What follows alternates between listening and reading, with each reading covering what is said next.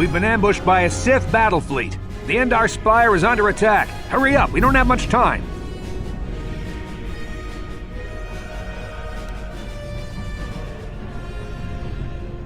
Did you fall out of your bunk and hit your head? The Endar Spire is the ship we're stationed on. This ship. You probably don't even know who I am, do you? I'm Trask Ulgo, ensign with the Republic Fleet. I'm your bunkmate here on the Endar Spire. We work opposite shifts. I guess that's why you haven't seen me before. Now hurry up! We have to find Bastila. We have to make sure she makes it off the ship alive.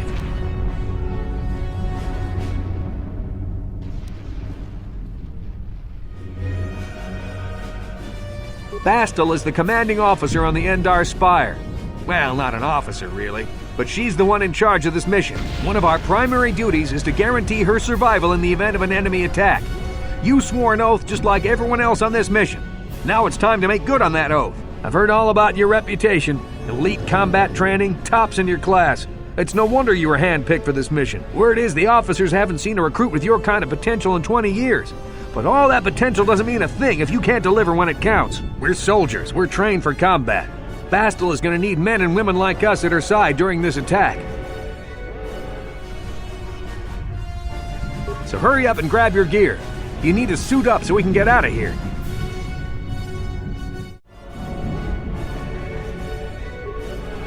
Okay, let's move out. We should stick together.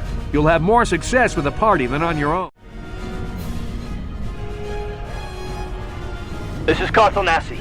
The Sith are threatening to overrun our position. We can't hold out long against their firepower.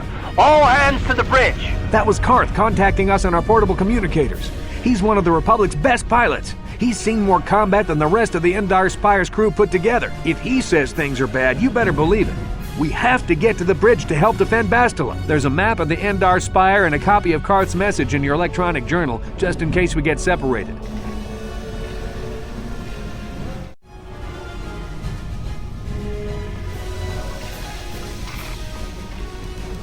Let me have a look. Got it.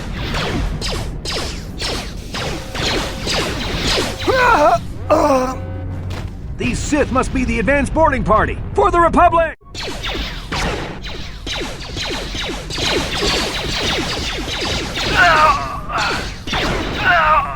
I've got a feeling that won't be our last battle with the Sith. Good thing we have med packs to heal our wounds. It might be a good idea to use one now before our next battle.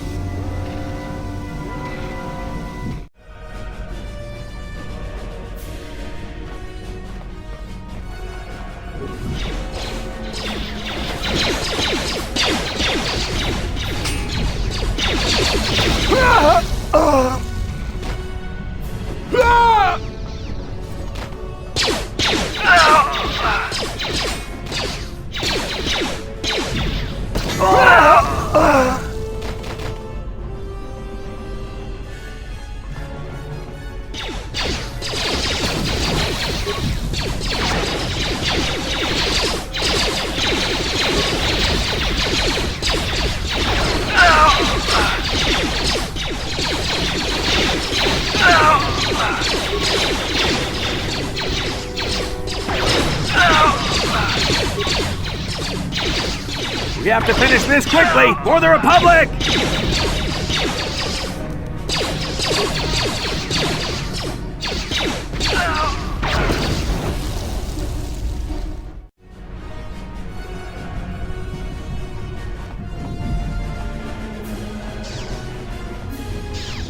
It's a Dark Jedi! This fight is too much for us! We better stay back!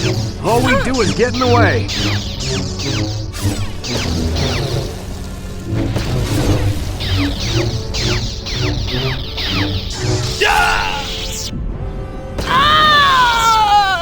That was one of the Jedi accompanying Bastila. Damn, we could have used her help.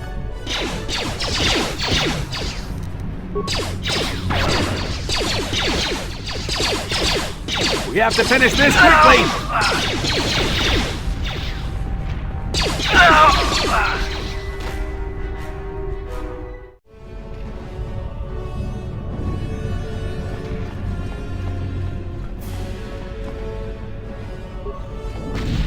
The bridge is just beyond that door. You better equip your melee weapon.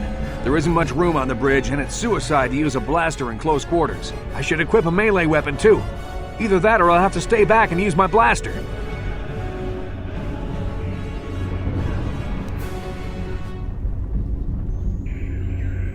Your melee weapon is made using a cortosis weave. It's strong enough to stand up against anything, even a lightsaber.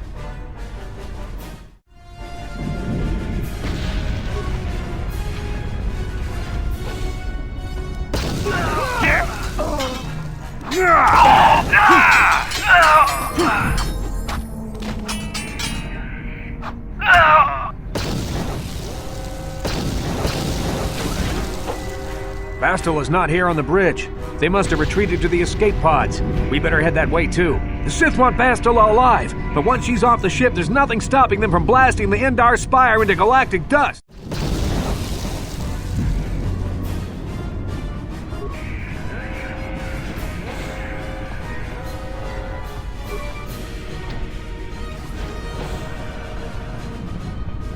There's something behind here.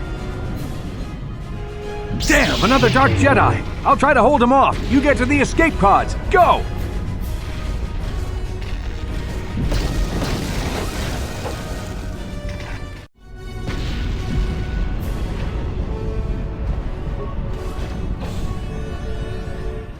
This is Cartho Nassi on your personal communicator. I'm tracking your position through the Endar Spire's life support systems. Bastila's escape pod is away. You're the last surviving crew member on the Endar Spire. Now, I can't wait for you much longer. You have to get to the escape pods.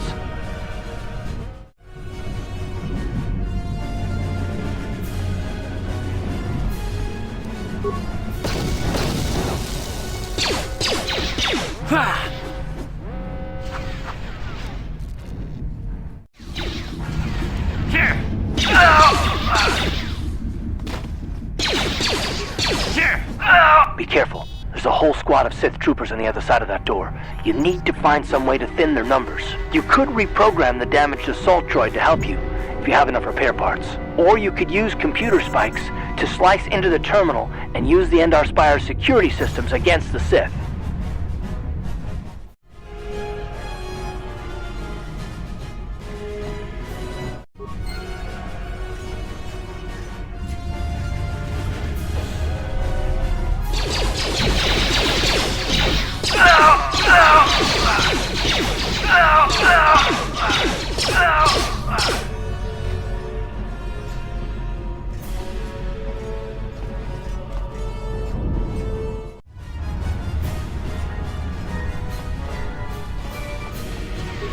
You've made it just in time. There's only one active escape pod left. Come on, we can hide out on the planet below.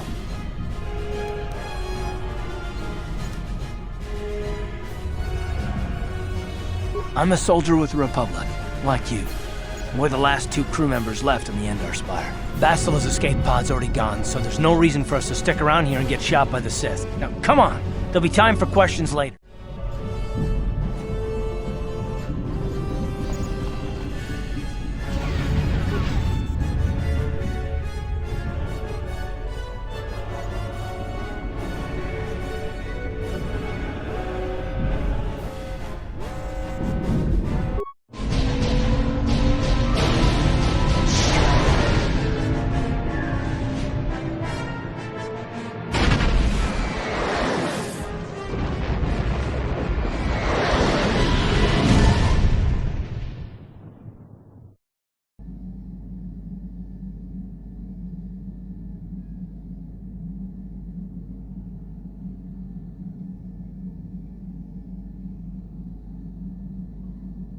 Whoa, hold on. Don't try and get up yet. You were smashed up pretty bad when we crash landed here on Taris. Don't worry, we should be safe here in this apartment. I gave you something to help you sleep. Just get some rest and let the kotor packs do their job.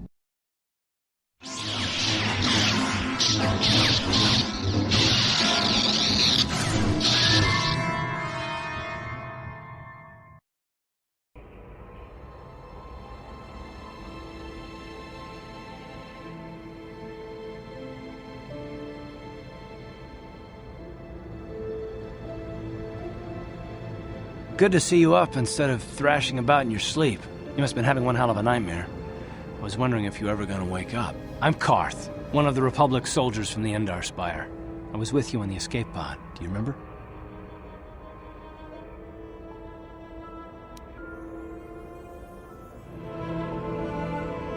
We've been slipping in and out of consciousness for a couple of days now, so I imagine you're pretty confused about things. Try not to worry. We're safe.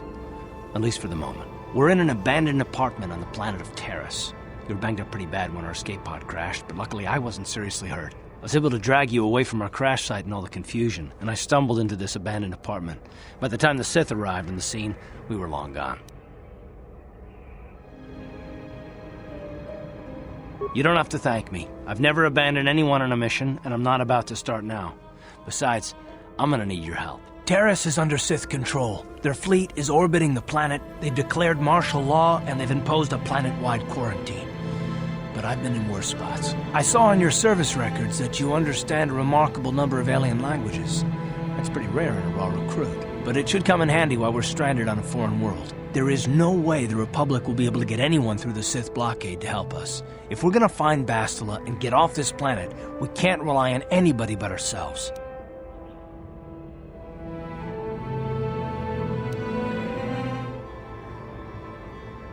That smack to your head did more damage than I thought. Bastila's a Jedi. She was with the strike team that killed Darth Revan, Malak's Sith master. Bastila's the key to the whole Republic war effort. The Sith must have found out that she was on the Endar Spire and set an ambush for us in this system. I believe Bastila was on one of the escape pods that crashed down here in Taris. For the sake of the Republic war effort, we have to try and find her.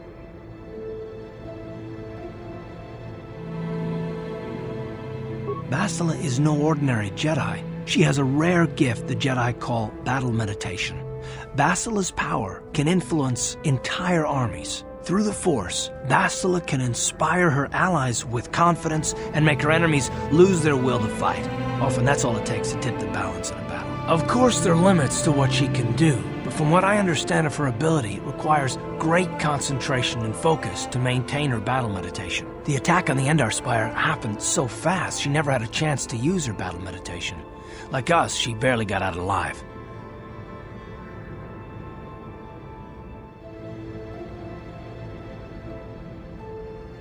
I don't, but Bastila's young, and she has a powerful command of the Force.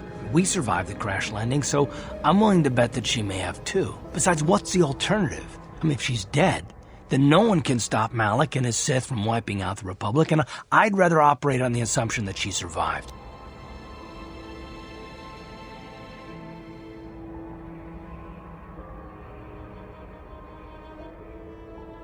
Bastila's gonna need our help. Many of Darth Malak's followers can use the dark side of the Force, and the Sith have already killed more than their share of Jedi in this war. Nobody will be looking for a couple of common soldiers like us, and if we're careful, we can move about the planet without attracting notice, a luxury Bastila won't have. She's gonna have half the Sith fleet looking for her. They know how important she is to the war effort. The whole planet is under quarantine. No ships can land or take off. So if Bastila's gonna escape Taris, she's gonna need our help. And we'll probably need hers.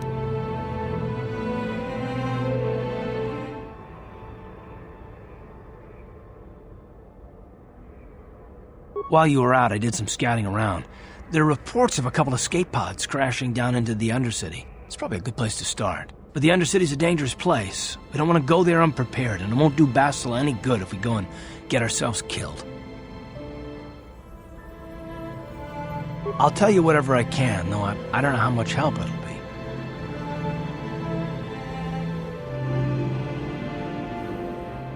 Everything I know about Malak is pretty much common knowledge. He escaped the trap that killed Darth Revan, his Sith master.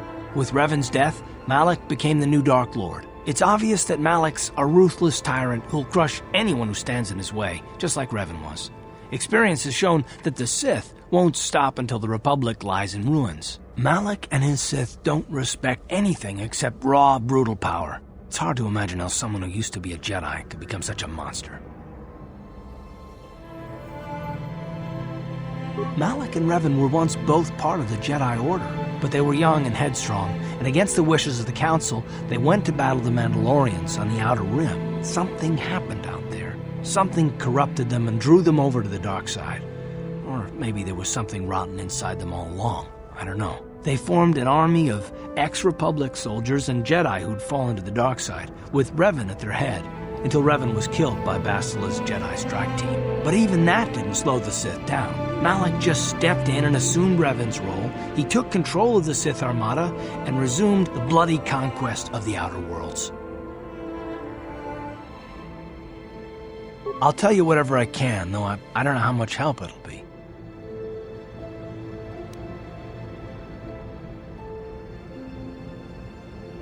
Taris was once a magnificent planet-wide metropolis of towering skyscrapers, but that was a long time ago. The upper city where the rich citizens live is still pretty safe. If it wasn't for the Sith occupation and the planet-wide quarantine, it might not even be a bad place to live. But farther down, things have degenerated.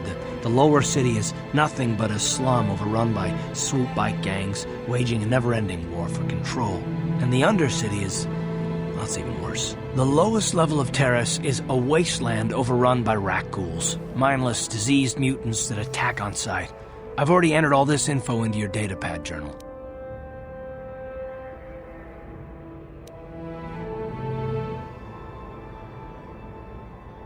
I understand why you want to know more about me. I kind of get the feeling we'll be spending a lot of time together over the next while. But this isn't really the best time for long introductions. We should stay focused on the task at hand.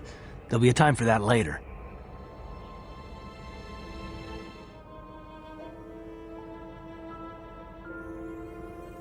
Good idea. We can use this abandoned apartment as a base. We can probably get some equipment and supplies here in the upper city. Just remember to keep a low profile. I've heard some grim stories about the Dark Jedi interrogation techniques. They say the Force can do terrible things to a mind. It can wipe away your memories and destroy your very identity. But I figure if we don't do anything stupid, we should be okay. I mean, after all, they're looking for Bastila, not a couple of grunts like us. All right, soldier, let's move out. Right, you alien scum. Everybody get up against the wall. This is a raid. Raboda ni unkis na toma. Tukning na konghu na murira rabes. Wana kumbes. Jingda murira. Tonkingba non connect.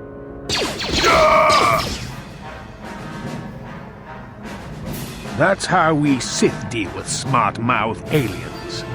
Now the rest of you get up against the wall before I lose my temper again. What's this? Humans hiding out with aliens? They're Republic fugitives! Attack! Slimo! Down you go! Oh! Jiska du sukiku ba na mona na kachu. Abtuinkotu. Topa da bunkwalya gandonago chuchut. Kabachi kuita hotonga. Yalamo inkapun. Jiloba mulirani bobo. Wango kumbes kakang ba mamarulira. Kuya mi jusku na chitanai. Ina kun ba marulira rachikun. Slimo padona. Rundi hodonga chihonkabi.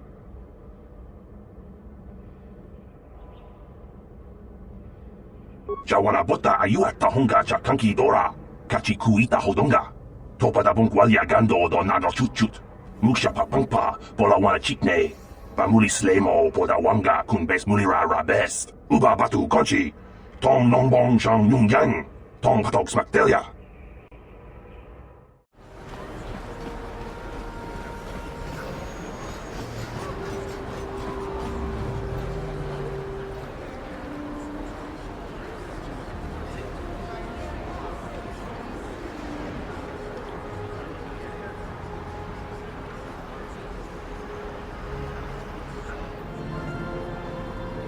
Yes, what's on your mind?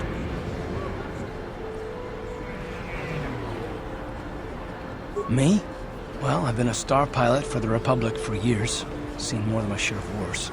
I fought in the Mandalorian Wars before all this started. But with all that, I've never experienced anything like the slaughter these Sith animals can unleash. Not even the Mandalorians were that senseless. My homeworld was one of the first planets to fall to Malak's fleet. The Sith bombed it into submission, and there wasn't a damn thing our Republic forces could do to stop them.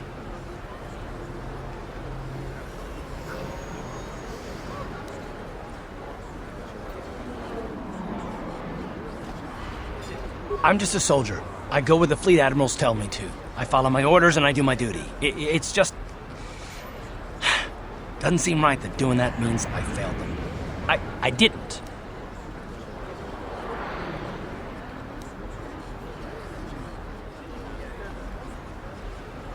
Yeah, no, that's not what I mean. I'm sorry, I'm not making much sense, am I? You probably mean well with your questions. I'm just not accustomed to talking about my past very much. At all, actually. I'm more used to taking action, keeping my mind focused on the business at hand. So let's just do that. If you have more questions, ask them later.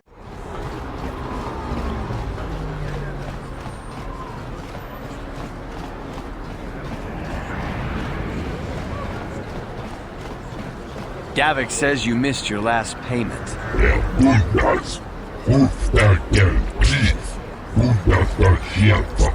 Here, I've got 50 credits, a down payment. That should buy me some time, right? Sorry, you're out of time. Now it's all or nothing. Davik can't have people not paying his debts. But I don't have that much. How can I give you credits I don't have?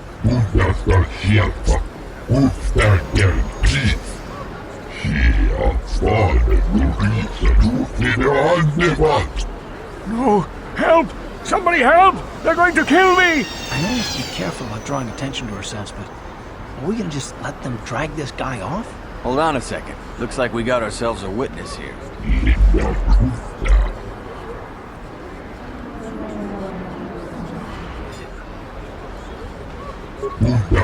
you.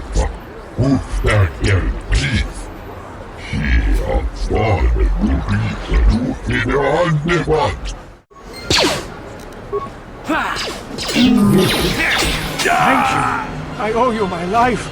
Those bounty hunters are going to take me away and kill me. My wife warned me not to take a loan from Davik. Now I can't pay him back. It's not good to owe a crime lord money. He'll just keep sending more bounty hunters after me till I'm dead.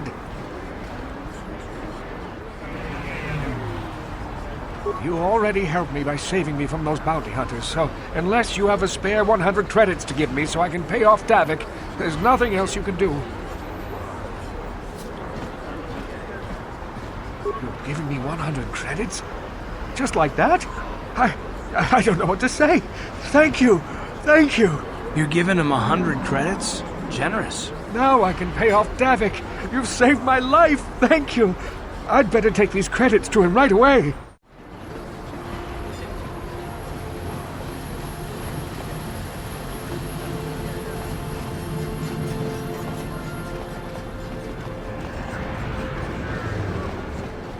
What is this planet coming to, huh?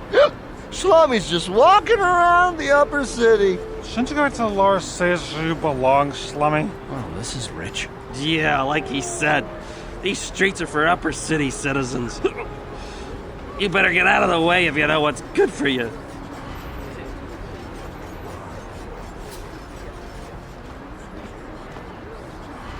A drink?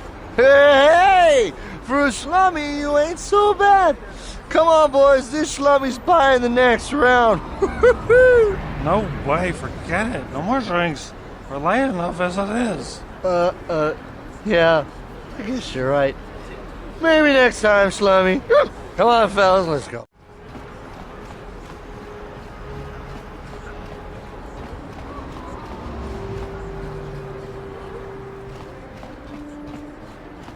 This elevator is off limits.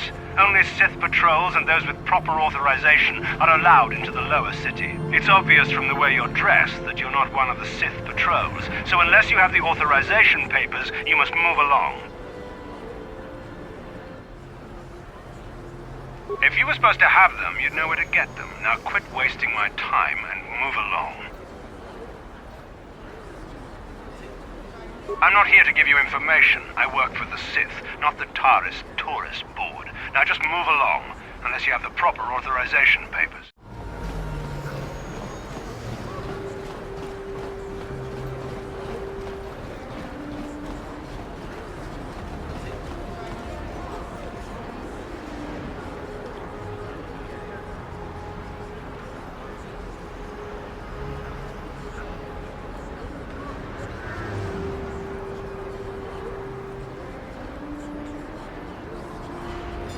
Yes, what's on your mind?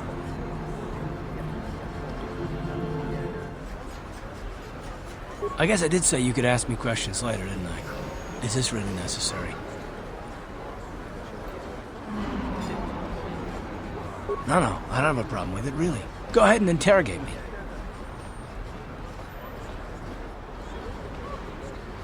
No, I was just joking. Though you do seem to be full of questions. It's rather refreshing, to be honest. Let me ask you something first, though. I've been going through the battle aboard the Endar Spire over and over in my head since we crashed. Some things just don't add up for me. Maybe you could tell me what happened, from your perspective.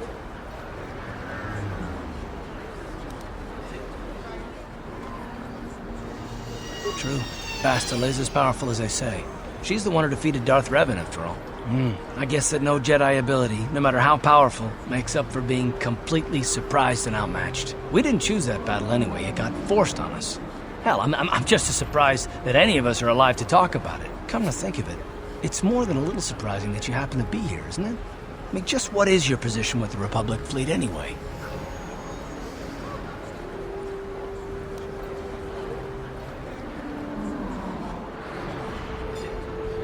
Hell no. Unless you consider that you were a last-minute addition to the crew roster and you just happened to be one of the survivors.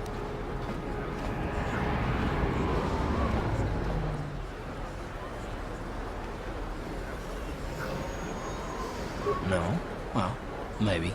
Don't get me wrong, it just seems odd that someone Bastila's party specifically requested to transfer aboard happens to survive.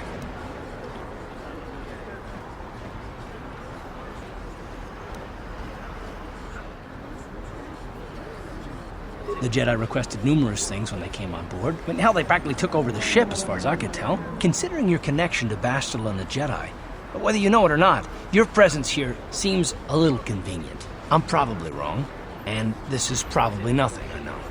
I learned a long time ago not to take things at face value, however, and I hate surprises.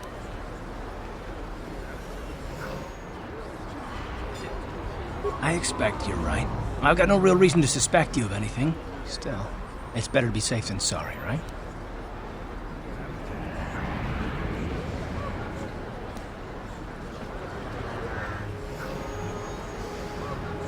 Look, it has nothing to do with you personally. I don't trust anyone, and I have my reasons. And no, I'm not going to discuss them, so can we just keep our mind on more important things? All right. You're pretty damn tenacious. You know that? We'll talk about it, but later. Right now, I just want to get going.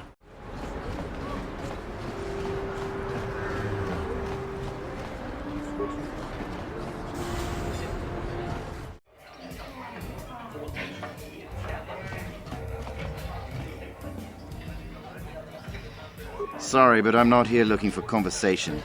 I just came to get a drink, listen to some music, and try to relax before my next shift at the military base. I don't wear my uniform when I'm off duty. It's not allowed. In fact, anyone in uniform is banned from entering the cantina. The officers don't like it when we show up here off duty. Don't like us fraternizing with the locals, I guess. But it gets pretty stale hanging out around the base all the time. Besides, the Sith don't own me. Being a soldier in their fleet is just a job, you know? A job with long hours and low pay, I might add. When I signed up, I was promised adventure and excitement in exotic locales. Instead, I ended up stationed at a military base on some backwater planet on the fringes of the galaxy. If I could just find some other way to earn some credits, I could give up this lousy job. Retire my uniform, so to speak.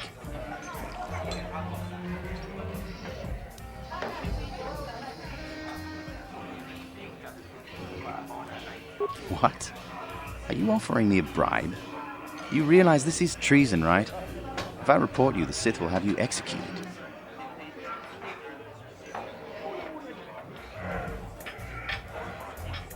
The truth is, I find your offer rather tempting. I could probably get you some uniforms, but if we get caught, we're dead. You're asking me to take an awful risk. If I'm going to do this, it's going to cost you 200 credits up front if you want to get inside the base. No more, no less. So, how about it? We have a deal?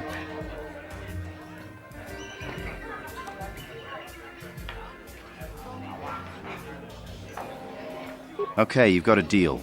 The trick is to get you the uniforms without the Sith knowing I gave them to you. But I've got a plan.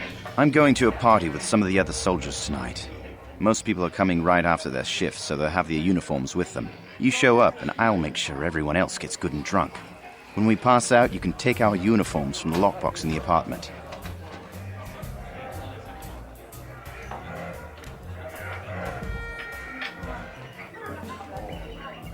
We're in this together now. If either one of us goes to the Sith, we'll both end up in the torture chambers. Anyway, it's not like you have a choice. I'm not giving you your credits back, so you might as well show up at the party later and take the uniforms after we all get drunk and pass out. What could be more simple?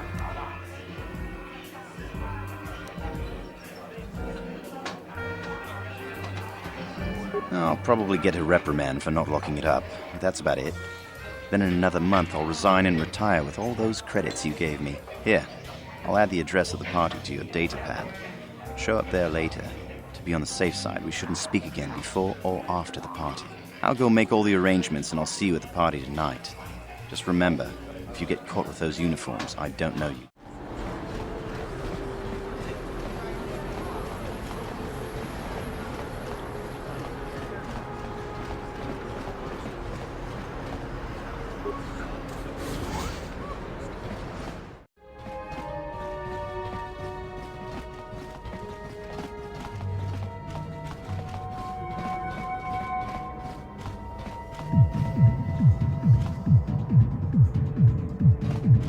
Hey, you made it! I was beginning to wonder if you were going to show. The party's in full swing, come on in. You have to try this Tarisian ale, it's fantastic. We should have conquered this planet ages ago. Careful, Yoon. That wine's got quite the kick. A couple more bottles and we'll all be passed out on the floor. Who cares? We're not on duty tomorrow. Let's live a little. Come on, drink up.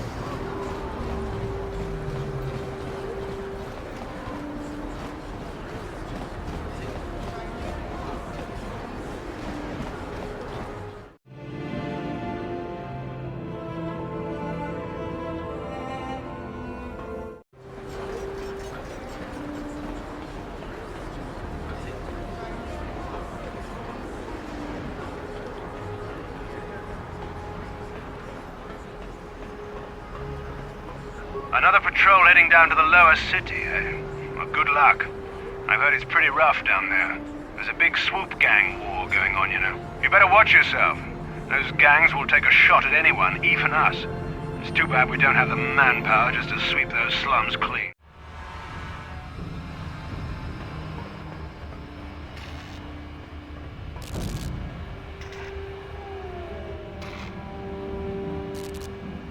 Kavatumpa kunpa yiya mokapata. Unanay kachu. Inkin kuno ba mulirachi kun. Tong na bunsha nyunyang. Kavavol pa mulchi kamana. Ichuta. Yun patisa. Ingmani chalora kun.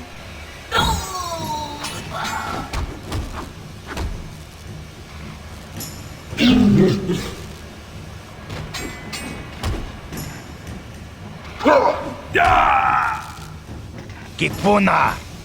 Kavatumpa kurpaiya mokapata! Chiyoka kutumpa kurpaiya!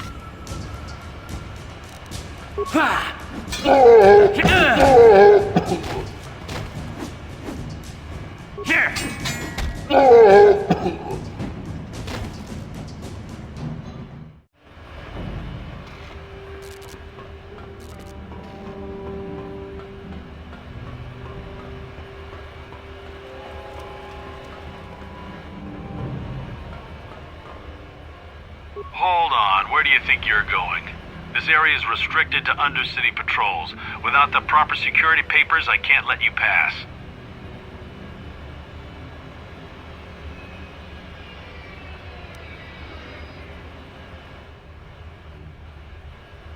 I don't know how they do things in the upper city, but down here, we follow our orders to the letter. Without your security papers, I can't let you past. So just march on back to the base, talk to your commanding officer, and tell him you need the security papers. Otherwise, you ain't getting down.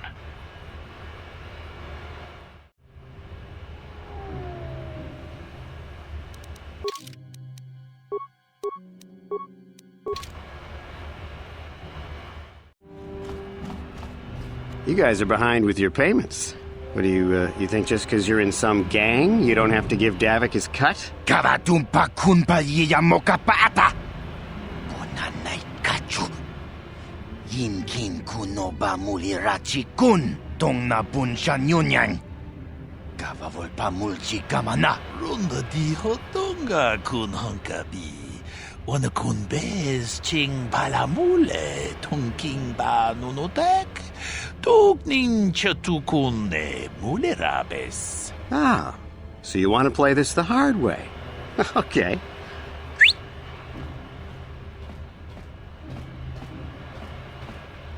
Tunipudu! Rana no prata dungno sercha ichua penki! Watana wamamulera! Kenchun jubashak! No bule mule raji jonitun durji chiwi itado! Bola una dichek! Balamure slimo wanga kun bisching! I knew you boys would see reason. Now get out of here. Too bad. I was looking forward to cracking some heads. Maybe next time, Candaris. I better get this over to Davik. I'll call you if anyone else gets behind on their payments.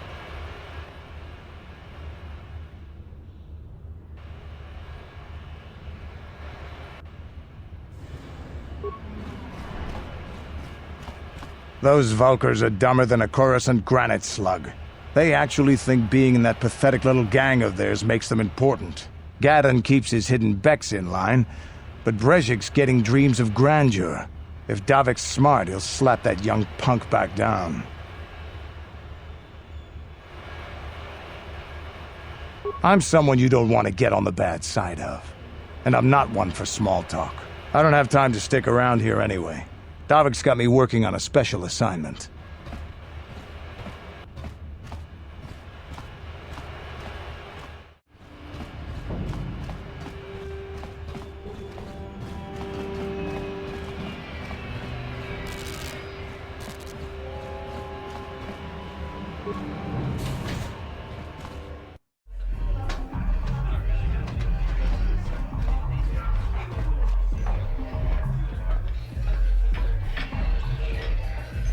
Go away. Chiska nichu, kimba mulirat wanaji, kimba noku mixat abog, kakincha nawabakaon, tung abashun ni chunchi. Kipuna! Kavatumpa kulpa yiya mokapaata! Chiyoka kutumpa kulpa yiya! One. Oscar! Chiska nichu, the hupa botenya go GGPT. Kipuna! Kavatumpa ku palea muka bata. Jiyoka ku tumpa ku palea. Two. Jiyoka ku. Kimba muli rat wanaji. Kuyami juski chika nai. Uba baska dwana chichopa muska. Jiska da soki kupa bona na chachu. Tune pudu. Rananu prata donko shirkasha. Jum apike. Three.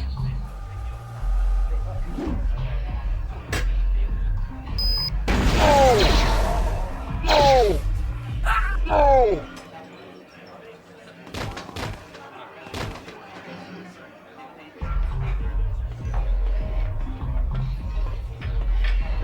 Go away.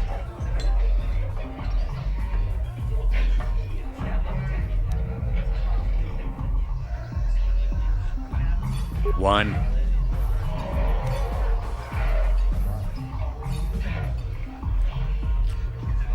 Two.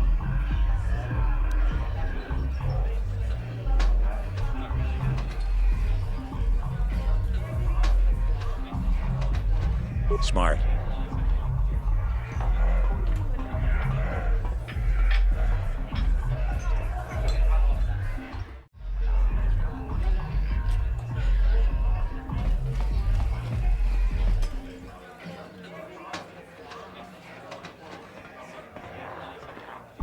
I told you to leave me alone. So give me some space, Bug-Eye. Your breath smells like Bantha Poodoo. Kuyami juski chika nai. Tong patoga smaktilia. Dabi yubong kuki pankpa. Tong itwamaji human act in ikatune. Who you calling little girl, Chuba Face? Ubabatu konchi. Jiska da soki kupa bona na chachu. Just a sec, boys. Zalbar, a little help here? I need you to rip the legs off some insects.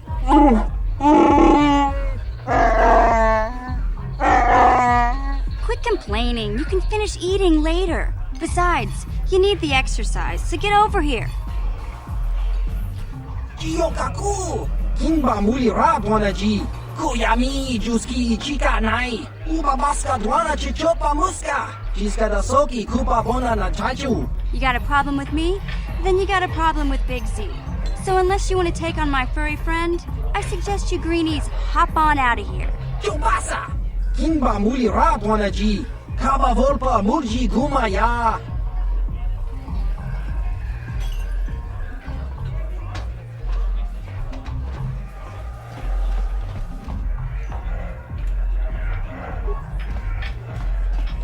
Say, I don't recognize you, and I know pretty much everyone in the lower city. You must be new down here. I guess that makes me and Big Z your official welcoming committee.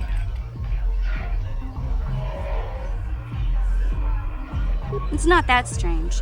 Most aliens can speak basic, they just prefer to use their own language. But I grew up here on Taris, so I just sorta got used to speaking the native tongue. My name's Mission Veo, and this big Wookiee is my best friend Zalbar. I'd offer to give you a tour, but the streets down here aren't safe. But if there's anything else you need...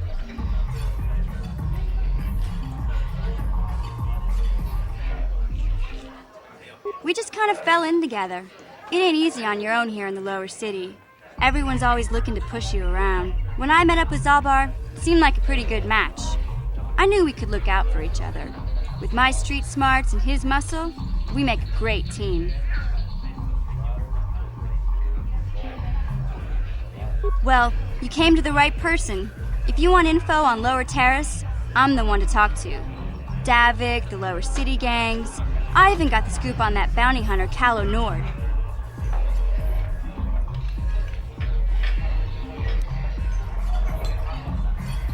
Davik's part of the Intergalactic Crime Syndicate, but I guess everyone knows that. But I hear he's got a new ship for his smuggling operations, the Ebon Hawk. I don't know much about space travel, but I hear that ship's fast enough to break the Sith blockade. Of course, this is all just secondhand rumor. If Davik does have a ship, he's got it locked up in his estate. Nobody gets in there, except the people working for Davik and the Exchange.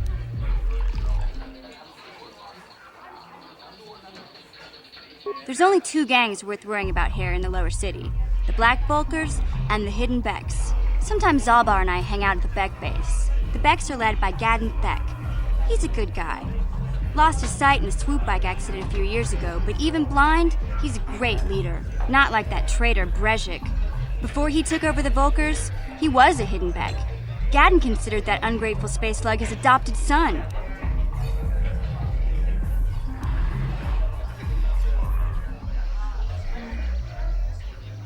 When Gadden went blind, everyone figured he'd step down and appoint Brezhik in his place. But Gadden figured Brezhik wasn't ready yet. He wanted him to wait a few years. But Brezhik was too impatient. He left to join the Volkers, and ever since, he's been waging a war to wipe Gadden and his Becks from the face of Taris. This gang war in the lower city is totally the Volkers' fault. They're the ones killing everything that moves out on the streets. It's like they've gone insane.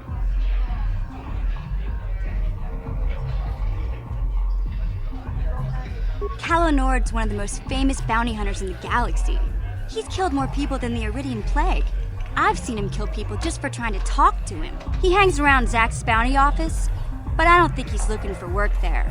All the postings there are small time, way beneath a bounty hunter of his caliber. I figure Calo's been hired by Davik to do a special job for the Exchange. I'd wager 1,000 credits that as soon as the quarantine ends, he'll be getting off this rock.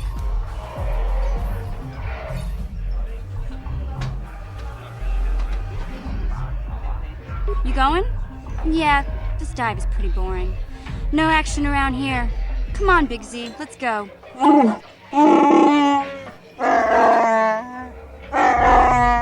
Can't you think about something besides your stomach for 5 minutes? Come on. We'll go see if there's anything good to eat at the Beck base.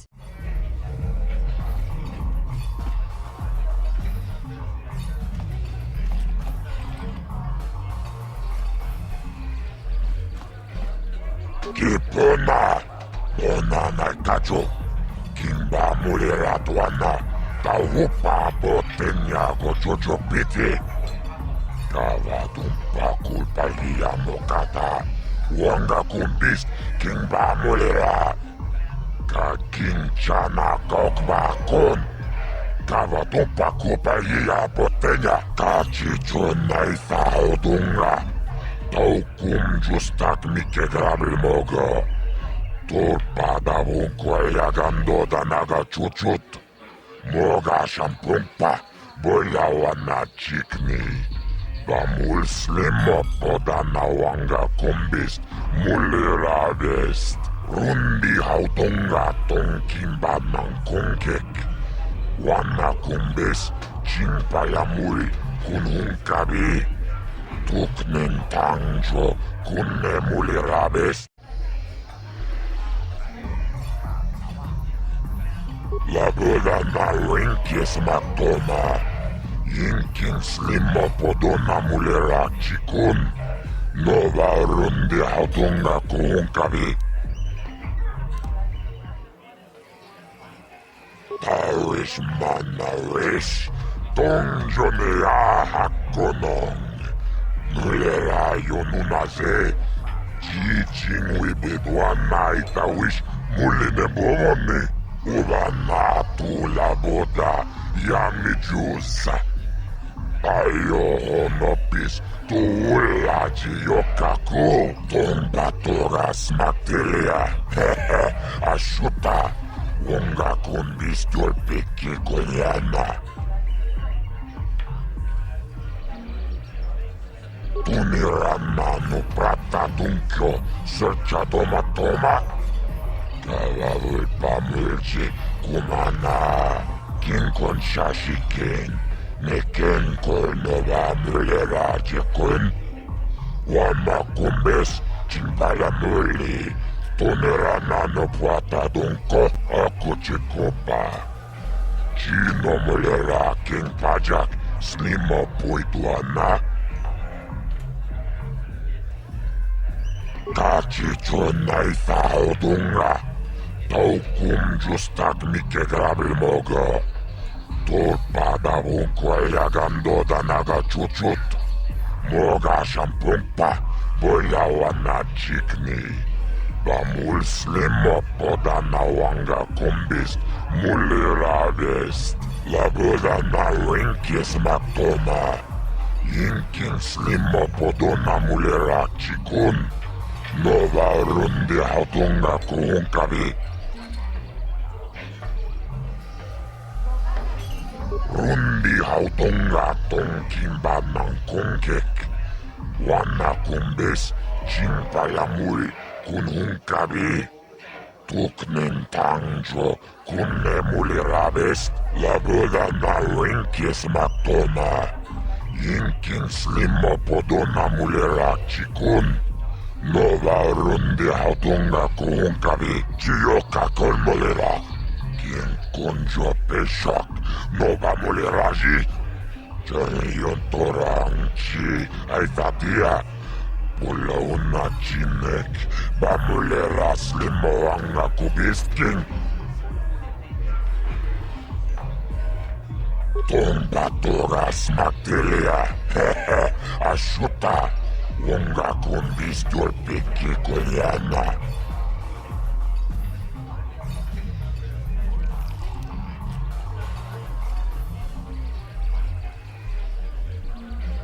Kipona. Ona naikajo. Kimba mulera tuana. Taupa botenya gojojo piti. Kavadumpa kulpalia mokata. Wanga kumbis kimba mulera. Ka kinchana kokba kon. Kavadumpa kulpalia botenya. Rundi hautunga tonkimba nangkunkek. Wana kumbis chimpaya muri kunhunkabi. Tuknen tangjo kunne mulera vest.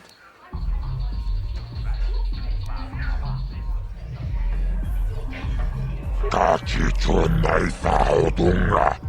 Taukum justak mike grabil mogo. Turpada vunkoya gandoda naga chuchut. Moga shampumpa.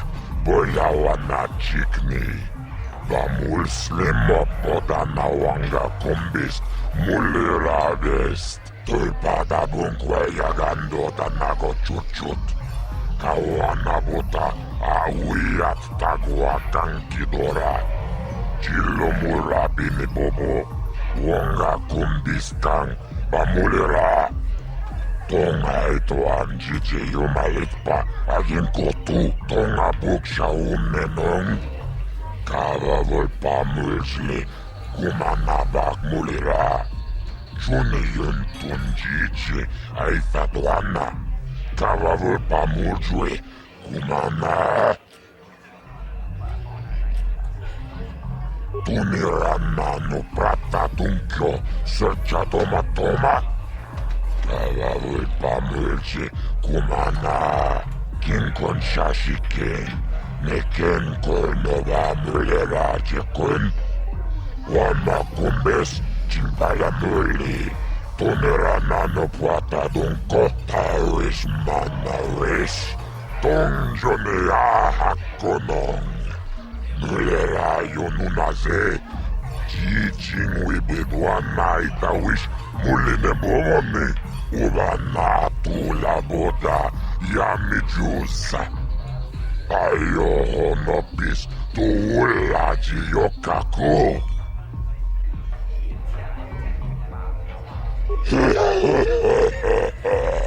Tawana vota ayot tagwa.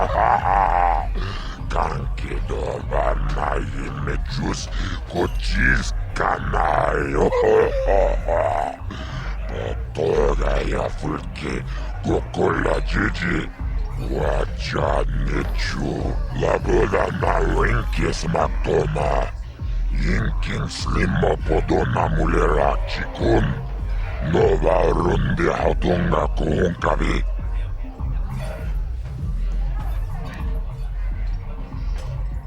Jibedwana ni bobo. Tungnamun shanungyang. Muchitito aki jijaku.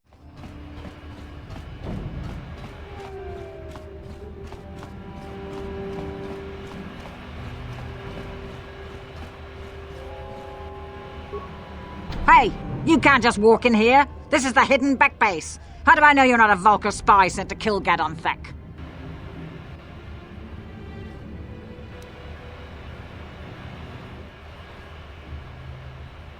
A lot of people want to go inside and speak to Gadon. He's a hero of the common folk.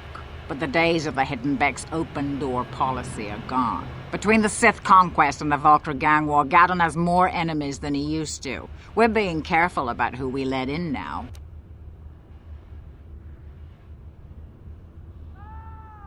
Well, we do need all the help we can get.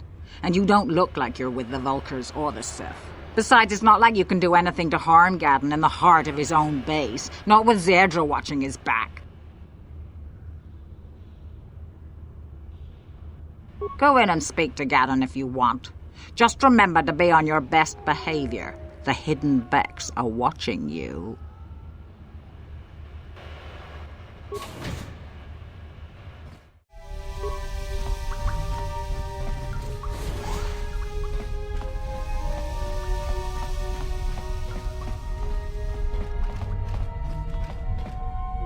Hold it right there. Who are you, and what is your business with Gadon? Calm down, Zerdra. Nobody's going to try anything here in the middle of our own base. It would be a suicide mission. You're too trusting, Gadon. Brejik and his Vulcars want you dead. Anyone we don't know is a potential threat, and it's my job to make sure you're safe. Do you want us to start attacking strangers on sight, Zerdra? Like the Vulcars do? I will never let it come to that.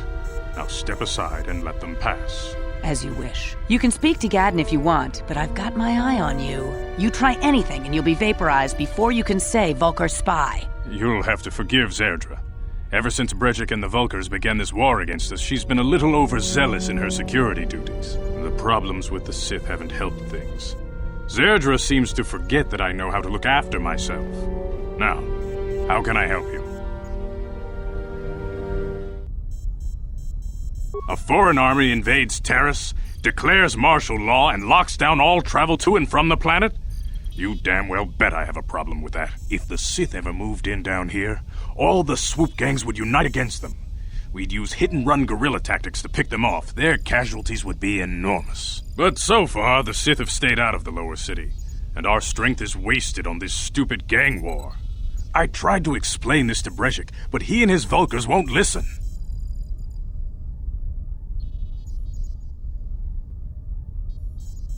The escape pods? You know, I heard the Sith have been asking around the upper city about them as well. But you don't look like you're with the Sith. They might be spies, Gadden. They might be working for the Sith. Calm down, Zerdra. If the Sith thought we knew anything useful, they'd have a battalion of troops kicking down our door. No, I think this off-worlder has his own agenda.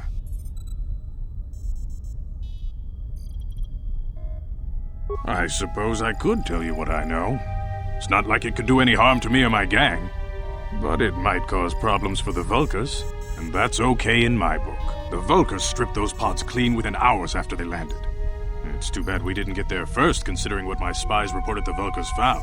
A female Republic officer named Bastila survived the crash. We Becks don't believe in intergalactic slavery, but the Vulkars aren't so picky. They took her prisoner.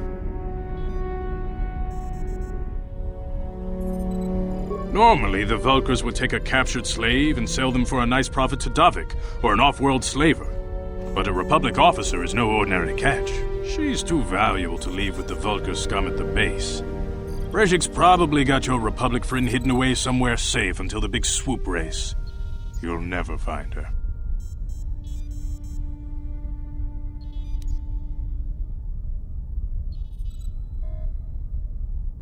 I'm afraid your friend has become a pawn in Brezhik's game to take over the lower city. He's offered her up as the Vulkar's share of the prize in the annual swoop gang race. By putting up such a valuable prize, Brezhik hopes to win the loyalty of some of the smaller gangs. Their numbers will allow him to finally destroy me and my followers. The only hope you have of rescuing Bastila is to somehow win the big season opener of the swoop race.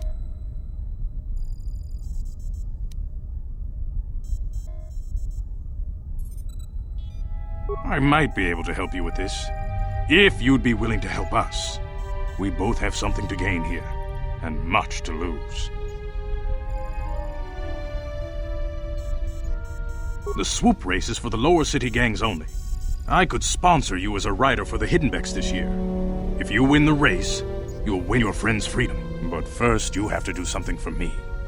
My mechanics have developed an accelerator for a swoop engine. A bike with the accelerator installed can beat any other swoop out there. But the Vulkars stole the prototype from us. They plan to use it to guarantee a victory in this year's swoop race. I need you to break into their base and steal it back.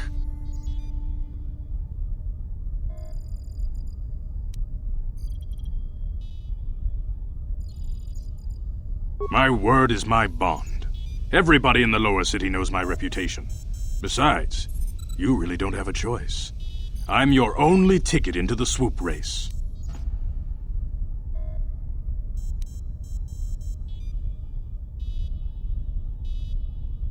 Getting into the Vulkar base won't be easy.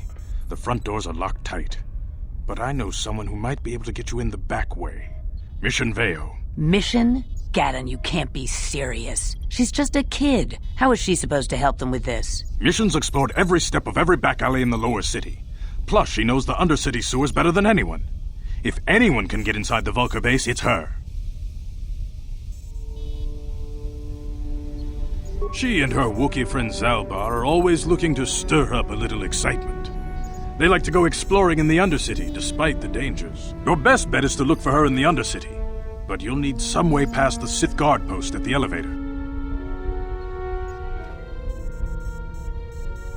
A simple disguise might have worked on the Upper City guard, but the security down here is much tougher. You'll need the proper papers to get past him. Luckily, my gang ambushed one of the Sith patrols headed down to the Undercity. They never made it, and their security papers fell into my hands. Since we're working together now, I suppose I could give them to you in exchange for your uniforms. With the security papers, you won't need a disguise anyway.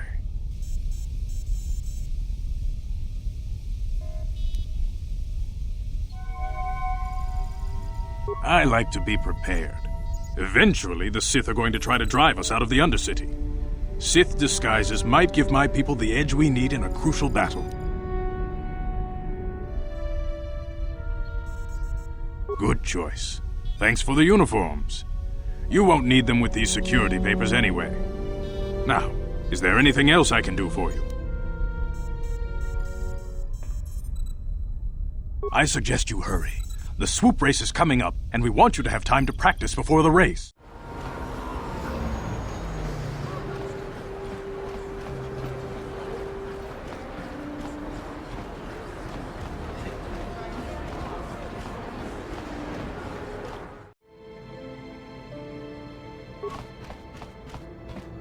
Yes, what's on your mind? You do? Well, fair enough. What do you want to discuss?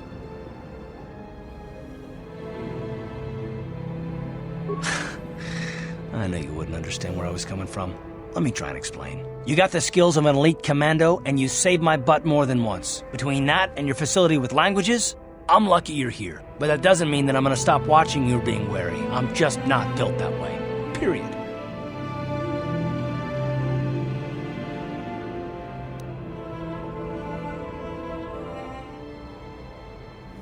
You haven't done anything yet, but there's no guarantee that you won't do anything in the future. I've been betrayed before by people, and it won't happen again.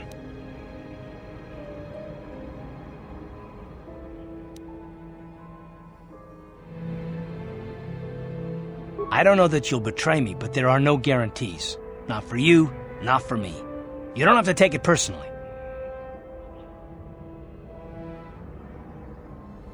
Well, you can stop wondering. I'm not.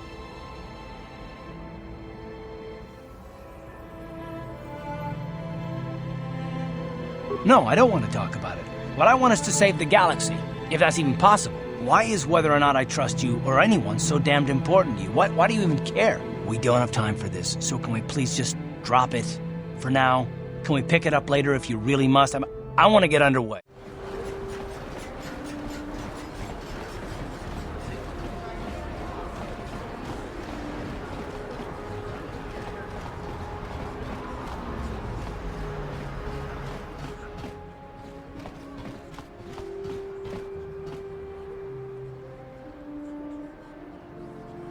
Kin kon shi kakachin awana wamata. Nishi la chorga kin kon palamona reji. Ching pala niska mule dun ratatigan podranko. Disarcha doma wana kondatama. We timembo rangthong. Mule ra on shaturing ni patoga wanga chonzi tse. Ika krotu hakujije. Watu yama kama wuna henak nek.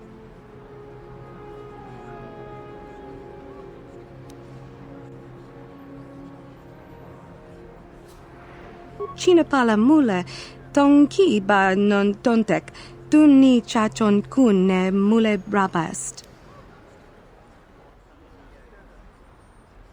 Tangabun shan nang, wanga kun beast kin ba mula rak, choni yun tun jiji either dwana, kava vulpa mulji gumana?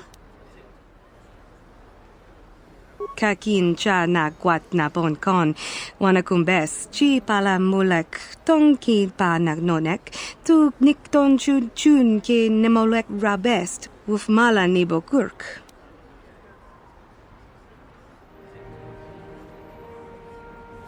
Bona na kachu, kicha badwang, wanga kum kiba bu mulera, kakin chak nawagawa bakon, donk kiba nukunek. Tanga boksha nagnong, mucha shakapaka, ye ki kon no ba muladra ki chichon. Randi I chawa tongbola Johnny ku, yumawama nibo lora waisha waga shichi.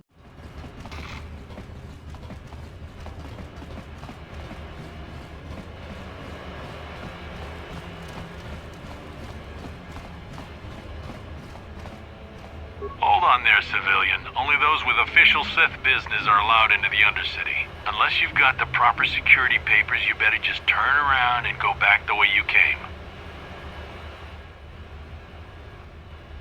Let me see. Yeah, these look to be in order. Okay, you can go down if you want. Can't say I envy you, though. The Undercity is crawling with mutants. Rat ghouls, they call them. If you see anything moving down there, shoot first and ask questions later.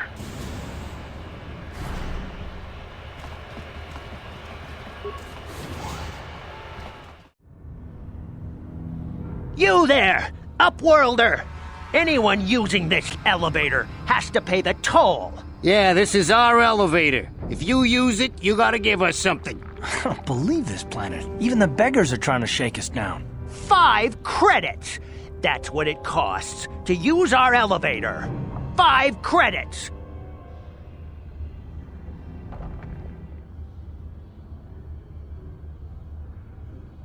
Please have pity on us.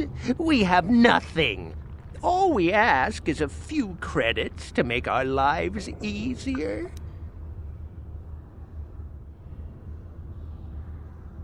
Have you no heart? Have you no compassion? Come, my brother, let us go. We will get nothing from this selfish Upworlder. Go on, you two, get out of here! I'm sorry about that. Those 2 beggars give everyone in the village a bad name.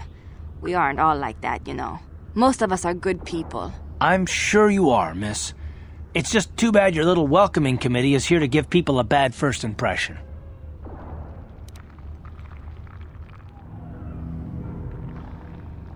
My name is Shalina. You're from the Upworld, aren't you? I've never seen it. I was born here in the Undercity. Is it as nice as they say up there? I've never been to the surface, but sometimes I think I can see it in my dreams. The sun, the sky, the stars. It all sounds so wonderful. Gendar, the leader of our village, tells me I should spend more time trying to improve things down here and less time dreaming about something I can never have. Maybe he's right. You probably think I'm a fool, having dreams of a place I've never even seen. But when I was little, Rukil used to tell me stories of what it was like up there. Rukil's the oldest man in the village. The kids call him Rukil Wrinkleskin, but he's a kind man.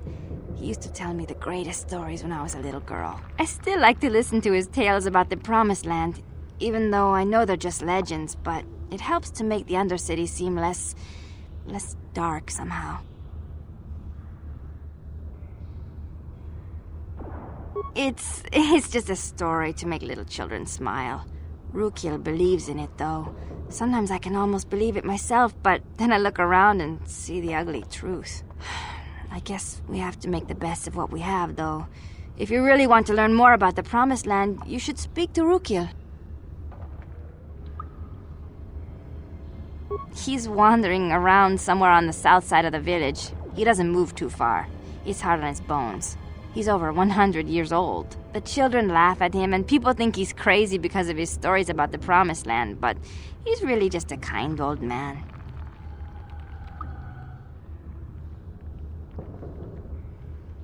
He'll be somewhere in the village. I couldn't say where for sure. He's always busy doing whatever he can to make the lives of the other villagers easier.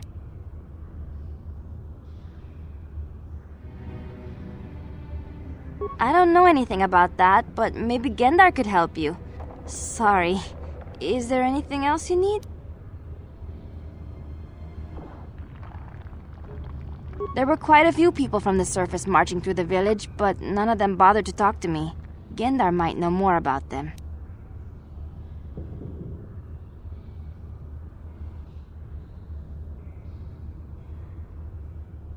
Well, I was born here for starters. My parents were outcasts, banished to the Undercity for some crime or other. They never really liked to talk about it. Everyone here is an outcast, or the descendants of one. It's tough down here, but we survive.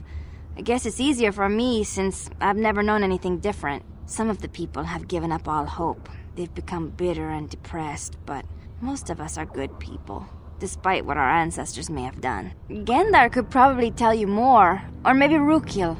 You could talk to them if you want.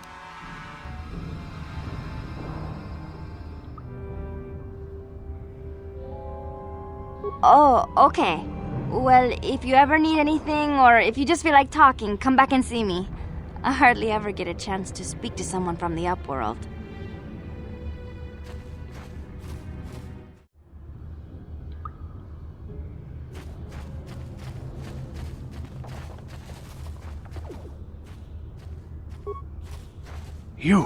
You come from the world above.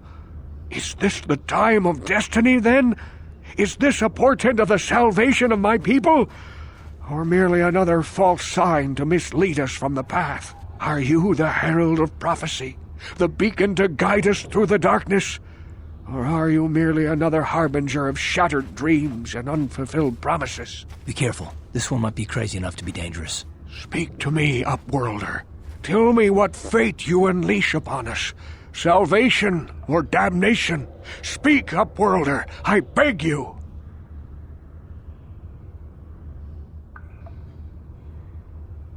A question. You are uncertain, bewildered, perplexed. Understandable, I suppose. Even after 100 years of life, I myself still become confused at times. Perhaps I can make things more clear. Some things, at least. My name is Rukil, the oldest outcast here in the village. Rukil Wrinkleskin, the children call me sometimes. Once I was honored for my wisdom, but over time the villagers fell away from the true path. Eventually there was only a single apprentice who followed me, and now she is gone too. No, not yet. I must be wary. Careful. You may be a false savior. Dare I share my secrets with you? No, not until you prove yourself. My apprentice is lost. I sent her out into the Undercity to find...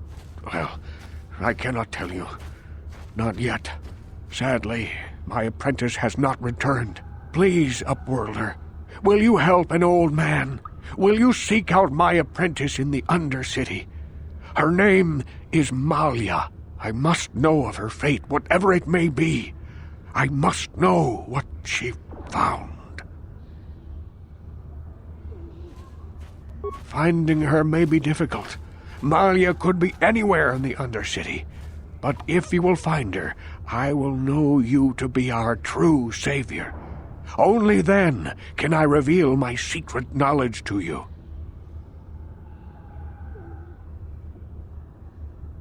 I wish you luck, Upworlder. Come speak to me again once you have discovered the fate of my apprentice.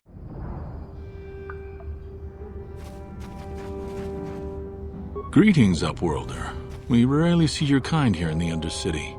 I find it strange that so many of you have come down from the surface recently. No offense, but I can see why people normally avoid this place. Why have you come into this dark and sunless place? Is there something you need of me or my village?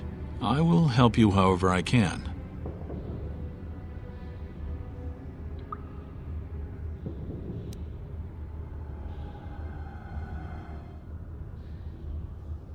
Our village has seen many visitors from the surface recently.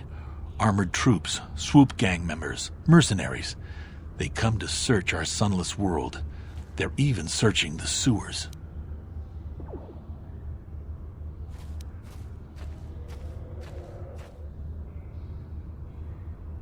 Yes, I have seen this Twi'lek many times, though I've never spoken to her.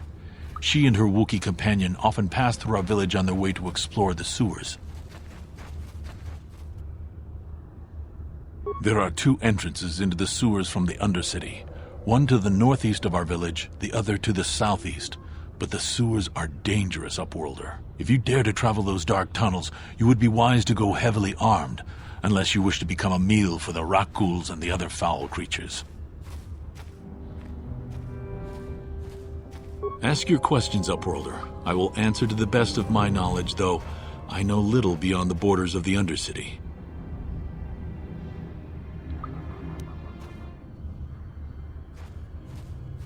The Rakghouls are monsters, hideous mutations who feast on the flesh of our villagers. Their diseased jaws can infect those they attack, transforming the victim into one of those abominations. We know of no cure for the disease, and for the good of the village, we must banish any who become infected, lest they transform and turn on us. As you wish, Upworlder. Should you have need of anything else, come speak to me. I represent the entire village, and I will do my best to help you however I can.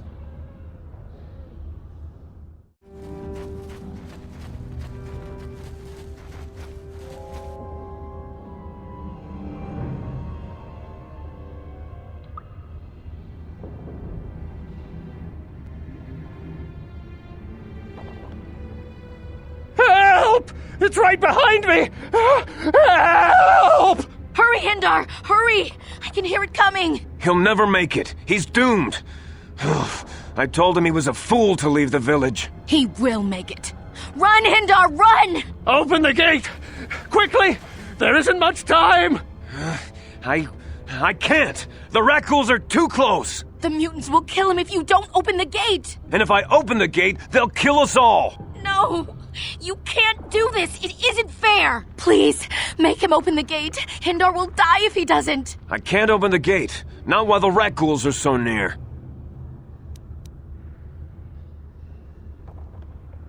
You'd risk your life for a stranger? You're brave, Upworlder. I'll open the gate for you, but you gotta be quick. In a few seconds, I must close and lock it again. Hurry! While the gate is still open, you must save Hindar. Here!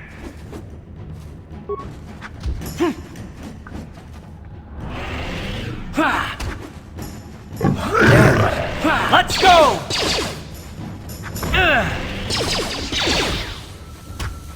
Down you go!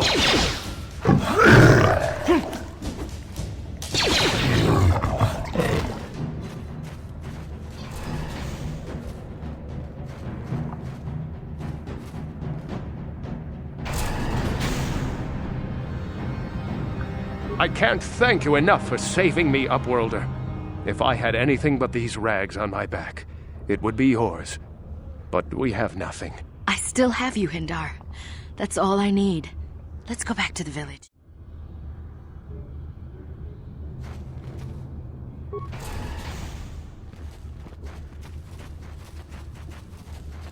Please, you have to help me. Nobody else is gonna help me. Even the Becks won't help me. But I can't just leave him there. He's my friend. You'll help me, won't you?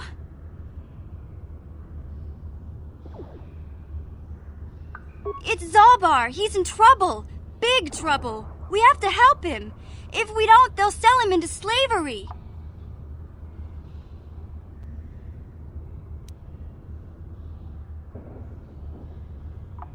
Me and Zalbar, we were just wandering around here in the Undercity. You know, looking for stuff we could find, just kind of exploring. We do it all the time. I guess with a Wookiee at your side, you've got to figure you can handle the odd Rakghoul attack. Only this time, they were waiting for us. Gamorrean slave hunters. We didn't even have a chance to run. Big Z threw himself at him and then roared for me to run. I took off. I figured Zalbar would be right behind me. But there were too many of them. He couldn't get away. They're going to sell him to a slaver, I just know it.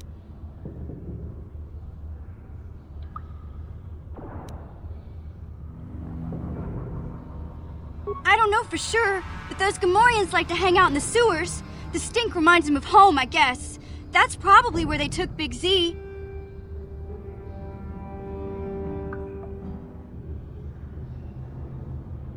It's a deal. As soon as we get Big Z back, I'll show you a way into that Vulcar base. Now come on! We have to find Zalbar before they sell him to slavers, or worse.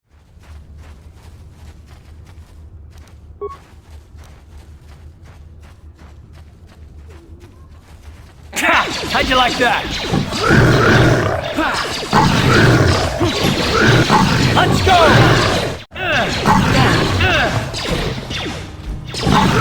Take that!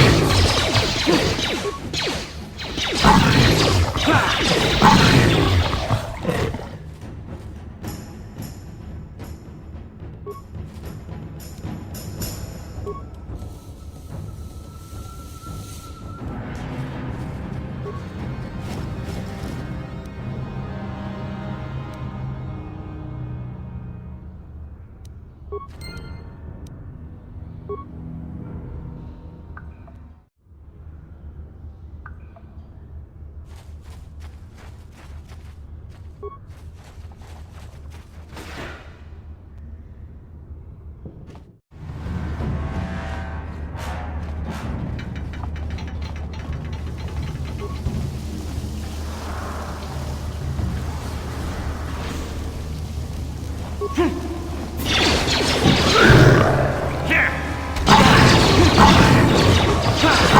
you go!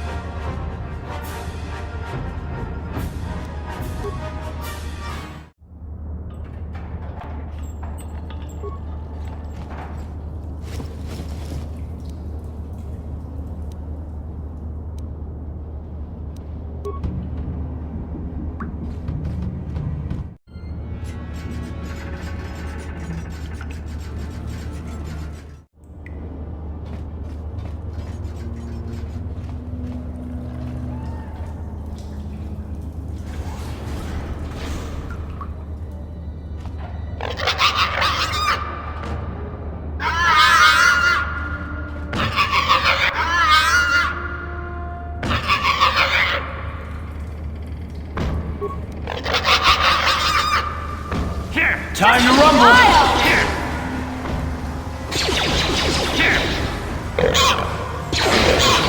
Down you go!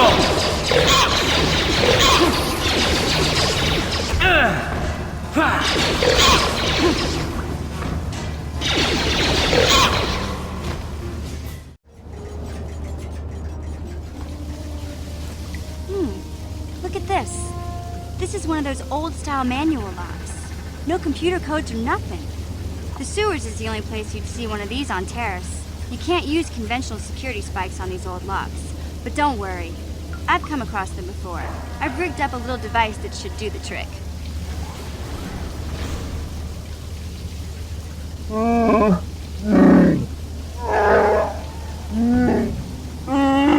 I'm glad to see you too, Big Z. You didn't think I'd forget about you. Mission and Zalbar, together forever.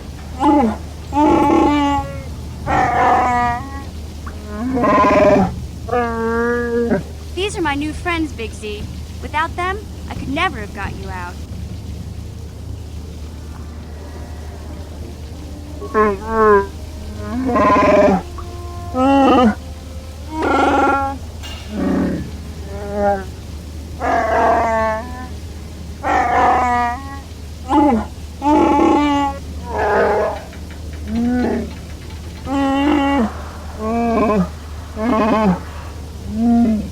A life debt? You sure about that, Big Z? Think about it carefully. You better be sure about this.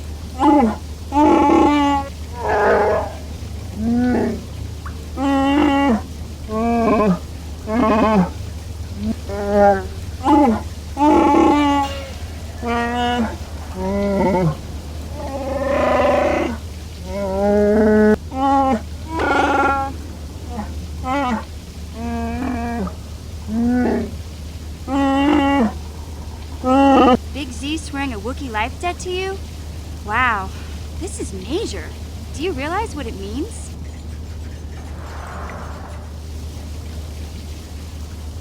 A life debt is the most solemn vow a Wookiee can make.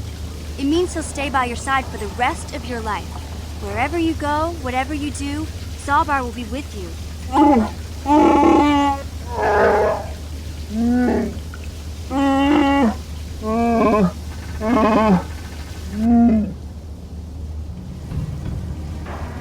I guess this means you're stuck with me, too. Wherever Big Z goes, I'm going. I almost lost him once. It's not gonna happen again. So, I guess I still owe you one secret path into the Vulcar base. That was the deal, wasn't it? Don't worry. I know a back door into that scum den.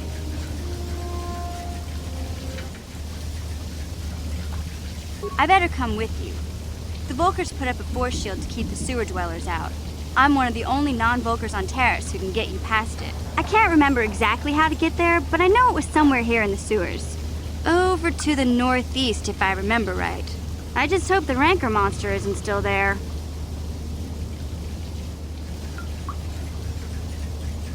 There used to be a Rancor monster that made its nest in that part of the sewers. Pretty much eats anything it can get its claws on. That thing is huge! Luckily, rankers aren't too bright. I was able to sneak past it before, so I'm sure we'll figure something out. That is, unless you want to change your mind.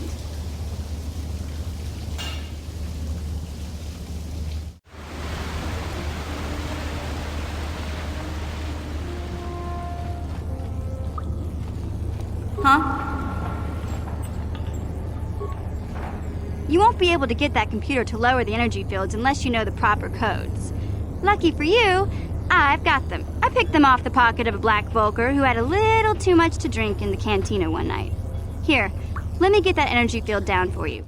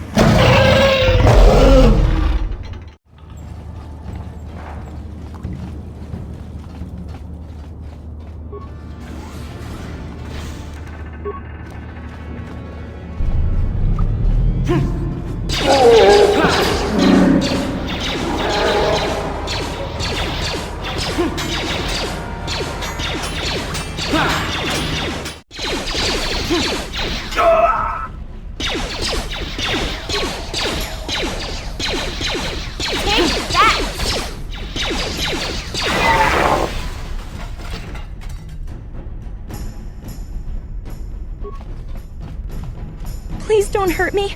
I just serve the food here, that's all. I'm not like these others. I'm not even a black Vulcar. Please don't kill me.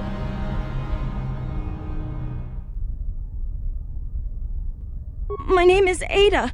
My father owed Davik some money, but he couldn't pay. Davik killed my father and sold me into slavery here at the Vulcar compound to pay off the debt. Well, all right. I still don't know how much help I can be, but I sure hope you get rid of all the Vulcars. I hate them. What? I've never heard of such a thing. I guess it might be in the garage on the lower level. That's where all the Vulcars go to work on their swoop bikes. But I've never been down there. The elevator is protected by a security system. Only the Vulcars are allowed to go down there. Is she that Republic soldier? I heard one of the Vulcar mention her, but she's not here.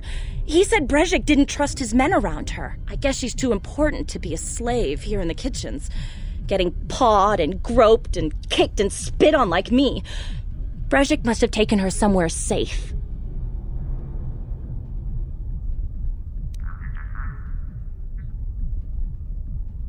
Now that you've killed the guards who were supposed to watch me, I think I could find my way out of here.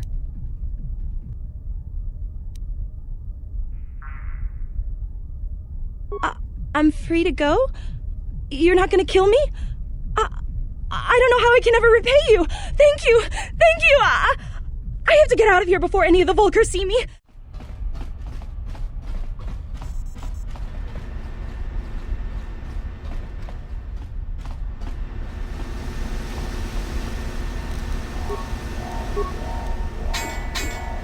Ha! Ha! Wait, don't kill me. I surrender. I surrender. If you let me live, I can make it very profitable for you. I've got the computer codes to unlock the central elevator. You promised to let me go. And I'll use the computer to unlock all the doors on the main level, including the central elevator doors. It'll take you up to the second level. That's where we've got all our processing labs. The raw spice up there is worth hundreds of credits. It's yours if you just promise to let me go.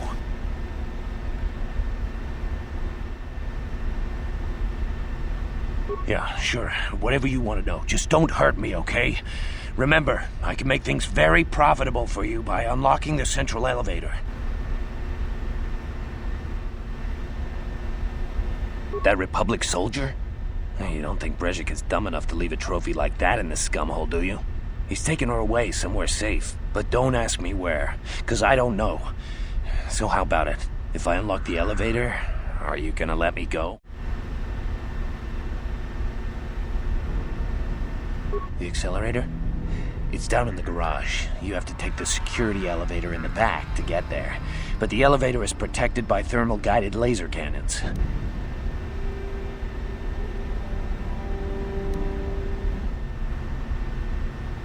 The garage is off limits to most of us. Maybe one of the mechanics from the second level could help you out. They've all got access cards to get past the security cannons.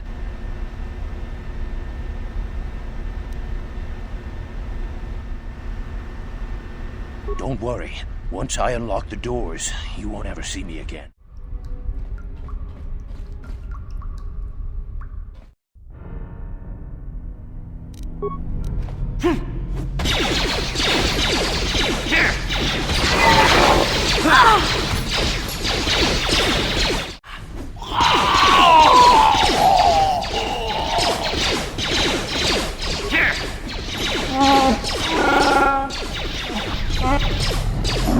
Just die already!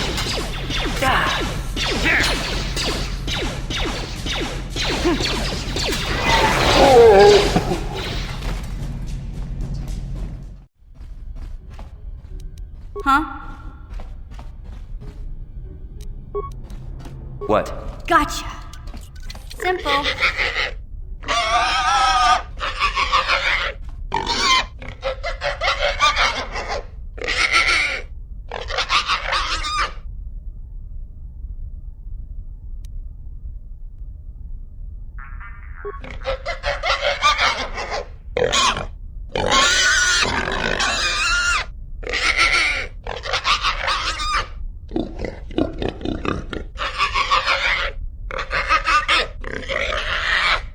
Oh, you idiot! Brezhik didn't hire any new lab techs. That's probably a Beck spy.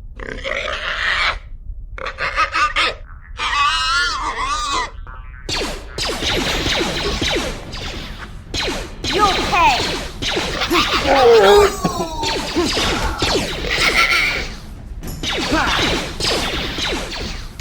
Just die already!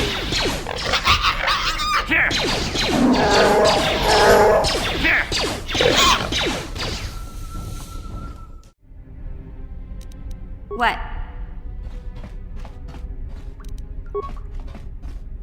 Gotcha. Simple.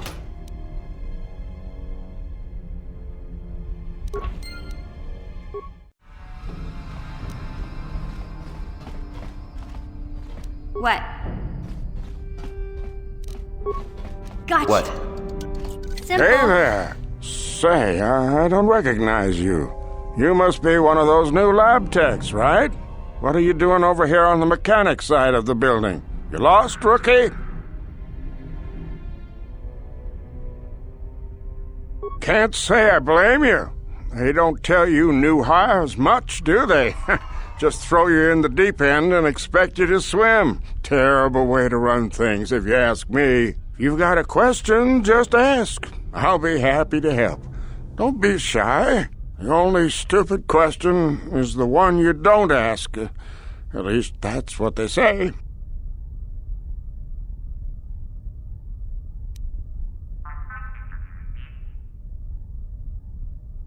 That's a restricted area.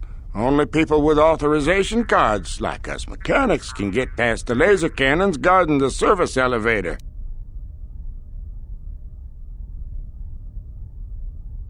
All mechanics have to store their authorization cards in the locker room when we're off duty. That's the rule. My own card is locked up right now. I put it away as soon as my shift was over. And I'm not about to lend my card out to anyone. You know how much trouble we can get into if Brejik finds out we aren't keeping our authorization cards properly secured? Of course not. All the mechanics here follow the rules as closely as they should. I've even heard of a few guys trading their cards for a spice fix. Stupid addicts.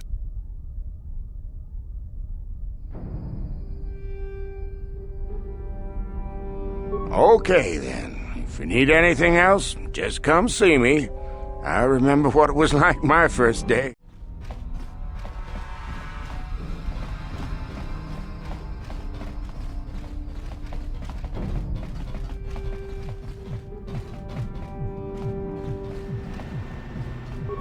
You're the new lab tech, right? Gotta be. You ain't no mechanic. You don't look like one of the Vulcar gang members. Listen, friend, I used to have a little deal with one of the gals in the lab. Whenever I needed some spice, she'd sneak a little bit out for me, and I'd make it worth her while. But she's gone now. Brejik found out she was dipping into his stash. Now my supplier is gone, and I'm in bad need of a little fix. You follow what I'm saying?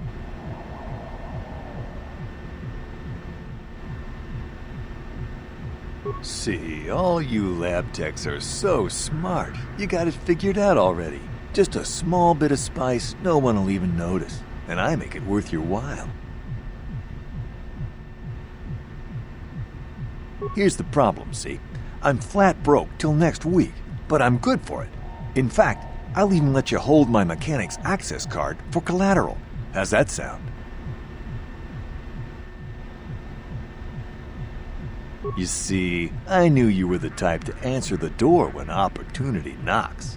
Wait here, and I'll be right back with my access card. Okay, let's do this deal quick. I don't want somebody to see us, or we could both get in trouble. Here's my mechanic's access card. Don't lose it. As soon as I get paid, I expect you to give me that card back. Now, if you'll excuse me, I need to find somewhere private to enjoy this spice.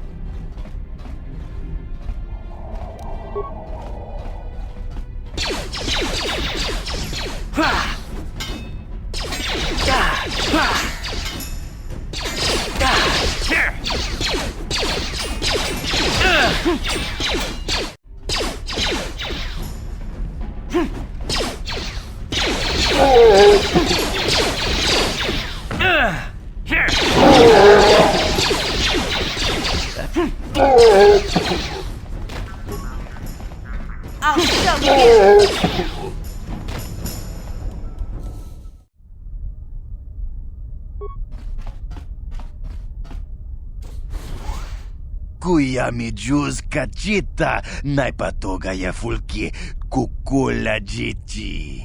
Kawana bota aayut tagwa. Kankidorati kun watati manaithabula. Brejik stole that engine from Gadden. It was never yours to begin with. Kavatumpa kunpa yiyamoka paata. Bonanay kachu. Yinkin kunoba mulirachi kun. Tong na bunshan yunyang. Kavavolpa mulchi kamana. Wana chik yongi? Wana vota konti tariti? Chichintoma tunka kola yame chua. Na kanki chiki nai potoka. Na wana bota. Kachichu aitha hodunga. Yinkin kuno ba mulira chikun. Slima podonna. Rundi hodonga kun hunkabi.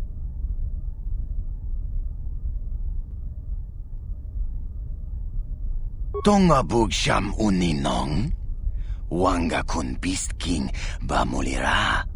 Chuni yun tun jiji ay thadoana. Kavavol pa muljui. Kamana.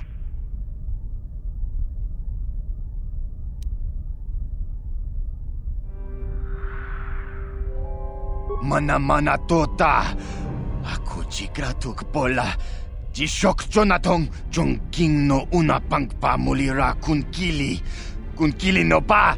Watati manyo kola una no ku mulira. Wi itha nadana itya. Wata yuma kawama huhanik. Ashonk turong umnipatoga. Wana kun bes ching pala multongi. Smilia, ti umpa do punta krita. Topa na otovas casa. Achuta! Wanga kun pistol piking kunyana. Tong patogas maktelia.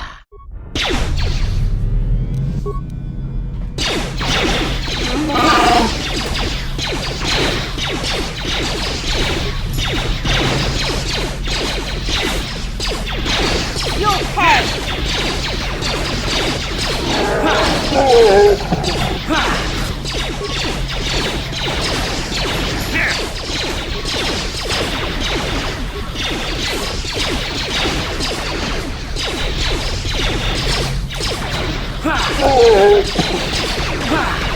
I'll show you.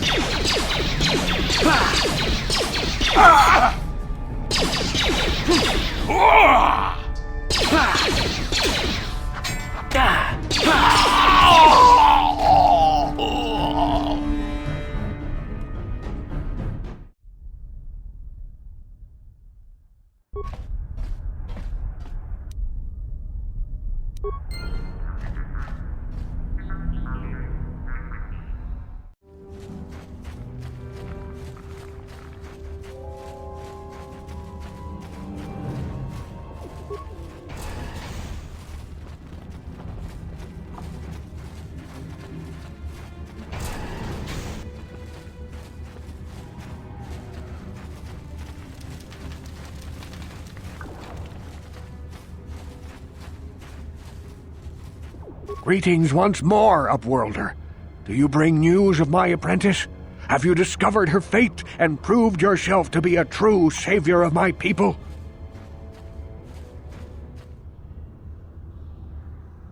It is as I feared, then.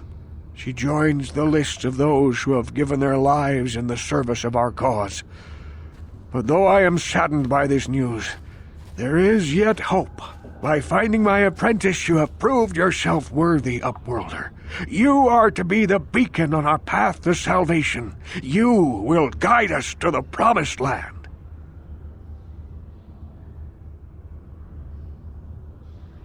You are marked, Upworlder. Even my dim old eyes can see the mantle of destiny that cloaks you. Perhaps old Rookhill knows you better than you know yourself. I am old. I have lived 100 years in the Undercity, cast down into the darkness. I know the legends and history of our people, and now you must learn it too. The great city of Taris covers the entire surface of this planet. There is no land to grow food. Kelp harvests and the creatures of the sea are our only food source. A century ago, rising levels of toxic pollution poisoned the oceans, and famine swept the planet. The rich hoarded food for their own use, and the poor were left to starve and die. But the poor rose up against this tyranny, and civil war engulfed the planet. Millions died in the fighting, and huge sections of Taris were destroyed or abandoned. The rebellion was crushed in the end. Thousands were taken prisoner. The jails could not hold them all, and so the practice of banishing all prisoners to the Undercity was born. Many brave men and women were banished here to the Undercity for their part in the rebellion. People like my father and grandfather were cast down, along with their families. What did you expect? If they could get away with it, the Tarisian nobles would stuff their own mothers down here to make more room in the upper city. Now we live a dark existence beneath the streets of Taris, a life devoid of all hope but one, the Promised Land, and you will be the one to show us the way to get there.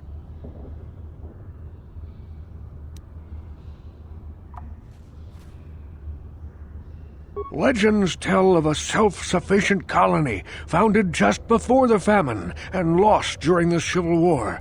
A paradise beneath the Undercity where droid servants tend to every need. For many years I searched for the Promised Land, just as my grandfather and father did before me. When I became old and gray, my apprentice continued the search on my behalf. I have collected many clues hinting at its location. The journal of my apprentice provides yet more information, but still, there are too many pieces missing from this puzzle. But I know my father and grandfather each had journals where they recorded their own discoveries. Perhaps, with their journals, I could at last uncover its hidden location.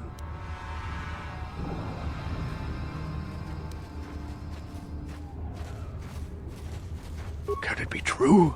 Is it possible that at long last, the dream of my father and grandfather before him will be fulfilled? I can hardly bear to look. Yes, of course. Now I understand. It all makes sense. Now I see why the Promised Land has been so hard to find. It is so obvious. You have done a great thing, Upworlder. A selfless act that will bring great joy to all the people of this village. I must take this to Gendar right away. Rukil, what do you want now? Have you more fables of a hidden paradise just waiting for us to find it? You may not think these are fables after you see what I have brought you, Gendar. Look at these journals. What? No, it can't be. Are these real, Rukil? Is this information accurate? I swear to you everything in these journals is true, Gendar. The Promised Land. I told you I would find it. The entrance is far from here, Rukil. It will take us weeks to get there, perhaps even months. And we will have to cross many Rakghoul-infested areas. I do not deny the journey will be hard, Gendar. But surely it is better than the miserable life we have here. Wise words, Rukil. Our supplies are high right now. We could leave by nightfall. I will tell the others to prepare for the journey. Thank you once again, Upworlder. I will say a final goodbye. For where we are going, I fear you cannot come. The journey to the Promised Land is long and arduous. We must part ways here, Upworlder. I sense your destiny is yet to be chosen, but the destiny of my people is at the end of the long journey ahead of us.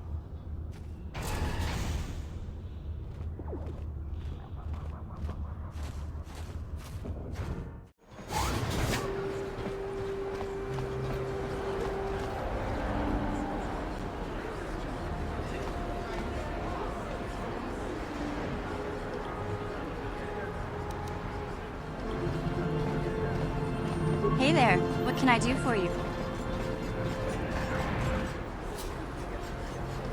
Really? You want to know about me? Nobody's ever really been interested in me before. What do you want to know?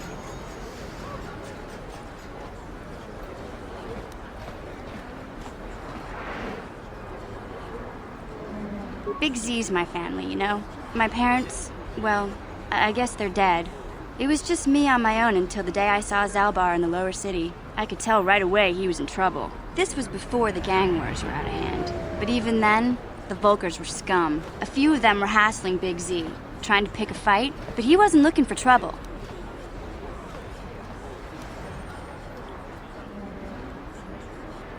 Hey, nobody said the Vulkars were smart, but there were 3 of them, so maybe they figured they could handle him. I don't know. Anyway, I don't like the Vulkars at the best of times. And when I saw them picking on this poor Wookiee, all alone on a strange planet, overwhelmed by the big city, I just lost it. I screamed out, Leave him alone, you core slimes! And charged right at them.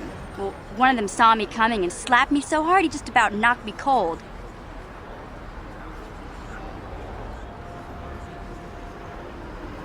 Hey, I don't need a lecture from you. You ain't my mother. I knew what I was doing. Those Vulkars didn't scare me. They're nothing but cowards. I knew how to deal with them. Of course, I never got the chance. I guess Zalbar didn't like seeing me get smacked around. He let out this howl and yanked that Vulkar a meter up off the ground and held him there by his throat. The other two screamed and ran off.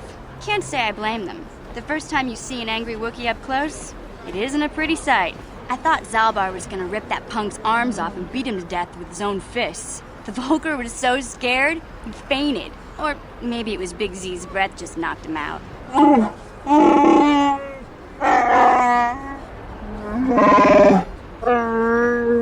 Sorry, Zalbar, but I keep telling you to brush those choppers once in a while. Why do you think I won't stand downwind when you're talking? Anyway, I knew those Vulkars would be back with friends, so I grabbed Zalbar and we took off.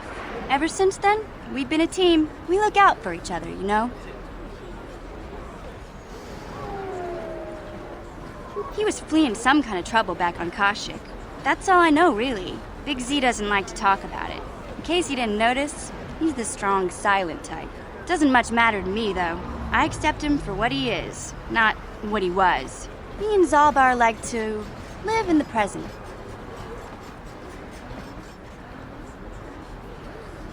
Hey, what's that supposed to mean? You think I can't take care of myself? I've got street smarts. I know how to get by on my own. In fact, I look out for Zalbar more than he looks out for me, you know? Big Z's a little bit too gullible to make it alone on the mean streets of the lower city.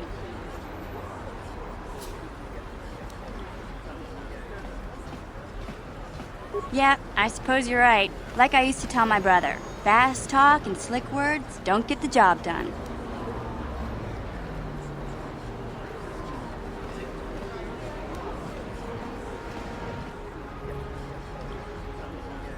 My brother's a touchy subject, you know. It just so happens, I don't really feel like talking about him right now. Nothing personal. Let's just get back to the business at hand, okay?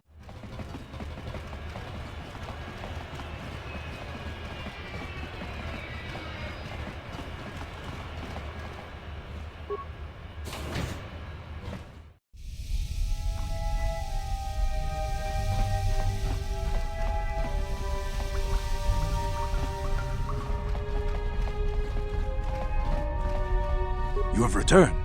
Do you have the prototype swoop engine accelerator with you?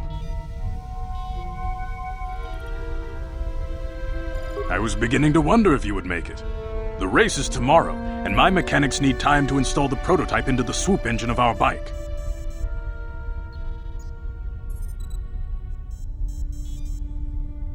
Don't worry. I'm a man of my word. I promised you could ride in the swoop race under the Hidden Beck banner, and I'm still going to let you do that. And I'm even going to go one better. I'm going to let you ride the swoop bike with the prototype accelerator installed on it. Without it, you won't stand a chance. Gadden, you can't be serious. We need one of our best riders on that bike. We can't let some rookie take the prototype engine into the race.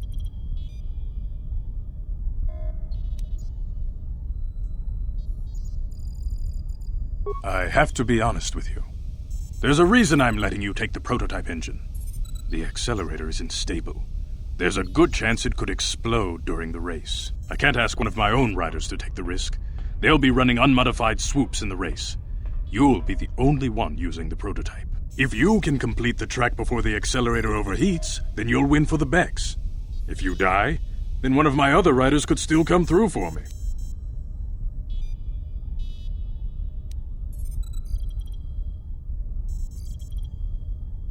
You don't get to be leader of a swoop gang if you don't know how to work all the angles. You can stay here tonight.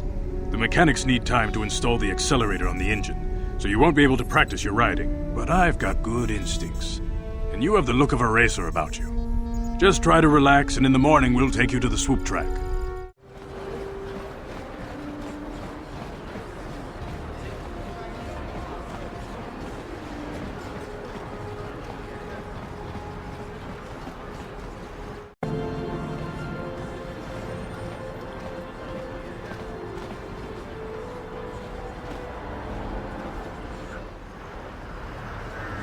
Hey there, what can I do for you?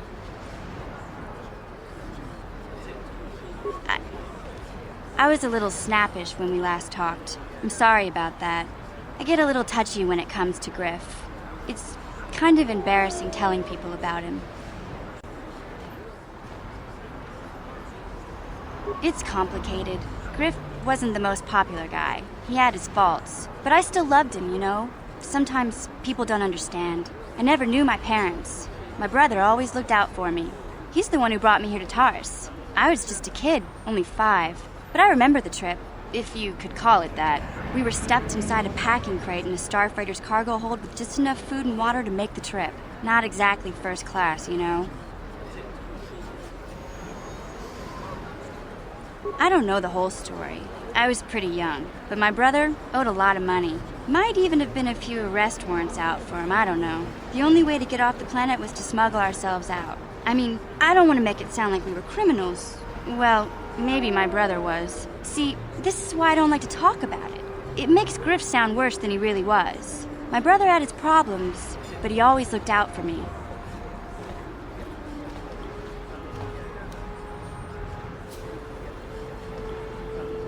He gambled and drank, and he was always borrowing money for his latest get-rich-quick scheme. But he had a good heart, you know?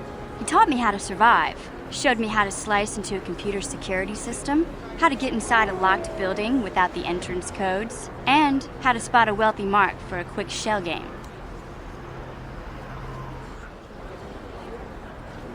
Yeah, Griff did right by me. I really miss him since he left. I keep hoping he'll come back someday. He promised me he would.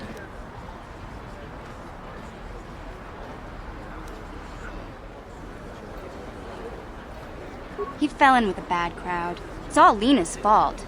She's the one who took him from me. Just batted those long lashes at him and off he went. I don't want to talk about Griff and Lena. Just the thought of that space tramp makes my blood boil. Subject's closed as far as I'm concerned. If I'm gonna be any help to you, I can't be worrying about my brother running off with some intergalactic skank. So is there something else you need?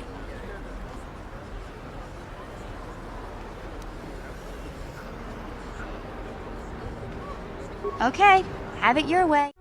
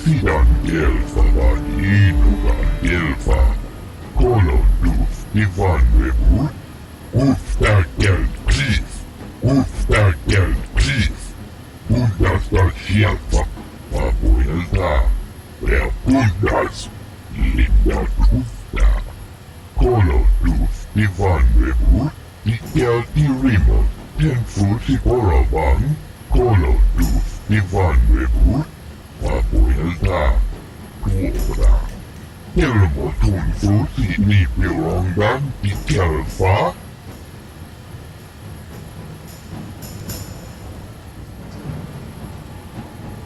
Tuoda. Tuntus platfan di kelfa. Oisidan kelfa van inukan kelfa. Kolotus divan rebut. Uftakeld kris. Uftakeld kris.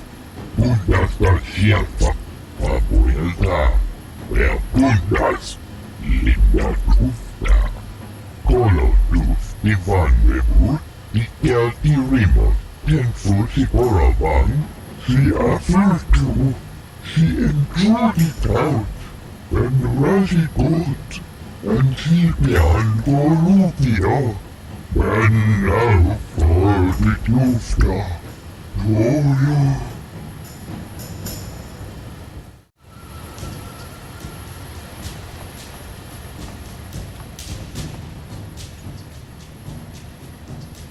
Kuyami juskuna chitanai. Ina kun mama rulira rachikun slimo patona. Rundi hodonga chihonkabi. Jawana bota ayuat tahonga chakanki dora. Kachi kuita hodonga. Topada bongwalia gando do nano chuchut. Muksha papangpa bola wana chitne. Bamuli slemo poda wanga kun bes mulira rabes. Tiska du sukiku ba nabona naikachu. Agto inkotu. Topada bongwalia gando nago chuchut. Kabachi kuita hodonga. Yalamo inkapun. Jiloba mulira ni bobo. Wango kumbes gang ba mama rulira.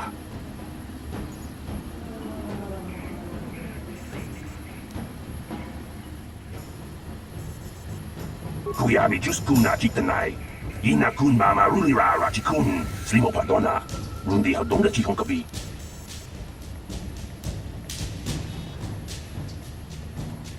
Jawana bota ayuat tahonga chakanki dora. Kachi kuita hodonga. Topada bongwalia gando do nano chuchut. Muksha papangpa bola wana chitne. Bamuli slemo poda wanga kun bes mulira rabes. Kuyami juskuna chitanai. Ina kun mama rulira rachikun slimo padona. Rundi hodonga chihonkabi.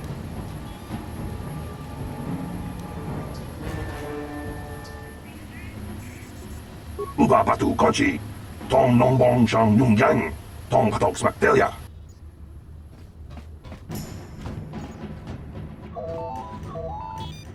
It's Zerdra here. I hope you're reading me. Your swoop run is about to begin, remember. Just hold on tight and try not to smash into anything. The prototype accelerator should last about 60 seconds before it overheats and explodes. That should be enough time for you to finish your run. Good luck. The Becks are counting on you.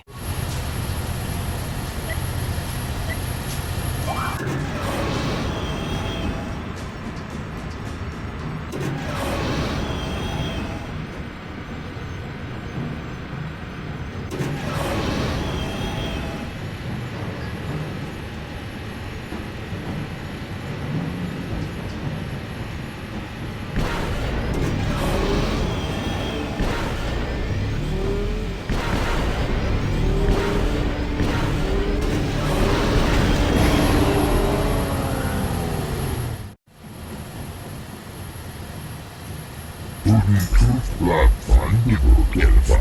Oisidan kelfa van inukan kelfa. Alfade glorisa tutine andevat. Ben bundas. Tuoda. Tuntus platfan di kelfa. Oisidan kelfa van inukan kelfa. Kolotus divan rebut. Uftakeld kris. Ja bundas. Uftakeld kris. Bundas dar sieltä. Uftakeld kris. Bundas dar sieltä. Papuilta. Ja bundas. Linda tufta. Kolotus divan rebut. Ikelti rimot. Tenfusi poravang.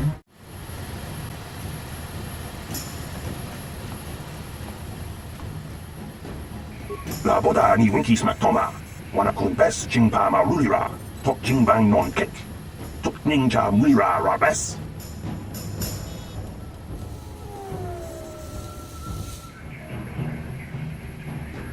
Kuyami Juskuna Jitanai.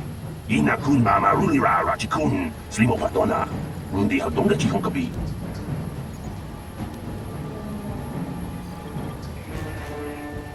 Uba patu konchi. Tong nongbong shang yung yang. Tong patok smakdelia.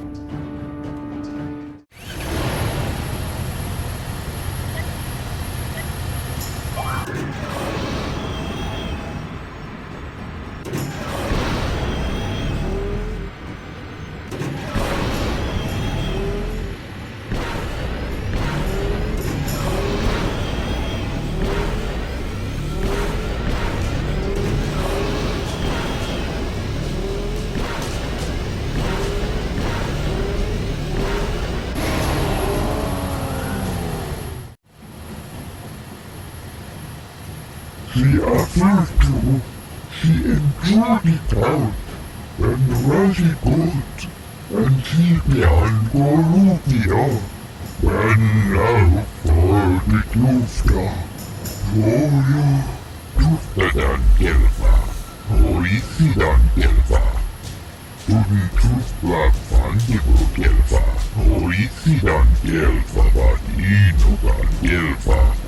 Ubapatu Kochi, Tong Nongbong Shang Nung Yang, Tong Patok Smakdelia, Kuyami Juskuna Jitanai, Ina Kun Mama Ulira Rachikun, Slimo Patona, Undi Hadonga Chihonkabi, Jiska du Suki Kuba Nabona Naikachu, Agtuinkotu, Topa da Bunkwalya Gandonago Chuchut, Kabachi Kuita Hadonga, Yalamo Inkapun, Jiloba Mulirani Bobo.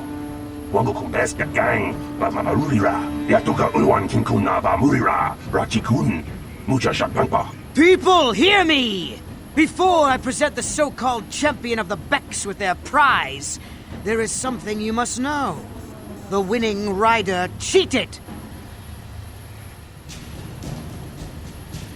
Your swoop bike was using a prototype accelerator. Clearly an unfair advantage. Because of this hidden Beck treachery, I'm withdrawing the Vulca's share of the victory prize. Jawana bota ayuata honga chakanki dora, kachi kuita hodonga. Topa da bunkwalya gando do nano chuchut. Musha papangpa, bola wana chikne. Bamuli slemo boda wanga kumbes mulira rabes. You old fool. Your traditions are nothing to me. I am the wave of the future.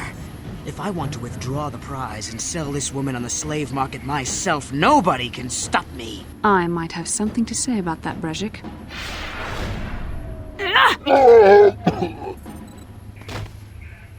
What? Impossible.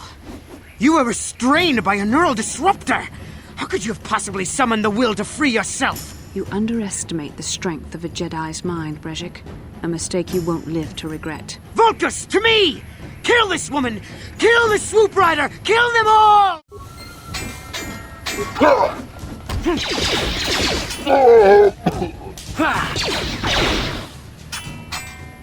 There! Here! Here!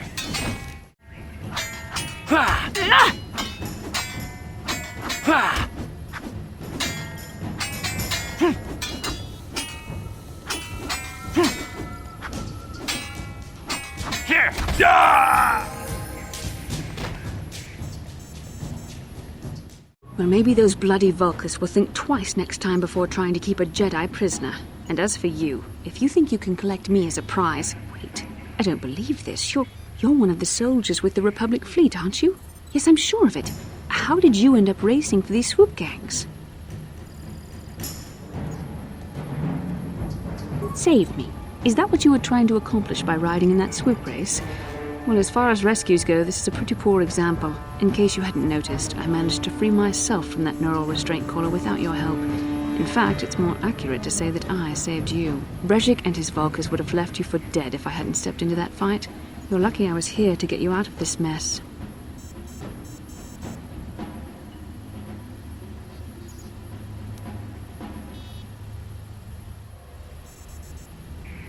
Yes, I suppose you can. Well, I appreciate your attempt to save me, even if it didn't really go as you planned. But let's get down to business. We're not out of danger yet. If I'm going to figure out a way for us to get off this planet, I need to know what kind of resources we can draw on. First, are we the only two survivors left from the Underspire?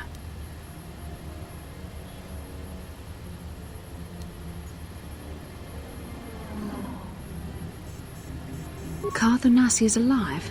Finally, some good news. Karth is one of the Republic's best soldiers. He's proved himself a hero a dozen times over. And he sent you here to save me. Maybe I misjudged you. Karth wouldn't have sent you if he wasn't confident in your abilities. Forgive me. Despite my Jedi training, I still tend to act a bit rashly sometimes. Please, take me to Karth right away. Between the three of us, I'm sure we can figure out some way to get off this planet before the Sith realize we're here. Bastila, you're alive! Finally, things are looking up. Now we just need to figure out a way to get off this planet. You mean you don't have a plan to get off Taris yet? What have you been doing all this time?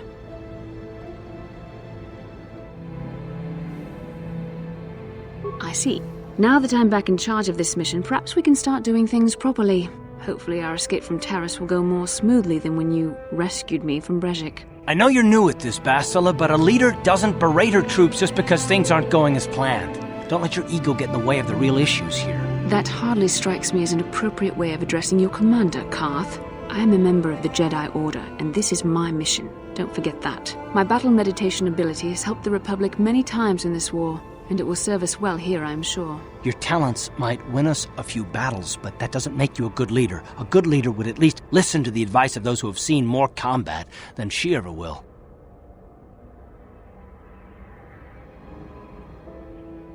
Yes, you're right, of course. I apologize, Karth. This has been a difficult time for me. Of course, I'm happy to listen to your advice. What do you suggest we do? First off, we can't get hung up on who's in charge. We all need to work together if we want to get off this rock. The answer is out there, we just have to find it. Well said, Karth. And the sooner we start looking, the better. I've already been a prisoner of the Vulkars, and I don't plan on being captured by the Sith.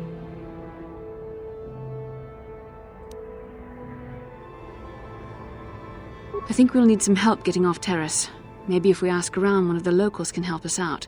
We should probably start by asking around in the cantinas.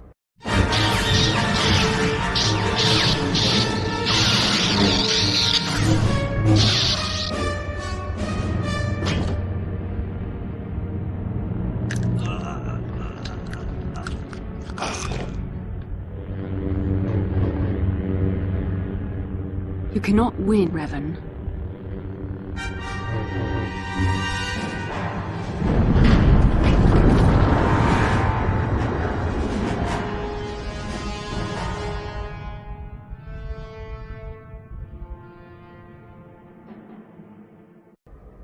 Is something wrong?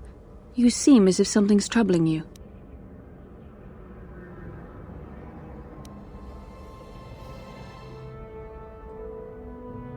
A vision? A vision of what?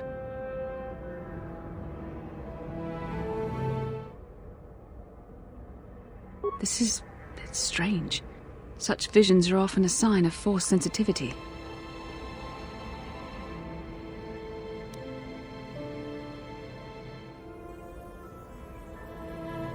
I'm not sure. It may be that you have some connection to the Force. It would not be unheard of. When we first met, your natural talent may have fed off my own Force abilities. It is possible that in the excitement of the battle's aftermath, the Force allowed you to witness one of my more intense memories. The Force is complicated. Even I, with all my training, cannot fully understand it yet. This is a matter best left to the wise masters of the Jedi Council. Once we escape Taris, we can seek the guidance of the Council if you wish. They will understand the significance of your vision, if there is any. However, I think it would be best if we all stayed focused on the task at hand right now. We can't afford any distractions. We need to find a way off Taris.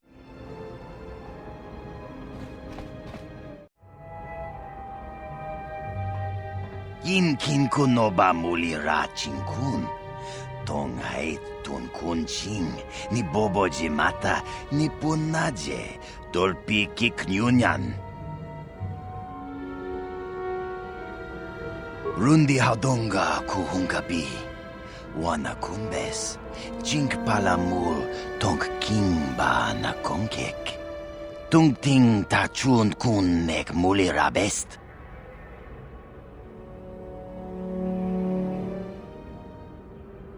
Takum justak miki grabel mogo. Kachi chu ay haudonga. Tulpada bonk molya gando danago chuchut. Moga shampongpa bolawan na chikni. Pamuleslik mo poda nawanga kun bist mulira best. Tonghay tuam jiji yumalith pa ang ninkotu. Tolbada bunkwalya de nago chuchut, kachi chuay thahaudunga. Yumalith ka inkotun, chilo mulra de nebobo. Wonka kun biskang, bamulara.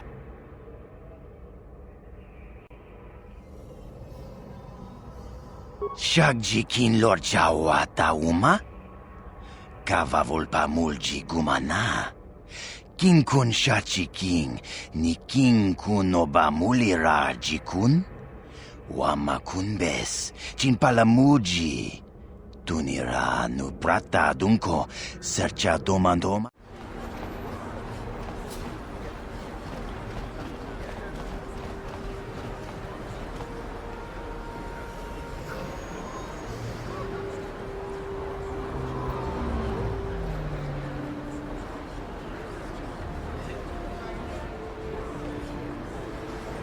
How can I help? I would like to know what happened after you crashed on Taris. I'm curious as to what you and Karth were doing before we all joined forces.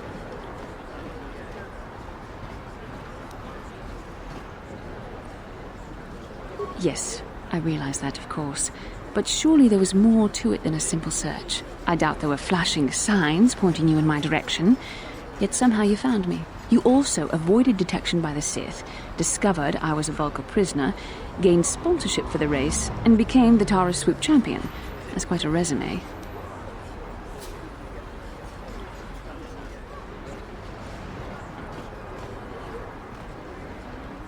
Your modesty is admirable.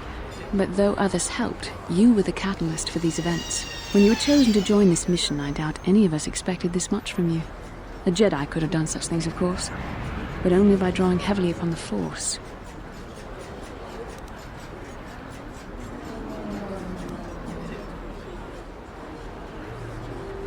Perhaps, but the Force works through all of us to some degree or another. There are some individuals outside the Jedi Order that we consider Force-sensitive. It's obvious to me that the Force has been working through you. There is no other explanation for your great success. Though I'm not certain what to make of this discovery. Perhaps if you weren't... well, if you were younger, the Jedi might take you for training. But as it is...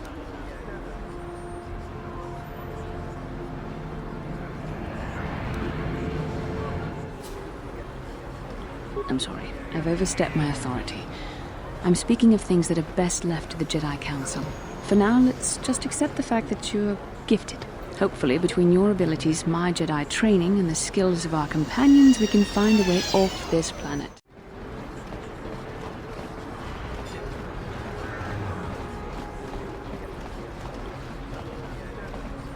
Bastila, I was wondering something. How did those Vulcars manage to capture a famous Jedi like you? Were you knocked out when your escape pod crashed? No, I was conscious. But my Force powers were exhausted from using my battle meditation in the battle for the Ender Spire. Without my help, you might have never gotten off the ship alive. Fair enough, but I've seen you Jedi in action. There's no way those thugs could have stood a chance against your lightsaber. My lightsaber was misplaced. I couldn't find it after the crash. I looked everywhere in that pod. The Vulcars came and overwhelmed me even as I was searching for my weapon. Wait a minute. Let me get this straight. You lost your lightsaber? I mean, isn't that a violation of some kind of Jedi code or something?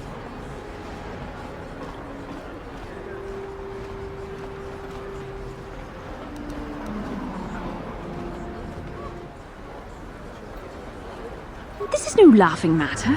During the crash, my lightsaber must have fallen from my belt and rolled under my seat.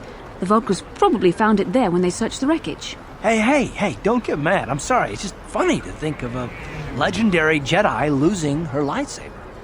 Take my advice. This is one detail you might want to keep out of the history texts. I hardly consider myself a legend, Karth. Though I will consider your advice when I relate these events to the Jedi Council. There is no need for them to know every detail of what transpired.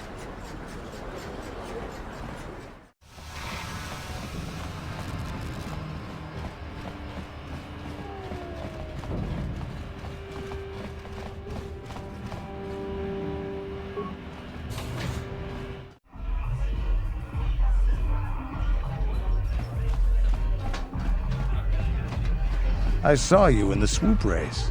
Very impressive. You seem like you know how to get results. That's just the kind of person I'm looking for.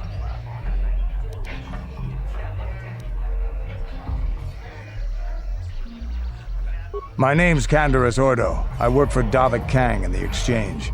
The hours aren't great, but they promised me a fortune to work for them and I had nothing better to do. Mandalorian mercs like me are in high demand. But lately, Davik hasn't been paying me what he promised. I don't like getting cheated, so I figure it's time for me to break the Sith quarantine and get off this backwater planet.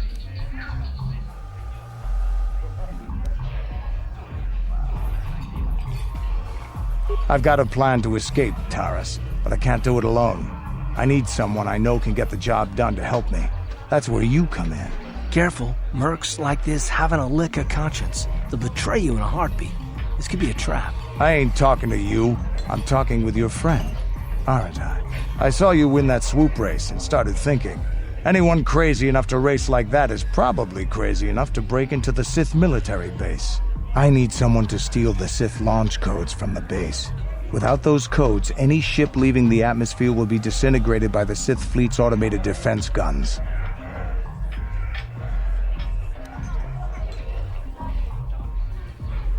Here's the deal. You bring me those launch codes, and I can provide the vehicle to get us off the planet. Davik's flagship, the Ebon Hawk.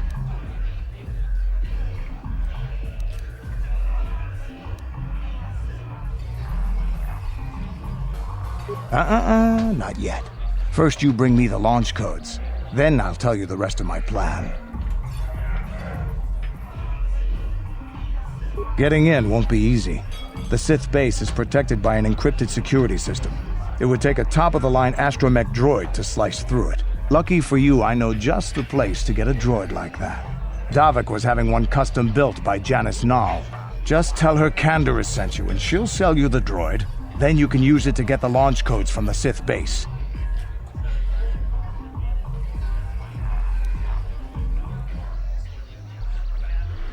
Normally I'd do this myself, but everyone knows who I work for. If I broke into the Sith base, they'd send an army down on Davik's estate to get those codes back. That's why I need you.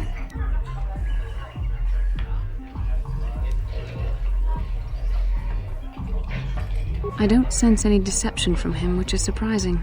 This may be exactly what we need. Sooner or later, you'll figure this out. Either we work together or we both stay stuck here on Taris. Come back and speak to me again when you've come to your senses. Bastila, did you ever think about joining all the Jedi who were running off to follow Revan and Malak when they went to fight the Mandalorians? That was nearly 5 years ago. I was still an apprentice. My battle meditation hadn't even manifested itself.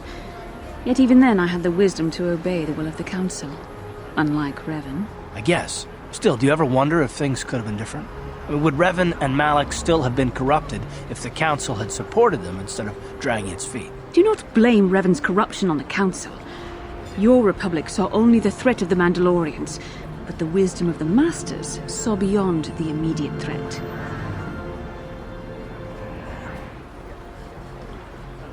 There was something lurking out there. Something that devoured Revan and Malak, and many other Jedi. Had the Council sent us all into the unknown, how many more would have fallen? So you're saying we should have done nothing? Just let the Mandalorians conquer us unopposed? I mean, the Republic was under attack, and the Order abandoned us. We did not abandon you, but the Council were not about to throw lives away foolishly. In time, we would have aided you against the Mandalorians, but you couldn't wait.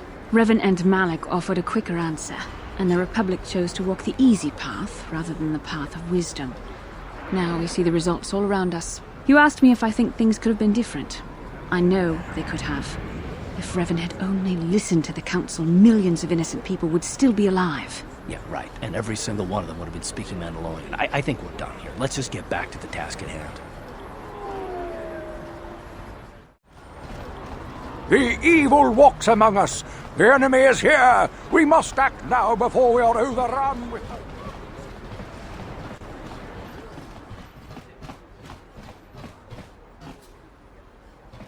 Hachu apanki, jishawa anibong kasha, chonasi, ichua byong bojoni, minamambato mule ra, hakugri katgota parabola.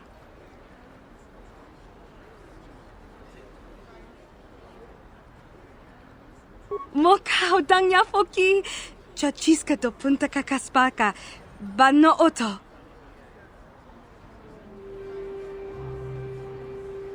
Tinku ukaba. Dopano aska. Chinisko na akava ambaka.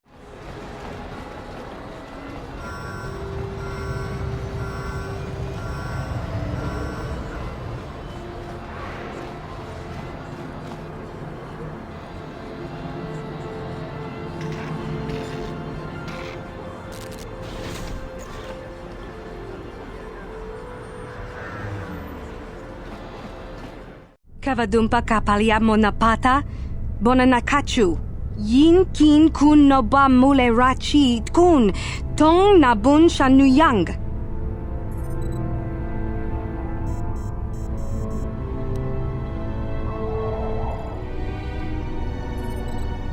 Kin kun shi kakachin awana wamata.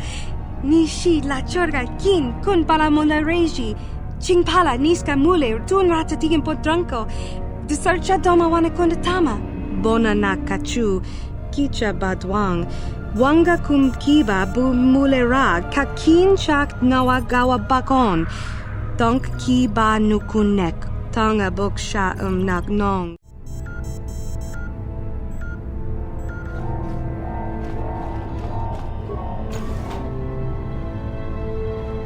Intruders in the base! Attack! Attack!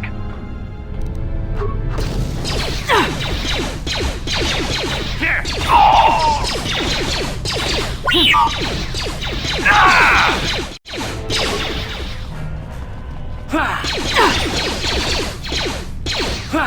There. Let's make this quick.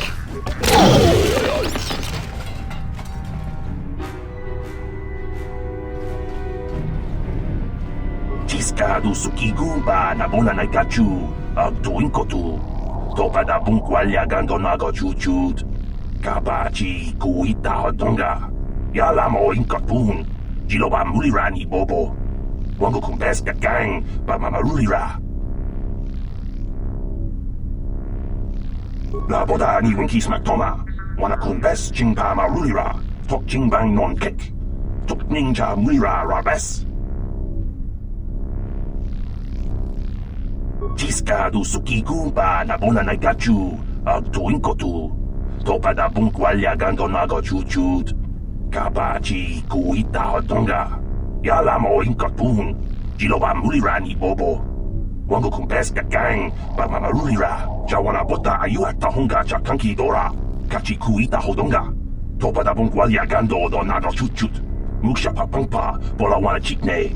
Bamuli slemo boda wanga kumbes mulira rabes.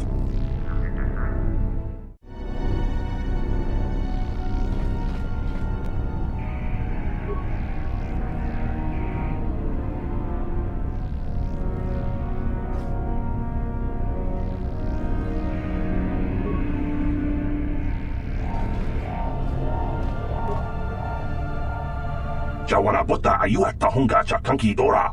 Kachi kuita hodonga. Topa da bunkwalya gando donado chuchut. Muksha papangpa, bola wana chikne. Bamuli slemo boda wanga kunbes mulira rabes. Ciscado sukigumba na bona na gachu, agtuin kotu. Topa da bunkwalya gando nago chuchut. Kabachi kuita hodonga. Yalamo inkatun. Jiloba mulirani bobo. Wango kumbeska gang, ba mamarulira. Who dares to break my meditation? You will pay for interrupting my... Wait. I sense the Force is strong with you.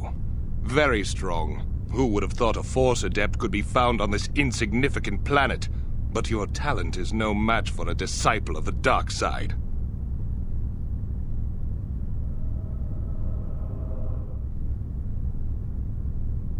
Spoken like a true drone of the Jedi Council. We Sith, however, have learned to embrace the potential of the dark side. It is what gives us strength. This meeting is a stroke of luck for me. My master will surely reward me with my lightsaber once I kill you. Yeah! Ha! Ha!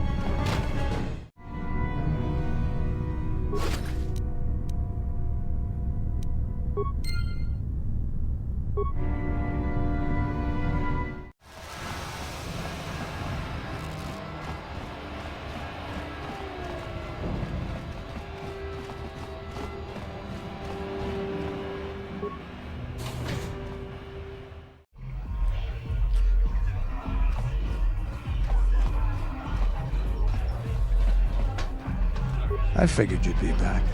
Neither of us is getting off this planet unless we work together. Now, I know the Sith military base had a break-in. And I know it was you. I know you've got those departure codes I need. So what do you say?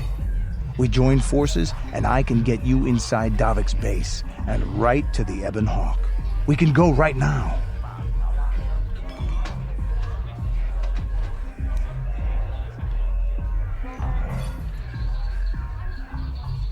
Davik's always looking to recruit new talent. I'll tell him how you won that swoop race and mention that you're interested in working for the exchange. I'll say I brought you in so he could check you out. He'll have you stay at his estate for a couple of days while he runs some background checks on you. That's standard procedure. This is too risky. We should find another way. You got another plan, sister? Or are you just objecting because you didn't think of it? No, I don't have another plan. I would rather not place my life in your hands, however. I can say the same about you. That makes us even. Fortunately, we both want to get off this rock, right? While Davik's checking you out, we steal the Ebon Hawk and escape Taris. Come on. I've got an airspeeder nearby to take us to Davik's estate. The sooner we're off Taris, the better.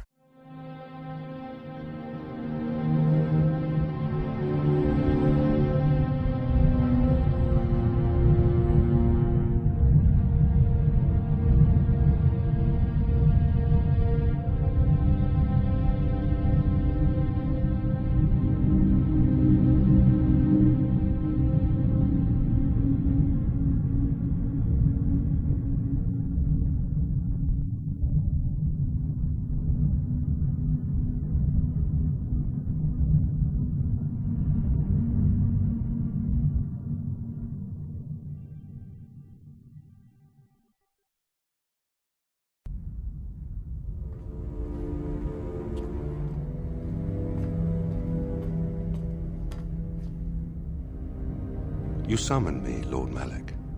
The search for Bastila is taking too long. We cannot risk her escaping Taris. Destroy the entire planet. The entire planet, Lord Malak? But there are billions of people on Taris. We'd be slaughtering countless innocent civilians, not to mention our own men still on the surface. Your predecessor once made the mistake of questioning my orders, Admiral. Surely you are not so foolish as to make the same mistake. Of course not, my Lord Malak. I will do as you command, but it will take several hours to position our fleet. Then I suggest you begin immediately. You are dismissed, Admiral. Yes, Lord Malak.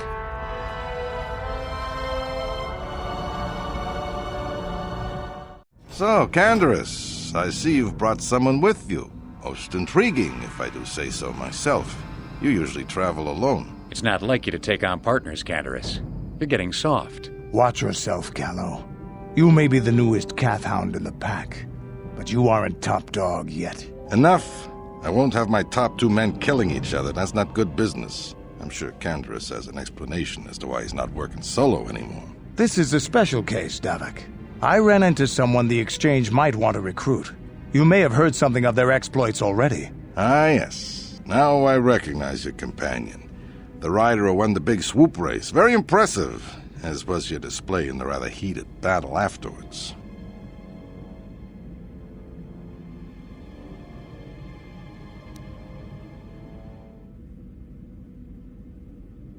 You know, Candaris was right. The Exchange is always looking for new talent. You could have a bright future with our organization. With the recommendation from Candaris and a thorough background check, you could become part of the Exchange. Many would kill to prove themselves worthy of this honor.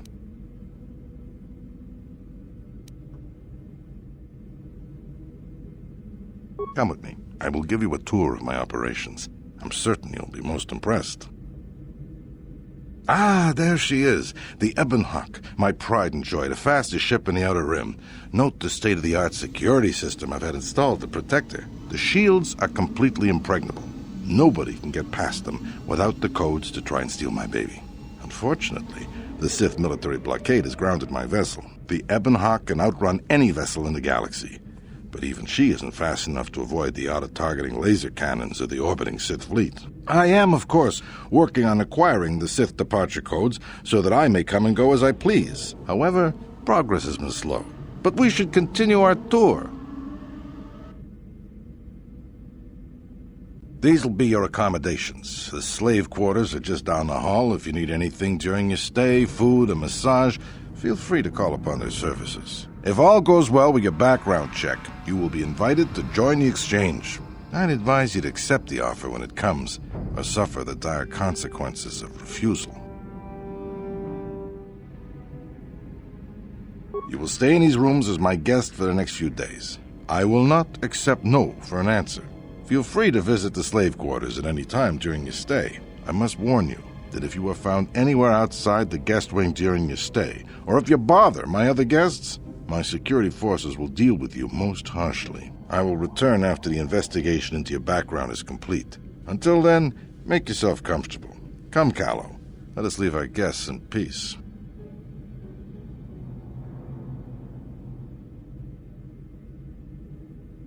Okay, we're inside. Now all we have to do is figure out a way to get past the Ebonhawk security system, and we can get the rest of your group off this planet. No sense waiting around here, though. The sooner we get off Taris, the better.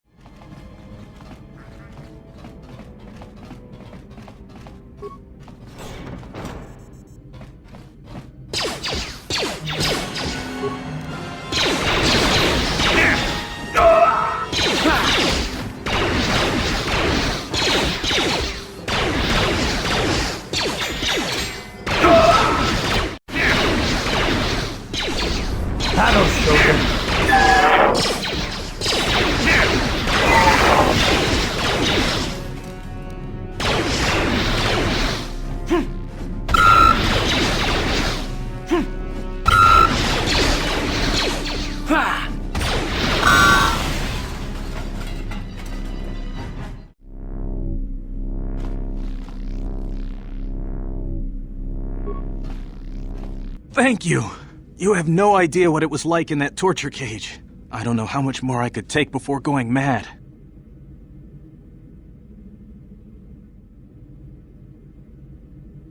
I don't have anything to give you as a reward for freeing me.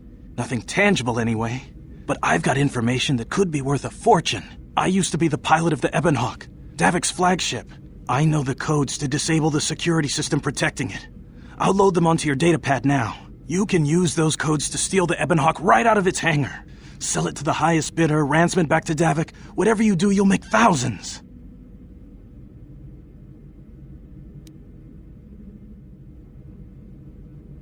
Questions? Please, I've already told you the only useful thing I know. Just let me go before Davik figures out I'm missing.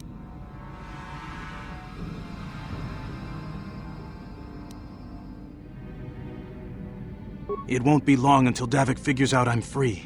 I have to get out of this base before that happens.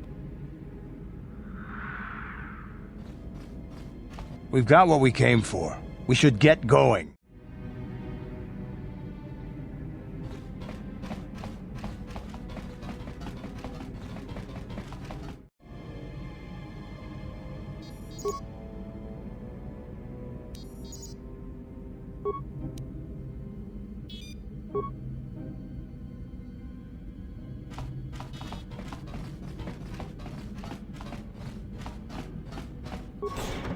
Damn those Sith, they're bombing the whole planet. I knew they'd turn on us sooner or... Wow, look what we got here. Thieves in a hangar. So, you figured you'd just steal my ship for your getaway and leave me high and dry while the Sith turn the planet into dust? Sorry, but that ain't gonna happen. I'll take care of them, Davik. I've been looking forward to this for a long time. Make it quick, Carlo. The Sith mean business. If we don't get to our ships and find somewhere safe, the bombs they're dropping will kill us all.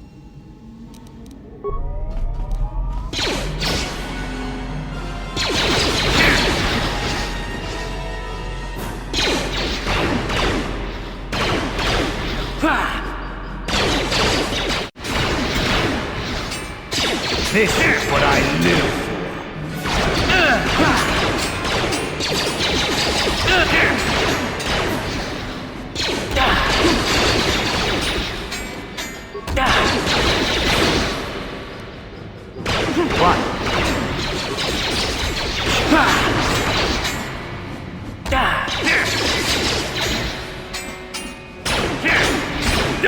You may have me outnumbered and outgunned, but if I'm going down, I'm taking all of you with me. This thermal detonator will blow us all to bits. Damn those Sith! They'll bring this whole hangar down around our ears!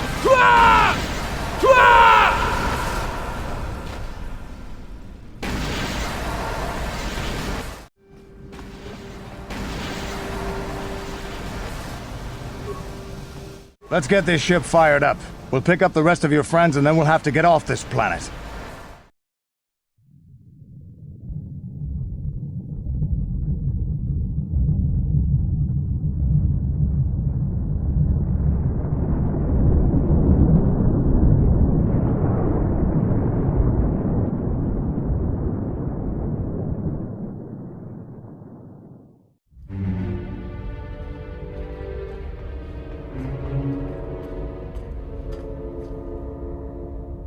Taris is defenseless against our assault, Lord Malak. They are offering no resistance. The city is in ruins. Resume the bombardment, Commander. Wipe this pathetic planet from the face of the galaxy.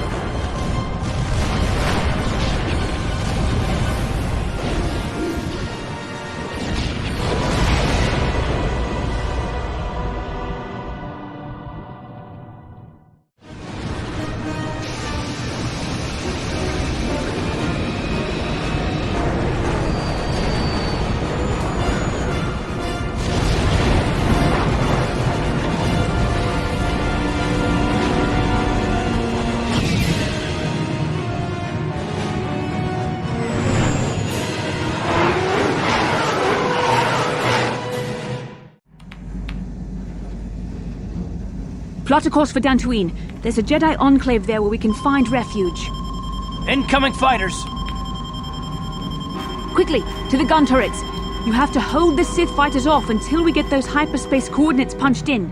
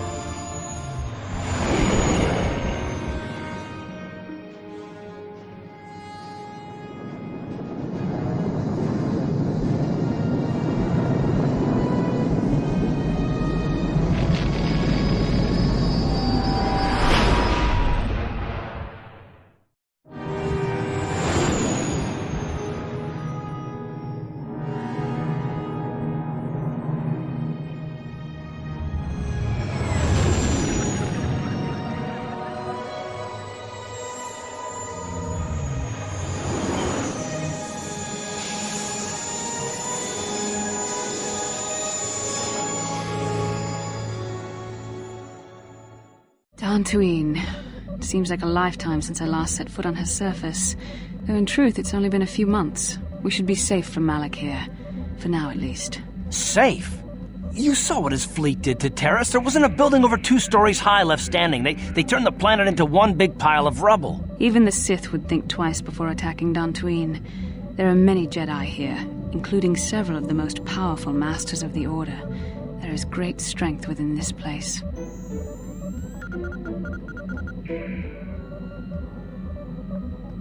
We can get supplies here and recuperate. The Academy is a place of mental and spiritual healing, something we could all use after what we've been through. Maybe you're right. It isn't easy to witness the annihilation of an entire planet. I know Mission must be taking it pretty hard. She will find a way to come to terms with her grief. She's stronger than she appears. We just need to give her time. Now I must go speak with the Council. I need their advice on recent developments. After I've met with them, I will meet you outside the ship. I've spoken briefly with the Council. They request an audience with you. We should go at once. An audience with the Jedi Council? It's pretty unusual for someone who isn't even a Jedi. What's this about, Bastila? I'm sorry, Koth, but I cannot tell you. All I ask is that you trust in the Force and the wisdom of the Council. Well, I don't like being left out of the loop, but I'm not looking to get you in any trouble with the Jedi Masters. We'll do things your way for a while. Come, they're expecting us. I will lead you to the Council chambers.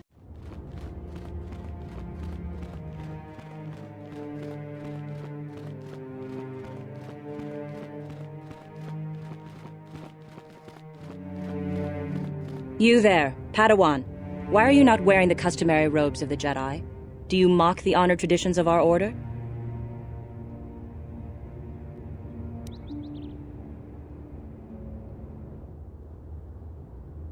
Bastila. I have heard of her. They say she has already mastered the art of battle meditation. Remarkable in one so young. Though I've heard she has a foolish pride in her own talents. But as for you, you claim you are not a Padawan? I find this hard to believe. The Force is strong within you. I can feel its presence. If this is some type of jest, it is in very poor taste. The Jedi Order is not a subject for jokes.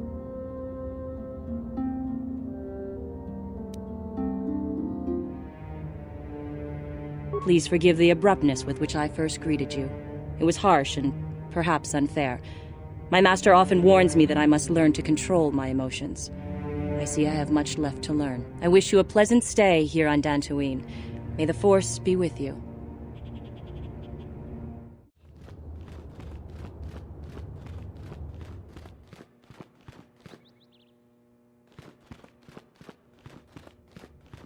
Ah, so you are the one who rescued Bastila. It is appropriate you are here. We have been discussing your rather special case. I am Jar, a member of the Jedi Council. With me are Master Vrook, Master Vandar, and of course the chronicler of our academy, Master Dorak. Padawan Bastila, I am sure you are already familiar with.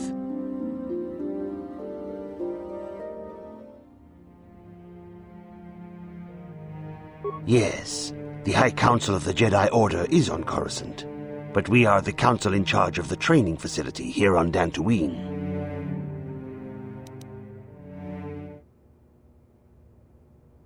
Bastila tells us you are strong in the Force.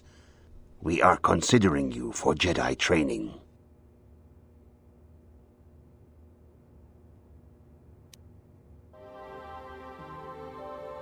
Do not worry. I am confident in your ability to learn. Master Jar speaks out of turn, perhaps. We need indisputable proof of your strong affinity to the Force before we would even consider accepting you for training. Proof? Surely the entire Council can feel the strength of the Force within this man. And I've already related to you the events that took place on Taris. Perhaps it was simple luck. We both know there is no luck. There is only the Force. We all feel the power in Bastila's companion, though it is wild and untamed. Now that this power has begun to manifest itself, can we safely ignore it? The Jedi training is long and difficult, even when working with a young and open mind. Teaching a child is hard. How much harder will it be for an adult to learn the ways of the Jedi?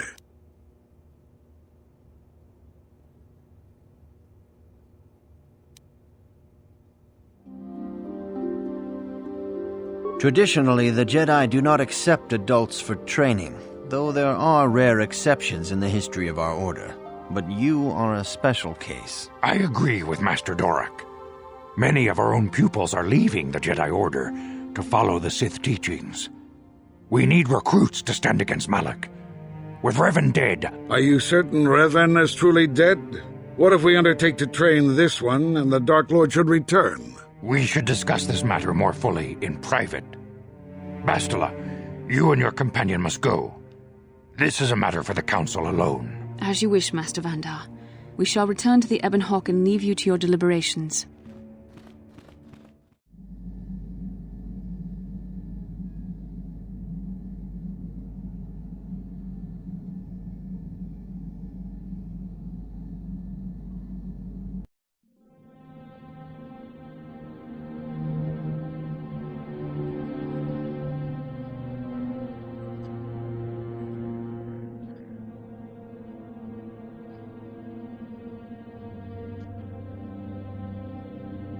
The dark side is strong in this place. I can feel its power.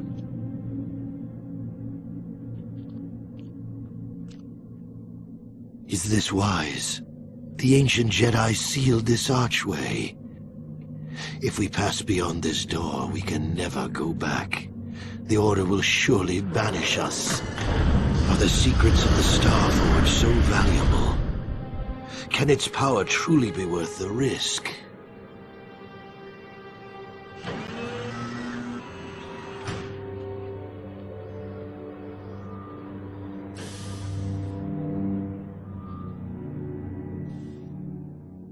This morning's getting stranger by the minute. First Bastila comes out looking like she saw a ghost, and now you. Well, Bastila did mention that you should go to the council chambers before she left. It's no doubt urgent, so you shouldn't keep them waiting. No, she didn't. She didn't seem well, as I recall, and for that matter, neither do you. Are you all right? You got it.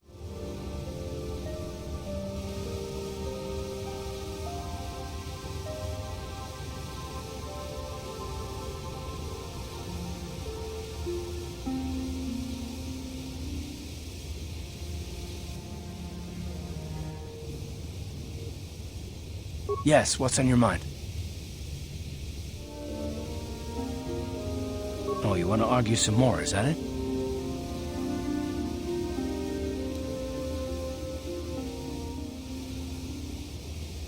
What does it matter that much? Why can't you just leave it be? I just don't trust easily, and for good reasons, which are my own.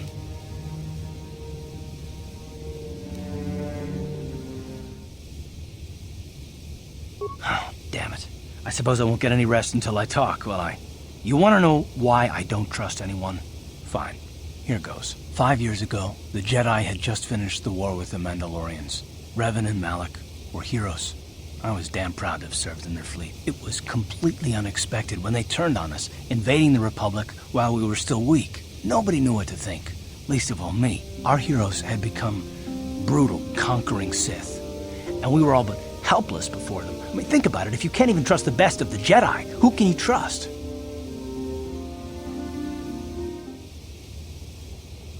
It's not that. That's not what I mean. There were others, good, solid, trusted men who joined them. Malak and Revan and the Sith deserve to die for what they've done, but the ones who fled the Republic and joined them are even worse. The dark side has nothing to do with why they joined with the Sith. They deserve no mercy.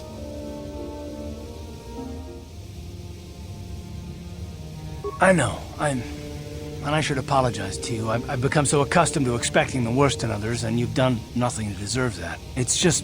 No, never mind. Let's just continue with what we were doing. I'd rather not talk about it.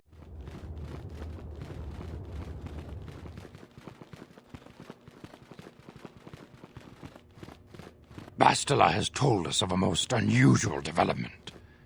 She claims you and she have shared a dream. A vision of Malak and Revan in the ancient ruins here on Dantooine. These ruins have long been known to us, but we believe them to be merely burial mounds. Perhaps they're more than we first suspected, if Revan and Malak found something there.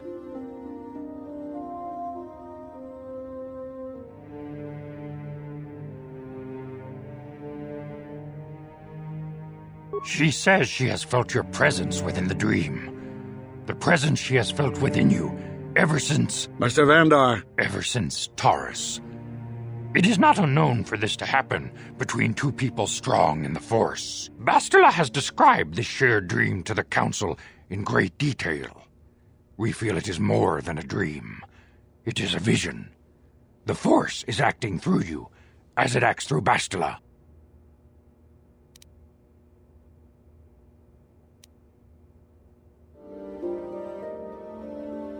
You and Bastila share a powerful connection to the Force, and each other. This is not unheard of.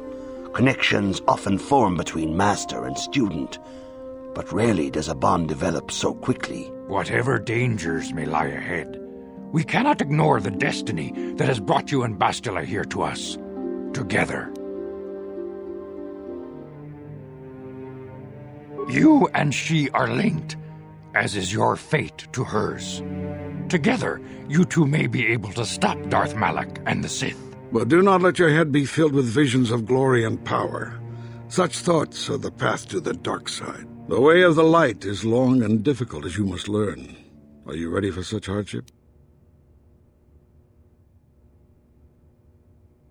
Understand that there is little choice in this matter, for you or us. Across the galaxy, the numbers of our order dwindle. We have sent many Jedi in quest of a way to thwart Malak's advance. Many have not returned. The Sith hunt the Jedi down like animals, ambushing and assassinating our brothers wherever they are found. We fear it is only a matter of time until they discover even this hidden refuge. Other Jedi have fallen from the light and embraced the dark side, giving their allegiance to the Sith and Malak, their Dark Lord.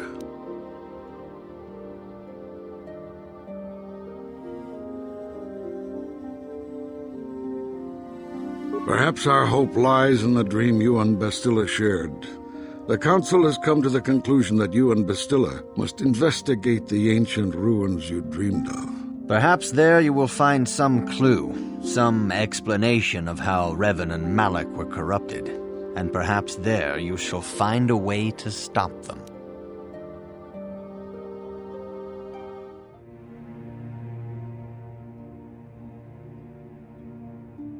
The Force flows through you like no student we have ever seen.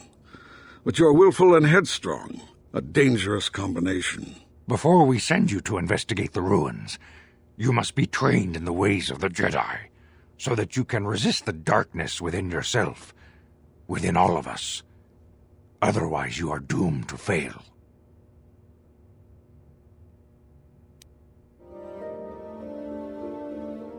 We must begin your training at once. You have a destiny upon you that you must be prepared to face. The entire fate of the galaxy is upon you. I can only hope you will prove up to the task. The path you have chosen to walk is difficult. Intensive training will prepare you physically for the demands of the Order. Meditation will teach you to channel the power of the Force. To truly understand the way of the Jedi, you must open your mind to knowledge. Seek wisdom in the teachings of the great masters of our Order. A Jedi is never alone. Others in the Order will always stand by you. You and Bastila share a special bond. Do not be afraid to turn to her when you need help in your training. The way of the Jedi is difficult. It requires great discipline. Yet even though you are a mere apprentice, your potential is unlimited, and your progress amazing. In all my years, I have never seen one who has mastered the initial training so quickly. You have done in weeks what many cannot do in years. I am honored to welcome you fully into the Jedi Order. Soon your apprenticeship will end, and you will be granted the title of Padawan, the lowest rank of those within the Jedi Order. Yet first you must prove yourself worthy.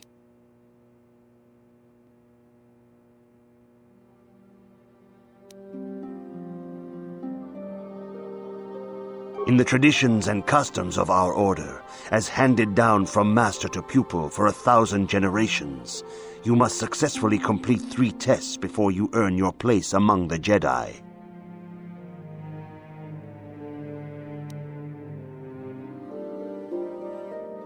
These tests will see if you have truly mastered the training you have been given, both mental and physical. Upon completing these tests, you will pass from apprentice to Padawan and join in the ranks of the Jedi. First, I will test your knowledge of the Jedi Code. These tenets must always guide your actions. In everything you do, you must always be conscious of their wisdom. You must prove you have a Jedi's understanding of the Code. Return when you feel you are ready for this challenge.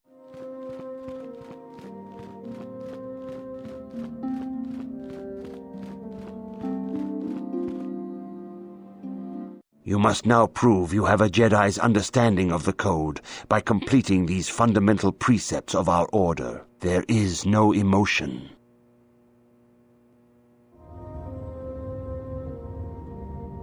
There is no ignorance.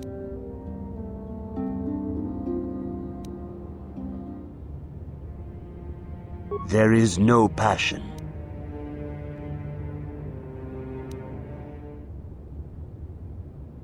There is no chaos.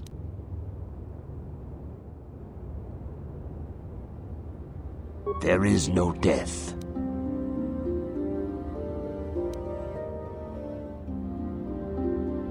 You have learned your studies well, apprentice. It will not be long before you are a full member of our order. But first, you must pass the second test and learn about the most prized possession of a Jedi, the very symbol of our order, the lightsaber. The lightsaber is the traditional weapon of our order. It is a symbol of a Jedi's skill, dedication, and authority. And each lightsaber is as individual as the Jedi who wields it. The blade is made of pure energy, focused by polished crystals in the hilt.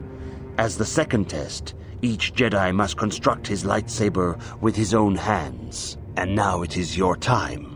Speak with Master Dorak, and he will guide you through the choosing of a crystal.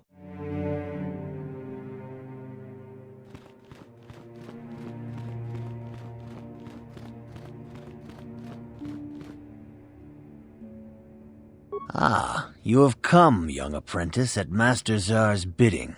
He sees great promise in you, as do I. The time has come for you to choose the color of your lightsaber. This color also reflects your demeanor and position within the Order.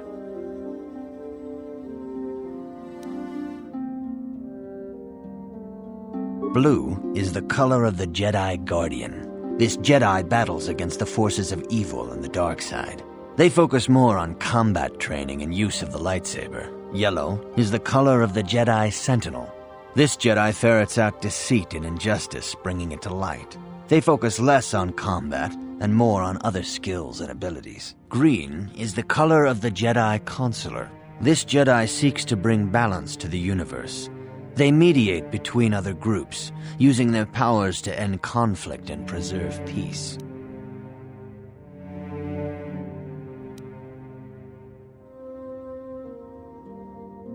Indeed, we shall see. I will now ask you questions, and your responses will indicate which class you lean most towards. A woman and her small child are beset by a desperate-looking group of thugs. They're menacing her with weapons, and she screams to you for help. What do?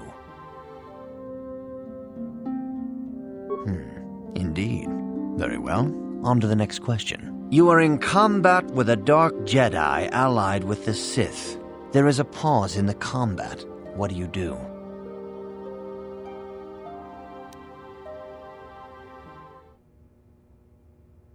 Yes, I suspected as much.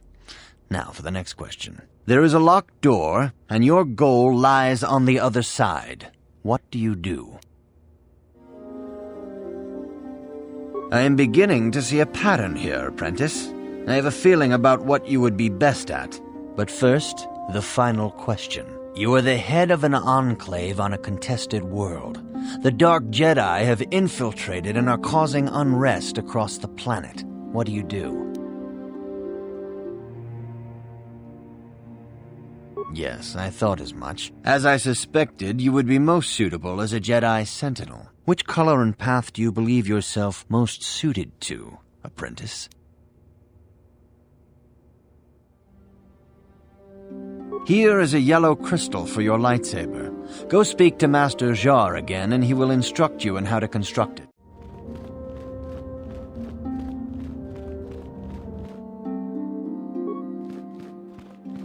Ah, good. Now that you have selected your crystal, we shall begin the construction of your lightsaber.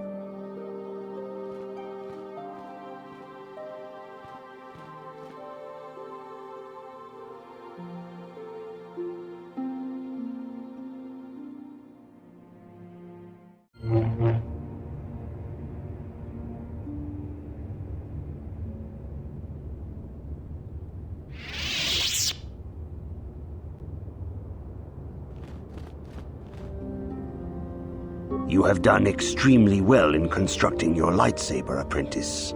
Your crystal seems to have been set perfectly. It is rare indeed for that to happen the first time one constructs their lightsaber. These crystals are very rare, found only in certain caves strung in the Force. By adding crystals to your lightsaber, you can alter or enhance its properties. There have even been unconfirmed rumors of certain Force-sensitive caves here on Dantooine that may hold these crystals.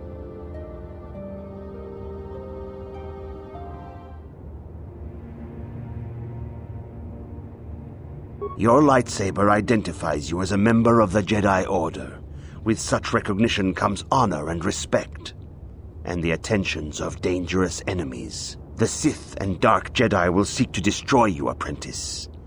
And you must prove yourself worthy in battle against a foe who also wields a lightsaber. Are you ready to face the final challenge, apprentice?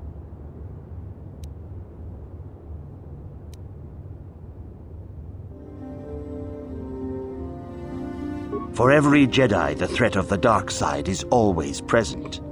You must truly understand this before you are accepted into the Order. You must see the corruption of the dark side for yourself. Even here on Dantooine, there are places where the dark side holds sway, twisting and tainting nature itself. The ancient grove once used for deep meditation by the Jedi is now tainted. A wave of darkness perverts the region around it. The Kathhounds in the area have become savage and ruthless. They have become a threat to the settlers, a threat the Jedi have promised to stop.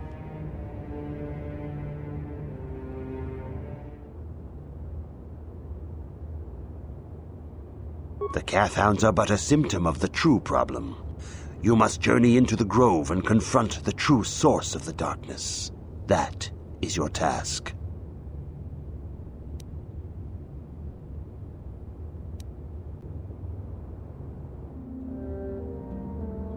I can say no more.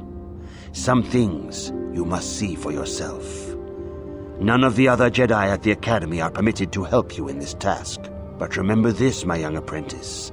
A Jedi acts with patience and care, and those on the dark path are not always lost forever. The dark side still taints the ancient grove. Your lessons cannot continue until the spreading corruption of the dark side has been stopped. This is your task, apprentice. May the Force be with you.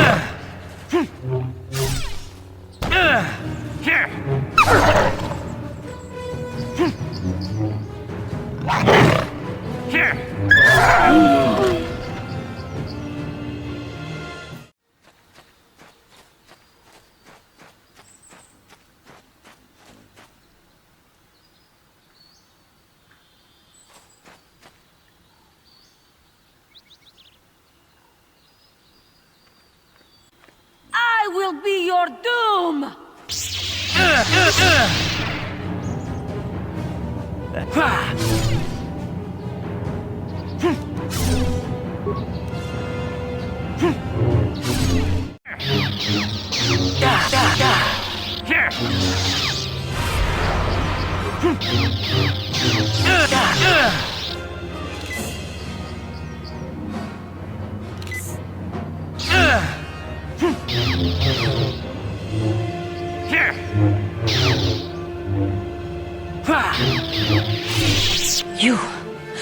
You are strong. Stronger than me, even in my darkness. I am Juhani, and this is my grove. This is the place of my dark power. This is the place you have invaded. When I embraced the dark side, this is where I sought my solace. It is mine.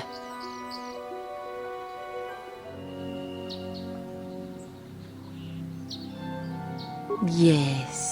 Aren't they pretty? My pets. They like the smell of power I exude. They know their master. I harnessed true power when I struck down my master, Quatra. Power enough to crush the life from someone such as you. Or so I had thought.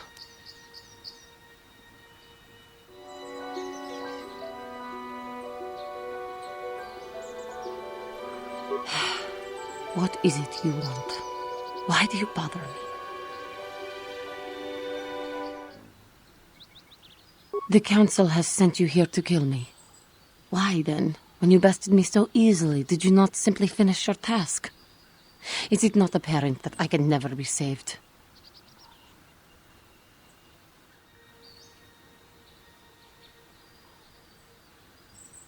Not anger, peace. Yet even with your naive attitude, you managed to beat me. I am pathetic. I sit here and think myself to be great by embracing the dark side, but I am nothing. There is no way I could be turned back. I always thought they held me back, or jealous of my power. But it is only because I was not good enough to meet their standards. I never have been.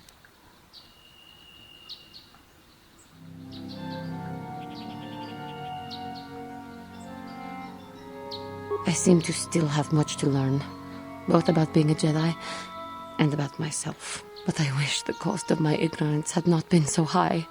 I wish that my master had not suffered because of me.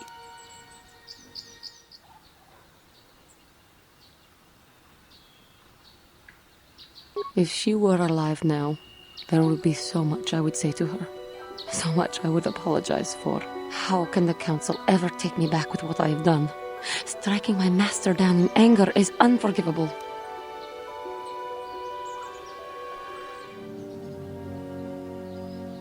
If I show them I am free of passion, that I am serene, that I am willing to forsake the dark side, and maybe, just maybe, they would accept me back. Do you think they would? Could it be possible after what I have done?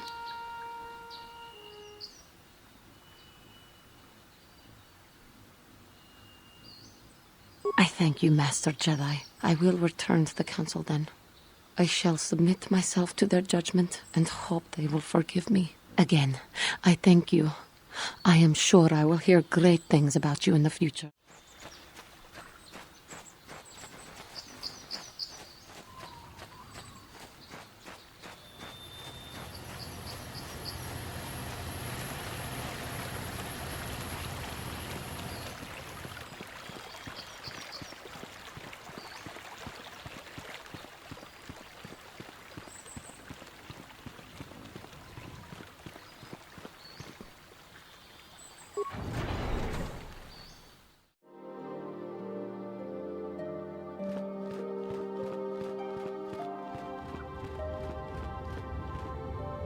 I must give you my thanks. Because of you, I am once again welcome within the Jedi Order.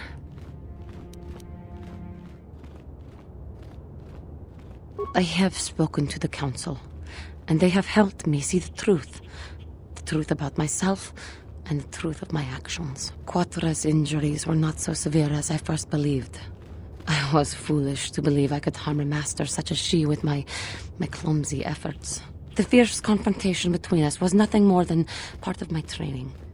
Quattro wanted me to understand the threat of the dark side, to see how easy it was to fall from the path of light.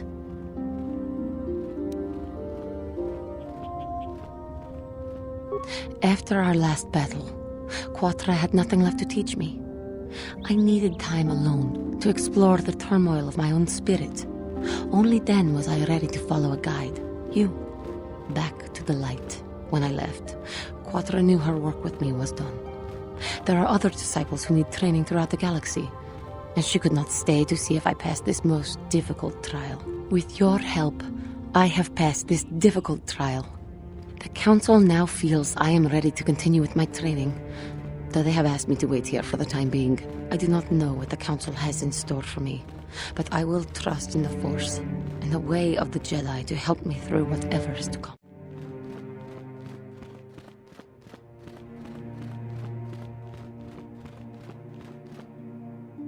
You have done well, my pupil. The ancient grove has been purified, and Juhani's journey down the dark path has been halted. Because of you, she walks once more in the light. But though she was saved, do not dismiss what happened to her. Juhani is both dedicated and true to the ideals of the Order, yet she was still vulnerable to the dark side, as are we all. She struck her master in anger during her training, and injured her greatly. But it was Quattro's choice to test Juhani this way, and it seems to have made its point. Juhani has been redeemed, and you have passed your final test. Congratulations, apprentice. Or should I say, congratulations, Padawan. You have proven yourself worthy of joining the Jedi. Let me be the first to welcome you as a full-fledged member of our Order.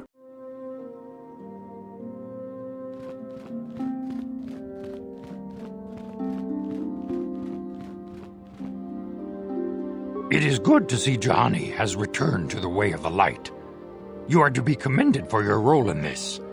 Your actions give us great hope for the future. Your training is now complete, Padawan. And perhaps now it is time we dealt with the matter of the dream you and Bastila shared. When we heard of the ruins in your dreams, Master Dorak recognized it as one of a series of ancient structures here on Dantooine. This one in particular lies to the east of this enclave. We sent a Jedi to investigate, but he has not returned. Perhaps sending him in the first place was a mistake. The Force is guiding you through your visions. It may be that exploring the ruins is a task tied to your destiny. That is why the Council has now decided you should be the one to investigate this. The secrets to stopping Malak may be hidden within those ruins. You must investigate them and find what Revan and Malak were looking for.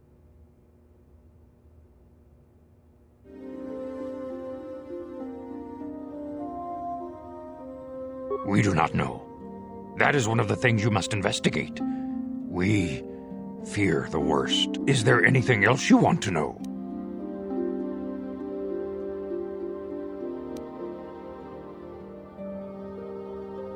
I knew Revan as a promising young pupil. Revan was strong in the Force, but also headstrong and proud. Such traits are not unusual in a Padawan. Perhaps that was why I did not see the true extent of the danger. Many of the young Jedi admired Revan, including Malak.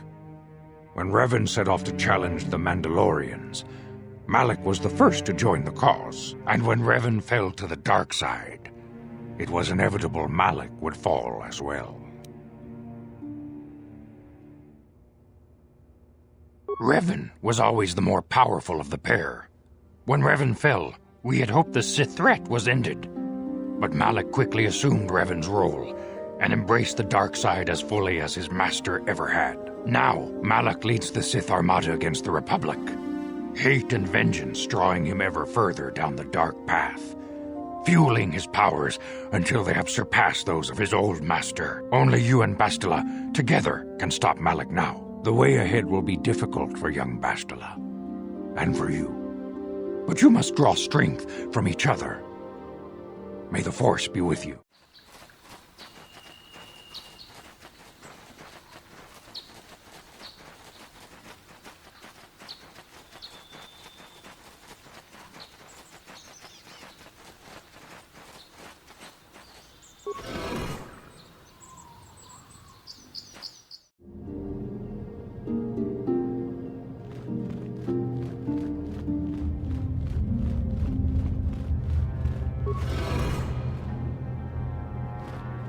Sharji King watawama mulira. Yuma lifba ak inkokun. Da huba boktenya go juju biti. Just grogito patslimo.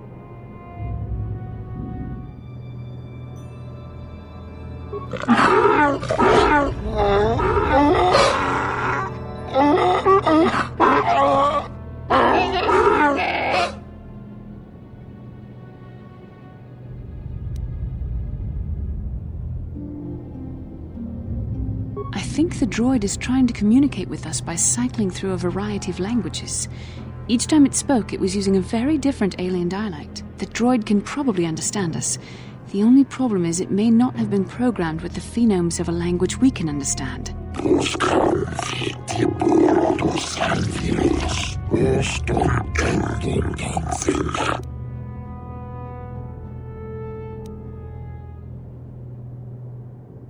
I recognize this language as well. It's an archaic variant of the Selkath dialect spoken on Manaan. But why would a droid on Dantooine be programmed to speak ancient Selkath?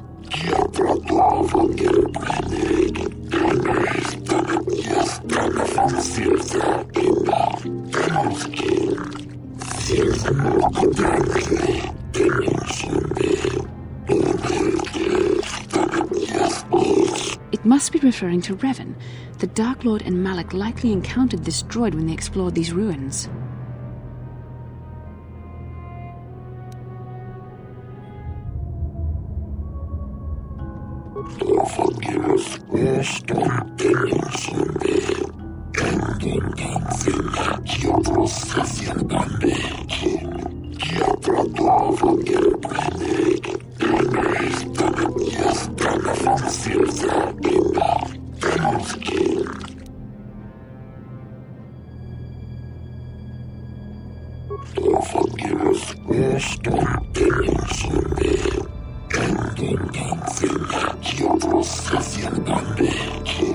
These builders must have been an extinct people, though it is strange there's no record of their existence. Even the archives of the Jedi Academy make no mention of them. In the years before the Republic, the Hutts were a dominant force in the galaxy, but they never constructed an empire. In fact, I know of no species that would fit with this information.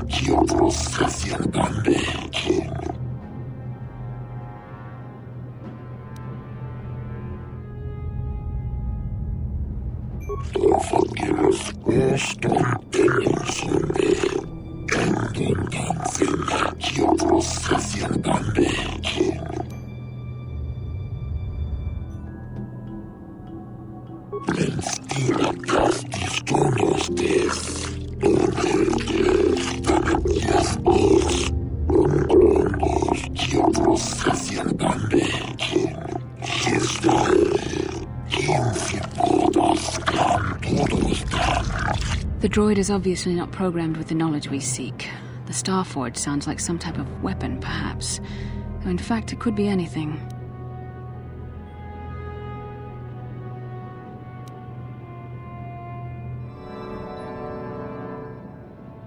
Maybe. That might explain how the Sith were able to amass a fleet so quickly. But I suspect the Starforge is more powerful than a mere factory. Maybe the droid has more information we can use. It seems to respond to you. Perhaps you should ask it something else.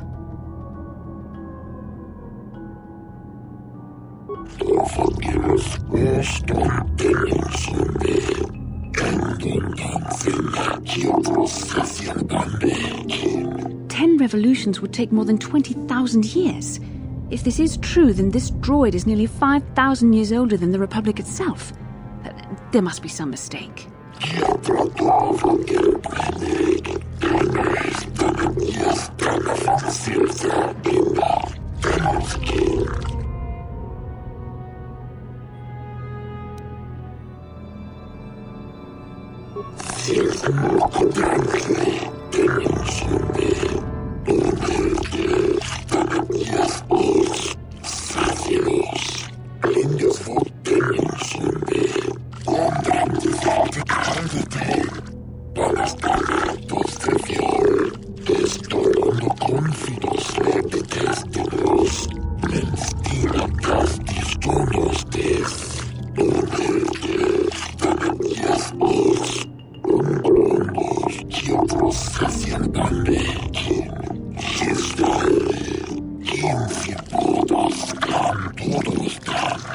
The droid must be talking about poor Nemo.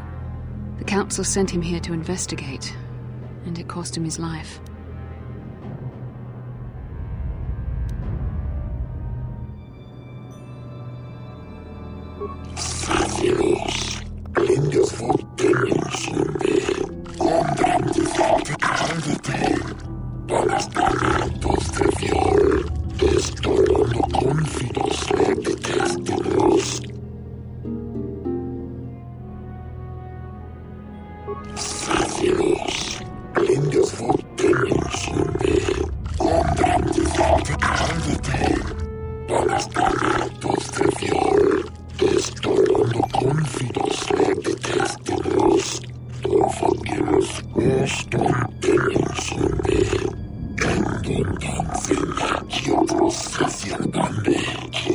Revan and Malak unlocked the sealed door and uncovered the secrets of the Starforge. Now Malak is using the Starforge to fuel his conquest of the Republic. We have to find out what they uncovered. We have to find a way to unseal these doors to learn more about the Starforge. The Republic is depending on us.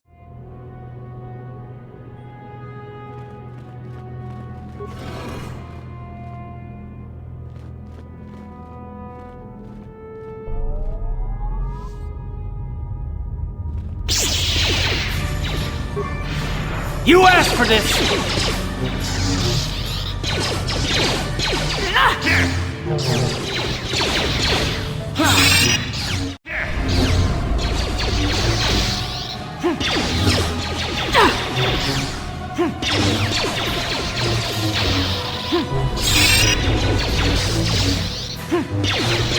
Let's make this quick.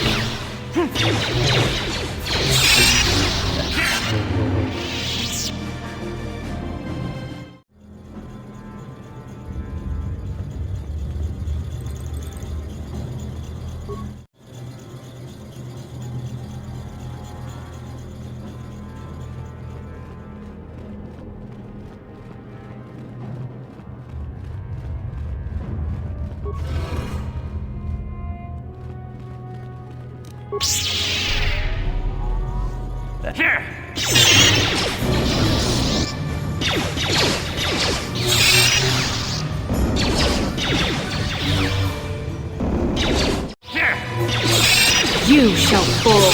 There, eat that.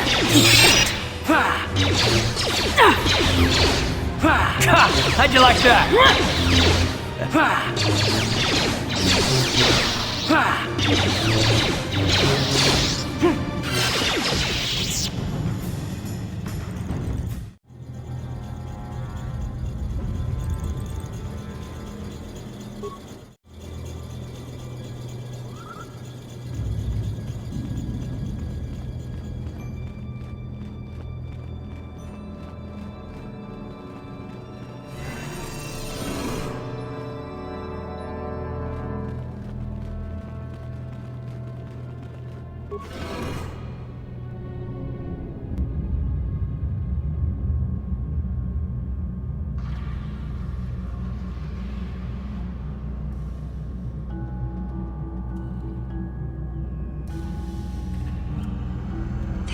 This must be what Revan and Malak found when they entered this temple.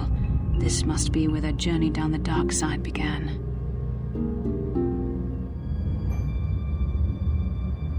This is a map, some sort of intergalactic navigational chart. Revan and Malak must have used this to lead them to the Starforge. We could use this map to follow their path and find the Starforge ourselves, but we must be wary. They may have laid traps or concealed what they found.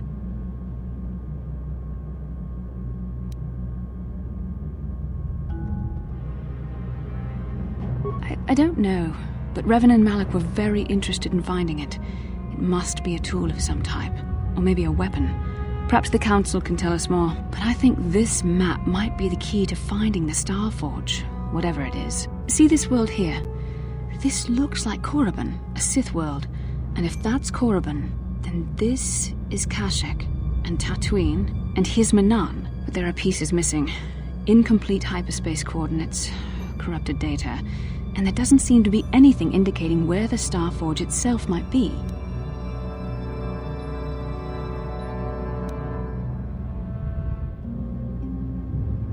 I was thinking that too. This map can't take us to the Star Forge, but I know that Revan and Malak visited Korriban at least once. Perhaps they discovered something more there. They may have found something on each of the other worlds that completed this map. Maybe if we find all the pieces, they'll lead us to the Star Forge, and some way to destroy it. That sounds like quite a supposition. What if you're wrong? What if I'm right? We can't ignore this. Finding the Star Forge might very well be the key to defeating the Sith. We must inform the Council of what we've discovered. They must decide our next course of action, though I suspect our task has only just begun.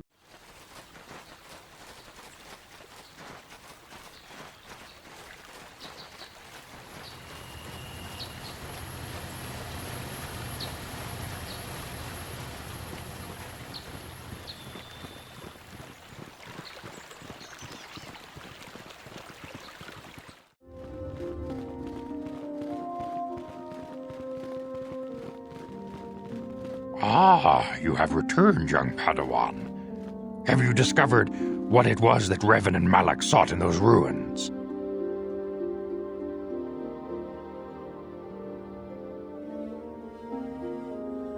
This news of a Star Forge is disturbing. Action is required, but we must not do so in haste.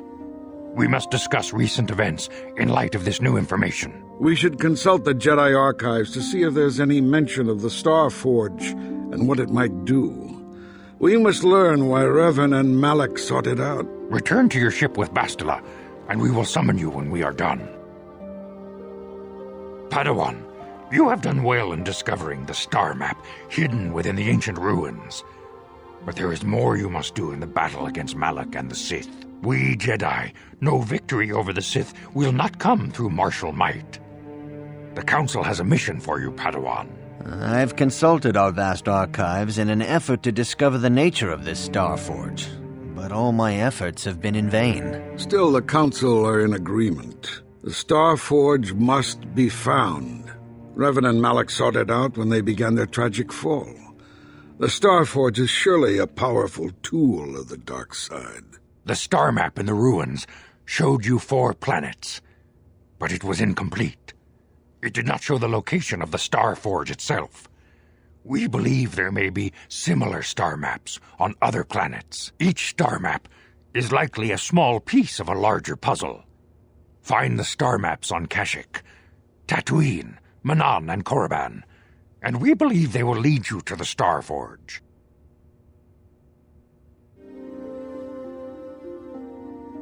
The Jedi numbers have been ravaged by this war, by defections to Malak's cause, and by Sith assassins. But we realize the importance of this mission. Yet if we send a company of Jedi Knights with you, we would surely draw the full attention of Malak and the Sith, dooming your efforts to failure. Secrecy is our best defense against the Sith, but it would be foolish to send you on this quest without someone to aid you, young Padawan. Bastila will accompany you, for there is a powerful connection between you two. A connection that might be the key to unraveling the mysteries uncovered by Revan. And Juhani has also asked to accompany you. After long deliberation, we have granted her request. Juhani nearly fell to the dark side. Perhaps her presence will serve as a reminder to you of the dangers of that path.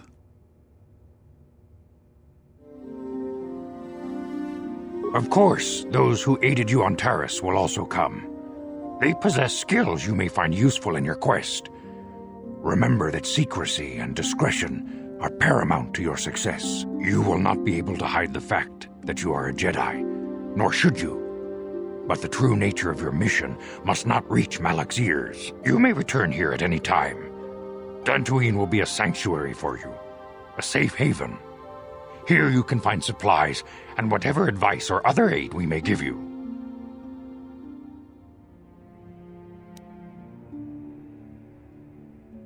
You can leave whenever you wish. The sooner the better.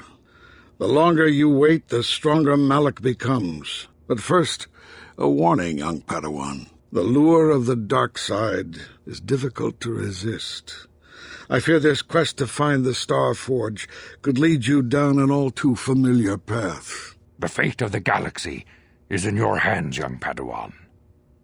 We pray you are up to the challenge. May the Force be with you.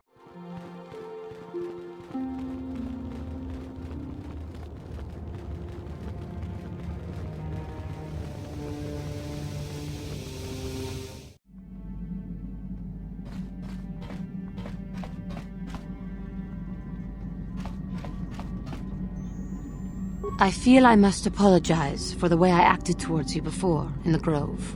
It was wrong of me.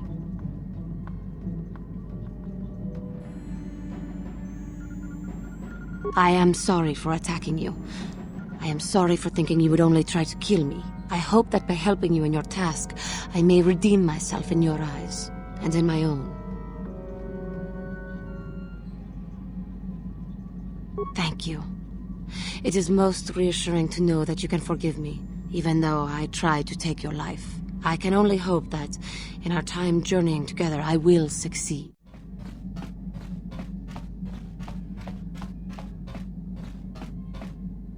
Huh? Oh, sorry. I was thinking about Taris. I still can't believe it's gone. I mean, I grew up there and now it's just gone.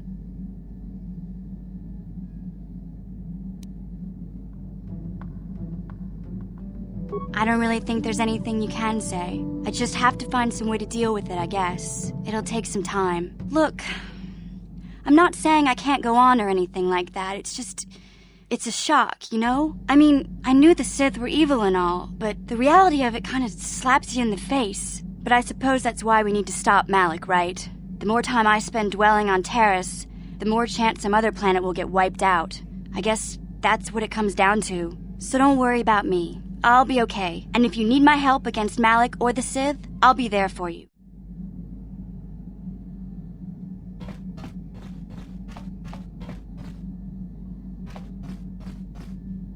Yeah, what do you want?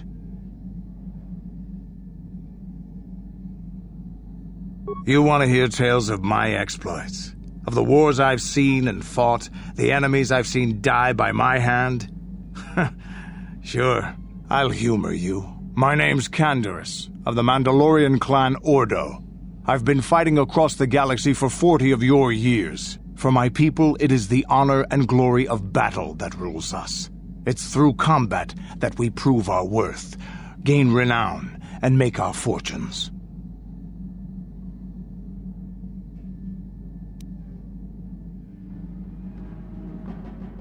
The Sith came to us with an offer. To fight a worthy enemy in a battle that would be remembered forever. Win or lose, as long as the fight is worthy, then honor is gained. The glory at having triumphed over impossible odds is what drives us. If there's nothing at stake, your possessions, your life, your world, then the battle's meaningless. We Mandalore take everything we are and throw it into battle. It's the true test of yourself. The battle against death, against oblivion.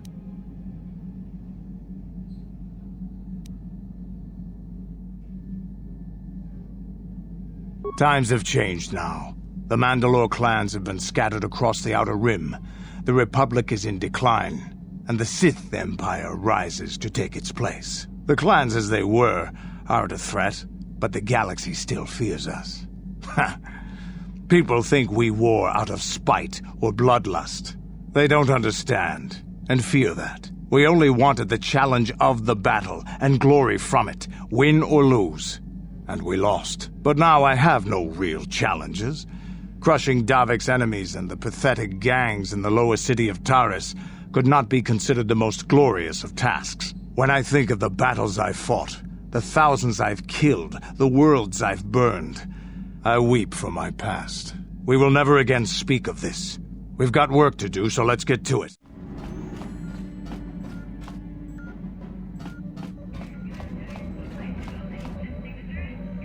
Yes, what's on your mind? I thought I said I don't want to talk about it anymore.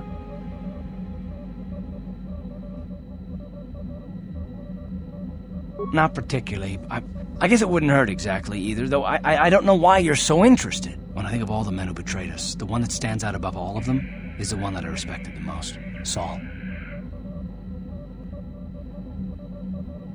You don't. I thought everyone did. But Admiral Saul Karath is the commander of the entire Sith fleet.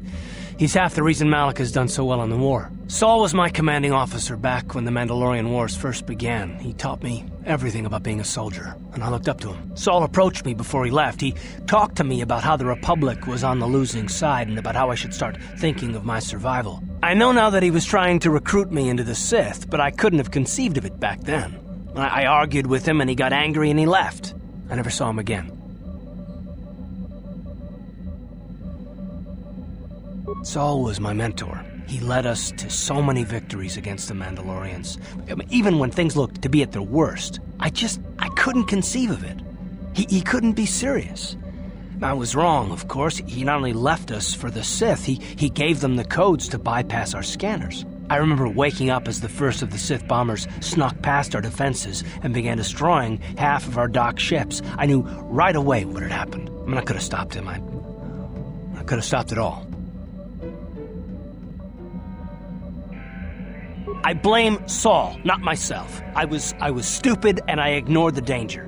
He nearly destroyed us all. No, I fought Saul for years now, and if I ever catch up to him, he will regret what he's done. He will regret it.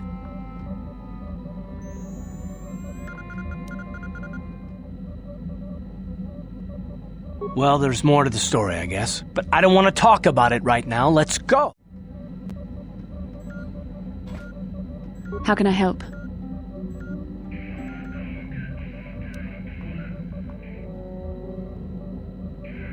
No, not bothering you. Not exactly. I've been thinking about what the Jedi Council said about the two of us. There is a bond between us. I do not dispute that. I can feel it, as I'm sure you can. The nature of that bond and its effect on our mission remain in question.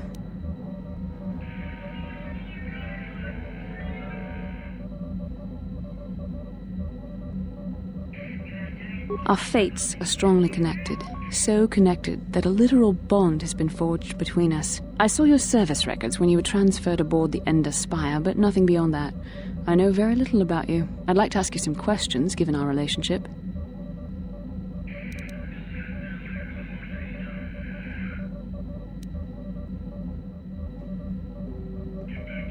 Don't worry, these are simple questions. Nothing too intrusive. First, what kind of background do you have?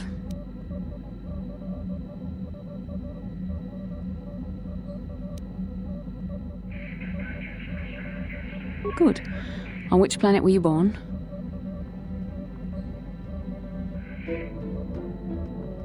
Excellent. Your current age is? Yes. Well, the truth is, I was studying how you responded to my questions. Your reactions helped me judge you. This was a test for me to learn more about your character.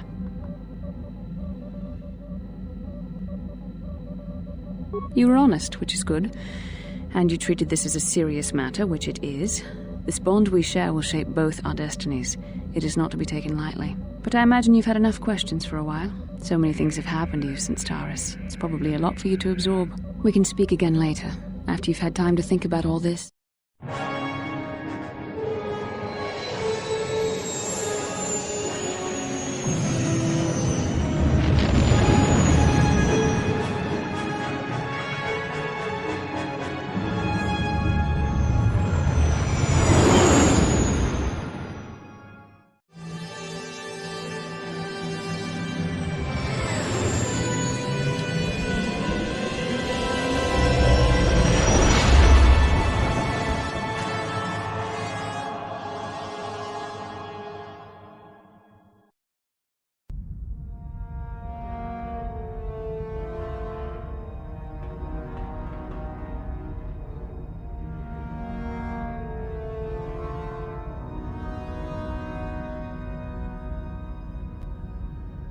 Lord Malak, the Star Forge is operating at 200% capacity, far beyond our expectations. I am more interested in the young Jedi Bastila and her battle meditation. Have you learned how she escaped the destruction of Taris? She was aided by Karth Onasi, a decorated war hero of the Republic and a legendary soldier. During the Mandalore Wars, he was honored many times for his bravery. You know this man? Yes, Lord Malak. He served under me when I still followed the Republic. You could say I was his mentor. Interesting. How did you acquire this information, Admiral? An eyewitness, Lord Malak. Calo Nord, a bounty hunter, was there when Bastila and Karth escaped the planet. Apparently, they left him for dead. A Jedi and a war hero. It's a wonder you survived the encounter. I am hard to kill, Lord Malak. Calo has agreed to help us capture the young Bastila for a very hefty fee, of course. But I assure you he is well worth the price. His reputation as a bounty hunter is well earned. Her companions are nothing to me, Calo. But I desire the young Jedi taken alive, if at all possible. Lord Malak, forgive me. There is something else. May we have a private audience away from the ears of the common soldiers? I trust you are not wasting my time, Admiral Karath. I promise you will be very interested in what Calo has to tell you about Bastila's other companions, Lord Malak.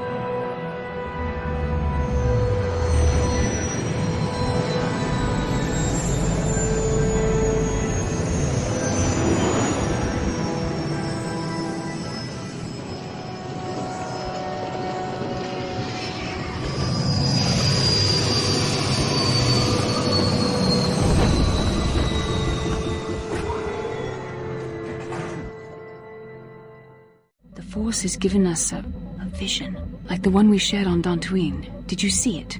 Of course. You must have. The Force is strong with us both. Tatooine is known for little but blowing sand. I find it surprising that there would be a star map somewhere in its desolate wastes.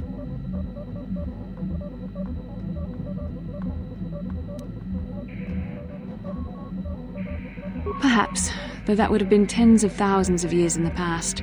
Now there's nothing but the howling emptiness of the Dune Sea. The star map would likely have to be within some kind of shelter to protect it against dust and sandstorms. I suspect there are many such caves and caverns hidden in the sands of the Dune Sea. The creatures of this world probably use them as their lairs. No doubt things will become more clear once we discover the star map's location.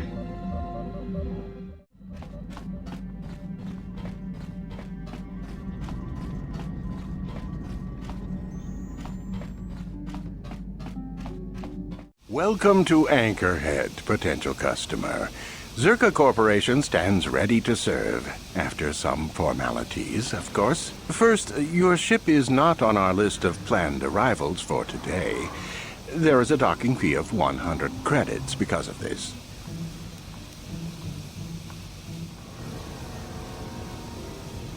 The immediate benefit is access to these very docking facilities. This is the only port in Anchorhead. Once you've paid, we will offer trade services as well.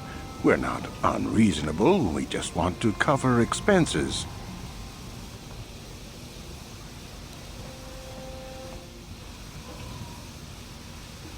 I assure you that the fee is non-negotiable. We have a very thin margin of profit on this world.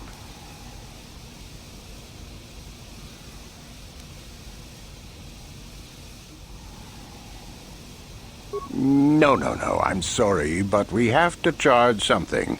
Maintenance is expensive out here. I thought you would.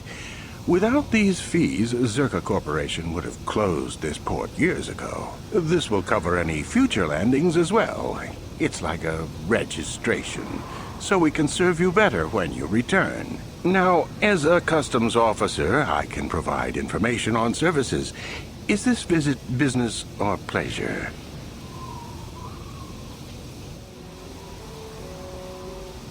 There isn't much to tell. It's a very old planet, well past its prime. Zerka Corporation is the only company with any interest in it. It's not a very pretty world, but there is opportunity here if you know where to look. I can't really get into that. It hasn't been a very smooth operation. I shouldn't get into it.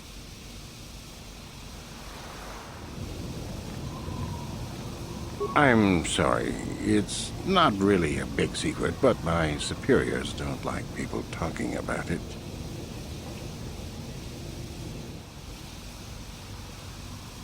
Very little.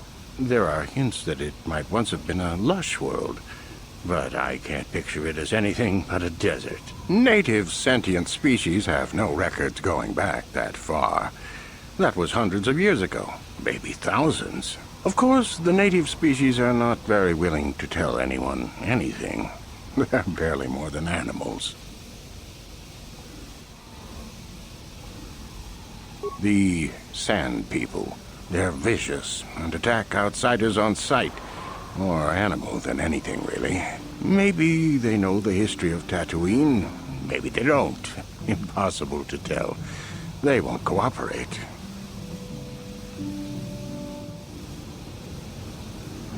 Not personally, but they've given Zerka Corporation a rough time. It's hard enough mining this rock without suffering random attacks. I think the company has even put a bounty on them, but I'm sure not going to try for it.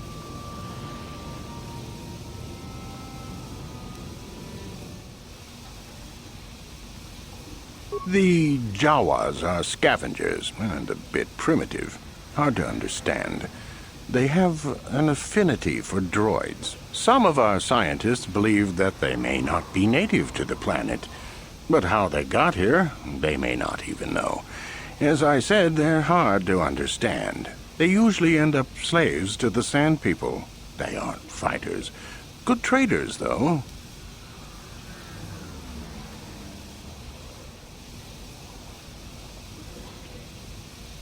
It depends on what level of risk you want to take. You could ask at the Zerka office if any bounties need collecting. That's in Central Anchorhead. While you're at the office, ask for a hunting license so you can sell trophies to Faza in his lodge, just north of them. I suppose you could also take up swoop racing. Talk to the hut at the registration office by the track. That's in West Anchorhead. I can't say I know which of these jobs is the most dangerous. I stay away from all of them.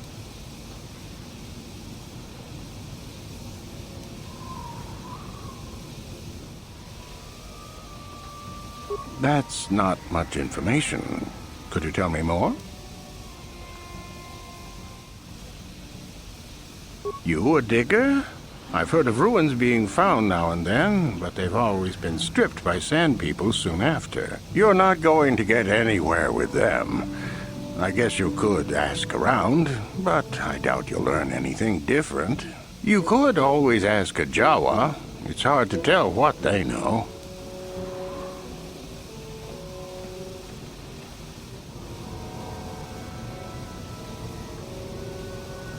As you wish. If you need anything else, I'll be here.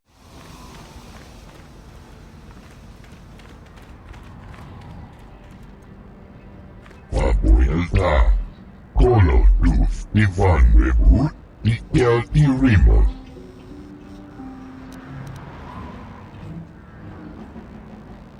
Punta Shelfa, Ufta Kel Chief, Colo Luzta.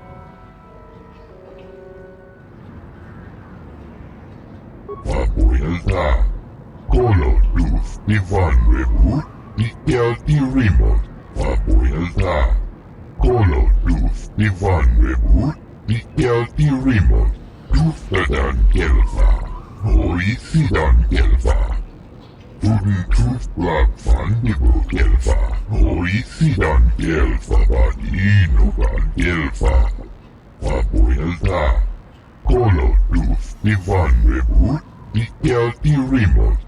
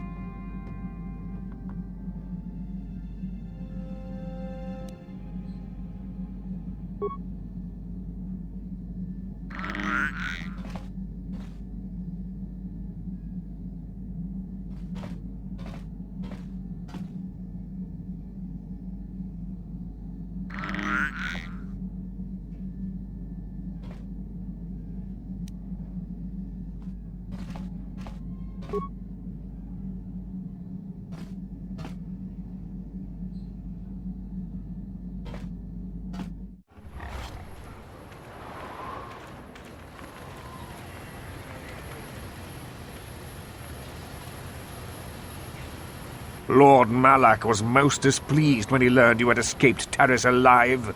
He has promised a great reward to whoever destroys you.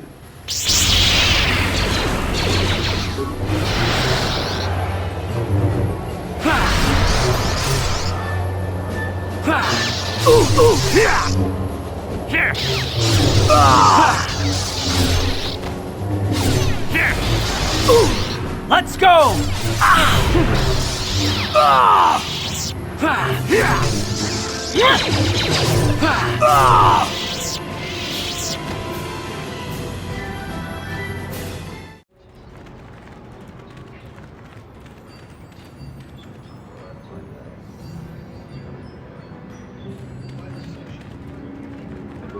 Ba is this cheek ratug nek ba jawa tawish makalaan wang kichu.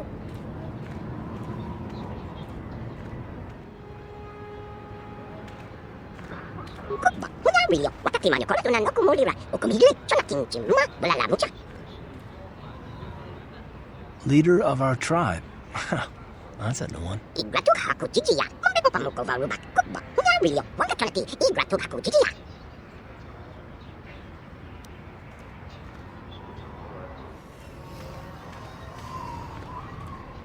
Igratug haku chichiya mambe po pamuko varuba kubba huna wilio wakakalati igratug haku chichiya.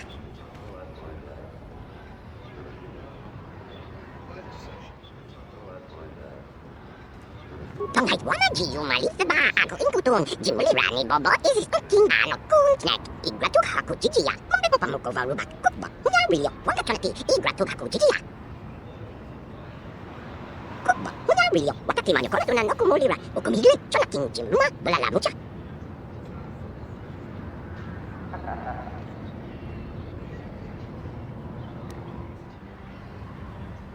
Igratug haku chichiya mambe po pamuko varuba kubba huna wilio wakakalati igratug haku chichiya. So these Jawas are scavengers who were enslaved by the Sand People. I think I am beginning to understand his plight. Kubba huna wilio wakati manyo koretu na noku mulira okumigiri chona kinchi ma balala mucha.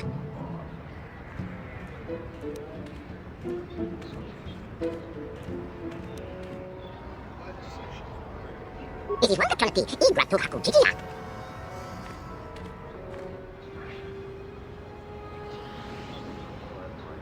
Igratug haku chichiya mambe po pamuko varuba kubba huna wilio wakakalati igratug haku chichiya.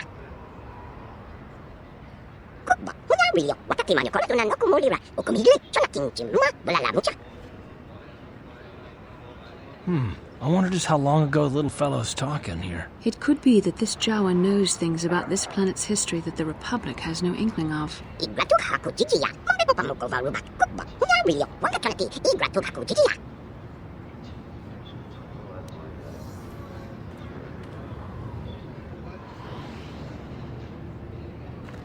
Isis wakakalati igratug haku chichiya.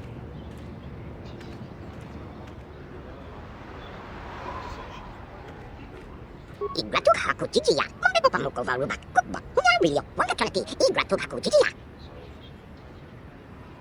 Agbuni tagratu mata isis tuba chukuna kumaka chila punsa.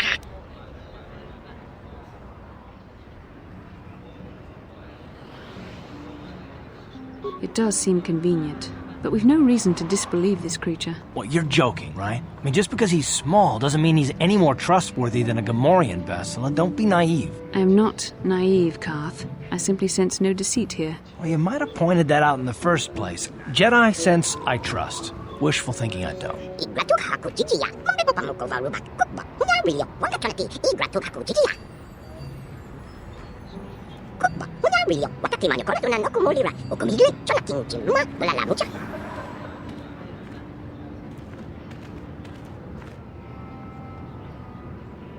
Isis wakakalati igratug haku chichiya. Igratug haku chichiya mambe po pamuko varuba kubba huna wilio wakakalati igratug haku chichiya. Kubba huna wilio wakati manyo koretu na noku mulira okumigiri chona kinchi ma balala mucha.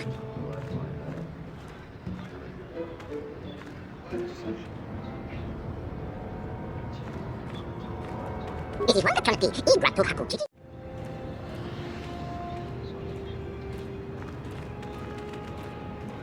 No one leaves Anchorhead without proper authorization. Only one place, and it means dangerous work. Go to the Zerka office for a hunting license. They sell them for Faz's Lodge. The Zerka Corporation office is in the center of Anchorhead. The protocol officer will sell you one.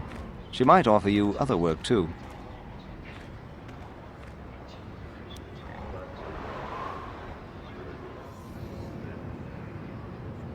You know, I agree with you, but Zerka Corporation just doesn't want the headache. Besides, I couldn't let you pass if I wanted to. The gate lock needs to be swiped with your authorization. Sorry.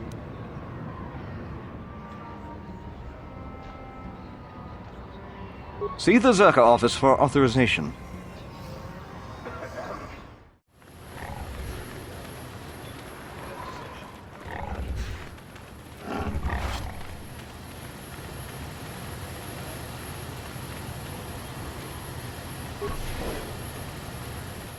La boda ni winki smak toma. Wana kun bes jingpa marulira. Tok jingbang non kek. Tok ninja mulira rabes. Uba batu konchi. Tong nongbong shang yung yang. Tong patok smak delia.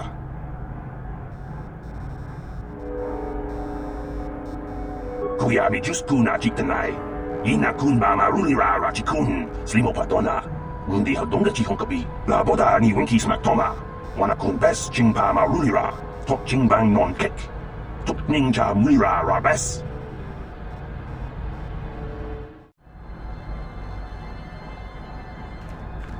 Can I help you? These are the offices of the Zerka Corporation. I trust you have business with the company. If this is about employment, I'm afraid all regular mining positions are full. And before you ask, we are also no longer selling hunting licenses. As I said, we are no longer selling them. There are too many people cavorting about outside the walls as it is.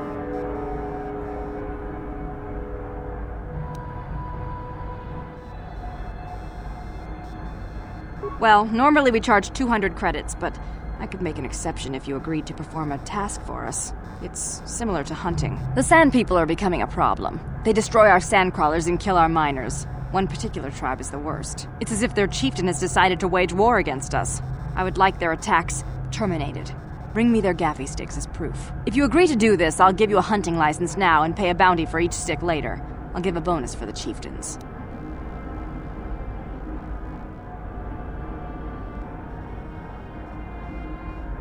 Excellent. Now, just so we understand each other, this is an enforceable contract. Zerka Corporation takes this very seriously. Here's your license, and a few directions. We believe one of their enclaves is in the far south of the Dune Sea. You might try following one of our sandcrawlers. They're regularly attacked. I wouldn't mind you escorting them.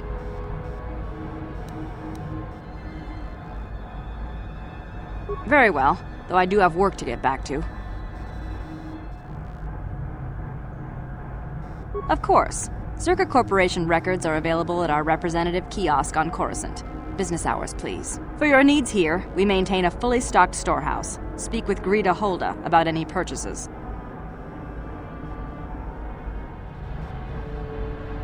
Certainly. Please pose your questions to the representative kiosk on Coruscant. Business hours, please.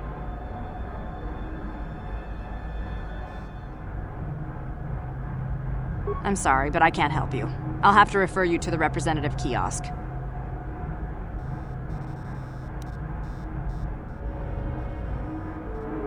Farewell. Zerka Corporation welcomes your future inquiries.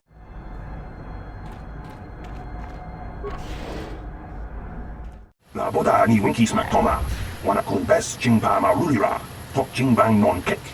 Tok ninja mulira rabes.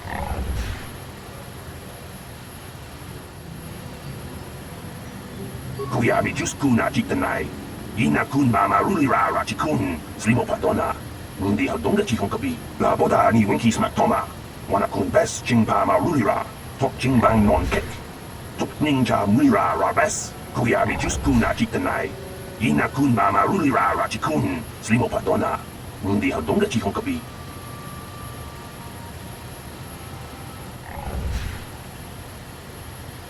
Jawana bota ayuha tahonga cha kanki dora. Kachi kuita hodonga.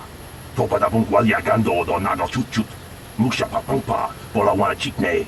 Mamuli slemo poda wanga kun bes mulira rabes. Kuyami just kuna jiktanai. Ina kun mama rulira rachikun. Slimo padona. Mundi hadonga chihonkabi. La boda ni winki smaktoma. Wana kun bes chingpa ma rulira. Tok chingbang non kek. Tok ninja mulira rabes.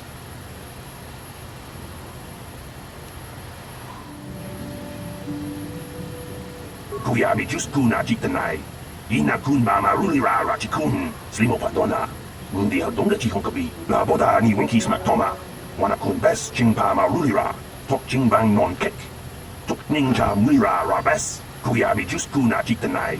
Ina kun mama rulira rachikun. Slimo padona. Mundi hadonga chihonkabi.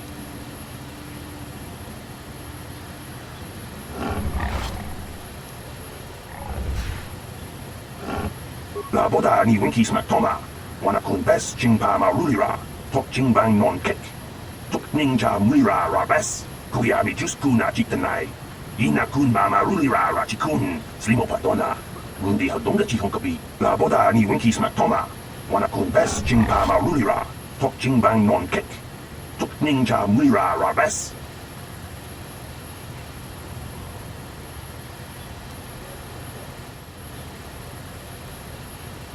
Kuyami just kuna jiktanai.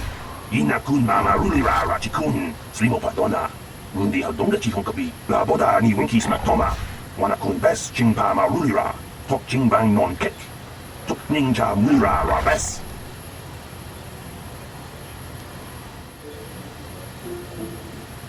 Kuyami just kuna jiktanai. Ina kun mama rulira rachikun. Slimo padona. Mundi hadonga chihonkabi.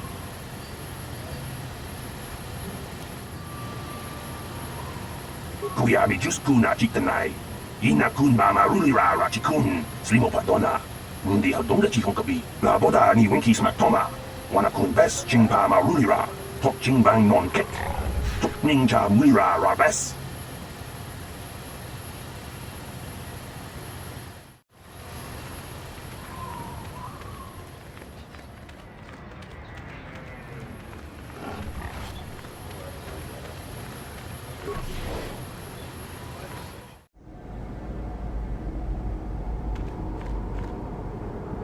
Dustar hjälpa. Ofstärker kris. Kolodusta. Vapuilta. Kolodus divanrebut. Ikelti rimot. Dustadan kelfa. Hoi sidan kelfa. Tudun tuflakfan dibo kelfa. Hoi sidan kelfa. Vad inugan kelfa.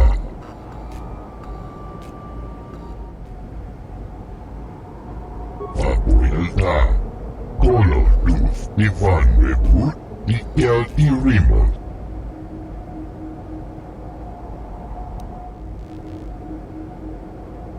Dustadan kelfa. Hoi sidan kelfa. Tudun tuflakfan dibo kelfa. Hoi sidan kelfa. Vad inugan kelfa. Mundasta hjälpa. Ofstärker kris. Kolodusta. Vapuilta. Kolodus divanrebut. Ikelti rimot.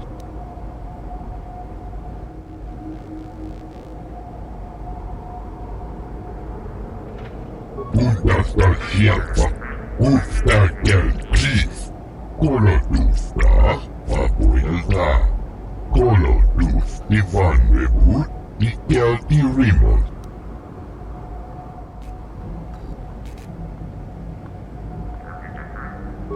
Bundas. Ofstärker kris. Mundasta hjälpa. And was this a droid of his own, or something stored in that warehouse? Vapuilta. Kolodus divanrebut. Ikelti rimot. Vapuilta. Kolodus divanrebut. Ikelti rimot.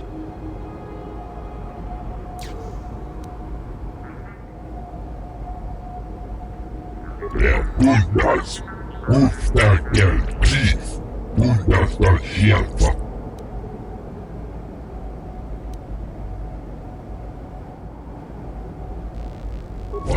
Elta, Kolo Duf, Divan Rebut, Dikel Dirimo.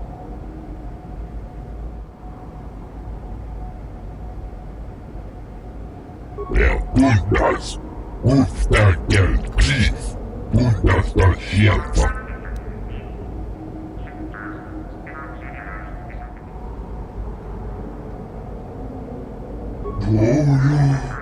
Antibian Golukio, Papuelta, Kolo Duf, Divan Rebut, Dikel Dirimo, Duftadan Gelfa, Hoisidan Gelfa. Tuden Tufblag van Dibu Gelfa, Hoisidan Gelfa, Badino van Gelfa.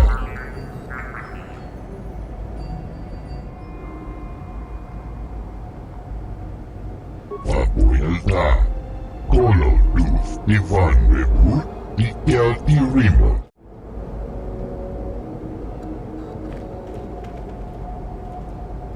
Statement. I see you have purchased me, Master. I find this a satisfactory arrangement. My restraining bolt will be deactivated when you take possession of me. Am I to accompany you now? Shall I kill something for you? Answer. Indeed. I am most eager to engage in some unadulterated violence. At your command, of course, Master. Statement. I will enter into your service now, Master. I am certain you will make adequate use of my primary functions. My gears are practically quivering with anticipation.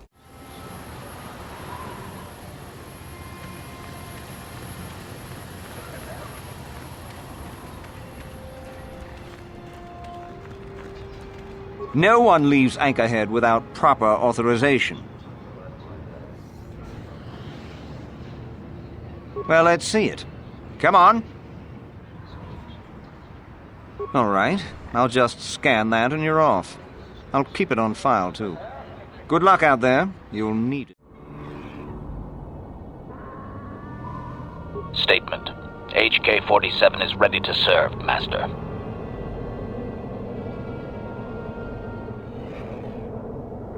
Statement. I know some elements of my functionality, Master, but not all.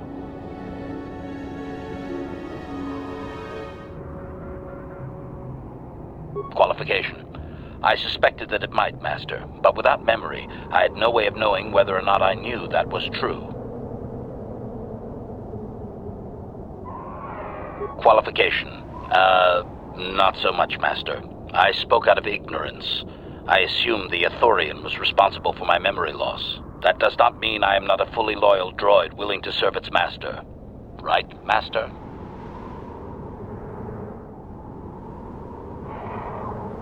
Answer. There have been numerous repairs and tampering made to my system, Master. Several systems are not operating as they should be. The fact that my memory is incomplete may be due to meatbag incompetence, or something else I am unaware of. Answer. Some of my motor functions can be safely repaired, Master, but anything in relation to my memory core is extremely sensitive. I have safeguards installed to protect that core that I cannot deactivate. It is not impossible that other, lesser memory functions could be restored, however.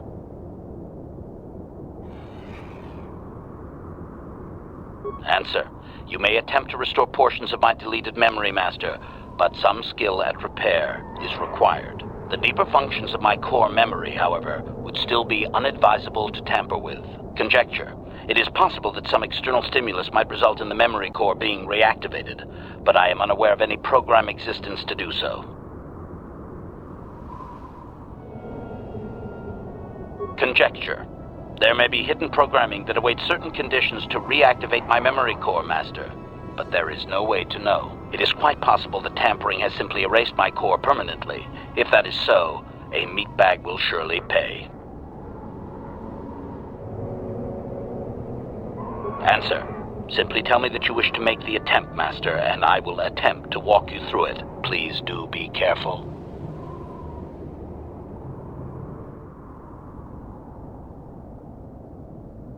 Observation. I am sure you are aware of the majority of my skills, Master. I can handle various sorts of heavy weaponry with ease. My physical abilities are well above those of your average meatbag, as are my sensor functions. An assassin, if you would.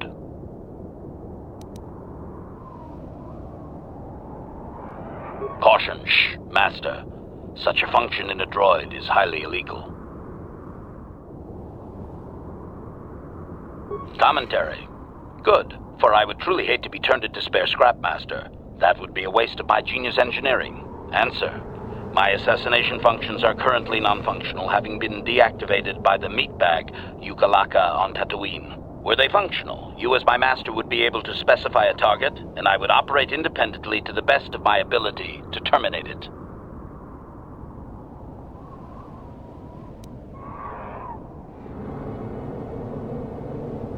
Answer. I have no way of knowing that, Master. My memory has been deleted, remember. As you desire, Master. Signing off.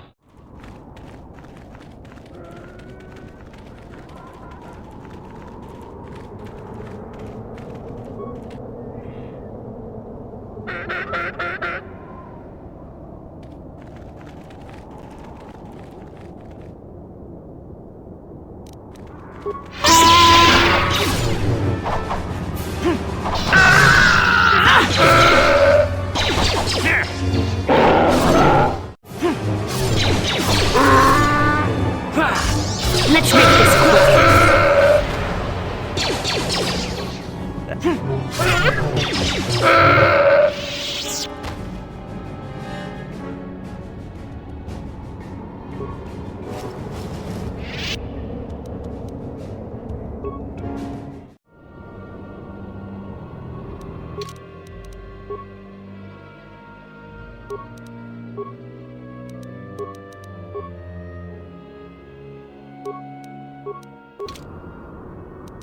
Sure.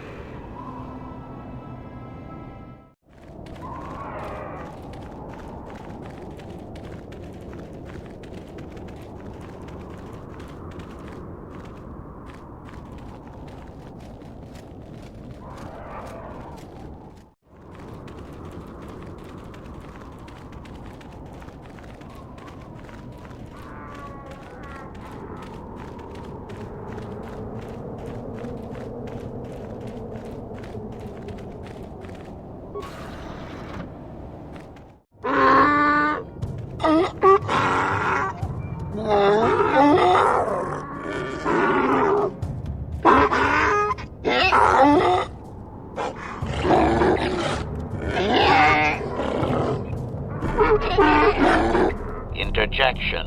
One moment. I believe I understood that, Master. It may not have been his intention, but he did actually communicate something. Translation.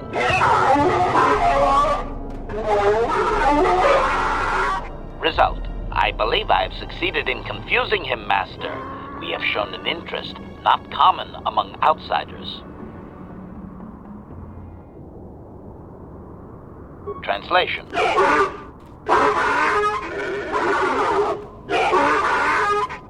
Translation.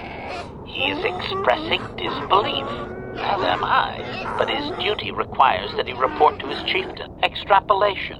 It would seem that we are at least worthy of curiosity for the moment. I would much rather this get bloody, Master, but it is your call.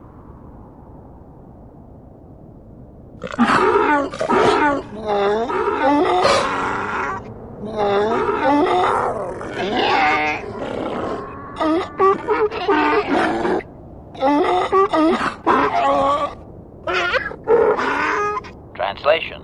I can translate with some guarantee of accuracy that he is demanding to know why he should let us survive this encounter, Master. Translation.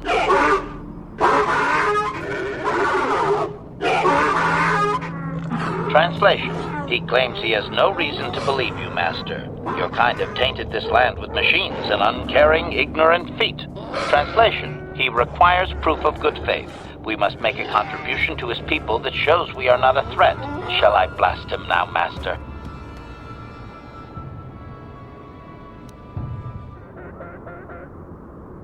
Translation.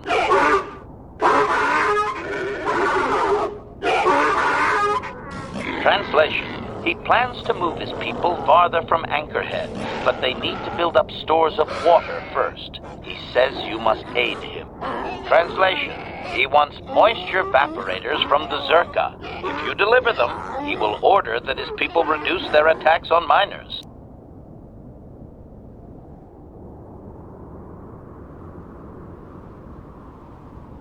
Translation.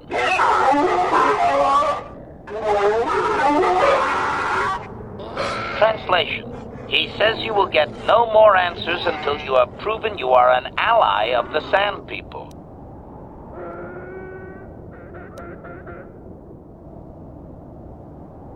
Translation.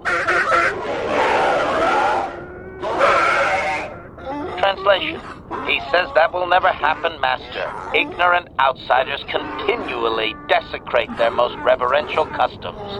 This will always demand a response, an attitude I can respect. Protocol. From his perspective, a reduction is already a large step. It is doubtful you will get agreement on much more than that.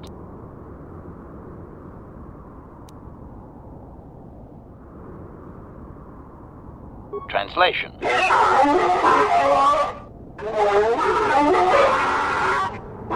Translation. He does not believe you, Master. We will only be allowed to re-enter the Enclave when we have the evaporators with us. Translation. We are to be escorted outside. He will wait, but he doesn't believe we are coming back.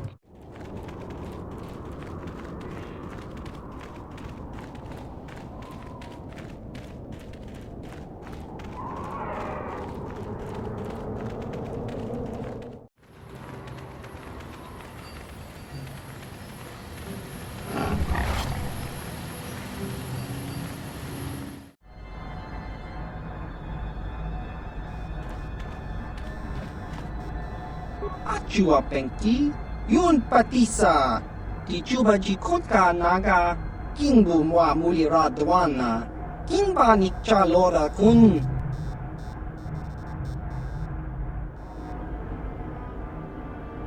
Baba Hassan Shan, Noba Mulira Tilai Kuka. Chiwi Aita Ka Chong Chicha. Agi inko tune chuna muri ra tangi wama jiko na tonki pa nonku nek abog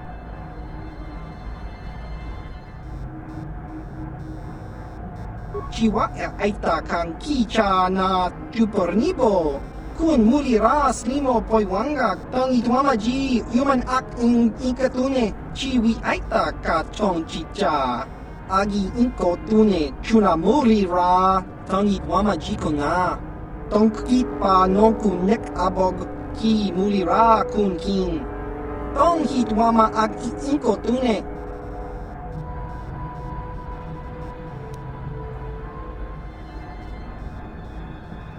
Baba Hassan Shan Noba mulira tilai kuka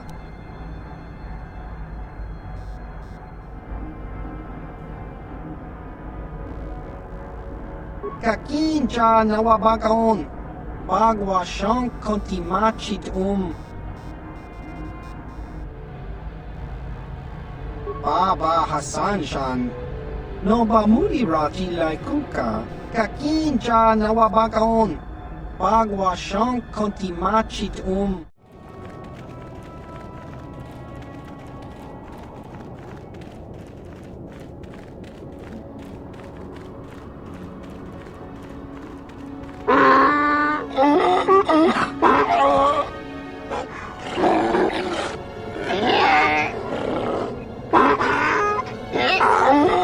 Extrapolation. This guard doesn't appear honored to have the job of greeting us.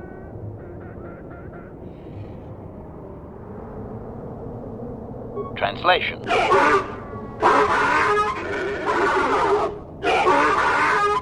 Translation. He will take us before the chieftain, as he was instructed to do.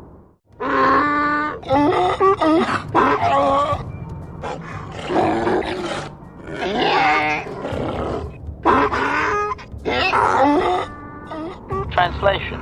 He did not expect us to return, Master. He wonders if we have brought the moisture evaporators.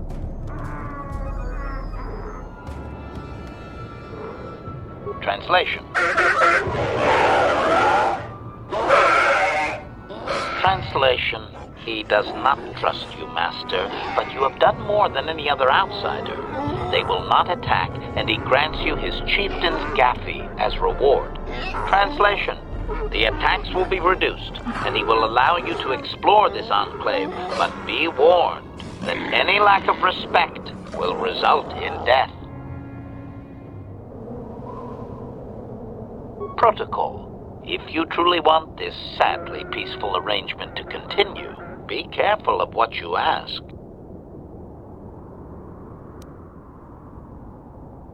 Clarification. We must be more specific, Master. They capture many organics.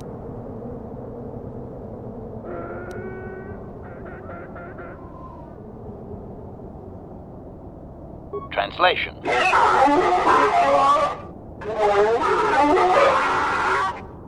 Translation. He says that the captive Jawas are slaves and that they have lived past their usefulness. You may take them if you wish.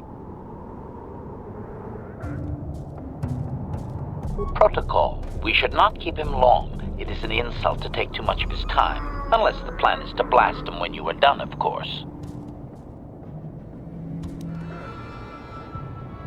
Protocol. This will be a very sensitive topic, Master. You will want to be careful with your questions or risk offending him. Not that that is much of a worry.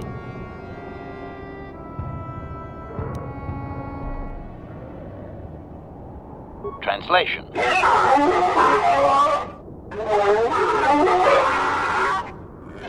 Translation. He says that he will not, Master. There is one storyteller in each clan, and only he may recite the histories. Translation.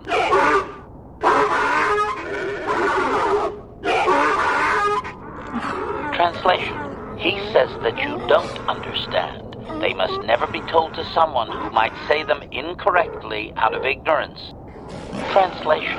To speak them in error is a blasphemy punishable by death. Only their greatest warriors are even permitted to listen to the tales.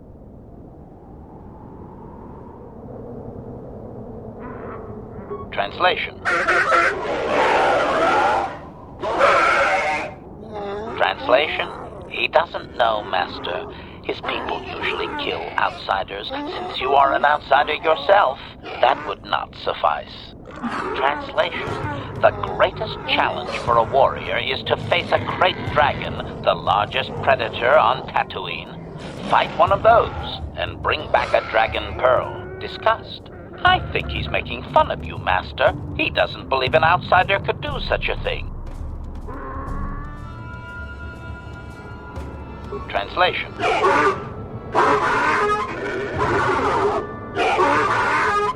Translation. There is a dragon in the far eastern Dune Sea, but he claims you could never defeat it. Here is a map to the area. Translation. There is a hunter, a Twi'lek, that is sometimes seen out there. Perhaps he would be of some help. Translation.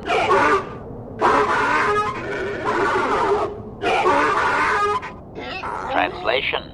Stones polished in the gullet of the beast. Apparently they are valuable items.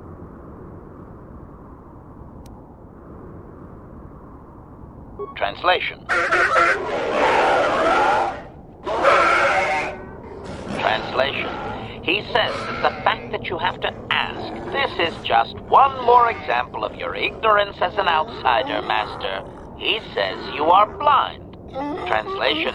His people believe they are part of the land, living with it. You and your kind dare to raise yourself above it. You remove yourself. Translation. That act of removal makes you an outsider, separate from all that is important. You could never understand how unwelcome you are.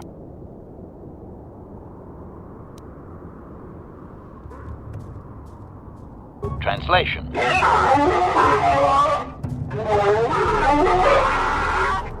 Translation. He says that outsiders use machines to convey them and to make their lives easier. This severs a connection with the land. Translation: connection to the soil must be made through flesh. A sacred animal is the only external tool to be used.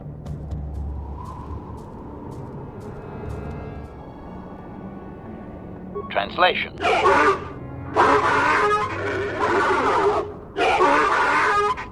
Translation: he says that the use of these blasphemous things will only be tolerated because outsider interference has forced it upon them. Translation: if your kind had not come here, he would not have to defend their ways or their land.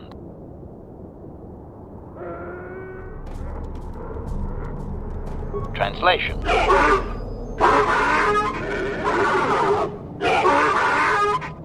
Translation: he says that the robes are sacred, Master, and you would not understand. Sand people are never uncovered outside of the most private moments.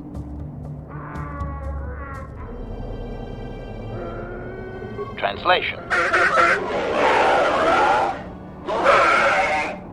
Translation: never. That is their way, Master.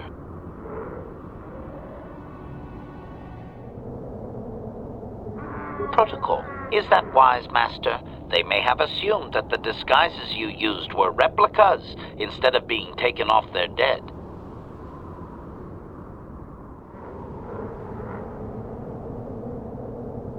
Translation: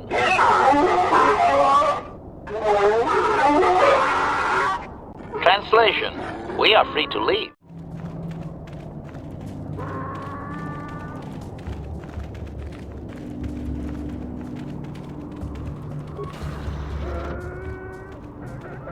Igratuk haku chichiya, kombe pamuko varubak kubba, nyarbilyo, wakakalki, igratuk haku chichiya.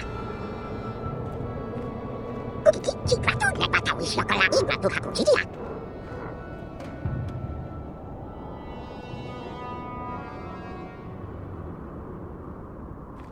Okumigil, chupa chokuna, kumakachiza punsa. Nyarbilyo, yeta upiso, kinkun yoba murirati.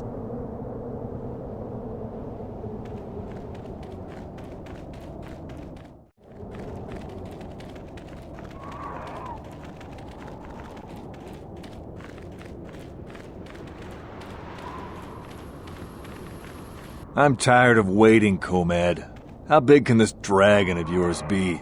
I'm going in.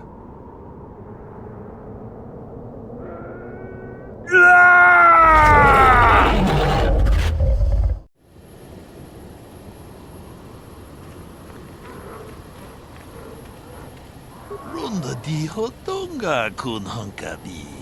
Wana kun bez ching palamule tongking ba nunotek. Tugnin chatukune mulerabes. Ka chikun idahodonga. Iking kuno ba mulera chikun. Slimo podona rundi hodunga ku hunkabe. Runda di hodonga kun hunkabi. Wana kun bez ching palamule tongking ba nunotek.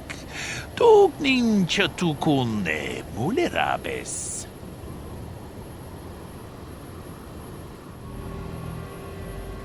Ka chikun idahodonga. Iking kuno ba mulera chikun. Slimo podona rundi hodunga ku hunkabe. Runda di hodonga kun hunkabi. Wana kun bez ching palamule tongking ba nunotek. Tugnin chatukune mulerabes.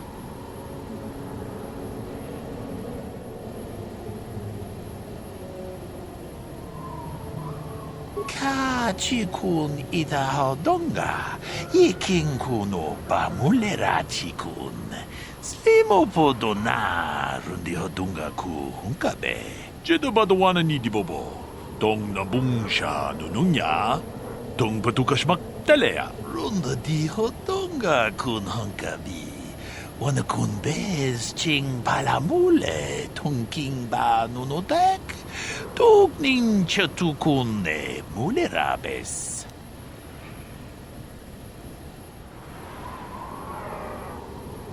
Ka chikun idahodonga. Iking kuno ba mulera chikun.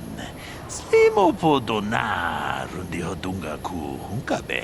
Runda di hodunga kun hunkabi. Wana kun bez ching palamule tungking ba nunotek. Tugning chatukunde mulerabes. Ka chikun ita hodunga. Yiking kuno ba mulera chikun. Slimo podona rundi hodunga ku hunkabe.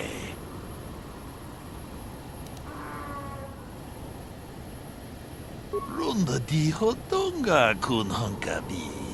Wana kun bez ching palamule tungking ba nunotek. Tugning chatukunde mulerabes. Ka chikun ita hodunga. Yiking kuno ba mulera chikun. Slimo podona rundi hodunga ku hunkabe. Runda di hodunga kun hunkabi. Wana kun bez ching palamule tungking ba nunotek. Tugning chatukunde mulerabes.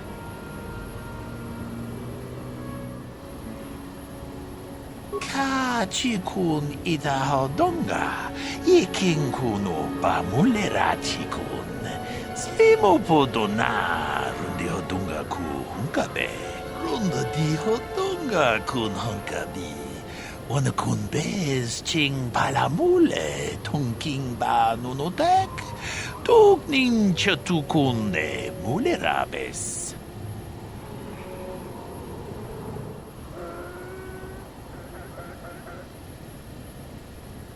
Jedi badawana ni dibobo. Tong nabung siya nununya. Tong patukas magtalea. Runda di hodunga kun hunkabi.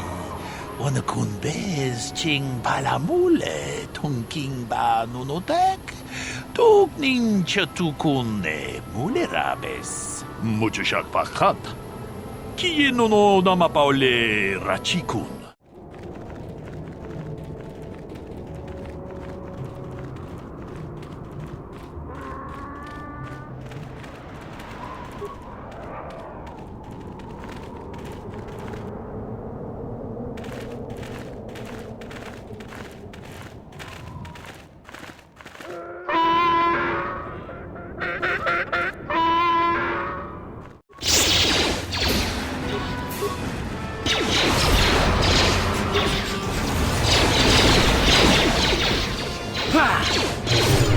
Droid efficiency at its best.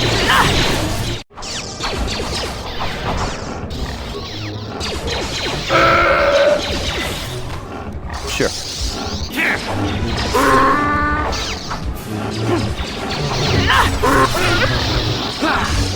There, take that.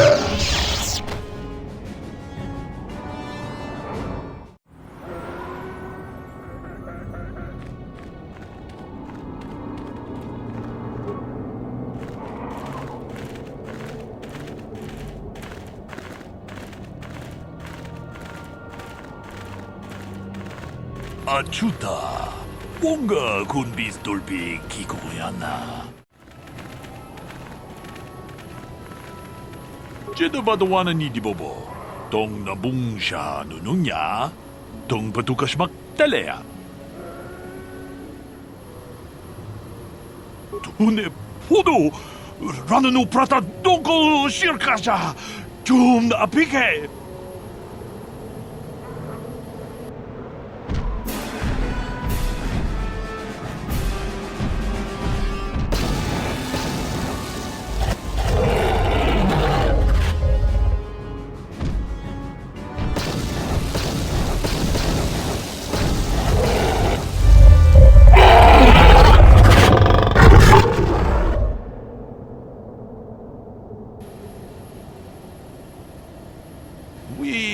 Nandayata. Wata yuma wamahuhu nanagtik. Shantung ni patoga. Wana kusbe ching palamule tonke. Jedi badawana ni dibobo. Tong nabung siya nununya. Tong patukas magtalea. Runda di hodunga kun hunkabi. Wanakun bez ching palamule tunking ba nunotek tuknin chatukun mulerabes. Muchashak pakat. Kiyenuno namapaule rachikun.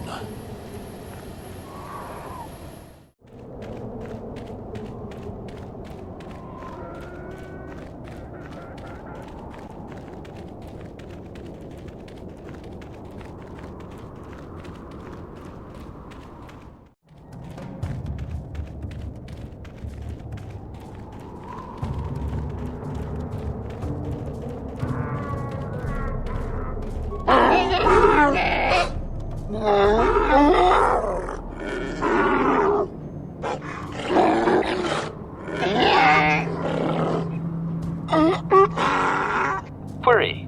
What do you wish to ask of him, Master? Translation.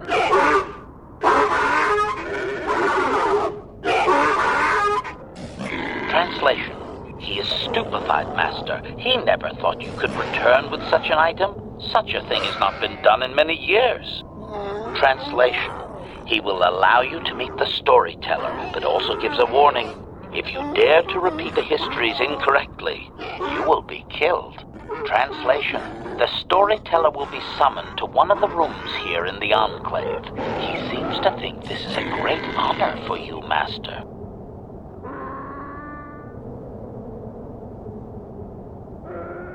Translation.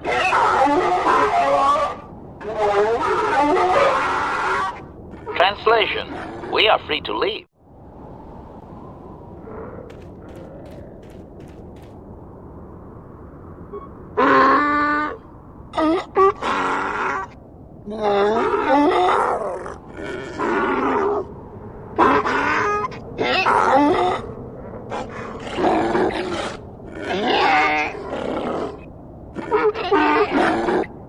Translation. He identifies himself as the storyteller, Master. He has been told of your warrior skills and will speak the history to you.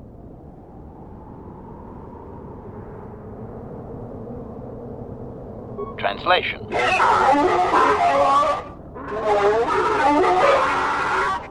Translation. There is only one accepted history, passed orally to each successive generation. Translation. A book or datapad can be taken away, cheapening the value of what it contains. To commit it to paper or storage is to remove it from the people. Translation.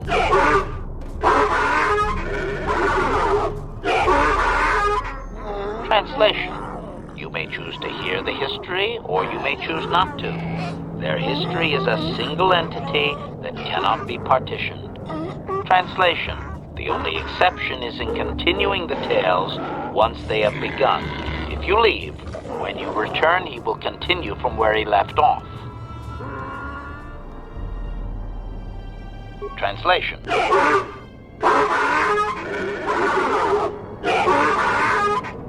Translation. It begins with the ancient times. They were not sand people, for there was no sand. The land was green with life, and they walked without wrappings. Translation. Though the land was beautiful, they lived apart from the land. They built their walls high and saw beyond the horizon. They dared to reach the stars. Translation. There are no words for how long ago this was. It was before the outsiders, before the abduction, before the cities fell, before the builders.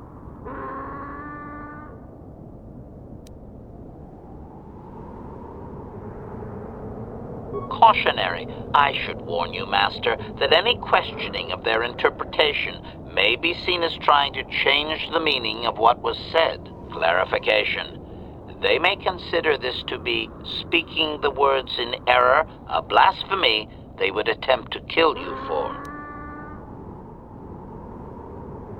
Obedient. I will ask whatever you wish, Master.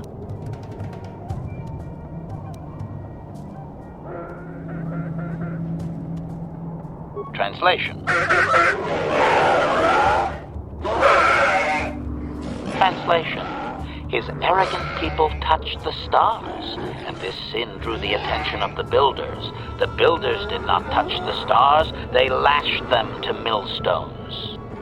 Translation: great demons of metal stripped the world of its riches, until all that was left was the green of the ground. The great cities were lifted away. Translation: those that had used the wealth were taken along with it. Transgressors abducted to serve past the sky, seeding the stars with penitent, adaptable slaves. Translation: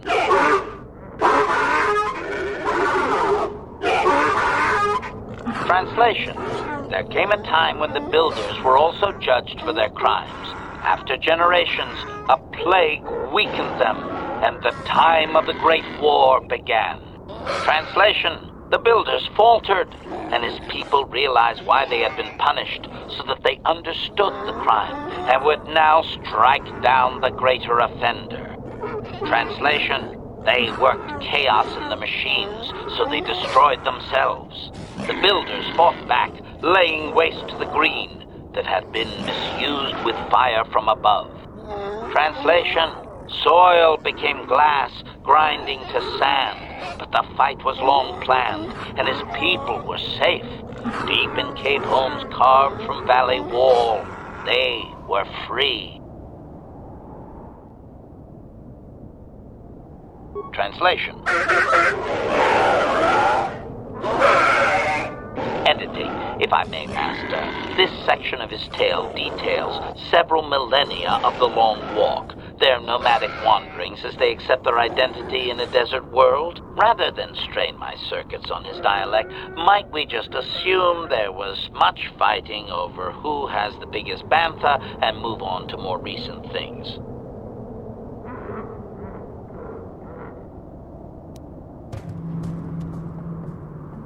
Resignation. Very well, Master, very well. Translation: the tribes spread far, distant from each other, but all as sand people, and all cherished the land that remained. The sand would not be misused. Translation: then machines fell from the stars again, outsiders like you that brazenly walked apart from the land. And greater still was the insult to come. Translation: these outsiders reminded them of their past transgression, of the time when they too walked apart from land. The outsiders, your kind, looked like their ancient abducted. Translation: so it is to the current sons that the Sand People hate all outsiders and give them no footing. You come again, time after time, adaptable slaves to the machine.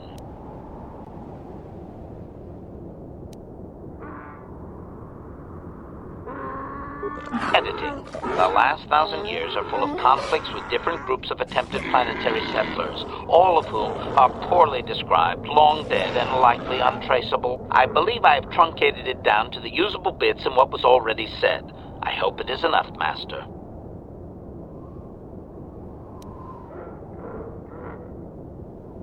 Translation.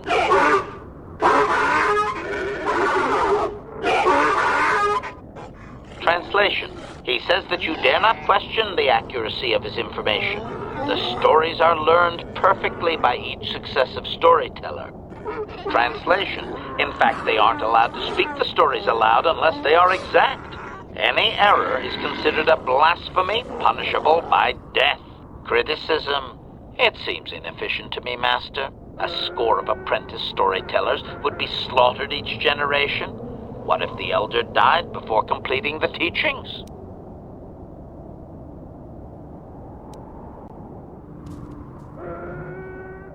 Translation.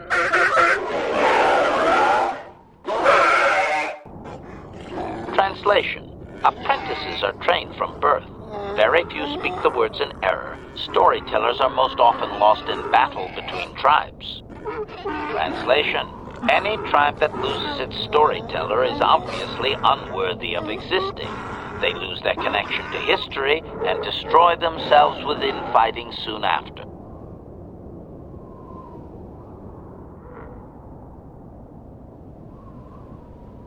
Translation.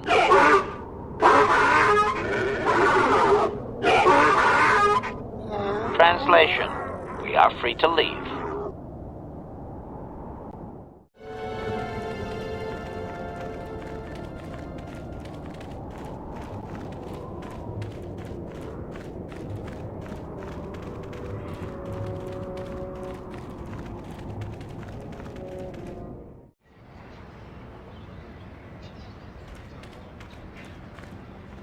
Igratu haku jijiya, mambepo pamuko varubak kukba, nyarilyo, wakakalaki, igratu haku jijiya.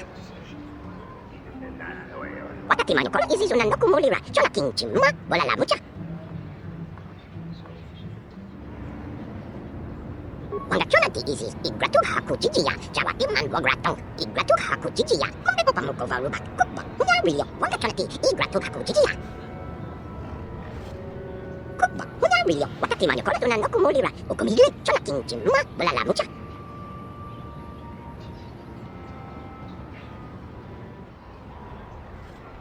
Igratu haku jijiya, mambepo pamuko varubak kukba, nyarilyo, wakakalaki, igratu haku jijiya.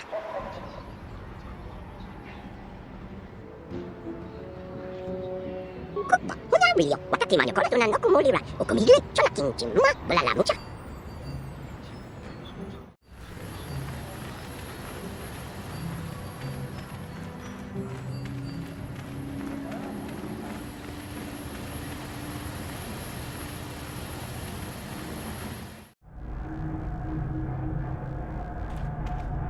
Greetings again from the offices of Zerga Corporation. Is this about bounties or something else?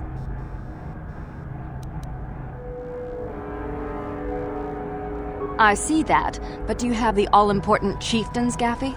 That was what you agreed to get for us. Well, that is a very big headache that you've removed. I'm sure there are still sand people out there, but they'll be quieter now. I think I'll give you a bonus for this. You've more than lived up to your side of the bargain. Zerga Corporation thanks you. I'm sure. Zerga Corporation thanks you again.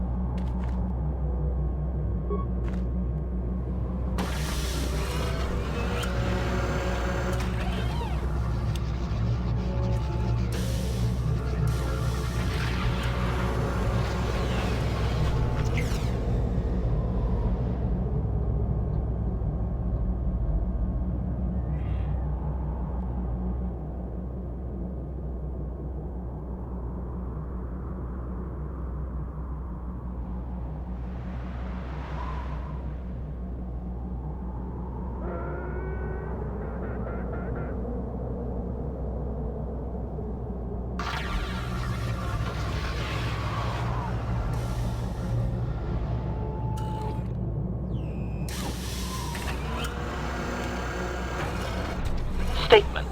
I believe there can be little doubt that we have found the star map you were seeking. I am surprised it is still working after all this time.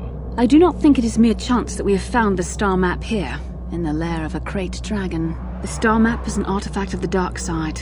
The Krayt dragon may have been drawn here by its dark power, only to be enslaved by it. Come, we should leave this place. There's nothing else for us here.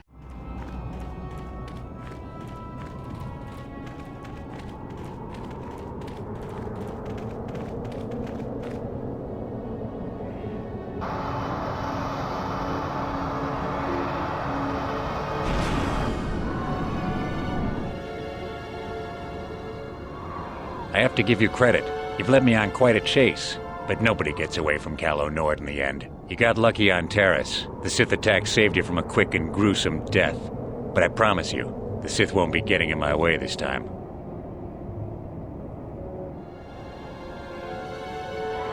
Sorry, I'm not in this for the credits.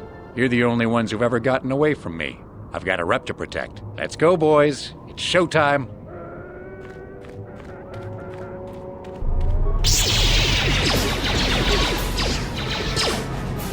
Combat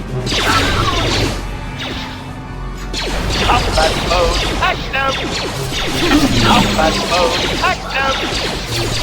Termination required!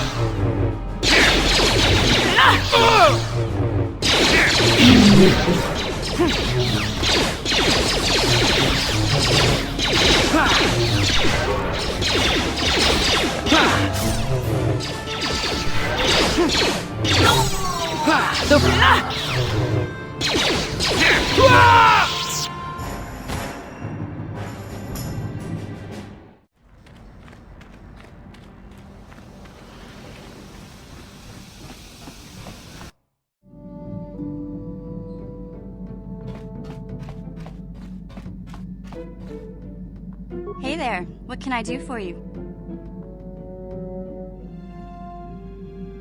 I'm sorry for the way I acted before. It's just that when it comes to Lena, I tend to get a little worked up.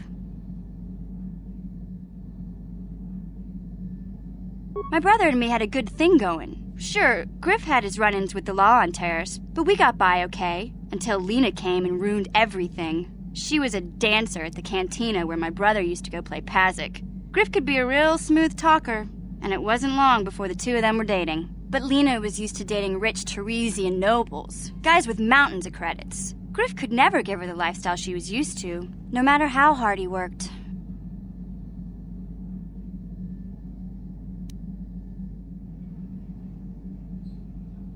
I thought Lena would brush Griff off when she saw how poor he was, but for some reason, she stuck around. I guess she saw the potential for a big payday down the road.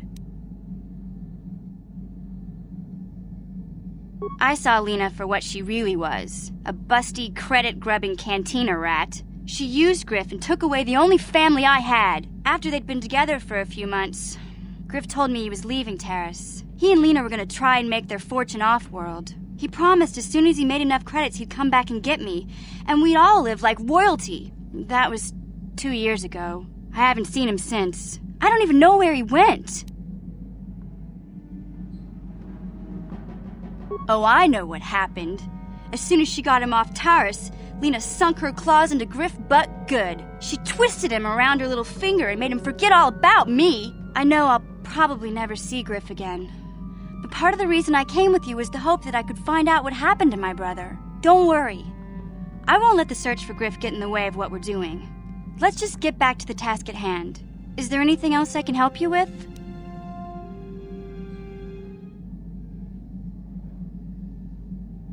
Okay, have it your way.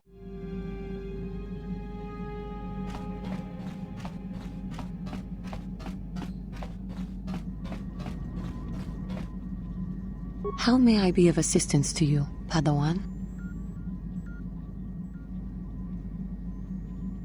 What is it you would like to speak to me about?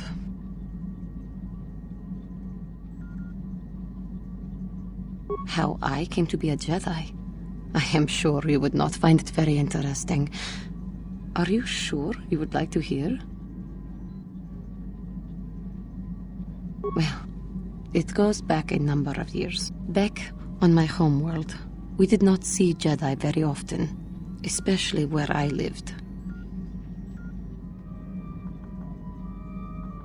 The hind end of space, a pit of a world, to be sure, where Jedi rarely tread, but we had heard of them. Well, everyone had, so that is not to be unexpected. Champions of truth, defenders of justice, heroes of the Republic. It was very easy for a child to be enthralled by their image, their mystique. Maybe I was one of those children. Yes, I did. When I saw a Jedi for the first time, they lived up to everything my imagination had created them to be. I was awed, and maybe a little enamored.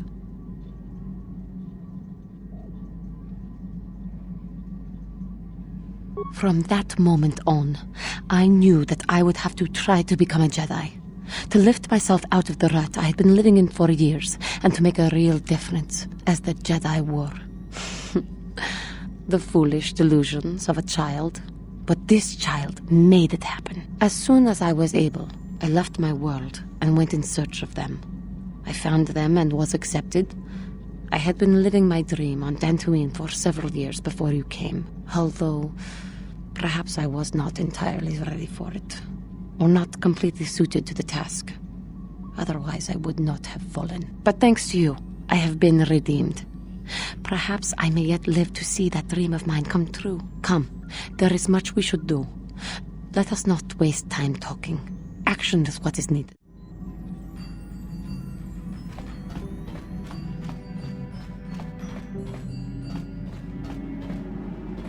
Yeah, what do you want?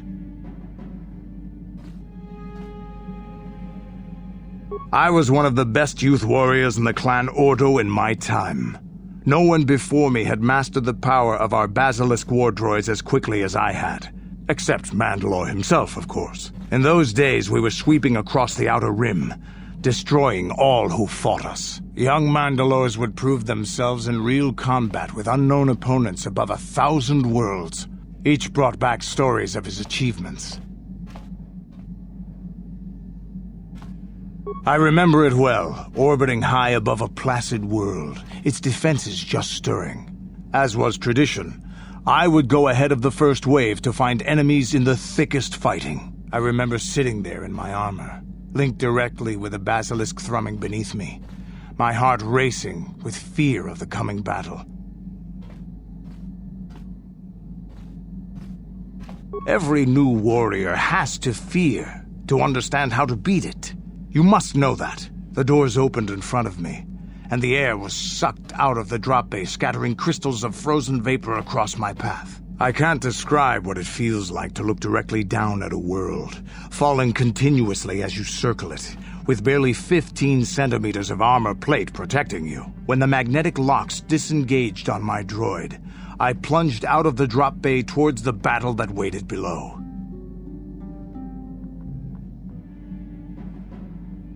The exhilaration, the euphoria I felt as I streaked into the atmosphere, dodging self-guided projectiles and beam weapons, was unmatched. An 80-kilometer plunge through the atmosphere, dodging and weaving, the outside of my armor glowing like the sun with the heat of re-entry. And with barely 30 meters to spare, I twisted and skimmed the surface, firing at the giant beam generators that were in my path. The explosion from that sent shock waves that leveled the entire complex around it. It was the moment of my life.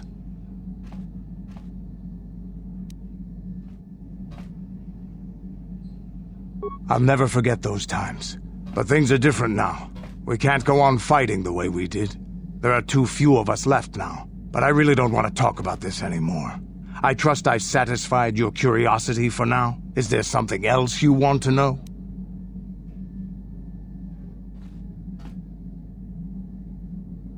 Your choice. I'm here if you want something done right. How can I help? I do? How did you know?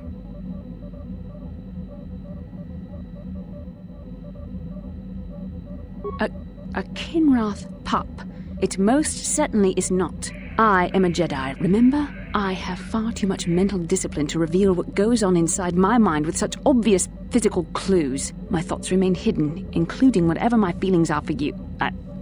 Whatever I think about you.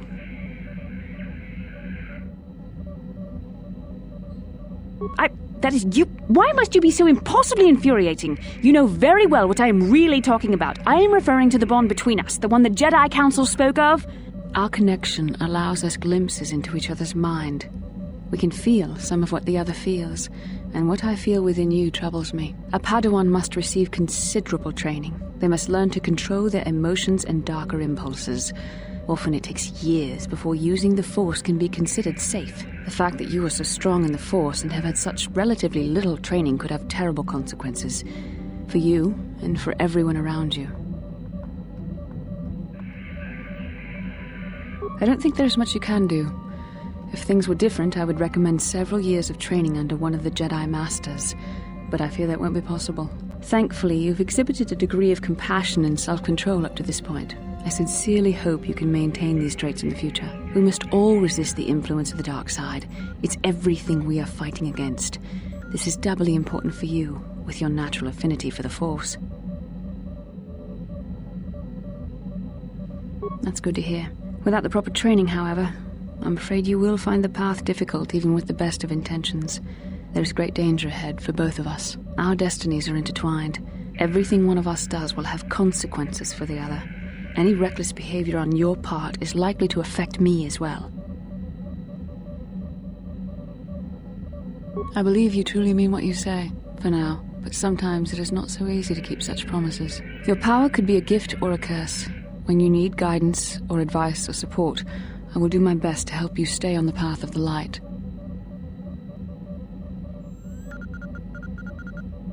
I only hope I have the wisdom to help you through the dark times. But for now, we should return to our mission.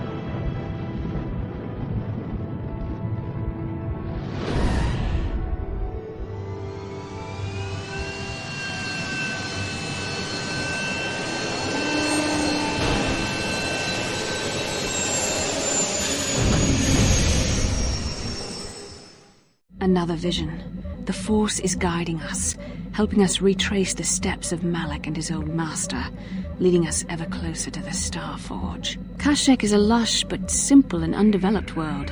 I would not have expected to find the alien technology of a star map here.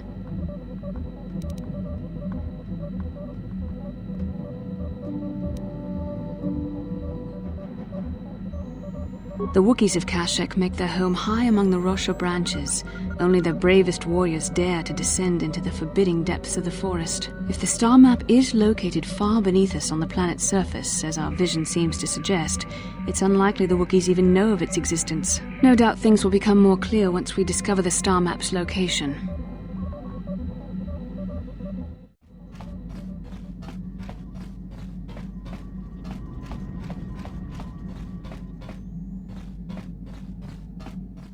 Tuftadan Gelfa, Horisidan Gelfa, Tudin Tuflab Fandibo Gelfa, Horisidan Gelfa, Vadinugan Gelfa, When for the Tufta, she enjoyed it out, and really good, she offered to.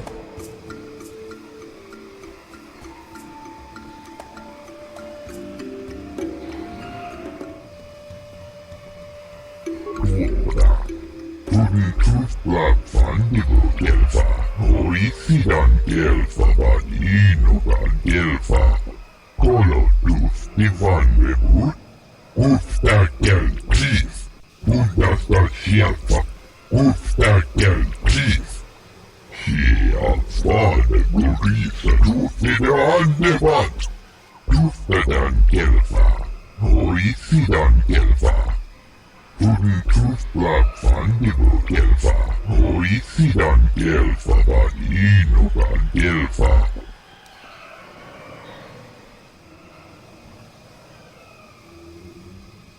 When now for the Tufta, she enjoyed it out, Den razi gut. Si afirtu.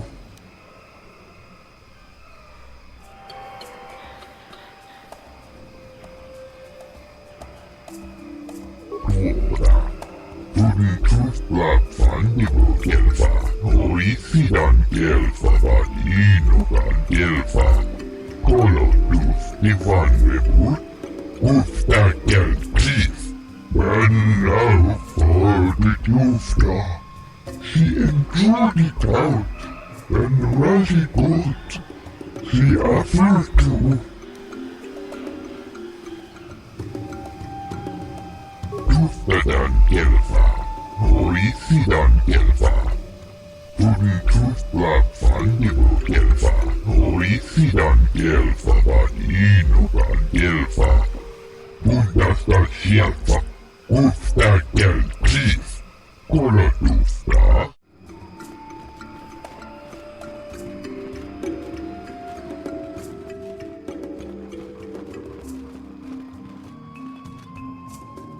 Juftadan gelfa. Oisidan gelfa. Tunitus lapfandigo gelfa. Oisidan gelfa valinugan gelfa.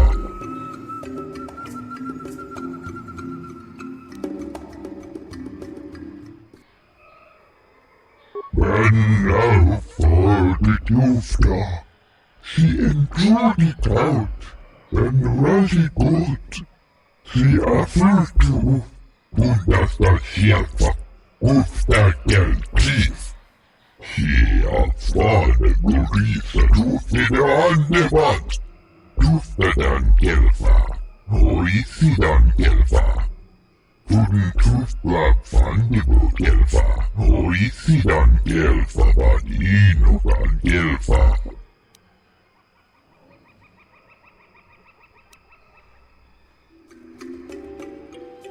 And now for the Jufta. She enjoyed it out. Den razi gut. Si afirtu.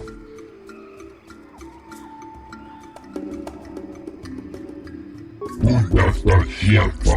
Ufta gelkis. Si afane gurisa jufide andevat. And now for the Jufta. She enjoyed it out. Den razi gut. Si afirtu.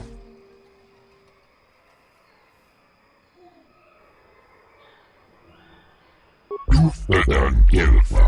Oisidan gelfa.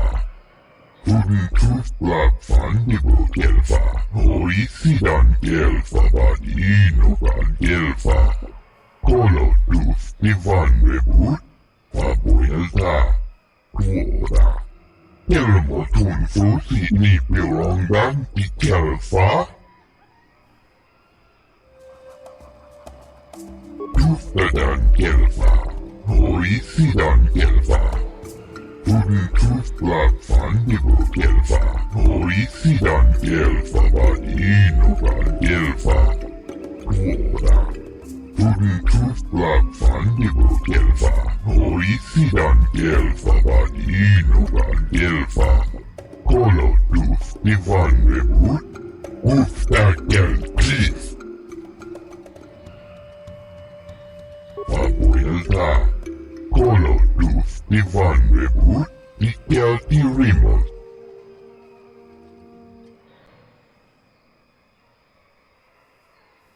Bundasta gelfa. Ufta gelkis. Si afane gurisa jufide andevat. Kolotus divan rebut. Pabuelta. Ora. Gelmotun fusi ni pirongan di gelfa.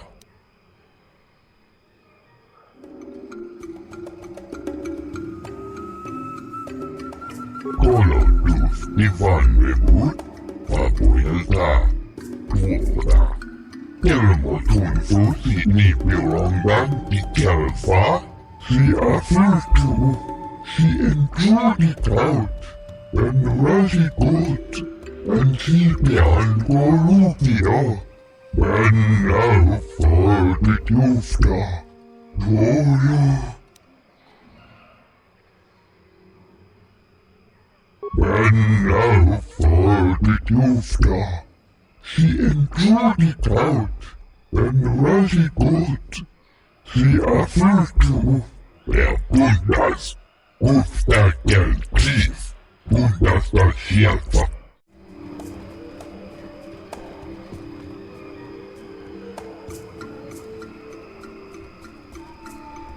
Mission, is that you? It's me, Lena, remember?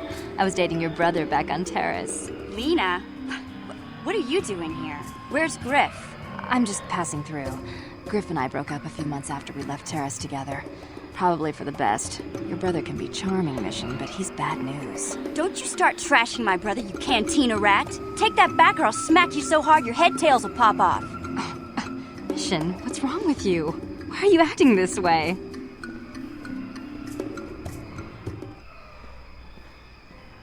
You've got your facts a little backwards. Mission could have come with us if she wanted to. It was her choice to stay behind. You liar! Griff told me that you didn't want his little sister tagging along. That's why he had to leave me behind. Is that what the Hutt spawn told you? I wanted you to come with us, Mission. I even offered to pay for your ticket. Why not? I paid for everything else while I was with that freeloader. But he told me you didn't want to leave Taris. I said we shouldn't even go then. But he said we'd come back and get you after we struck it rich on Tatooine. Just another one of his lies. No, you're the one who's lying. Griff wouldn't... He wouldn't try to leave me behind.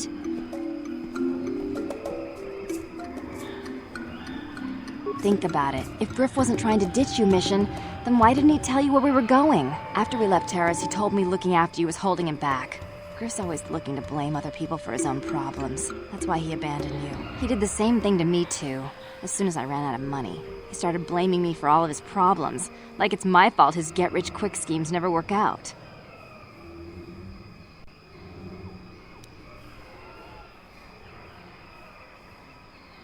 Hey, if you want to talk to Griff, go ahead. Last I heard he was going to make a fortune working the Zerka Corp mines on Tatooine. But as far as I'm concerned, he's out of my life forever. Griff's better off without you anyway, you table-dancing, brother-stealing home wrecker. I guess that's my cue to leave then. I didn't mean to upset you, Mission. But one day you'll see I'm right about your brother. I only hope it's not too late by then. Hold here, Spacer. Zerka Corporation doesn't recommend traveling in Wild Adean. Katarn attacks are especially bad right now. Wookiee hunters usually keep numbers down, but I think they leave certain areas infested, just hoping a Zerka guard will get killed. You're the Wookiee lover. Why don't you tell me about them? I'm sure you're real close friends. Keep your pet on a leash, or you'll be wearing him. I've no love for these animals. I've seen guards ripped to shreds.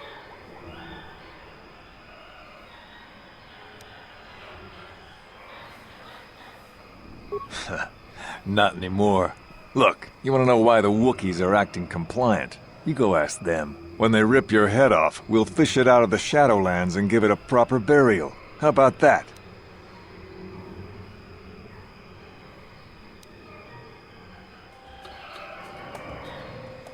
I don't talk to Wookiee lovers. Get rid of your rug, and maybe I won't have you shot.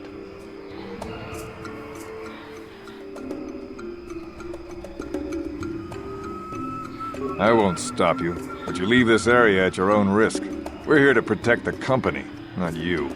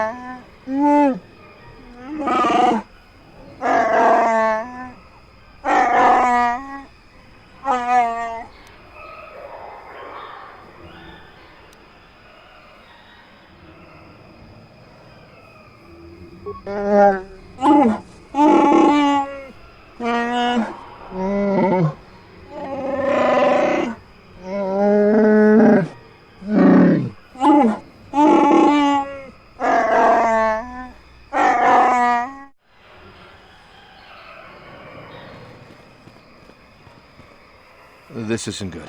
I can't afford this. You think I can? Do you know what they get for a healthy one of those things? We'll work it out later. We've got company. What do you want, Spacer? I'm Patrol Captain Deno, and you're interrupting Zerka Corporation business.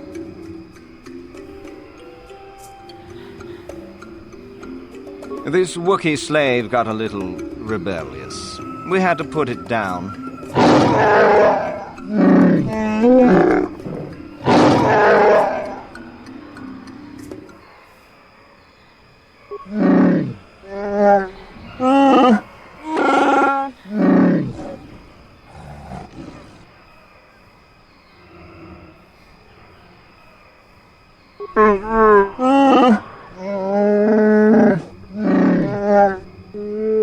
Careful now.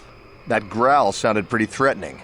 Keep your slave on its leash or we'll have another accident. Just shut up, you trigger-happy idiot.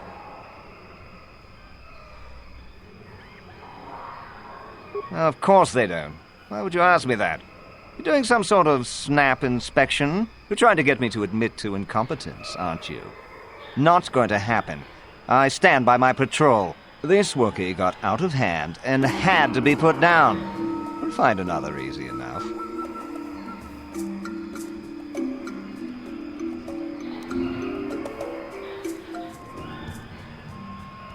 Is that a joke? Who do you think you are?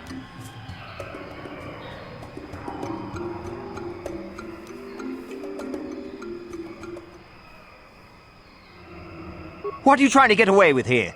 You can't just walk up and start demanding things. I think this troublemaker needs an accident. In fact, I think this Wookiee attacked this fool and we arrived just a little too late to help. Captain, we have blasters. Don't Wookiees use those bowcaster things? Would you just shut up and shoot?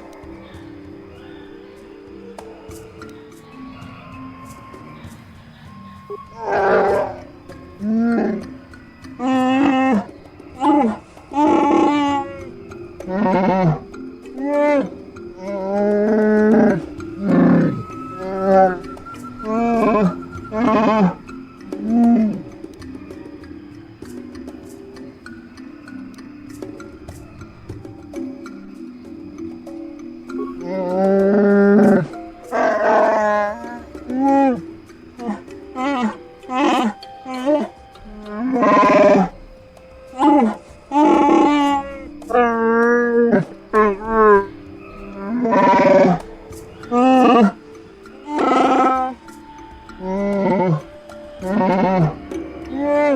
can't do that! He can't do that, can he? He can't hold Zalbar prisoner just because he's chieftain, can he?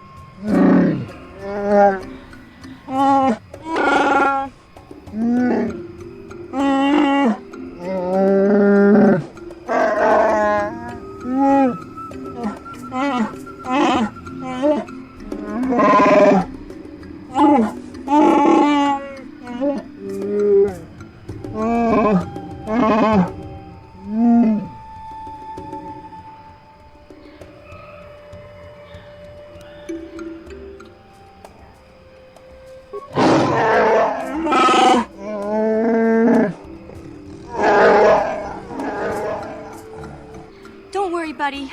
We'll get you out of here. You can count on us.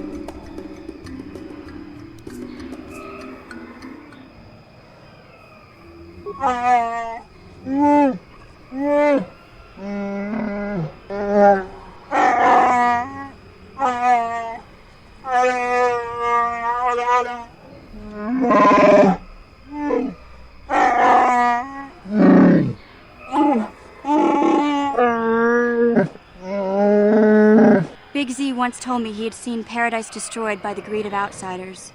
I never understood what he meant until now.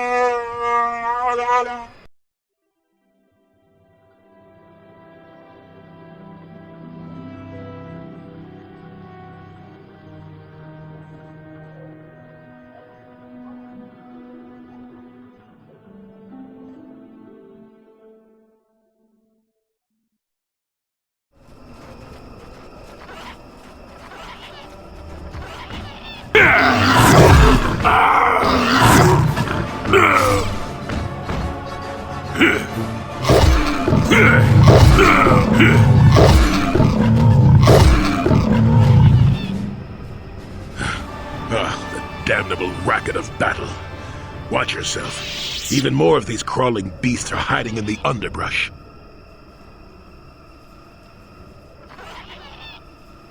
I'm Jolie Bindo. Follow me to my camp and we'll talk a bit.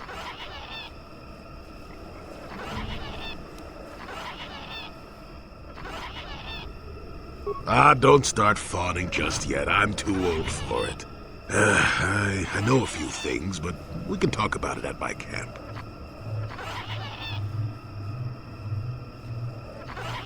Quit your yapping for now. We'll talk when the company is better. Get to fighting!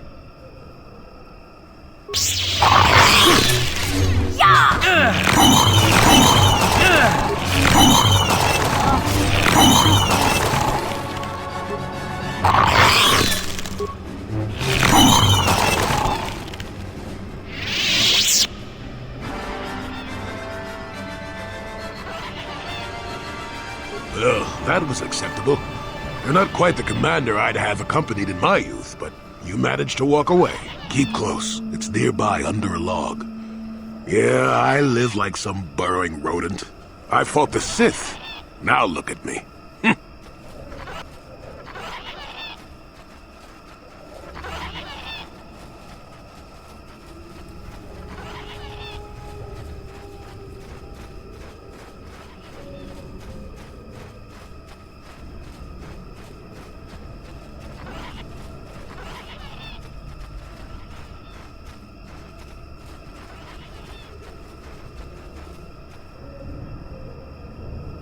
Well, welcome to my home, such as it is.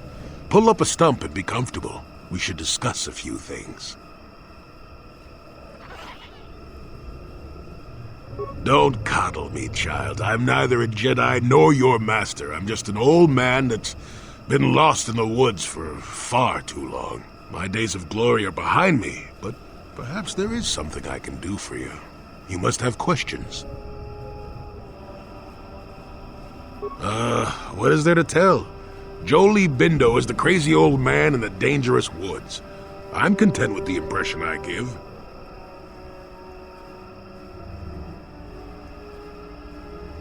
I follow the Jedi way and I command the Force, yes. I suppose that makes me as much a Jedi as anyone, but what of it? Why should being what I am compel me to entertain others with tales of the good old days, huh? I've seen my share of the dark and the light. Frankly, both extremes annoy me. Of course, I have felt rumblings of change. It's kind of nice to meet a Jedi who isn't all hung up on this light side, dark side stuff. Gets pretty tiring, you know? Perhaps you will be of some assistance to me after all. Let us discuss what you came here for.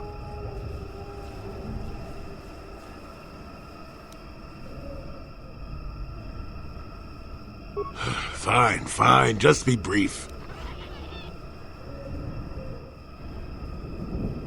Yes, among the Wookiees. Intriguing creatures. I like that they have little patience for bureaucrats. But of course, even here there are hidden things that manipulate.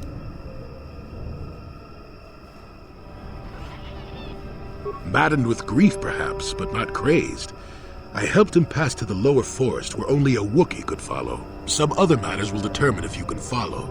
There is a barrier that, well, we'll talk of that more in a moment.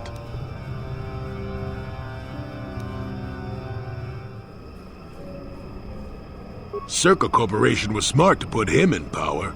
He's as good at destroying Wookiee culture as dropping corpses full of Ardroxian flu. Will you work for him or against him, I wonder?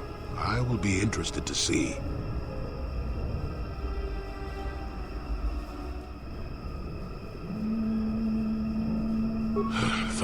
Fine, just be brief. Now, why would you be asking about that, Don't answer. I knew that had to be why you were here. The problems of a few Wookiees don't amount to anything before the concerns of the Jedi. No, you are here for the map.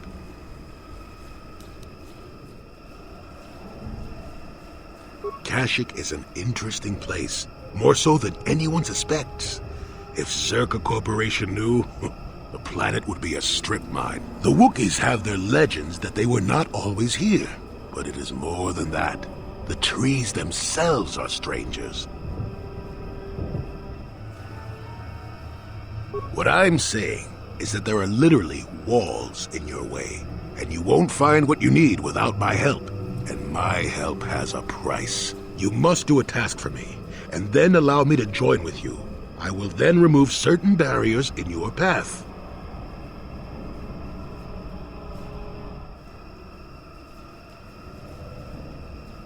Since they began expanding in the Shadowlands, the Circa have left me alone for the most part. Until recently, anyway. A group of them set up camp not far from here. Poachers is all they are. I'd like them removed from this place.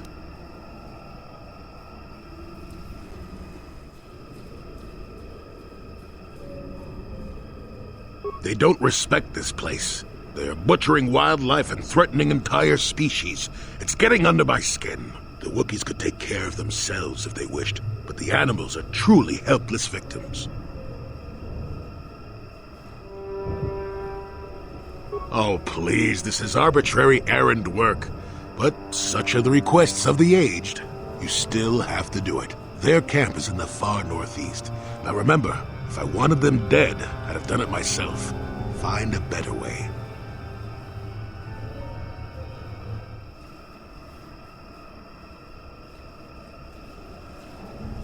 Don't talk back to your elders, child. Look, they know me quite well, and are always on alert when I approach. The only way I can get rid of them would be violence, which would eventually lead to trouble for the Wookiees. I want them gone, but with as little fuss as possible. They have already caused enough trouble as it is. You presumably have a ship. I've seen all I wish to here. Isn't that enough? I mean, I'm really sick of the trees. And perhaps your destiny might show me something new. You never know.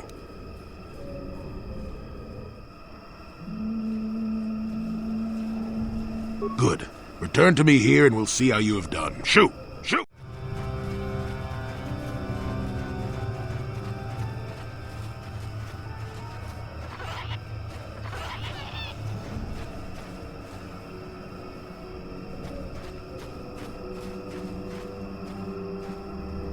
Who are you, another civil merchant like that Koros slime up on the docking ring? This is my territory. I don't make deals, and I don't persuade easily, so go back topside. Mess with my profits, and I'll see you dead.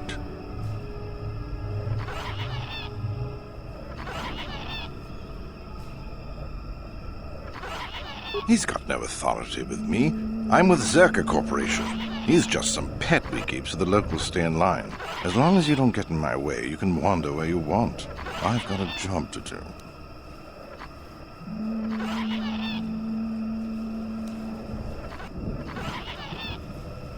If you made it this far, you know a fair bit already. What would I be able to tell you? What? No, I don't do much of that. It's too much of a headache. I'm in the business of harvesting animals. Some of the more exotic species have organs that can be removed and put to some surprising applications. Talk to me about work, and maybe I'll tell you more.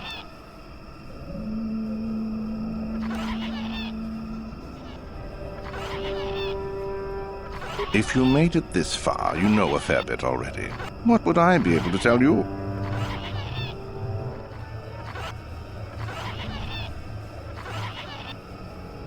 Besides you? Besides any number of predators that can kill in seconds? I suppose there's old Bindo. He's got a camp here somewhere. I'd leave him alone, though. Anyone who'd lived down here is just plain crazy. There's not much else. We've got a repulsor field to the east, so not much passes through here now.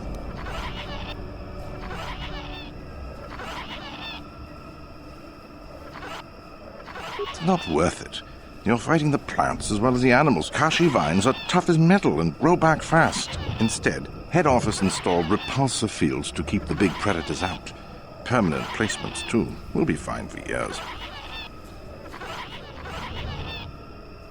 If you made it this far, you know a fair bit already. What would I be able to tell you?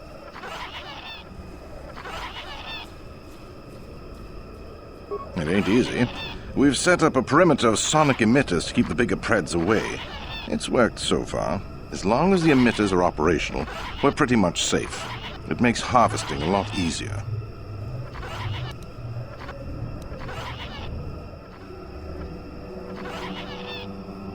Good.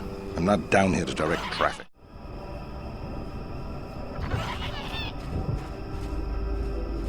You want anything, you'll have to talk to the commander. He's in charge of our harvesting here.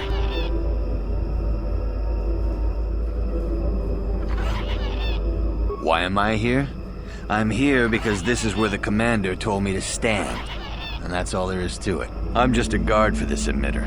Why couldn't they have just equipped this lump of tech with a blaster and left me at home? I'm not here because I know stuff. I handle a blaster well enough to guard this emitter, and that's it. Talk to the commander.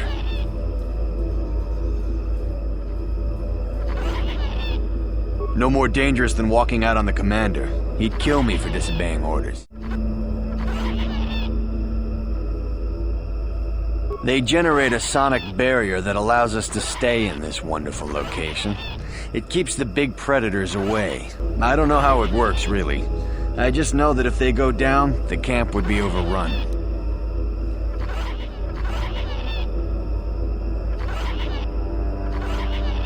What of it?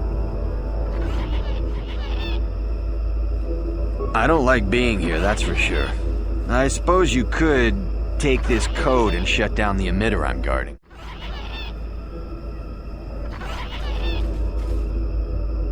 What?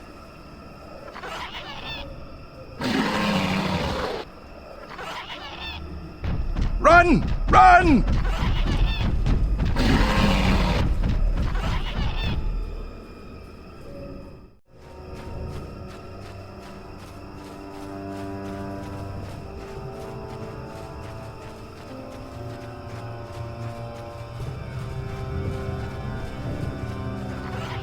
Welcome back!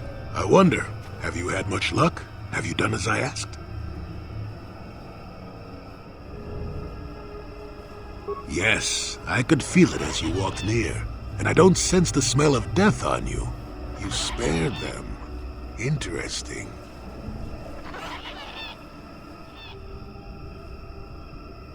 Wasn't there? I suppose not, but the environment would say otherwise if it could talk. No matter.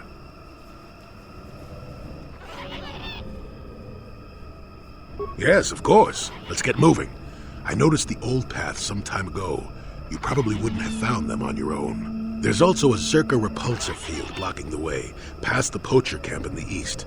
I saw it when it was installed, so I know how to pass it. And on the other side, ancient answers. And perhaps a Wookiee you were seeking. I hope he's in the mood for visitors.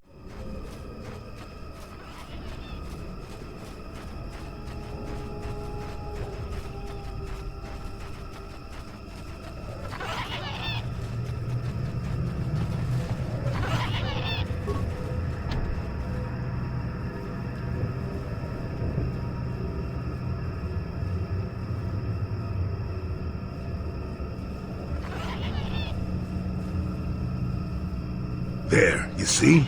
Beautifully subtle, isn't it? At least compared to the other Zerka equipment dumped down here. It's only been here a short while, or the Wookiees would have disabled it. They wouldn't have had an easy time of it, though.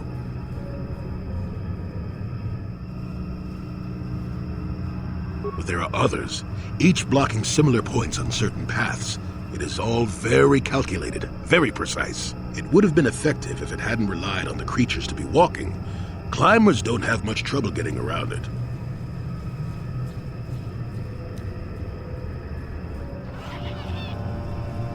I can manipulate it for a moment. Let me see.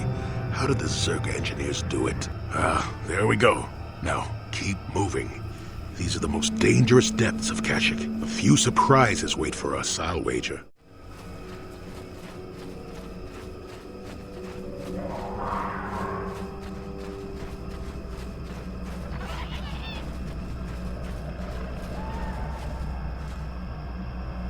Life forms detected. Determining parameters. Initiating neural recognition. Yes, there's the thing. Obstinate machine.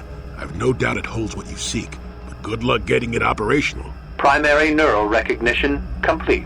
Preliminary match found. Match found? What the... It always muttered something about rejected patterns for me. Begin socialized interface. Awaiting instruction. Greetings. This terminal has not been accessed for quite some time.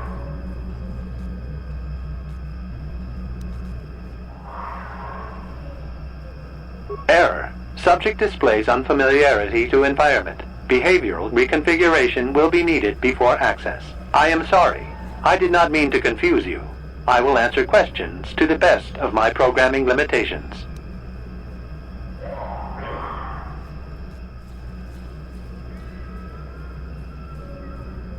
Corruption has resulted in gaps appearing in my memory, and in that of the original installation. It could be theorized that these gaps are intentional, but I have no information on that.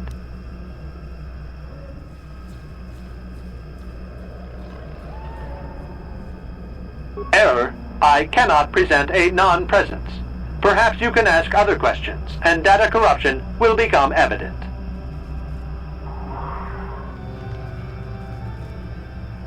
I have been programmed with a very limited field of knowledge, and I must restrict access to only those that fit my allowed pattern. I can't say. I will try to bring forward the behavior that you need to proceed, as outlined by my programming. I can't say. Preliminary matching allows for you to be coached.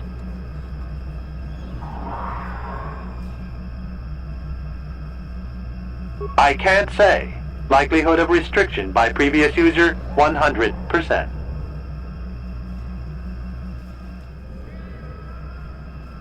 I utilize a retro-adapted holocron interface. Clarify your questions, and I will attempt to access original system memory.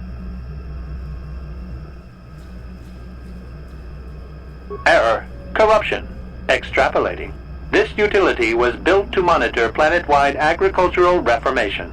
It has since malfunctioned. It can be theorized that the supergrowth of Kashyyyk's forests is a direct result. Well, that is surprising. I doubt any Wookiee would support such a claim. The forest is millennia old. Malfunction occurred 241 years after last builder communication. Last builder communication, 29,642 years before current Republic standard.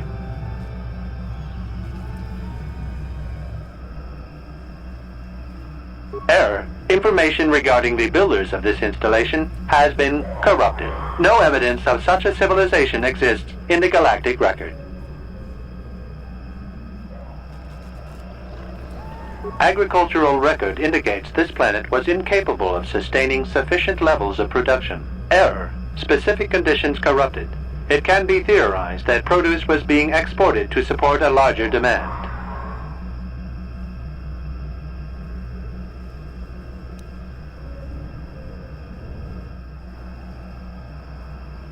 Error. Records corrupted. It can be theorized that bioseeding allowed the ecology to remain balanced. It could be expected that the same energy feeding the trees of Kashyyyk also accelerated the evolution of various species. No further information is available. There is too much corrupted data.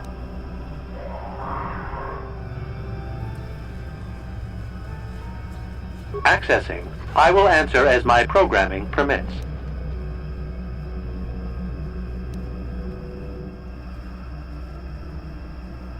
This interface was installed to better access the ancient data stored within the pre-existing system. The exact date is unavailable. Programming keys indicate no earlier than 5 years before current Republic standard. 5 years ago. I didn't notice it. This must have been installed in strictest secrecy. Couldn't have been Circa. No other information on time of installation or identity of user available. Likelihood of removal by user, 100%.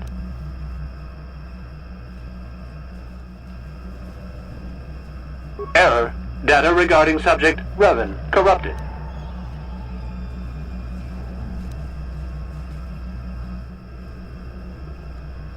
Error. Data on Revan unavailable. Sorting by identity. 3 attempts by the Wookiee Freyr, all denied. 152 attempts by human Jolie Bindo, all denied. Call me stubborn, I guess. There wasn't much else to do around here. Error. List of access attempts prior to these is corrupted. Likelihood of removal by user, 100%.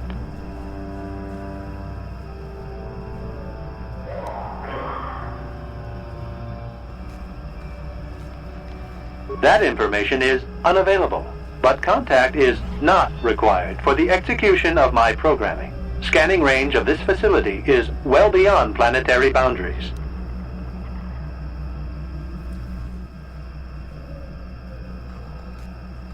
Accessing. I will answer as my programming permits.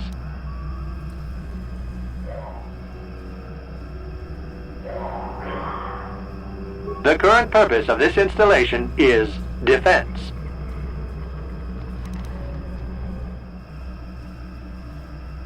Error. That information is not available.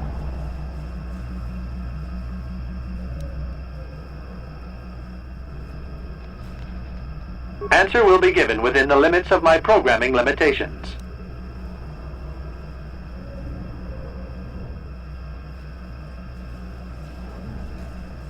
Accessing. Yes, I have found a star map in original system memory.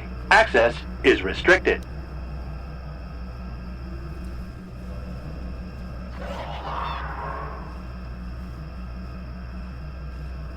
Error. Data regarding author of the star map is corrupted.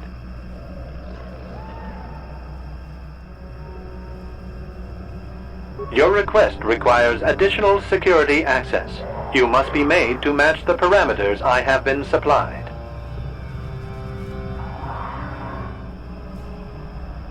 There are measures available. Personality profiling will verify the basic structure of your conscious mind. With that, I will determine whether you are ready to receive the star map or can be made ready.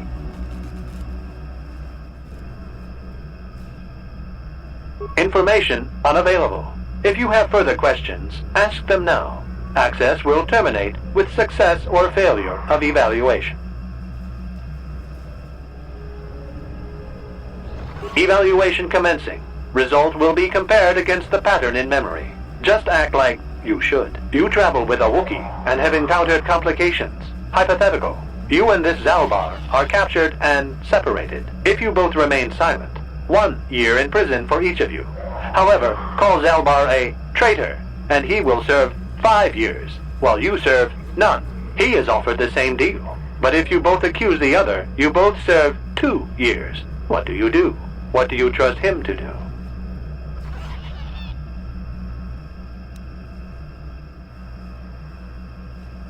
I hear what happens on Kashyyyk, and a good deal beyond. Answer the question I have posed.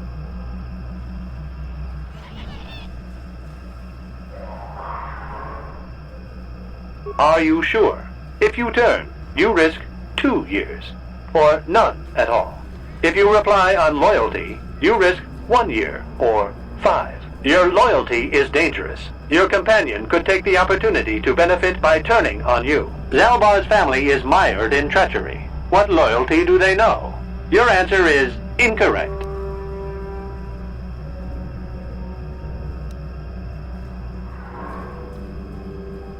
I must match your behavior to the pattern in memory. You must answer truthfully, knowing the consequences. I must demand honest acceptance of the proper behavior. That is a condition of my programming.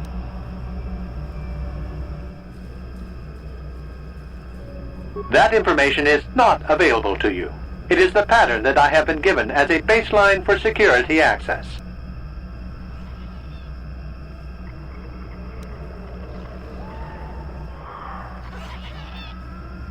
The previous incorrect response will be discounted. Future incorrect responses will result in rejection. Hypothetical. You are at war. Deciphering an intercepted code, you learn two things about your enemy. A single spot in their defense will be at its weakest in 10 days, and they will attack one of your cities in 5 days. What do you do with this information? What is the most efficient course of action?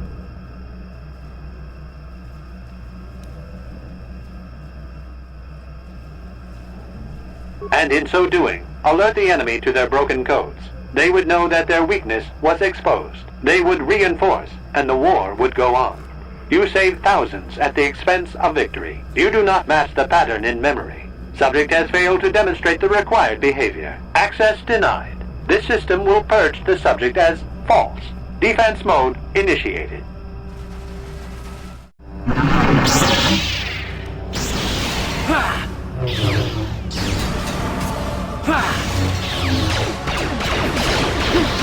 I still got it.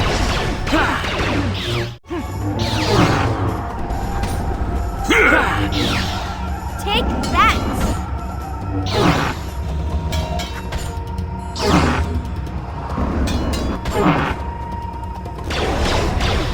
You'll pay!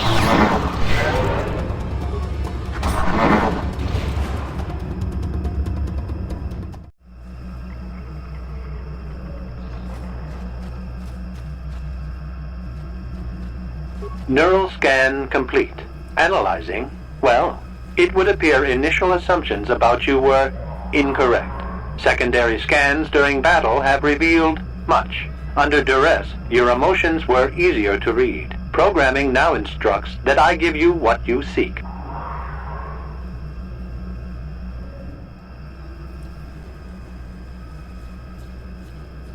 That information is not available. Soon you will recognize the proper course to follow. The star map is yours. This unit has now completed its primary duty and has finished with the subject. Executing final action. Activation of star map commencing. Parameters reset. Stasis initiated. End communication.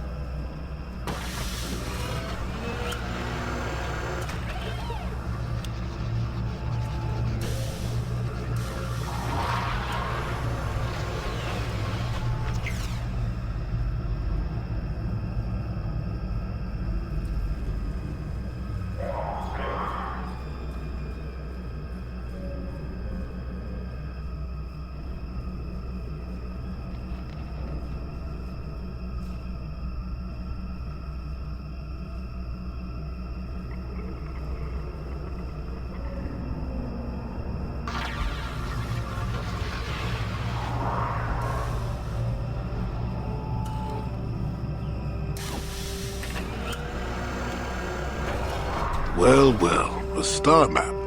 An ancient artifact of dark side power. Can't say I'm surprised. I always knew there was something funny down here. I wonder if the star map has had an effect on the evolution of the creatures here in the Shadowlands. Might explain why it's so dangerous down here. An interesting theory, but I suppose we don't have time to test it now, do we? Now that we've got what you came for, we should be heading back up to the treetops.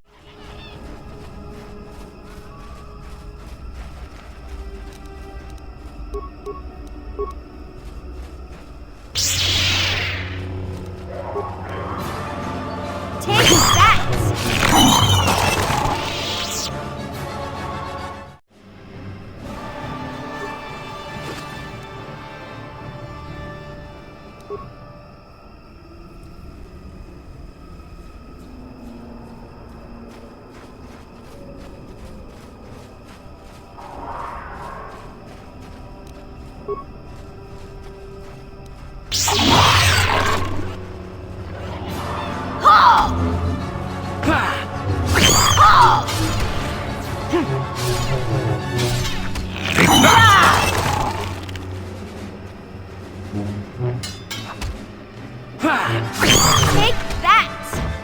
Take that!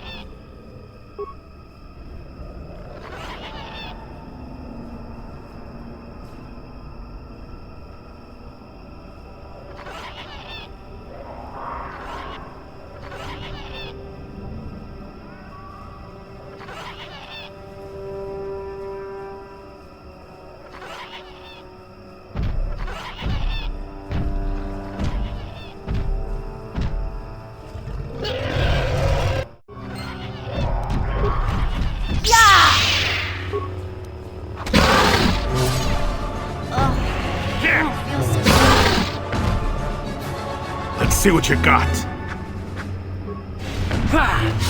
I'll show you. Yeah!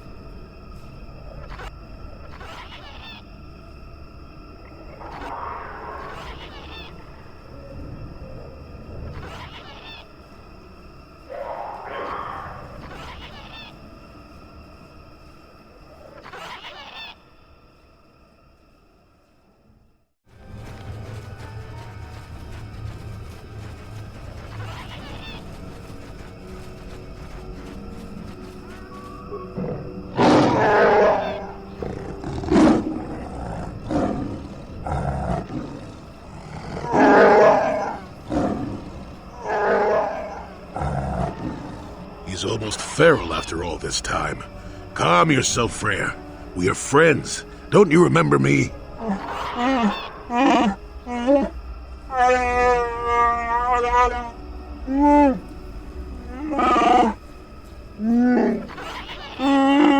Well, this may prove difficult.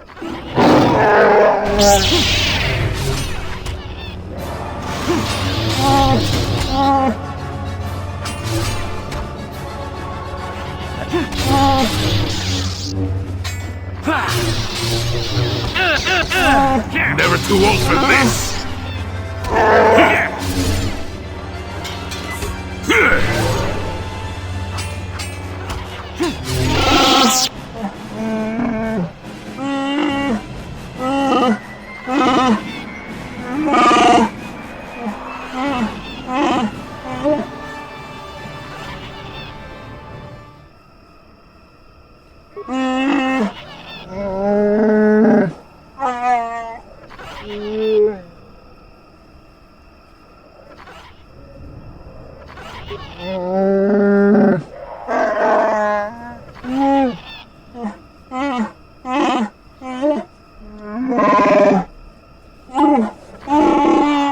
Hold on a second. Zalbar and Shundar are brothers? And you're their father? Wait a minute. Does that mean Big Z is some kind of prince or something?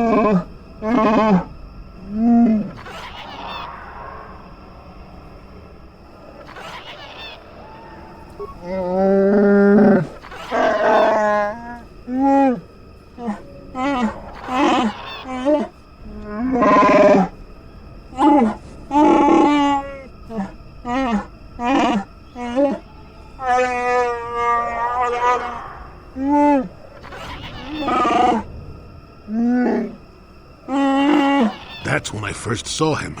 I helped his pursuers lose him for a moment. Do you remember me now, Freya?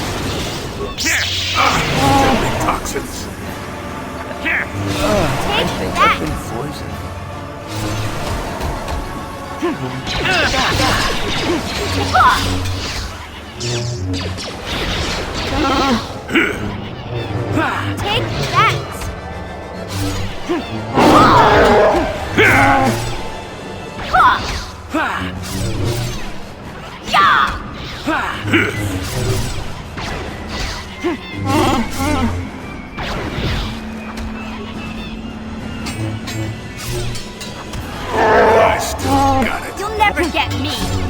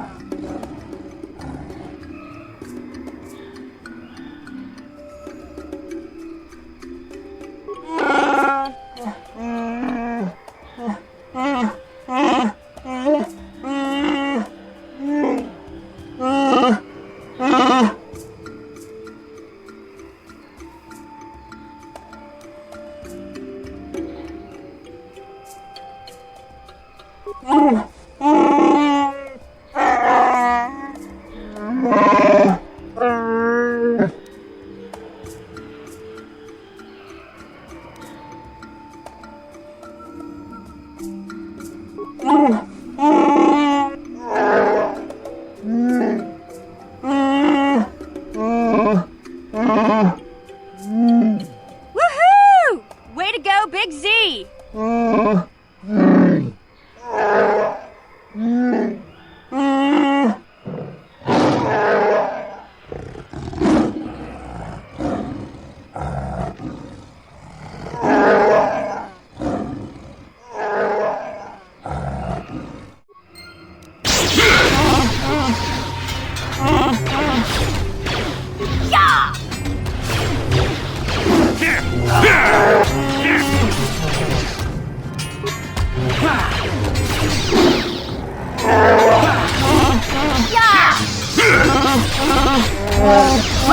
Take that!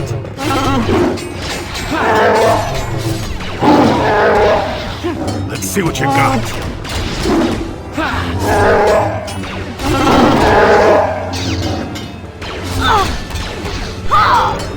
Not this again!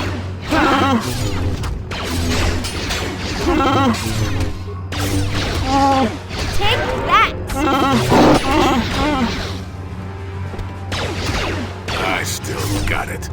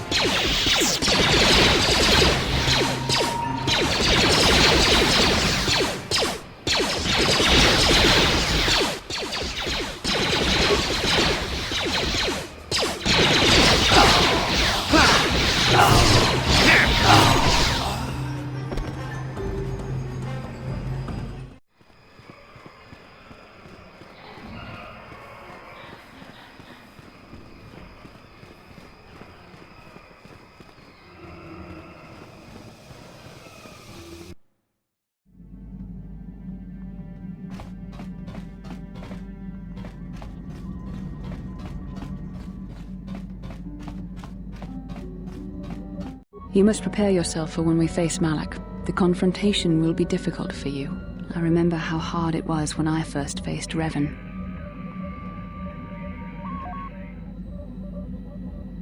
It's true that due to my battle meditation, I was with the Jedi strike team that boarded Revan's ship. We did not kill Revan, however.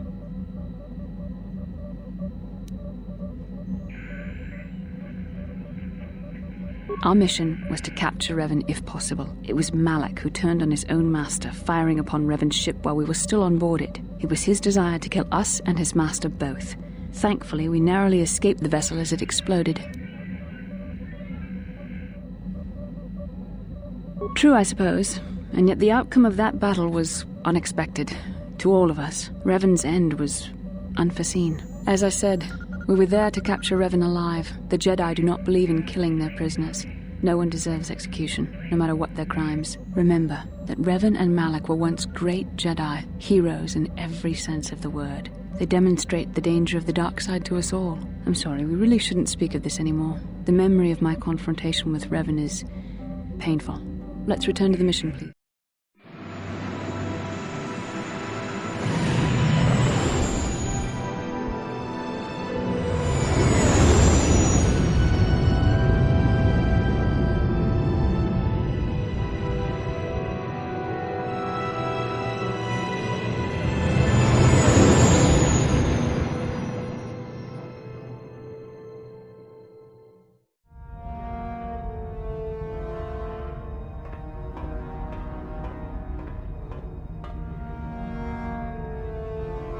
Calo Nord is dead, Lord Malak. He has failed in his mission. Forgive me. The penalty for failure is death, Admiral Kareth. But the failure was Callow's, not yours. You may rise. Shall I hire another bounty hunter, Lord Malak? No mere bounty hunter can stand against a Jedi. I shall not make the same mistake again. My apprentice, Darth Bandon, shall take care of our young Jedi friend.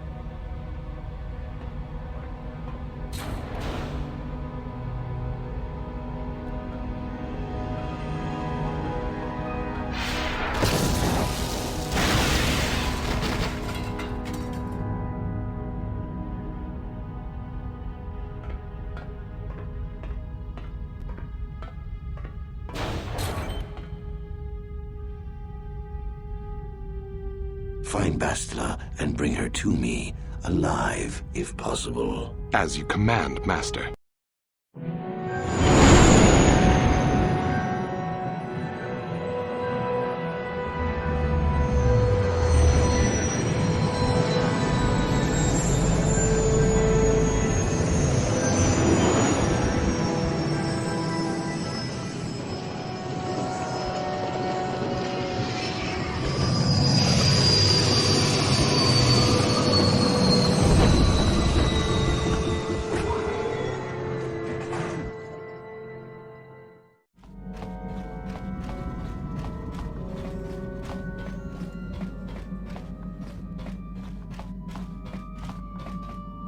Yeah, what do you want?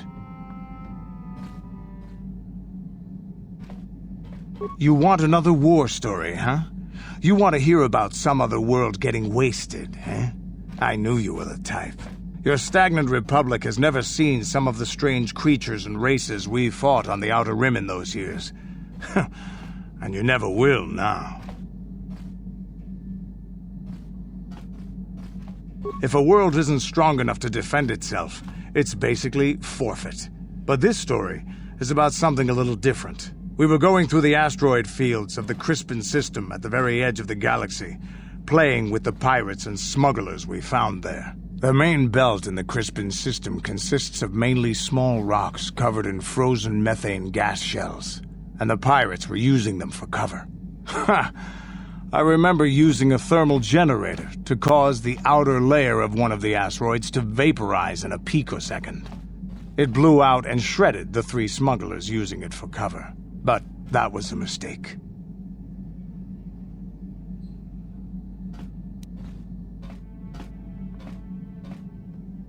The asteroid I had targeted was smaller than most, maybe a dozen meters on a side.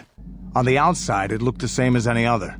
Just a ball covered in frozen gas. But something must have been inside it. Something inactive, in the cold. The heat of my blast might have triggered something, or woken something up.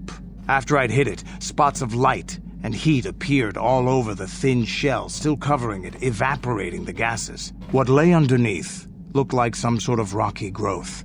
A deformed rock, pitted by scores of micrometeorite scars. I think something even older might have been inside that.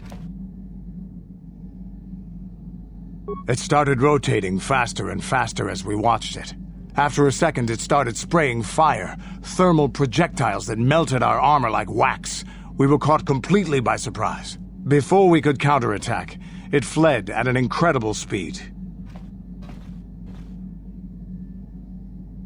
We couldn't catch it, but we could follow its hyperspace wake. We followed its trail as far as we could, heading away from the galactic core. When it finally led beyond the edge of our galaxy, we abandoned our efforts. Anything that wants to commit suicide in that great void is not worth our trouble trying to catch. That's the only story I have for now. I'll tell you some more stuff later if we get the chance. Is there something else you want to know?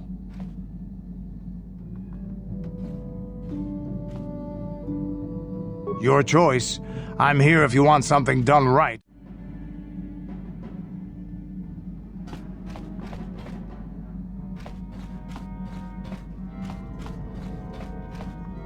How may I be of assistance to you, Padawan? What is it you would like to speak to me about? Well, I suppose I have not talked very much about the Jedi I met back home. They, all of them, were so very invigorating. They were so very alive, so full of hope and energy and zeal. In retrospect, I can see it was a little bit tragic.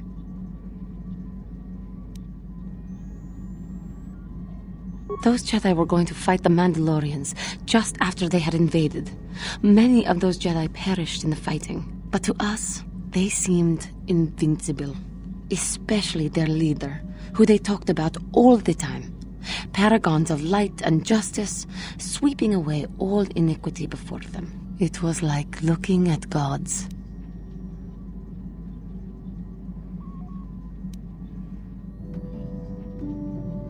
I know that.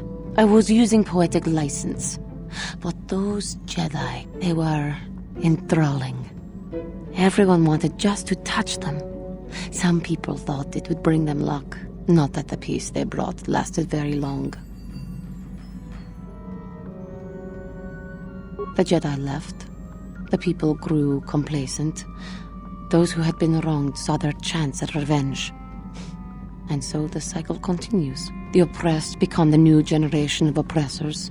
The human oppressed, that is. The non-humans were never treated well in any case. We felt the brunt of both administrations. Of course it was.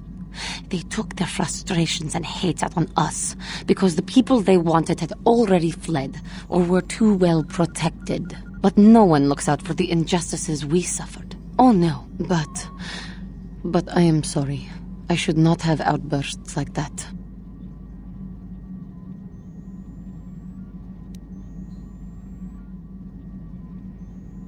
I know. And I must be ever careful that I do not fall back into those ways again.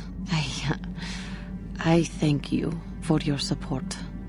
My outburst was uncalled for, but you did not lash back at me. You are a much better Jedi than I, it would seem. But let us not speak more of this now. We should continue on our journey. Perhaps later we will talk again.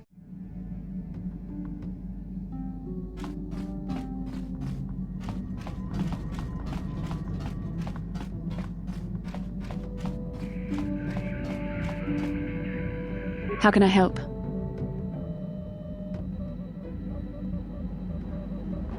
Yes, I suppose I can understand your curiosity, given the bond that connects us. Very well. I'll tell you a bit about myself.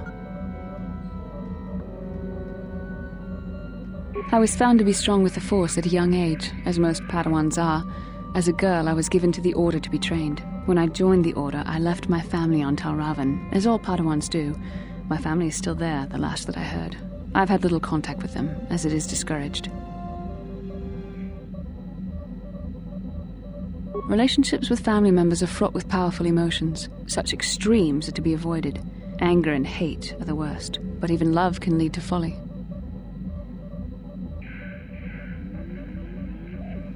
Emotional entanglements can be dangerous. They can impair rational thought. They can lead to outbursts of uncontrolled emotion. A Jedi must be above such things. It can be a hard lesson to learn. I was not on good terms with all of my family, but I do remember missing my father terribly for a long time.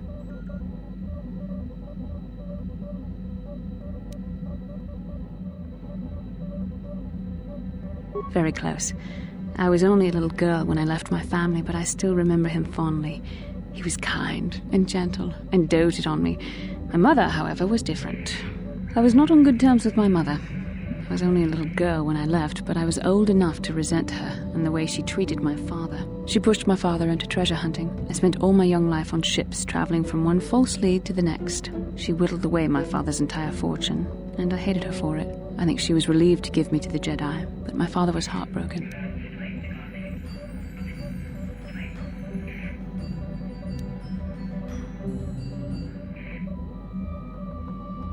A child is too young to understand the sacrifices that must be made. It's better if they have no contact with their family once they're removed. Once I was older, I realized the wisdom of this policy. A Jedi must do what is needed, personal desires notwithstanding. Love can only obscure and confuse the matter.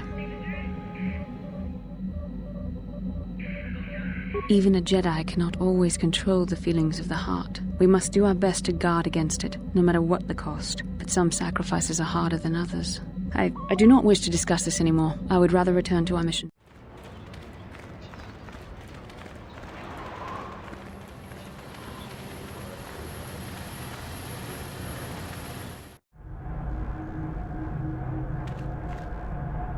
Greetings again from the offices of Zerga Corporation. Is this about bounties or something else?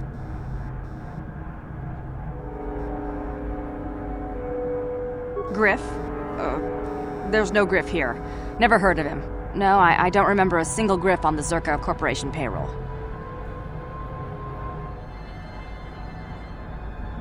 That may help in this instance.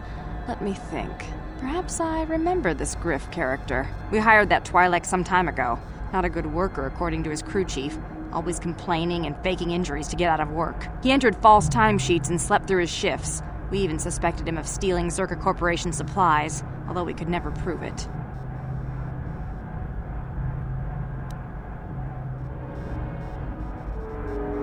We would have fired him, but we needed workers. It would have been better for him if he had been fired. Then the Sand People wouldn't have gotten him.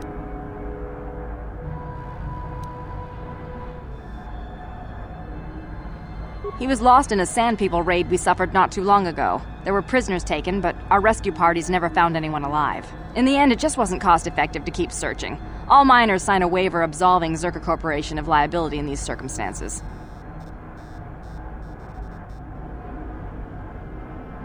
Zerga Corporation cares deeply for all of its employees. That's why we've started a bounty program to thin the Sand People numbers. We didn't find his body, so we have to assume he was taken prisoner. Whether he's still alive, I couldn't say. That's all I can tell you. I shouldn't even have said this much. This is all privileged corporate information. I could lose my job.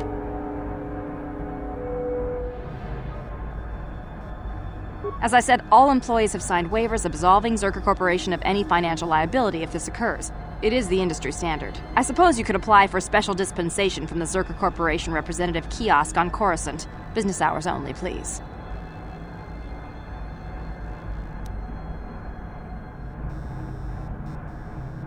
Farewell. Zerga Corporation welcomes your future inquiries.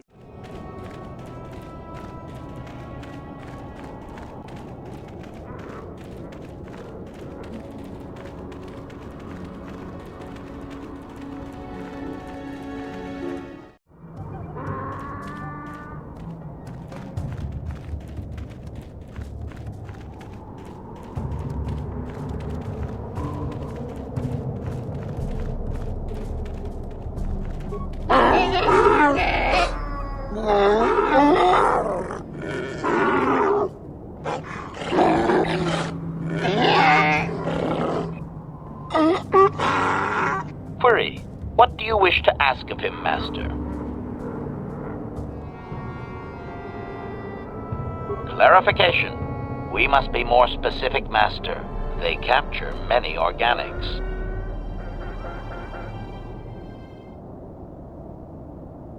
Translation.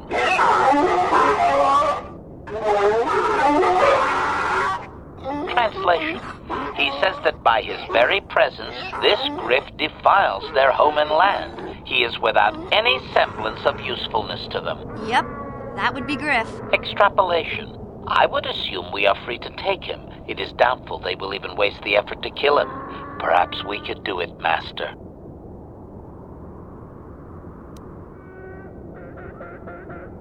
Translation.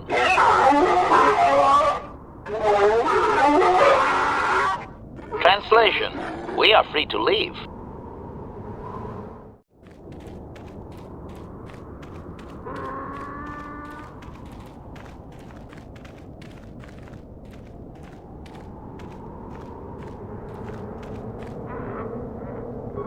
You there. I'm a high-ranking executive at the Zerga Corporation. There's a big reward if you take me back to Anchorhead. Griff, don't you recognize me? It's Mission. Mission? Is it really you?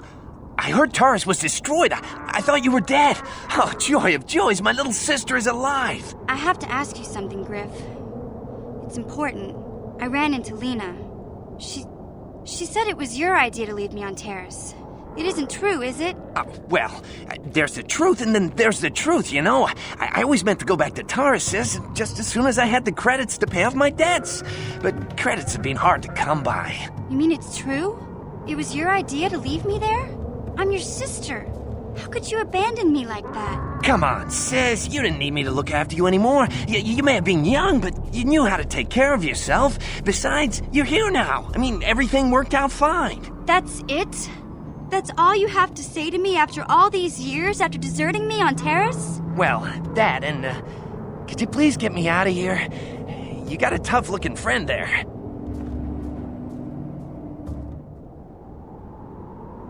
Yeah, you can find your way from there, right? Can you manage that? What? Is there something else? Well, I wanted to thank you, and, you look like you're doing well. Financially, I mean. Say, could you spare me a few credits to get back on my feet? You're hitting me up for credits. I don't believe this. Lena was right about you, Griff. We should have just left you to the Sand People. Don't talk to me anymore. Ever. That didn't go well. Sis was always a little too fiery for her own good. She'll cool down in time.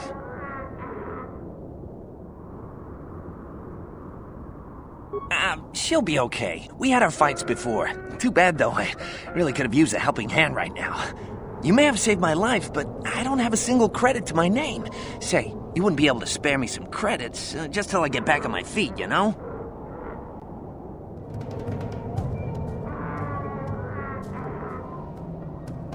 Huh. I guess you've been talking to Lena, too. That's okay. I'll figure out a way to get by without your credits. I always do.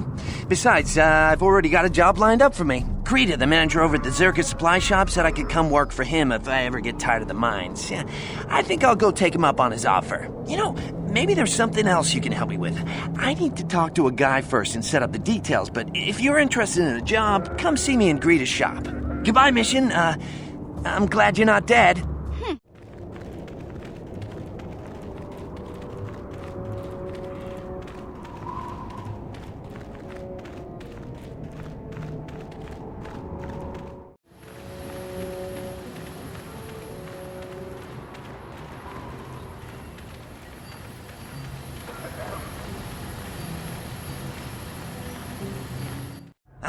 Just the person I was hoping to see.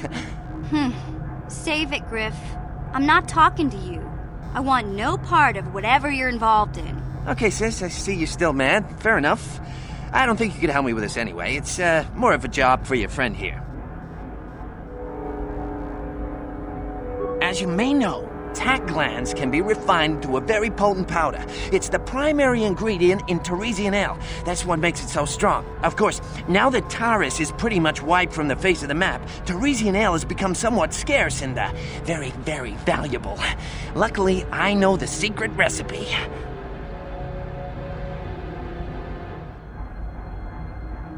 I know this guy. He's with the Exchange. Now, if I give him a small sample of Tarisian ale, he says he can synthesize it and reproduce it in mass quantities. Problem is, I need one of those tack glands to make the first batch, and now that Taris is a smoking ruin, the only place to find tack is on Kashyyyk. If you can get your hands on one of those tack glands, I'll make it worth your while. Griff, are you blind? Can't you see you're talking to a Jedi? We're out here trying to save the galaxy. We can't waste time on this. Please, you have to help me. I promised this guy from the Exchange a sample of Tarisian ale. If I don't come through for him, he's gonna break my legs. Or worse.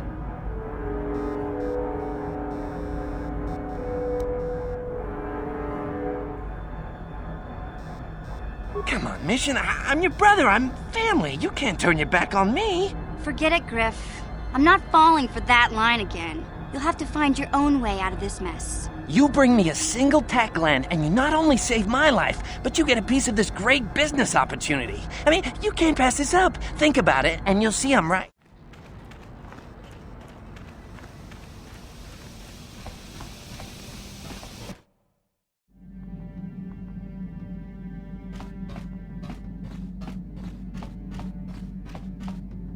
Hey there, what can I do for you? I'm worried about Griff and his latest plan. I got a bad feeling about it. He doesn't know anything about brewing Tarisian ale, and now he's got himself mixed up with the Exchange. Sometimes Griff can be so stupid. Part of me just wants to let him get what's coming to him.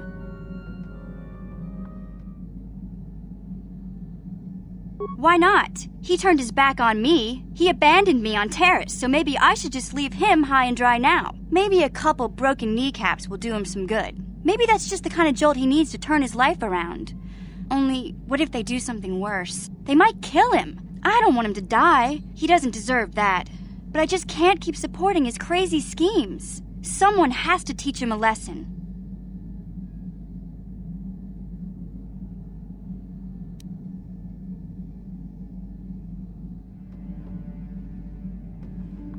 Yeah, I guess you're right. I'm not gonna change him. Griff is gonna keep on being Griff.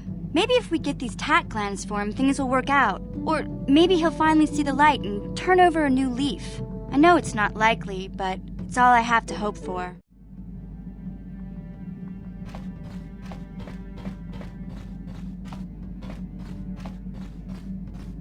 Yeah, what do you want?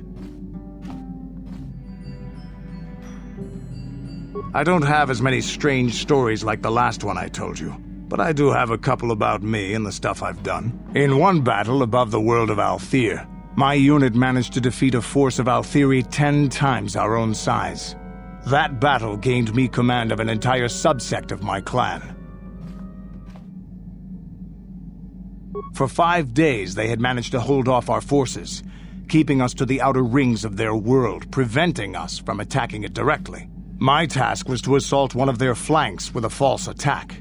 The Althiri would be drawn out by the units I had sent in. Once they had surrounded those units, the bulk of my forces would attack from the rear and defeat them in detail.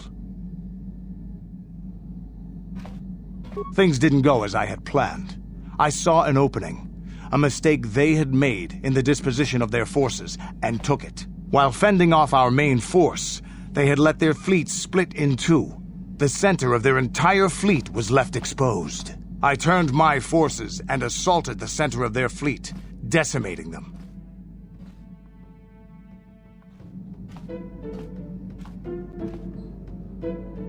Their slow, ponderous ship could not turn to face us without being overwhelmed. The command vessels were destroyed in seconds. Their ranks were thrown into chaos. It was amusing to watch the surviving ships scatter and flee. Several even tried to dive through the plane of the rings to escape us. They were shredded by the rings, or crashed into rocks, or were destroyed by our forces as we pursued them. Warriors do not flee from a battle if they are losing. They fight to the end, as we did against your Jedi Revan. Another time, maybe, I'll tell you about how the war with the Republic went. For now, let's just get on with things. Is there something else you want to know? Your choice. I'm here if you want something done right.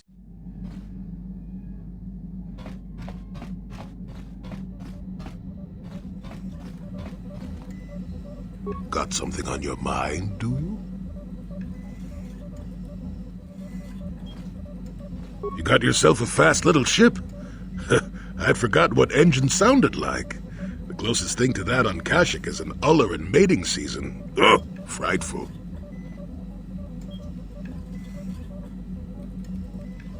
Or it could be for the free food.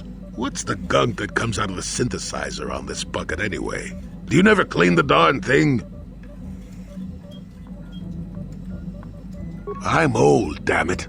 I'm allowed to be enigmatic when I want to be. And don't you go telling me otherwise. You know, you remind me of someone else I knew ages ago. Pleasant enough fellow, great destiny, all of that. Breath like a bantha.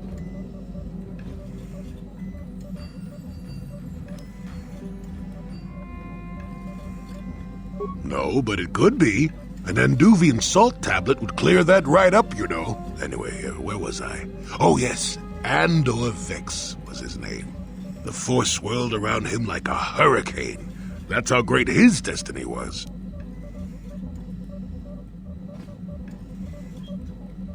Well, it's not so much a hurricane as a slight breeze. But that doesn't mean anything. Destiny is sometimes in the eye of the beholder. Well, it turned out that poor Andor believed a wee bit too much in the infallibility of that destiny. That overconfidence turned out to be his downfall.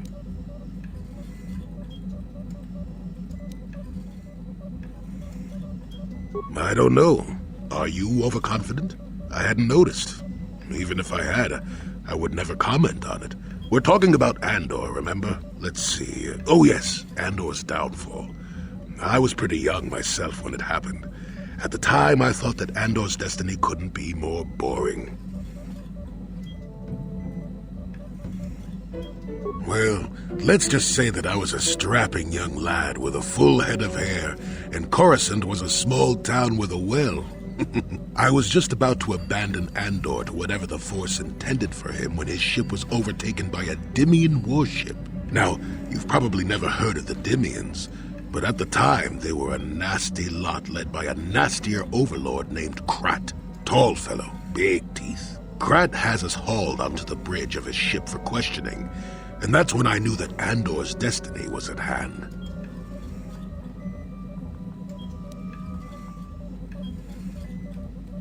Swirling force, remember? Jedi here. Granted, I was just interpreting the signs, but we get trained in that sort of thing, more or less. Well, Andor decides that his destiny makes him invulnerable and starts making all sorts of demands. Free me now. I'm not answering questions. Blah, blah, blah. Don't you know who I am? Yeah. Krat decides he's had enough and begins crushing Andor's neck. I told the boy he should have kept his mouth shut. I think he agreed, too, or those could have just been gurgling noises. No, well, anyway. Finally, Krat has enough of Andor and tosses him aside into this giant energy intake shaft. Andor gets sucked in and starts bouncing around, screaming. Maybe Andor hit something sensitive on the way down, or just didn't agree with the reactor core. Next thing I know, all the ship's alarms are ringing. Everyone panics, and I run, barely making it to the ship in time before the explosion. Krat dies horribly, and the Dimians never quite recovered. Changed the political course of the entire sector for centuries to come. I'd call that quite a destiny, wouldn't you?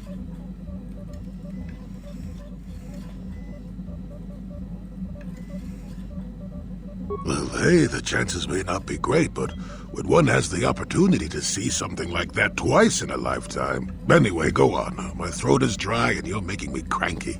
Shoot!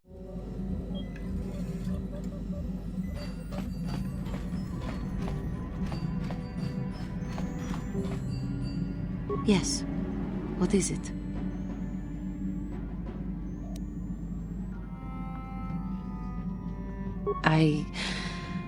I have been bothered by something of late.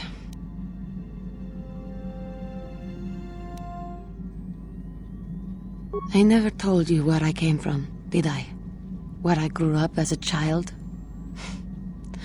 I suppose I was trying to deny what I was feeling. I have been wrestling with my feelings inside, trying to come to terms with it, but I find I cannot. I must have someone to blame. Someone to blame for the destruction of my homeworld. Someone who is responsible for the death of everyone I have ever known, except those on Dantooine.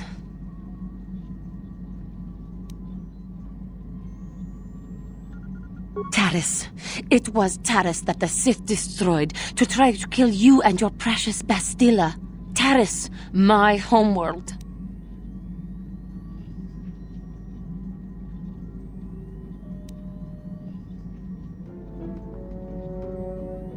If it were not for you and Bastilla, the Sith would have never had reason to destroy that world. It was your fault for being there, and your fault for rescuing Bastilla. Without your intervention, the Sith would have had no cause to lay waste to my childhood.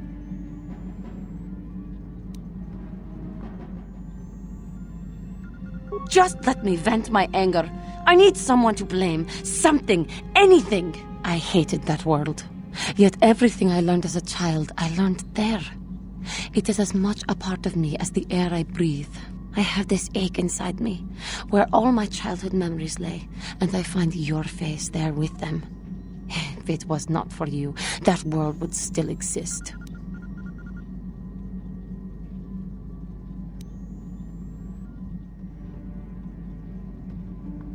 I know. I suppose I realized that. But it is so hard to lose your entire past. you would not understand. Yes, I suppose it will. As long as we remain focused on our task, it will. I am sorry. I will try not to distract you in the future with my trivial experiences. We should stop for now.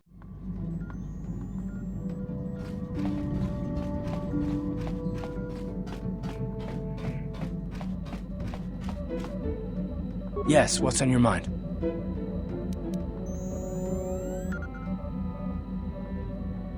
I already told you, he betrayed us all.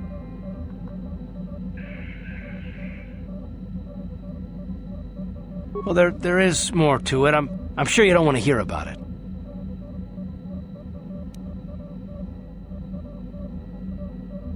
It's just that I don't talk about it very much, okay? I told you about my homeworld, Telos. 4 years ago, Saul led the Sith fleet there and demanded its surrender. The planet refused, and Saul proceeded to devastate its entire surface.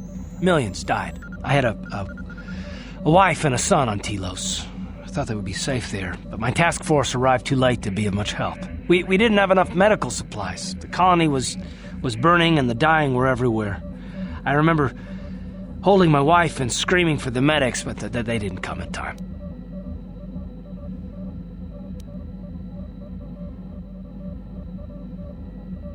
Of course not. How could you? I had nothing left after that, really. I devoted myself to the fleet. Hunting Saul was my only purpose. I miss them. And I know killing Saul won't bring them back. And it won't make me happy again, but I have to do it. I don't expect you to understand, but I have to pay him back for what he's done. I have to. It's all I have left.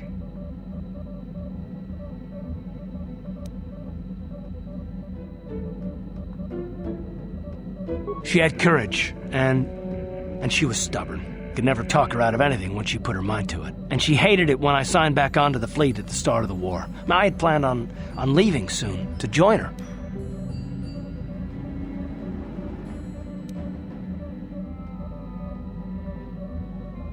His name was Dustil, and I don't know what happened to him. The colony was a complete ruin, and we never found any trace of him. I made inquiries and followed the reports from Telos for years, but I stopped. Anyway, I hope that answers your questions. Let's continue with what we were doing.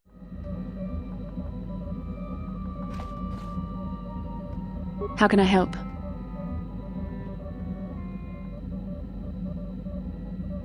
I do. I've been watching you, studying you closely to see what kind of progress you've made since your training at the hands of Master Zar.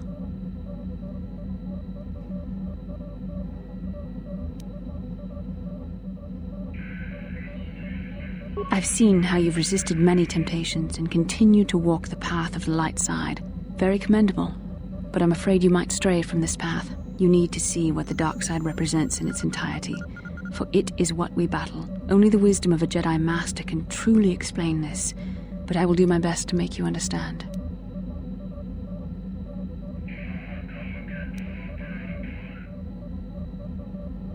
The dark side is not simply giving in to anger, temptation, or to use the Force to destructive ends. These things only lead to the dark side. The dark side grows stronger and more insidious the closer you draw to it. It begs you to surrender to it, to release all its terrible power, and it becomes harder and harder to resist. And once you stop resisting, it's too late. It twists you up inside and turns you into a mockery of everything you once stood for.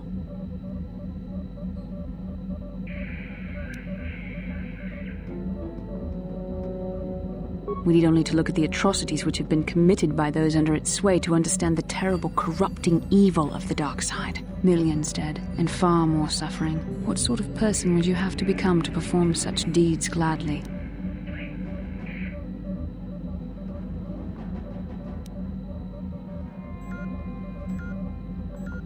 And that is why the dark side is so insidious. If you are not careful, you do not even see each small step you take towards it until it's too late. It's so easy to think that we would never fall prey to such a horror, that we have unlimited control, vigilance, and foresight. If only that were true. The Sith have become powerful because there are many Jedi who've succumbed to the lure of the dark side and joined their cause. What greater weapon is there than to turn an enemy to your cause, to use their own knowledge against them? We are weakened while they are strengthened, so we must harden our hearts and do whatever is required to fight against the dark side, even when the battle becomes wearying. I don't know. The vision of our future is clouded by shadows cast from the dark side. But I sense something ominous lurking in those shadows. But words alone cannot save one from the dark side. Come, we should continue with the task at hand. When the time comes, I only hope we are all strong enough to do what we must.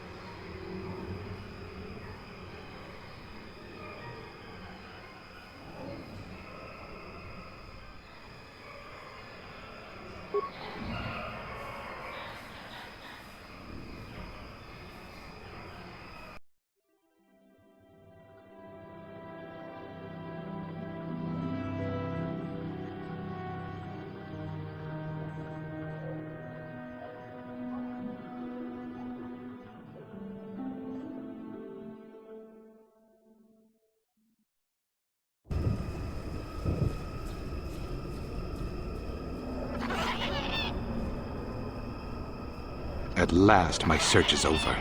I was beginning to fear someone else had killed you and deprived me of the pleasure you may have defeated the pathetic bounty hunter my master sent after you.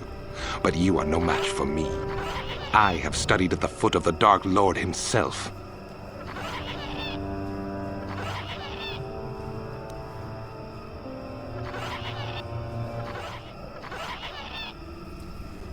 Your words mean nothing to me, unless you wish to beg for your life. No? Then I shall try to make this both quick and painful.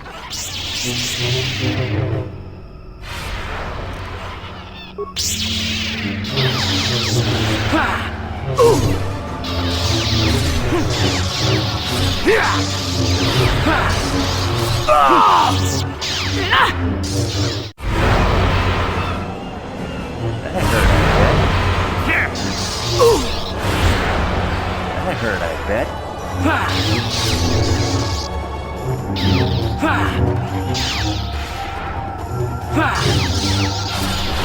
You cannot win!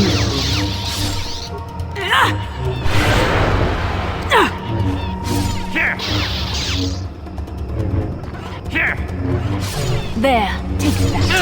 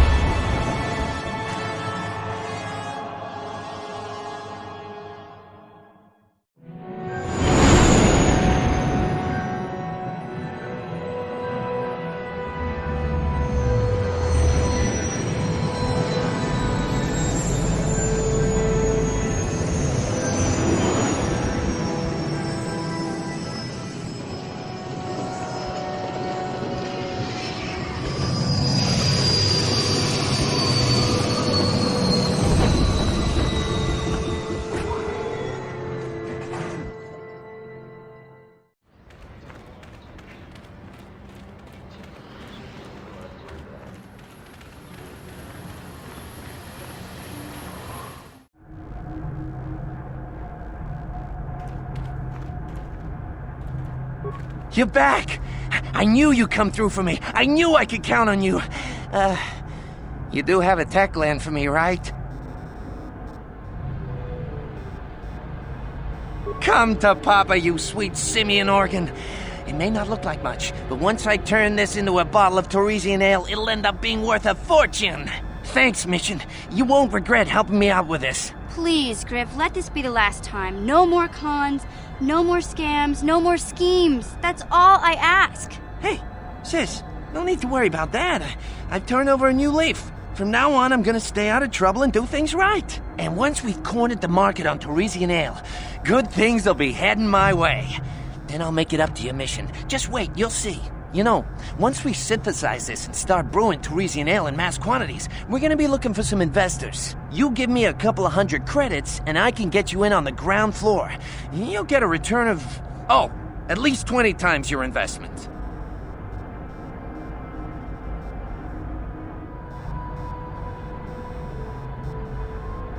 You don't know much about business, do you? When an opportunity like this comes along, you have to jump at it. Come on, what do you say?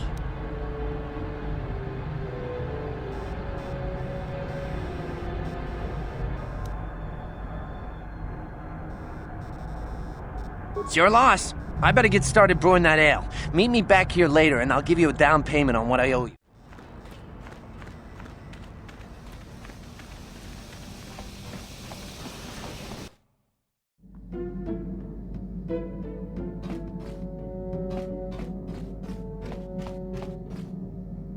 Hey there, what can I do for you? I appreciate everything you've done for Griff. You know that, right? I just hope things work out for him this time around. I guess we'll find out when he meets up with us at the Zerka Corp shop. If he's got those credits he promised you, then maybe there's hope for him yet.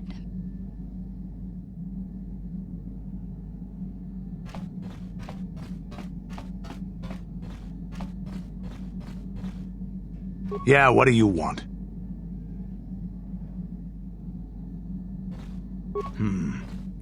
I think I'll tell you a bit about the recent war we had with the Republic. That might be more familiar to you. The one where Jedi Revan beat my people. We started by conquering worlds outside the Republic. We did it quietly so the Republic wouldn't really know what was going on until it was too late. When we finally did hit the Republic worlds, they had no idea we were coming. We came in through 3 invasion corridors in adjacent sectors. Anyone who put up a fight, or wouldn't fight, was crushed.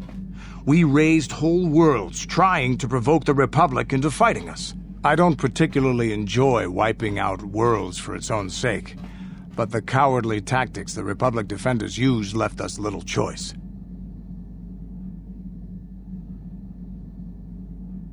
Hiding in the homes of civilians, using families as shields, thinking we would not use appropriate force on their bases inside major cities. They underestimated our resolve, and what measures are acceptable in war.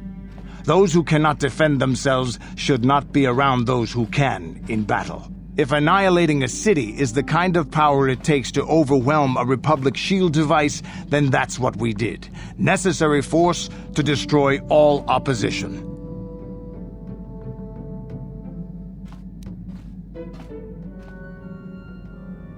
I have no time or patience for cowards. They deserve to be hunted down and exterminated like vermin. There was no honor in wiping them out like rats. But some of your forces did redeem the Republic in our eyes, especially later. Later, when Revan had joined the war. But we'll get back to that. We've wasted too much time already. Is there something else you want to know?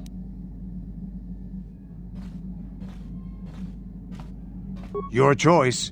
I'm here if you want something done right.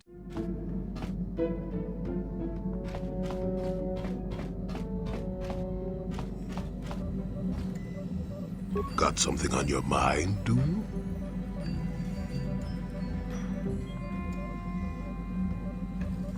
No, I never did I?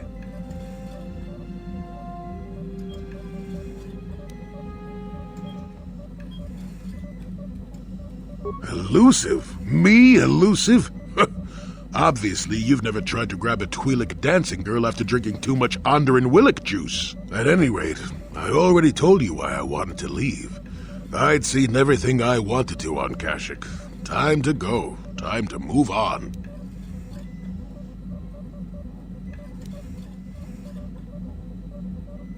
To bed! I'm old and tired, you know. How many kilometer-high trees can you find an interest in before you figure you've had enough? I'd bet you can't be bothered to stay in one room for more than 15 minutes. And then there's all the critters in the Shadowlands. I'm just happy to be back in space, doing something new. Is that too much to ask?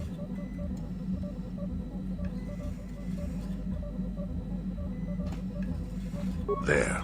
Now, was that so hard? An old man has to be allowed some petty eccentricities. Nice to see you agree for once. I'll admit, for all its flaws, Kashyyyk was home enough. But when you came along and I saw the destiny you had before you, I couldn't help but be intrigued.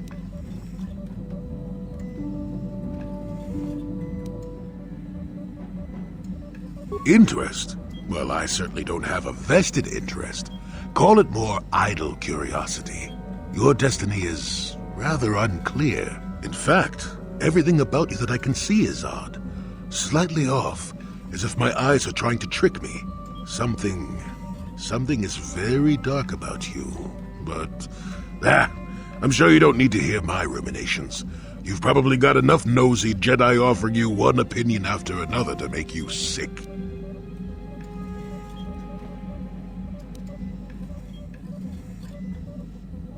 Your future will come of its own accord, trust me. Sometimes navel-gazing at it doesn't get you anywhere. I wouldn't worry about it too much if I were you. You remind me a bit of Nomi.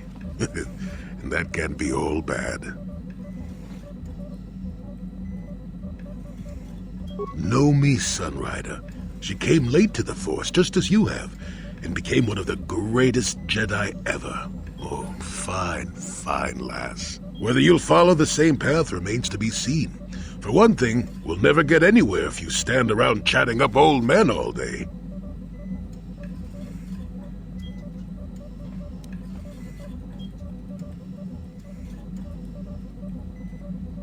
Nonsense. Have I ever refused to help you when you asked? How confused can one person be anyway? One thing I will say is that this little escapade does remind me a bit of my adventuring days before the war. Those were exciting times. Or at least it would remind me of those times if we didn't stand around. What's keeping you? You're too young to be so talkative. Shoo, shoo!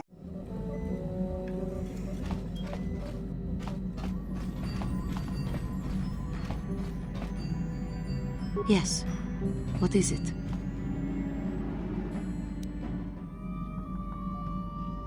I was remembering Taris.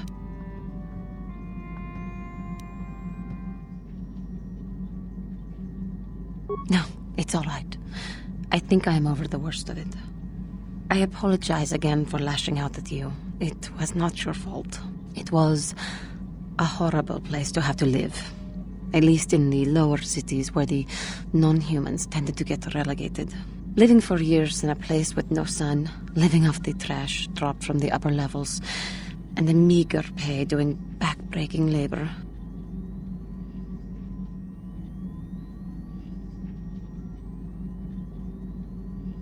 There were none. Bad enough to be a race that is feared and hated by humans, but to be one that is strange and different, even among non-humans? But living was hard enough, without the stigma of being from a lost race. There was always the danger of Rakuls coming up from the sewers, or more mundane predators living and working in the area. My family and I struggled each and every day to make something of our lives. But we could only go so far. Taxes from the corrupt government, more fees from the gangs controlling the streets, and whatever was left paying for what food and medical supplies we could afford.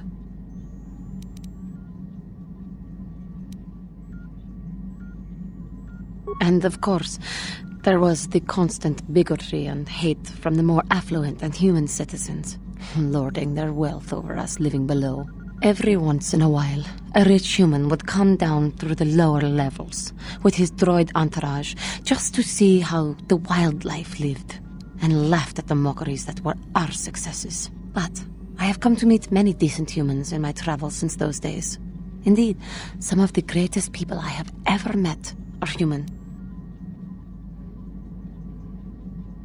The Jedi who encouraged me to join the Order, the one who was with the group going to fight the Mandalorians, she was human. I am sorry. I am getting away from my point, if there even was one. Sometimes I curse the day my parents fled to Taris, but then again, if they had not, I would not be where I am today. Another story for another time. For now, we must continue our own epic, to save the galaxy, if we can.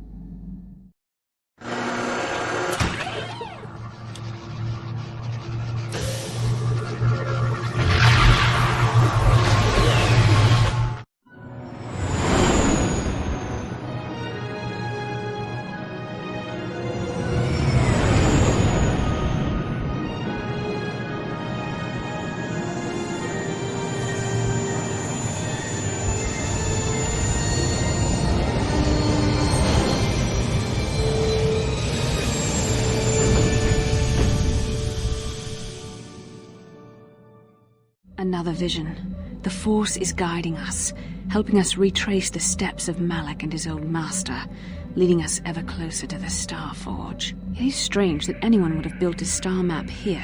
The entire surface of Manon is covered by nothing but vast oceans.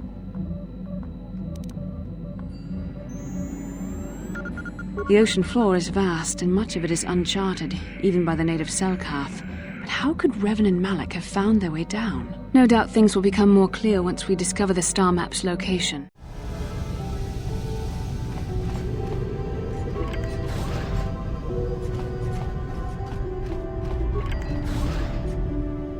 You Republic people are so pathetic, sitting around groveling at the table scraps the galactic senators deign to give you.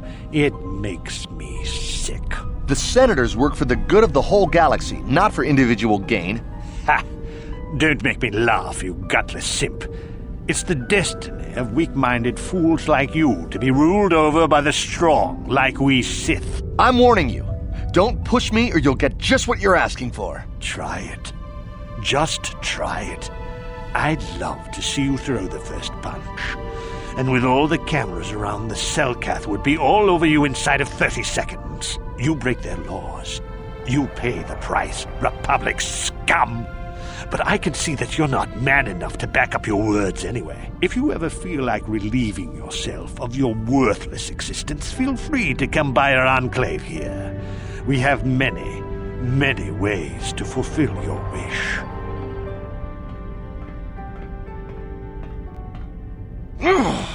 Yeah, what are you... Oh, I apologize, Master Jedi. I should not have been rude. No, really, I should apologize. I should try to control myself, as you Jedi do. Is there anything I can help you with?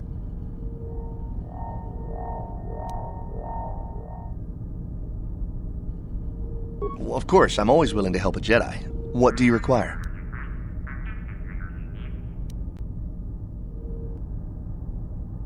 Well, for the kotor, of course. Really, that's the only reason anyone would want to be here. It's the only reason the Selkath built Ahto City in the first place, to explore kotor.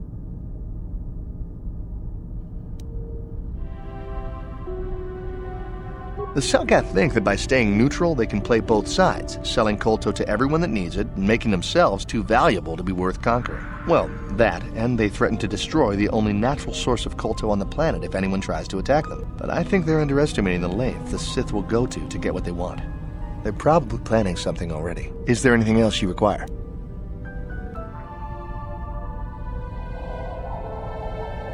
A star map? Like an ancient artifact or something? No, I'm sorry, I've never heard of it. Is there anything else I can do for you? It's big. Real big. Actually, it's pretty much the only real city on the entire world. The only place for us air breathers, anyway. Manan is a water world, which you may have noticed on your way down to land here, inhabited natively by a species of fish people called the Selkath. They built this city to cater to us off-worlders, and as a base of operations to export kolto, which is the only real thing they have to trade here.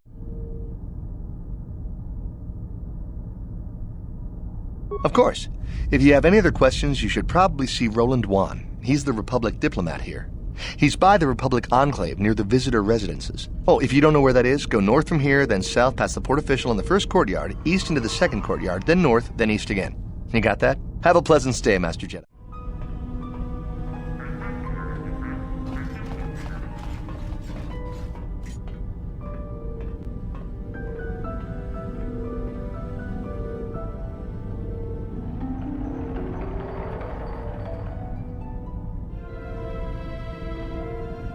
How can I help? I do. I've been trying to come up with the best way to say this for some time, but I suppose I should just come out and say it. The truth is, I have come to depend on you. Not just for the sake of the mission, but for my own sake as well. I'm glad you're with us.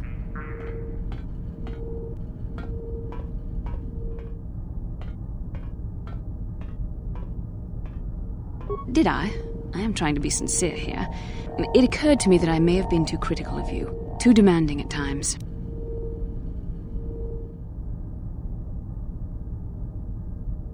I know my manner can be a bit taciturn. I know you must be getting sick of my lectures about the dark side and everything else. I spent all my years being hounded by my instructors, being told so often how gifted and important I was until I was sick of it. I remember when I was younger, I used to swear that I would never become as self-absorbed and stodgy as the Jedi Masters. It's ironic, really.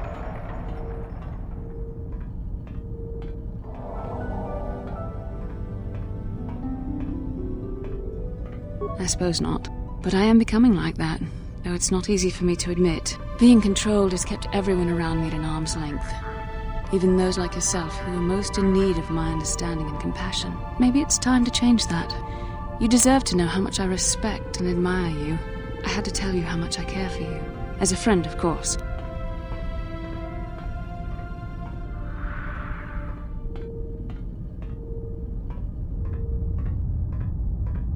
Please, it's not allowed. I have to remain true to the Jedi ideal. If this is going to cause a problem, maybe I shouldn't have said anything.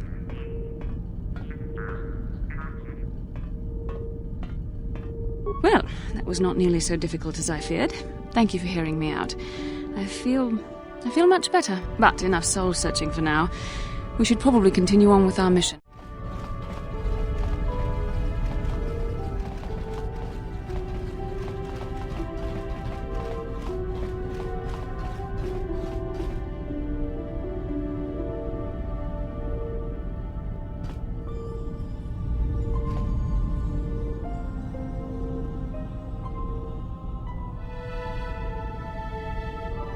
How can I help? Am I so transparent? I suppose I shouldn't be surprised, considering our bond. Yes, there is something I would like to ask, if you'll permit it.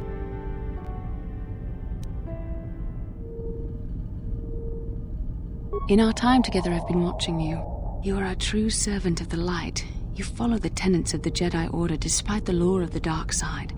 And with so little training. For me, it has always been a constant battle. Don't you find it difficult at all? You make it seem so easy. Or is that only an illusion?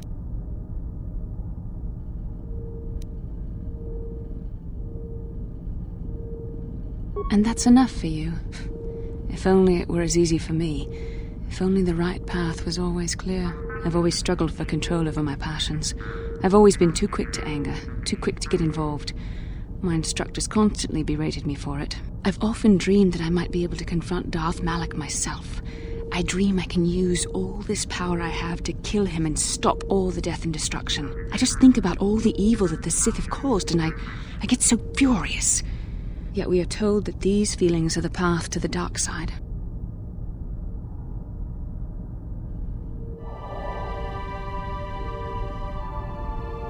I suppose I do. Part of me thinks that it would be worth anything to vanquish evil, even if it meant giving in to my base emotions. The very thought that I could become as evil as Malak, I just can't fathom it. It just doesn't seem possible. I mean, how could I... No. Wait, I'm sorry. I shouldn't even be asking you this. The Jedi teachings are clear. Who am I to question them? And even worse, who am I to try and make you question them? These are dangerous thoughts. The indulgence of a vain mind. Please, forget I ever mentioned this. Let's just return to our mission.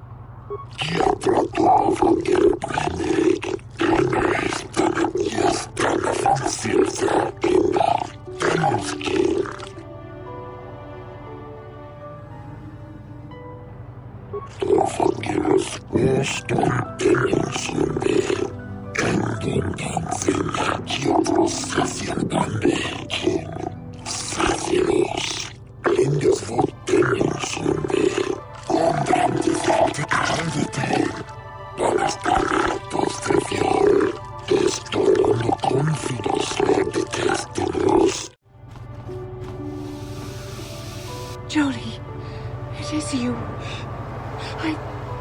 I need your help. Laura, of all the people, how did you even know I'd left Kashyyyk? I didn't. Nobody knew where you were, not even Sunry. But I heard the Selkath mention you and your friends. The Force has brought you to help us. Why? Whatever could be the matter, my dear? It's horrible, Jolie. Sunry has been arrested. The Sith have accused him of murder. Murder? But how? It's all a mistake, Jolie. Sunry isn't a murderer. Someone is trying to frame him. Calm down, Alora. Where's Sunry now? Sunry's being held at the Selkath courts. They won't let anyone in to see him. Please, go to the courts. Talk to the judges. Maybe the Selkath will listen to you. Don't worry, Alora. We'll get to the bottom of this and help Sunry. Somehow.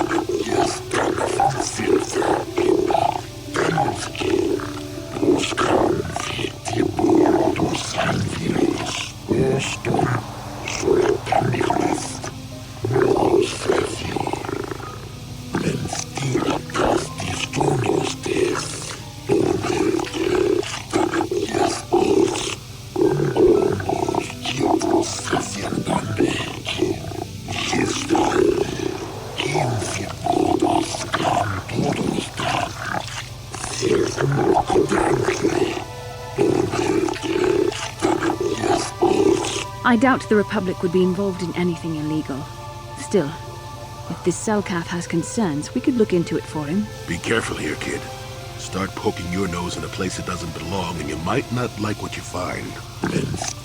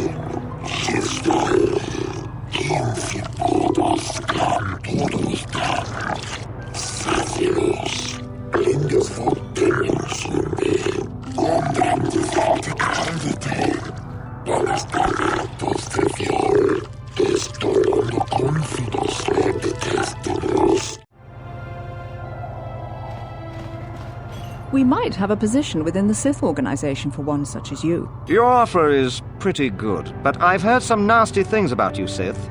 Is it true you bombed Taris into dust? This is war. In war, certain distasteful acts cannot be avoided. But ask yourself this, when we win the war, would you rather be against the Sith or with us? You make a good point. And I've never turned down a job that pays up front. Excellent. Report to the Sith Embassy tomorrow for your assignment.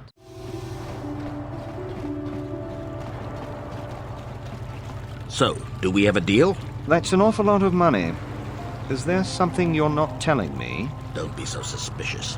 The Republic is generous. We pay our mercenaries well. Makes sense, I guess. All right, I'm in. When do I start? Just show up at the Republic Embassy tomorrow and speak to our representative there. I'm sure he'll have some task he wants you to start on right away.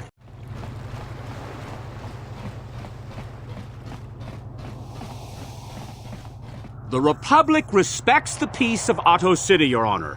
But the Sith are a violent people who leave violence in their wake. I have 3 soldiers in the infirmary. If the Republic soldiers were more capable, they would not have suffered such serious injuries. Are my soldiers to be punished simply because they won a fair fight? I hardly call 6 against 3 a fair fight. The Sith are cowards who attack only when they have the advantage of numbers.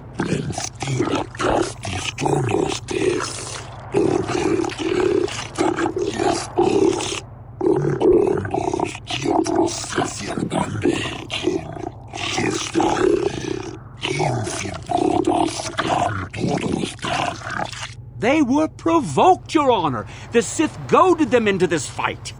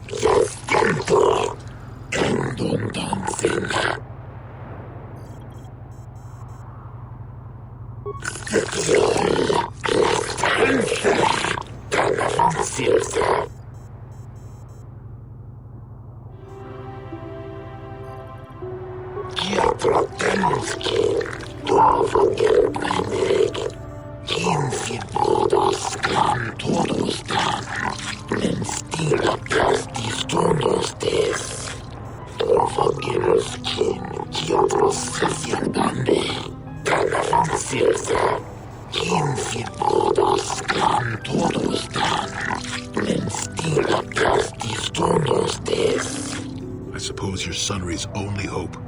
We have to at least try to help him.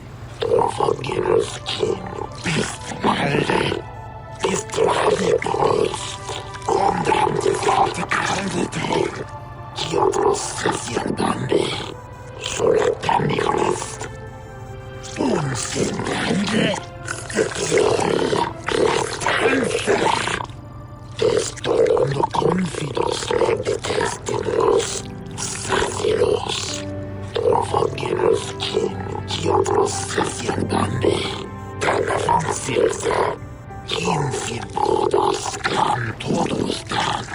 Menstila castis todos des. Solo candigrist. Un senande. Destolondo confidos legdetestinos. Sacilos. Os domelde. Destolondo confidos legdetestinos. Os dompos canfi. Distrade boys. Condrende varte caldete. Dorfagiros kin. Kiotros sesiandande. Tagavan silsa. Kin bodos gan todos dan. Menstila castis todos des. Yes, but it almost seems too heavily stacked, doesn't it? Very suspicious. Dorfagiros kin. Distrade. Distrade boys. Condrende varte caldete. Kiotros sesiandande. Kiotro demonske. Dorfagir brennig. Kin bodos gan todos dan. Menstila castis todos des. Kiotro demonske. Dorfagir brennig. Kin bodos gan todos dan. Menstila castis todos des.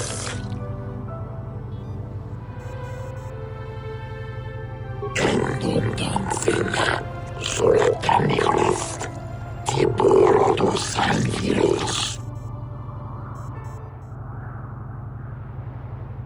Dorfagirus kin, pistmalde, distrade boys, condrende varte caldete, kiotros sesiandande, kiotro demonske, dorfagir brennig. Kin bodos gan todos dan. Menstila castis todos des. Speaking of that injury, has it been taken into consideration, Your Honor? Sola candigrist. Un senande. Destolondo confidos legdetestinos. Sacilos. Tagavan silsa. Kiotro demonske. Dorfagir brennig. Kin bodos gan todos dan. Menstila castis todos des. Dorfagirus kin. Pistmalde. Distrade boys. Condrende varte caldete. Kiotros sesiandande. Kiotro demonske. Dorfagir brennig. Kin bodos gan todos dan. Menstila castis todos des. Dorfagirus kin. Kiotros sesiandande. Tagavan silsa. Kin bodos gan todos dan. Menstila castis todos des. Simply because it was real does not mean Sunry would have overlooked it being in Elas's hand. Tagavan silsa.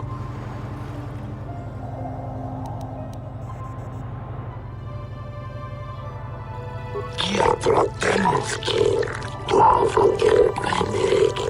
Kin bodos gan todos dan. Menstila castis todos des. Dorfagirus kin. Kiotros sesiandande. Tagavan silsa. Kin bodos gan todos dan. Menstila castis todos des. Kiotro demonske. Dorfagir brennig. Kin bodos gan todos dan. Menstila castis todos des. Tagavan silsa.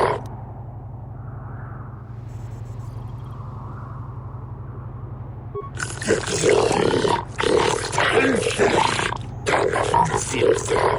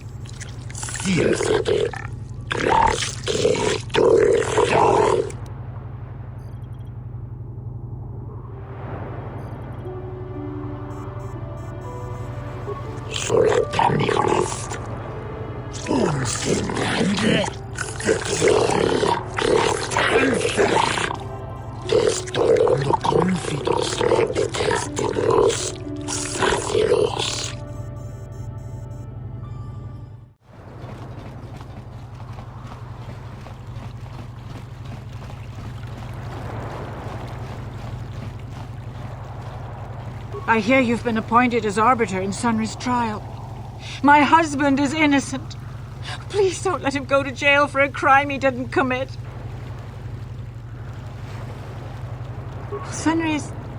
He's a cripple.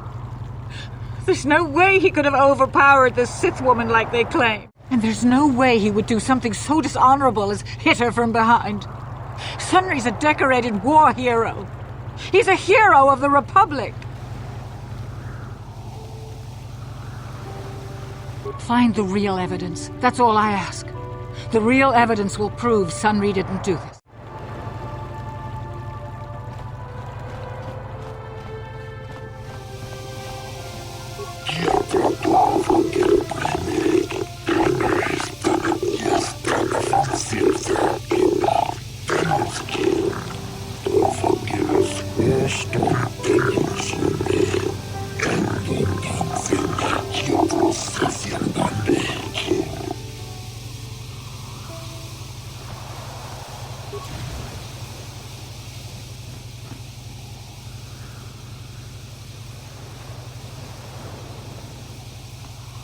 Jolie, what are you doing here? Alora sent me, Sunry. I'm here to get you out of this mess. The courts went and made us arbiters for your case. Just like old times, eh, Jolie? You come swooping in out of nowhere to save my tail from the fire? You saved my wrinkle butt more than a few times as well, friend, if I recall. But there'll be time for catching up later. Right now, we need to focus on the case. The case is a complete frame-up. Anyone looking at the evidence could see that. Or so I thought. But the Cellcasts seem to think that there's enough to go to trial. All that evidence against me is circumstantial and completely flawed. Well, I was at the hotel, I admit. And I did meet Alasa there that night, but it's not what you think. I was working with Republic intelligence. We were pretending to feed information to the Sith. Well, I turned Alasa into a double agent working for us. It was going well, too, until she turned up dead. Maybe the Sith had found out I was turning her and had her eliminated. But let's look at the facts they've given. Alasa was brutally killed. Think about that. She was a Sith, trained in battle, and I'm just a crippled old man. My war injuries make it difficult for me to walk, even to hold things. See how my hands are shaking? How could I kill a Sith warrior at close quarters? I ask you! Further, they say they found my heroes cross at the crime scene. Would I leave my war medal behind if I killed someone? Even I'm not that stupid. Obviously, the Sith planted the cross. And what about the lack of forensic evidence? Skin and hair samples, clothing fibers. Why isn't there anything like that at the crime scene? Sounds like an obvious frame-up to me. I hope you can see how the Sith are manipulating the Cellcat, and probably even you to set up this against me. We need to get this over with quickly and clear my name. Anything else I can help you with? I want my arbiter to be well prepared before we go to trial.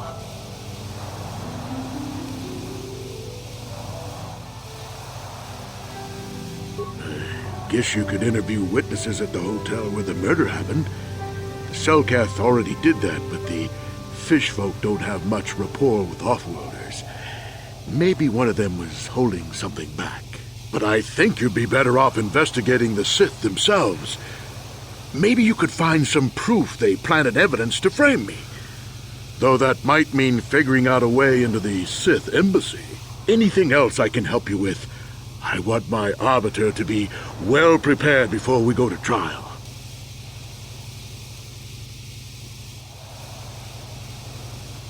Go ahead, ask. Ask what you need to. I've got nothing to hide.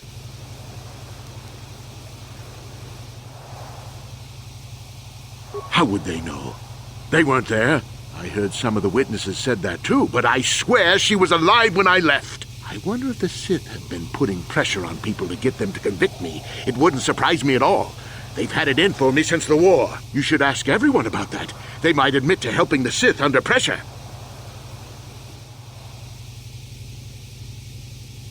Very well. I suppose there is still much you must do before the trial. Once you've gotten enough evidence to go to trial, just tell the warden we're ready. The sooner I get out of the cell, the better. Your precious Republic's days are numbered. It won't be long until Malak turns his armada loose on Coruscant itself. Save your empty threats, Sith scum. Malak isn't stupid enough to attack the core worlds, now with the entire Republic fleet waiting for him. You're a fool. When the Sith descend on Coruscant, our numbers will block out the sun itself. The galactic senators will collapse trembling in fear and beg for mercy at Malak's feet. You underestimate the Republic's resolve. We'll die before we surrender Coruscant. That can be arranged. Remember what happened to Taris. Malak could do the same to the core worlds. He wouldn't dare. Now it is you who underestimate our resolve.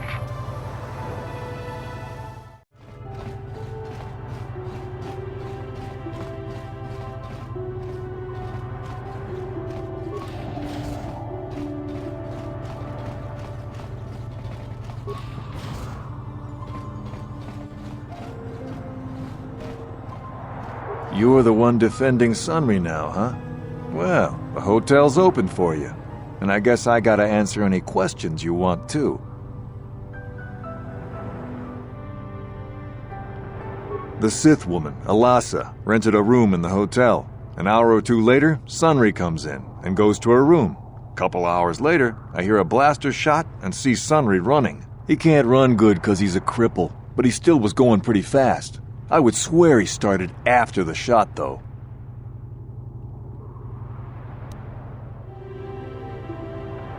No, I don't think so. I mean, it's possible, just barely. But I wouldn't say that to the court.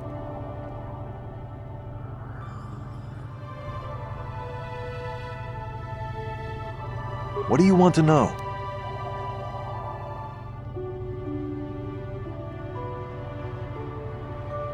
Alasa used to rent rooms here every week or so. Then Sunry would come by a couple hours later and stay all night. It doesn't take a genius to figure out what was going on.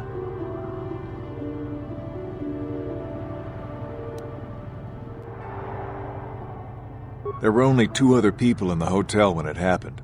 One was a Rhodian named Glupor. Seems like a really dirty, shifty type. Normally I don't let his kind in here. I'm a reputable businessman, you know. But there weren't many people here, so I decided to take a chance. The other is a regular named Firith Me. He's a Pazak player. Probably an addict, but he claims he's big in some circles. Don't know anything about him other than that. Anything else you want to know?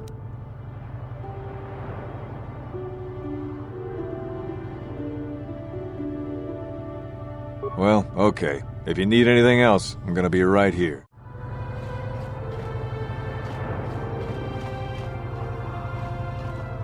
You with the Selkath? You here to see me about the murder, too? I told the damn fish everything I knew. What more do you all want from me?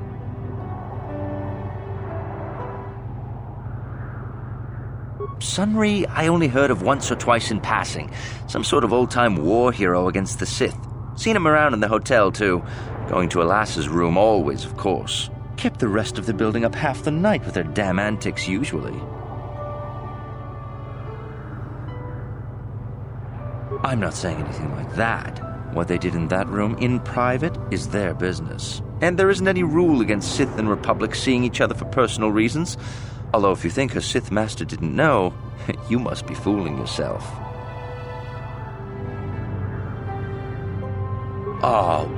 Well, Elassa was a Sith, so of course she'd have to have someone above her. Yeah, I didn't see anything. I didn't see anything, and there's no way you can make me say otherwise. Now quit asking.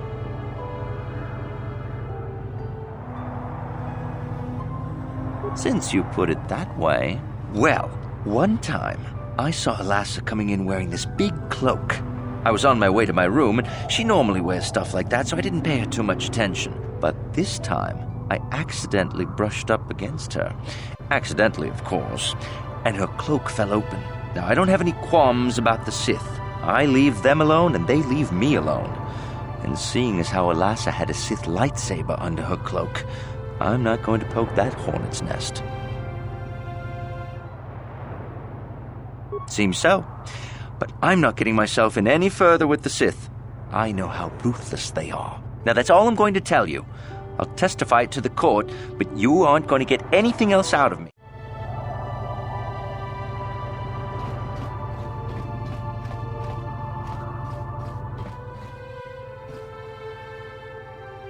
Chiki kun selka, Jona mulira ton glupor kimba no kun nek lorcha.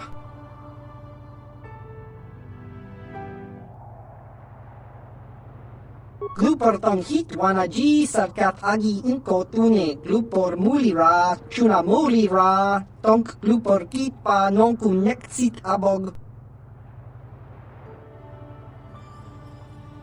Glupor yon tung chiwi ita. Bola un chikne mulira glupor, kon muli slimo pui wanga kun viskin.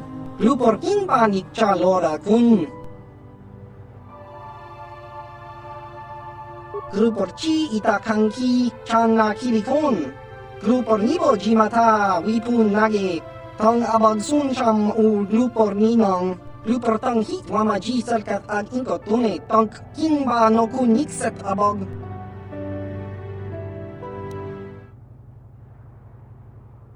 Glupor pichage borang turang, glupor wangki yuma batmalyaw no wish, glupor no una pangpa, mulira kongking.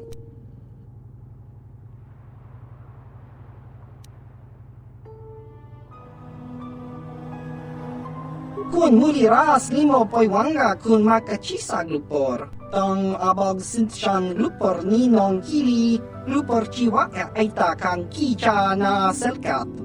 Glupor nibo, mulira grupo ni sit. Glupor siya, glupor pampa ki mulira kun king. Glupor chachopa, si chawa wish kun kun. Glupor bagra shak konti cha yoman. Tang itzalkat wamaji ko na. Glupor ag inkotune. Glupor no mulira, chuna mulira, tong pa no kun, no nek. Glupor chachopa, glupor bagwa shank konti machid Glupor nada chawa yishun kun.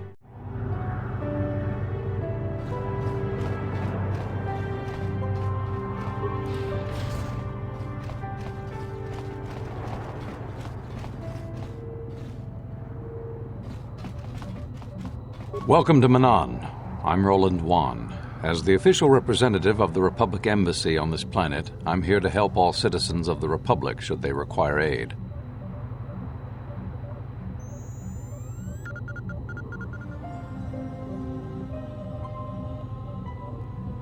I don't know much about the facts of the case, but I find it hard to believe. I never met Sunri, but he's a hero of the Republic, not a murderer. The so-called evidence against him is an obvious frame-up. It has to be. The Sith must have plotted Sunri's downfall to embarrass and discredit the Republic.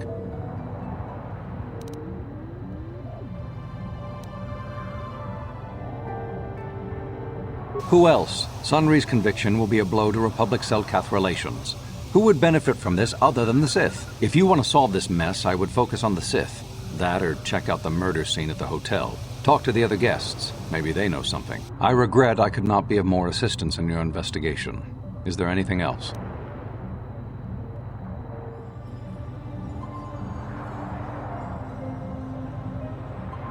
Oh, of course. Of course I'll do whatever I can. But I'm only a simple diplomatic representative of the Republic. I doubt I can be of any use to the Jedi Council.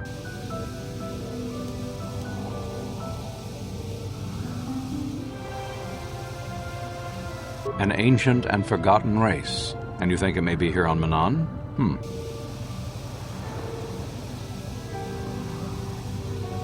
Well, perhaps.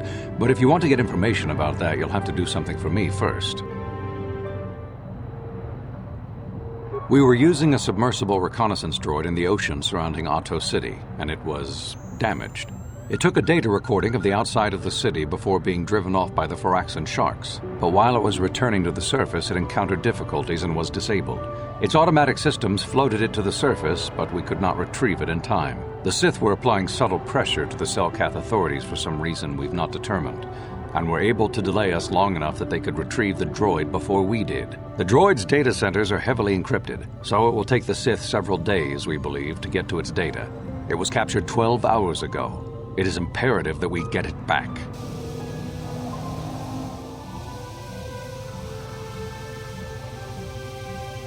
It's intelligence information about Sith activities on Manon, as well as some oceanographic reports on the local marine life.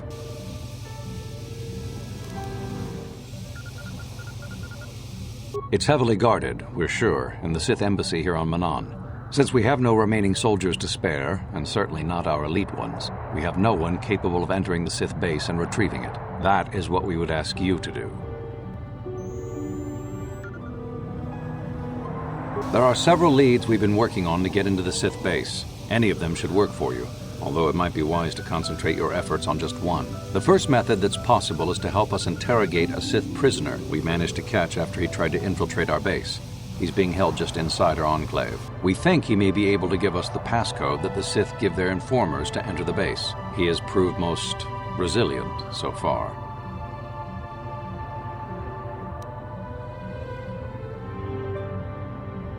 We managed to pick up a crate of blank Sith data cards, the type they use for passcards. The encryption system to unlock them is very difficult, however. But if you are more skilled than our technicians, you may be able to gain access that way.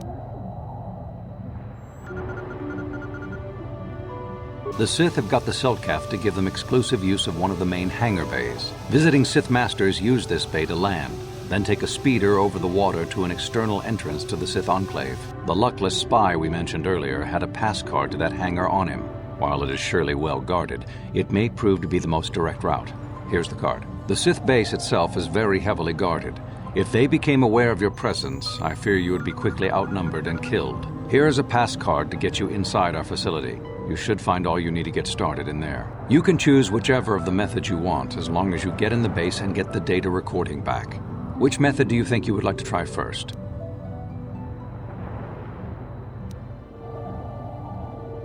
Good call. Just make sure you don't push him too hard or we might lose him. I wish you luck in your task. Should you retrieve the data recording from the droid, return it here to me, and we can see about getting you that information.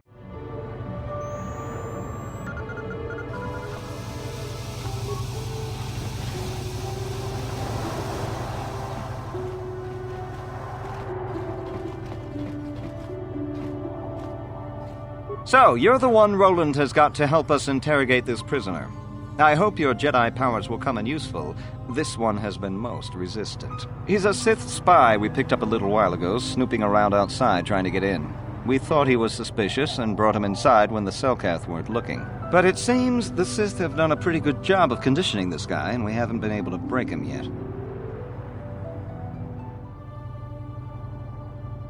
The Sith protect their really important spies with some sort of mental force feedback system. They can turn their minds in on themselves so force compulsions won't affect them. Combine this with conventional training to resist interrogation, and sometimes it takes months to get them to tell what they know. Do you want to interrogate him now? While the training the Sith gave him will protect him from most normal interrogation techniques, and also from force persuasion, we have found a few hooks you might find useful. He was with another man when he was first spotted. We think it was another spy, but we didn't manage to catch him. We also seized some personal documents he had on him when he was captured. It would seem that he's married to a woman named Tila. We checked this in our computers, and it seems to hold up. We've sent a couple of agents to investigate, but it may be a while. What we have here is your standard issue truth serum. It should make him spill his guts in no time. But there is a catch. Because of his conditioning, he's able to resist it at small doses. But if you give him too much, his body realizes what you're trying to do and shuts his mind down completely. If you do that, you'll have to inject him with an antidote that neutralizes the truth serum. Unfortunately, that too has a drawback. It causes short-term memory loss. This may work to your advantage because you can try the same tactic over and over again. But if you use it too much, he may forget everything we want to know. Shall we get it started then? Hey you, wake up. Someone wants to talk to you. Boy, what do you want?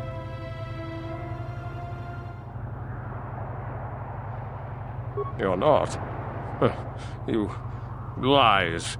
You work for the Republic.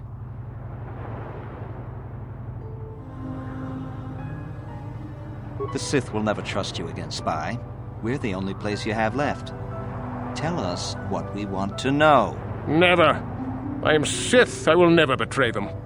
Your Republic is weak, and will soon fall at any rate.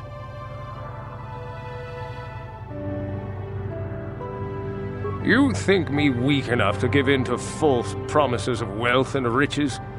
The Sith are stronger than that. We will have it all eventually anyway.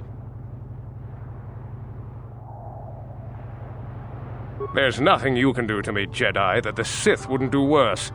I'm not afraid of you. What do you want?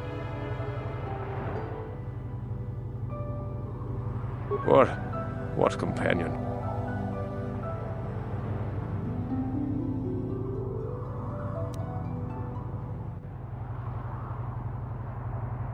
Nothing you could do to us would make us talk.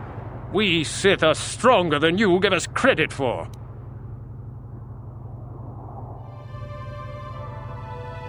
Of course, they would never believe we let you go so easily, but they would all too happily believe you betrayed them. You can't do this to me. They would kill me in ways too horrible for you to imagine.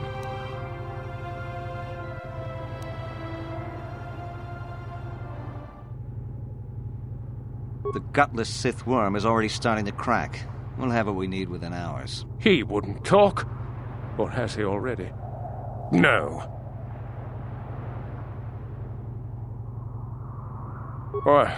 What do you want? Tila? How did you find out about her?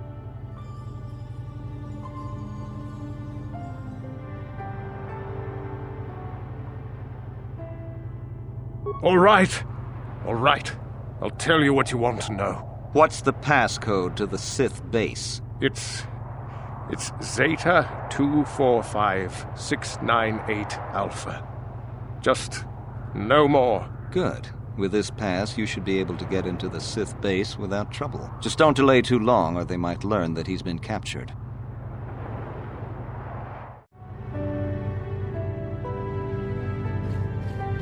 So you're the one who's gonna try to get into the Sith base, eh? Huh, good luck, you're gonna need it. This is our main computer room here. We got the box of pass cards we got from the Sith, but we haven't been able to break their encryption yet. We have been able to decode the numeric system they use, but there are holes in our terminal sequence patterns.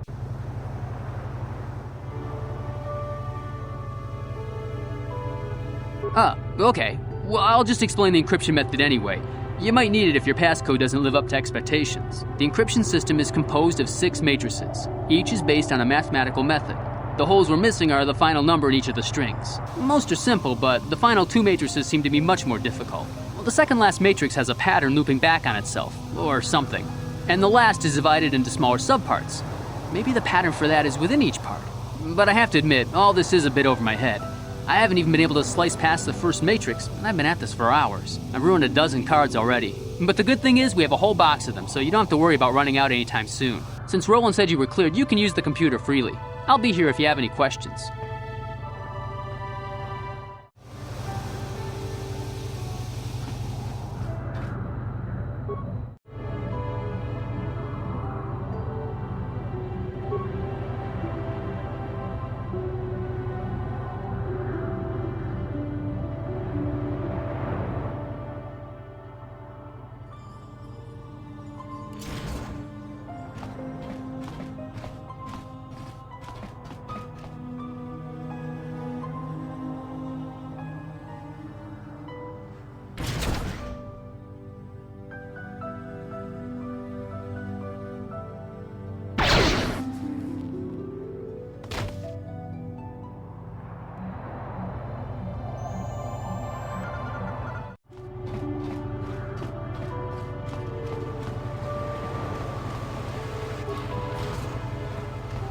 Hey, this street is for Sith only. You gotta pay a 20 credit toll to walk down this street.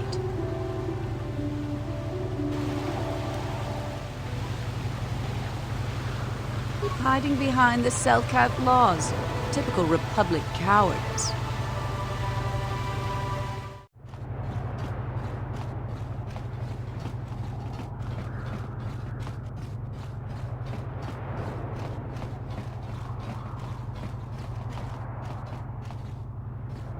I know you. You're the arbiter in the murder trial. Elasa was a friend of mine. If there's any justice in the galaxy, they'll feed Sunray to the Phyrexians. Shouldn't you be preparing for the trial? What are you doing here?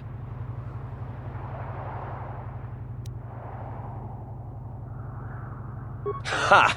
We know who we have business with. If you don't know how to get in, then we don't want anything to do with you. Now back off. Oh, really? You mean someone like you actually has some real purpose inside? Well then, what is it?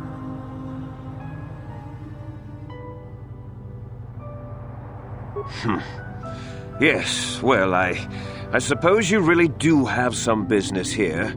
Head on in.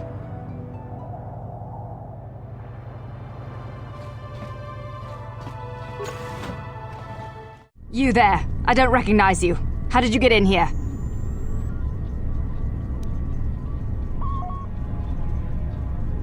Your passcode is out of date, and I don't recognize you at all. We'll get to the bottom of this soon enough.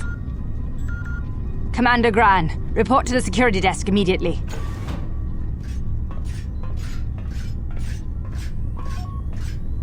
You authorized this person to enter. I don't know them, and their identification doesn't match up. They're spies. What? Sound the alarm! Droids, destroy them! You cannot win. Never too old for this!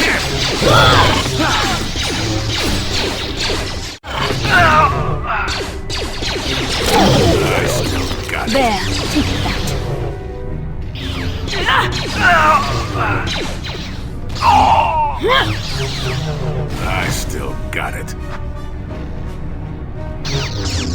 Here.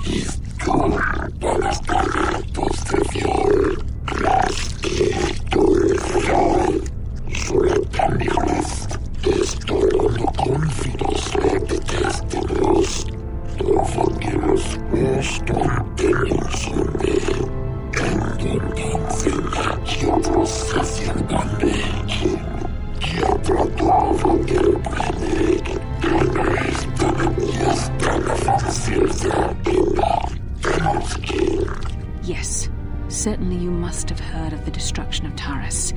It's your honorable friends that committed that atrocity.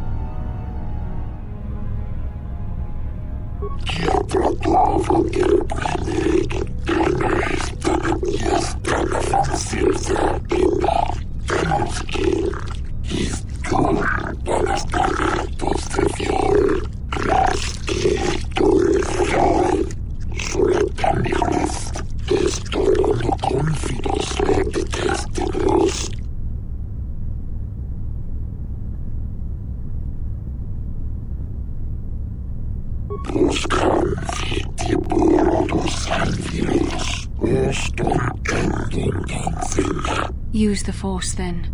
Look into your heart, and you will realize what is truth and what is lies.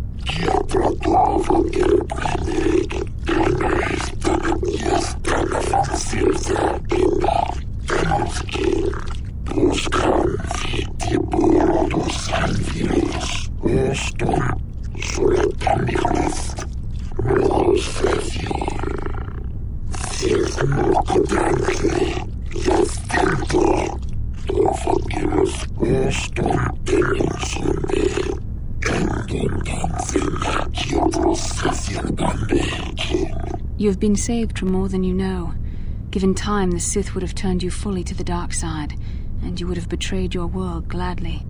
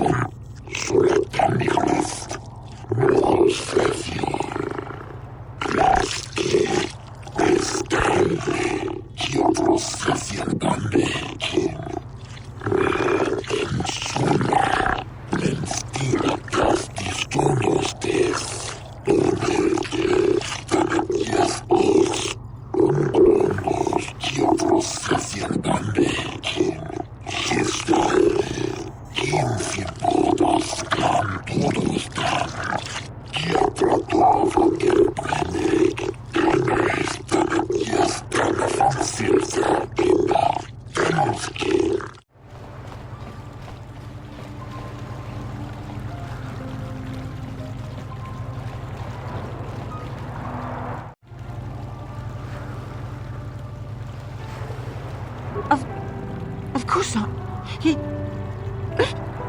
Yes. Yes, he was having an affair. He was seeing that Sith woman. After all these years we've been together, he just dropped me like that. Not publicly, oh no. But inside, that's what it feels like. He started seeing Alasa last year. I had my suspicions for a while, but he was careless. Pretty soon everyone knew. But even though I'm sure that harlot was only using him, I know he couldn't have killed her. He came and confessed to the affair to me. He said he was going there to break it off, to end it. Maybe the Sith woman attacked him, and he had to defend himself. But even though he cheated on me, inside he's still the man I loved. Love. He's too kind and gentle to have killed her in cold blood.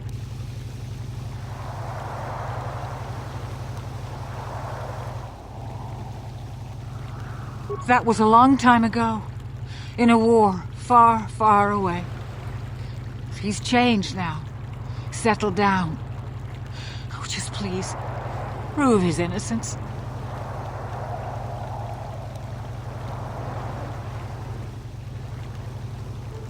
This is all a plot to discredit the Republic.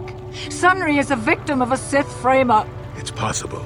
I haven't seen Sunry since I crashed on Kashyyyk. A man can change a lot in that time. The man I knew could never have done this crime, however. Find the real evidence. That's all I ask. The real evidence will prove Sunry didn't do this.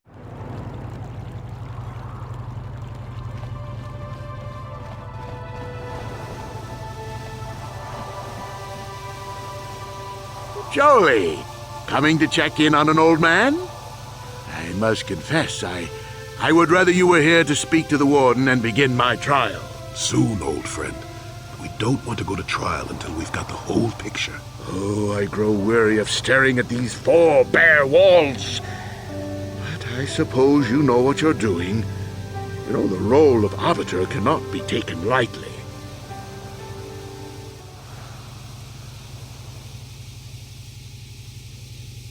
Go ahead, ask. Ask what you need to. I've got nothing to hide.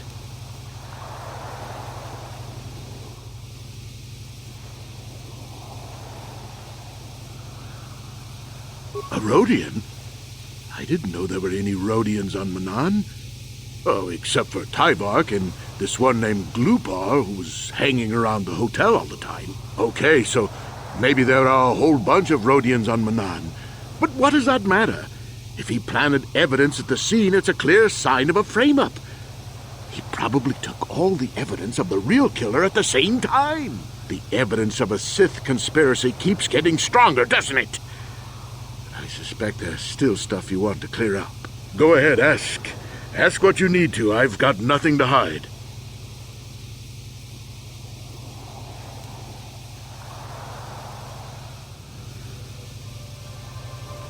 So the truth is out. I never meant to kill her, you know.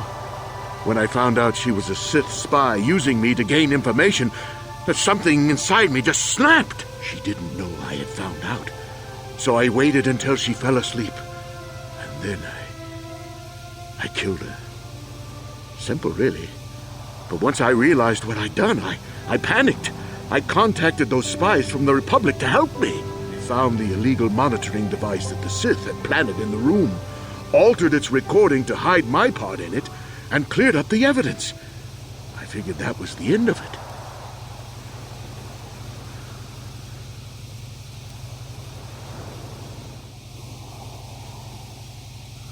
The Sith must have been spying on me and Alasa, trying to make sure she wasn't a double agent.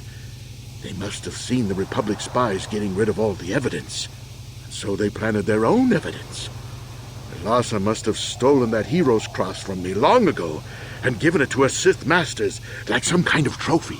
I just thought I'd misplaced it. But when the cross turned up on her body, I knew the Sith had put it there. So, now you know the whole story. What are you going to do?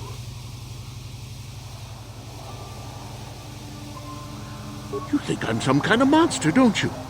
All I did was kill a Sith.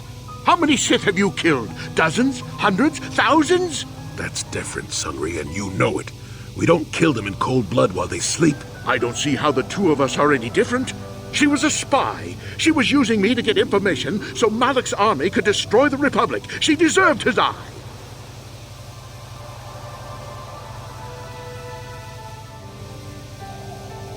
If I confess, I'm looking at 20 years in prison. And the Otto City officials might even place Kolto sanctions on the Republic Embassy. Without Kolto, how can we treat the injuries to our soldiers on the front lines?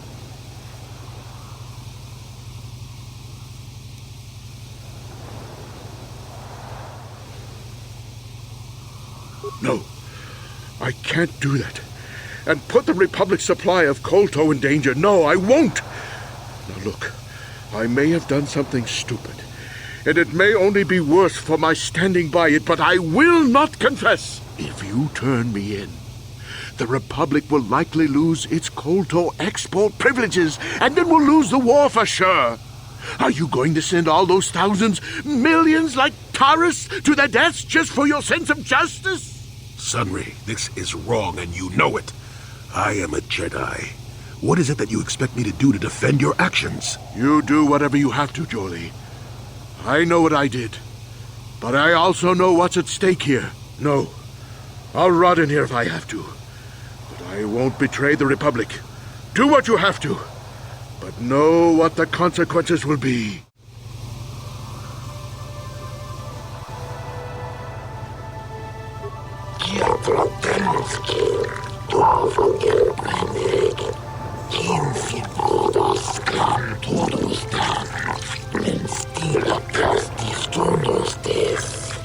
Don't forget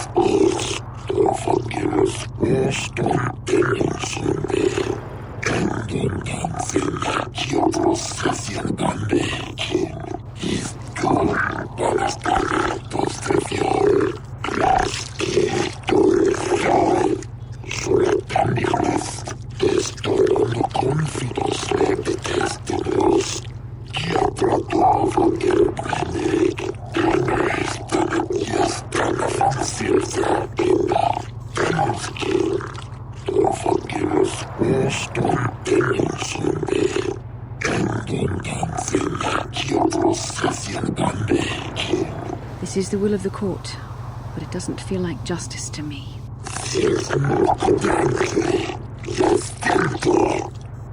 Oh, Sunry, no!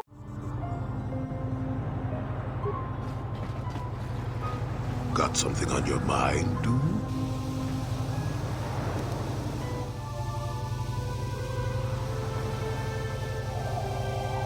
You did what was necessary. Sunry was guilty. As sad as that fact makes me. Justice had to be done. Doesn't matter that his victim was a Sith or that he was once a hero. I only wish that my old friend hadn't done it. But that's the thing about wishes. They don't come true. And now Sunry's dead, which is a shame. He was a good man, you know, once. I don't want to talk about this anymore. My jaw aches.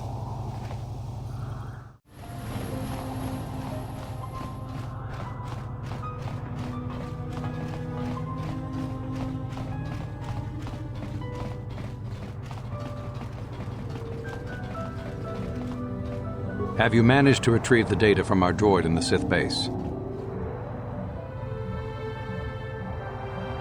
Excellent. It does not appear to have been tampered with, so the Sith did not manage to copy its contents yet. And now for your information. We are not supposed to speak of this, but since you are a Jedi and we have exhausted all the other options, I think I can entrust you with this. As you know, the Republic is fighting for its very existence against the evil of the Sith Empire.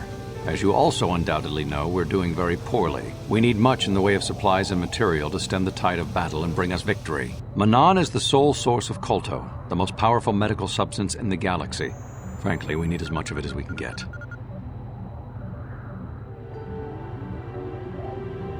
The Selkath conservatives, with their neutrality treaties, seek to treat the Sith and the Republic equally. This includes kolto exports. But a few more far-sighted Selkath see that if the Sith are ever allowed to win, the galaxy will be plunged into darkness, and there would be nothing to stop them from taking Manan anyway. So we made a deal. We recently began construction of a secret underground facility to harvest kolto directly at its source. We also hope to one day be able to synthesize it effectively. Current techniques are insufficient for the task, so we must mine it for now. The amount we take would hardly be noticed, since most is lost naturally before it reaches the surface anyway. We were nearing completion of the base when the digging teams reported some sort of obstruction, an ancient building or artifact, possibly your star map. Transmissions from the base were cut off abruptly after that, and we haven't heard from the station since.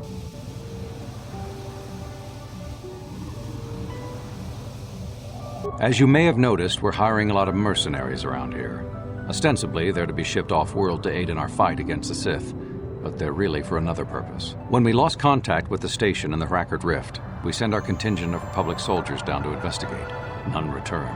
We've tried hiring mercenaries and sending them down as well, but none of those expeditions have returned either. The reason we really sent that droid underwater, and the reason we needed its data back so badly, was to find out what happened to the Hrackard Rift station. But now that we have the data back, our operation is in no danger of exposure to the Sith. And now I must live up to my end of the bargain.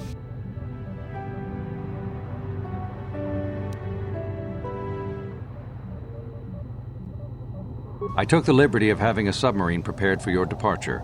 Merely use this card to get past the door behind our kolto packing room and enter the sub therein. It has been programmed to take you down to the station, and also to take you back up should you need something. I would send soldiers to assist you, but we've lost many of ours, and nearly exhausted the mercenary population of this planet.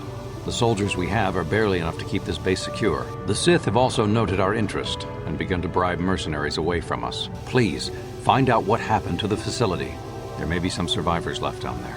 Perhaps even the head scientist, Kono Nolan. Good luck in your effort.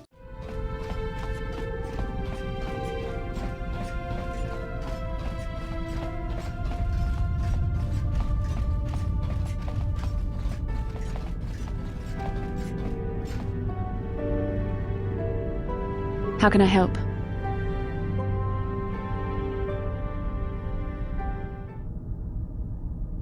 Yes, I did end that quite abruptly, didn't I? Perhaps a master could have addressed my questions with the proper wisdom, but I never should have brought it up here, not with you. Part of my purpose on this mission was to guide you in the way of the light, to help you avoid the temptations of the dark side. But I fear I've failed in that task. I don't think I'm the proper Jedi to guide you. I'm no master. You should have remained with the Council.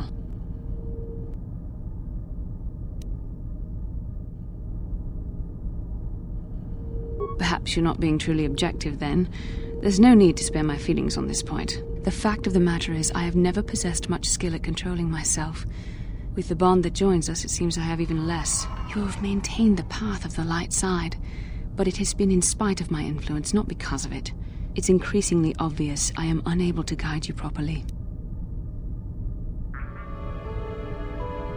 That's kind of you to say, but I think the evidence speaks for itself. I think I may have made a very big mistake. I simply hope that you are not the one who pays the price, ultimately, for the fact that I can't help you enough.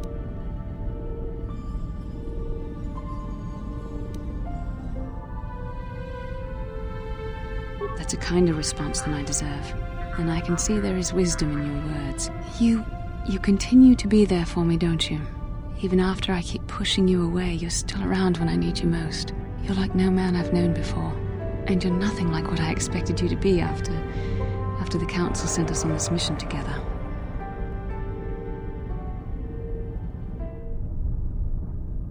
I need time to think about all this. They're not going as I thought they would. We should continue on with our mission for now.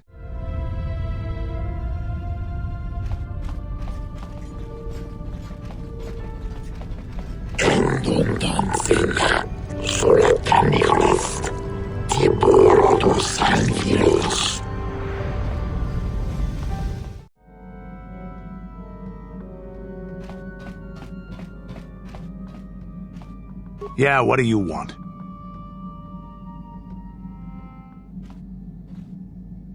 We fought against the Republic forces for some time, over the course of many battles. At the start, they were not much of a threat to speak of. But once the Jedi Revan took charge, things began to turn against us. The Republic fleets began to use more than just basic tactics. Feints, counterattacks, mass deceptions. Revan was a genius on the field. Revan abandoned worlds of their defenders so that others would be too fortified to strike, and was willing to make sacrifices in order to advance goals. And in the end, Revan proved too much for us.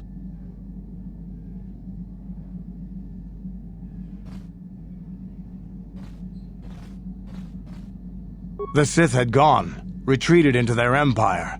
They sealed themselves off from the rest of the galaxy. We thought it would be centuries before they'd come back. It's amazing that they could rebuild their fleet so fast. But at the time, it looked like the galaxy was in our grasp. I still remember that final battle in the skies above Malachor 5. The two fleets filling the space around it, outshining the stars.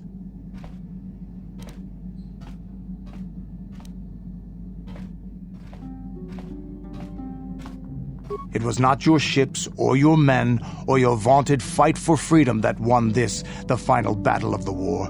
It was by the actions of one person, the Jedi Revan, that you prevailed. His strategies and tactics defeated the best of us. Even Mandalore himself was taken aback by the ferocity of his attacks, the tenacity of his defenses, and the subtleties of his plans. He fought us to a standstill, and then began pushing back. We really didn't have a chance.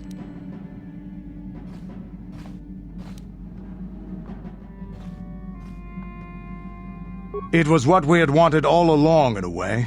We wanted to fight the best, in a battle that would be remembered for centuries. And we did. And Revan won. I don't hold a grudge against Revan, and neither do any of my people. It was the greatest moment of my life to be in that battle. If Revan had been a Mandalorian, nothing in the galaxy would have stopped us. But wishing for the past to be different is useless. Better look to the future, as we should now. We'll talk more later, I think. Is there something else you want to know?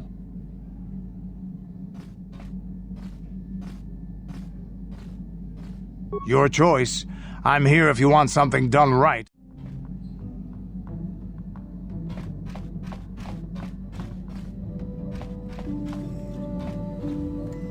Got something on your mind, do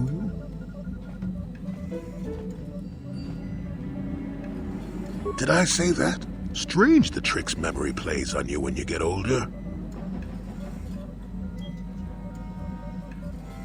Didn't I say that my past was my affair? You don't see me poking and prodding you with questions, do you?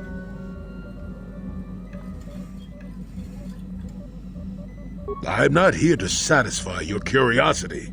No staring at the old man, that's what the sign says, damn it. And besides, you don't really want to hear about me. We're talking ancient history, probably before you were born. History bores kids. Proven fact.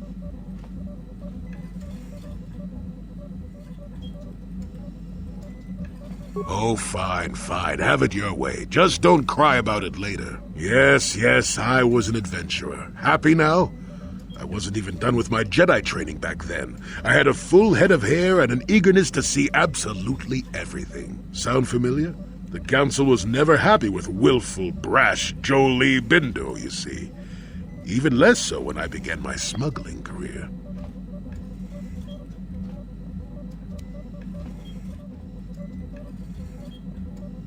You're very sure of that, are you? My.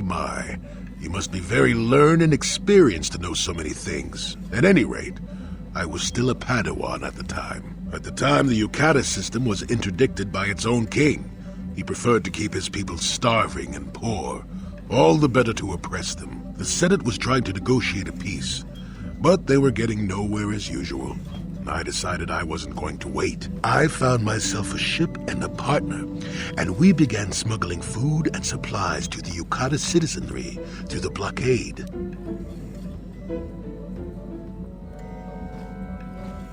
Well, we didn't buy all the equipment per se. Some were happy to donate goods. Some we just knew had more than they could use. Stole is such a harsh word. They would have donated those goods readily enough if they were compassionate. I considered it a tax on the greedy. We only got caught once. A lone Yukatish frigate shot us down and forced a crash landing. I thought the Force had abandoned me, as I remember. Well, as it happens, getting shot down turned out to be very fortunate. That day was the day I...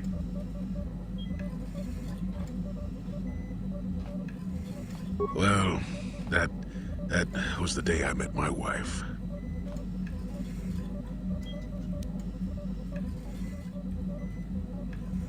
You know another way to get a wife? But yes, that's when I met her. If it's all the same to you, I'd prefer to stop talking now. My mouth is starting to draw flies.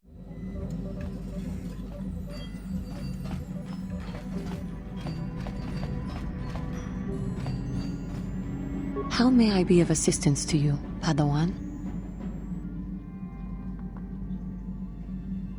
What is it you would like to speak to me about?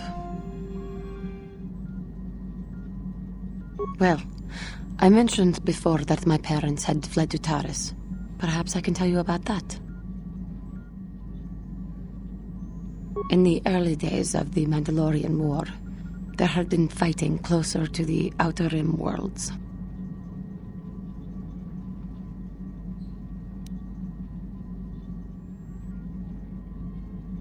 Kotor was there, yes. My people had a great reputation as warriors, and that appealed to the Mandalore version of honor. They sought to test themselves against us, I think. Test themselves by bombing our world, slaughtering my people while they slept or while they ran.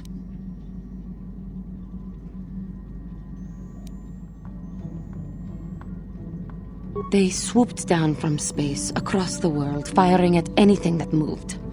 They used ships in space to destroy all orbital facilities and bombard the surface. We did resist, and in spite of their violent attack, we did stave them off for quite a while. But in the end, we were doomed. We were not members of the Republic. Kotor was beyond the edge of the Republic, in the Outer Rim. And besides, they could not have known. Our interstellar communications were the first things the Mandalores hit. All other short-range communicators were jammed. We were on our own. We knew what was coming. We had fought the Mandalorians in the first war against Exar Kun and the Sith. We knew there would be no mercy for us. The most we could do was pack the few of our people who survived onto what few ships remained and send them off into space as fast as they could. Most did not make it.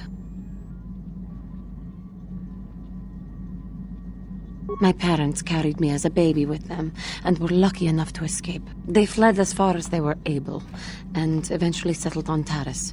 They could stand running no further, I think. But Taris was a horrible choice. Dominated by humans, intolerant of other species, it made everyday life unnecessarily hard. My father turned to stimulants. He spent much of his time in local bars and dives. But we are warriors. It runs through our blood. And when he was on stims, he became foolish. He let his warrior nature get the best of him. So he would get intoxicated, and he would fight. And finally, one day, he would die.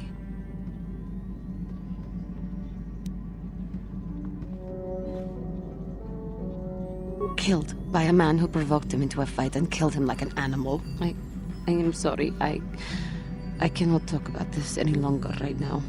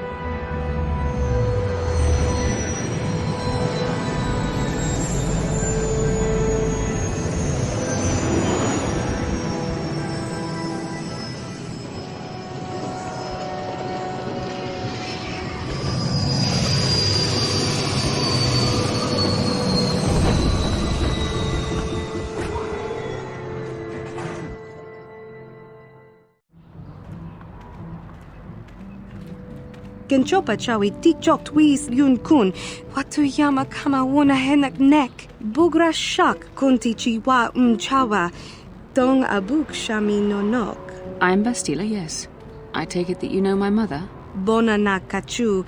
Kicha badwang. Wanga kum kiba bu mulera. Kakin chak nawagawa bakon. Donk kiba nukunek. Tonga boksha nagnong. Is there something I can do for you, miss? As you can see, we're in quite a hurry.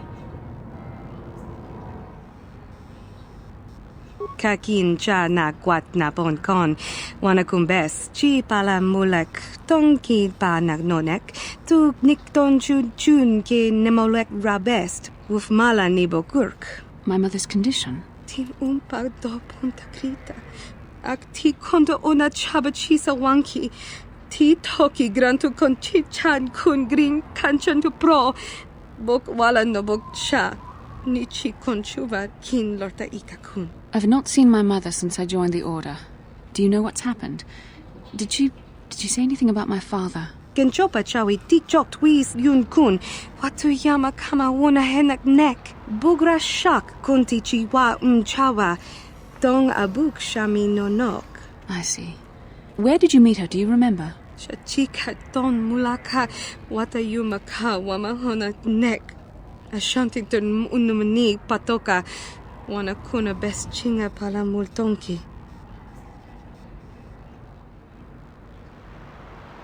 Part of me would rather not see her at all.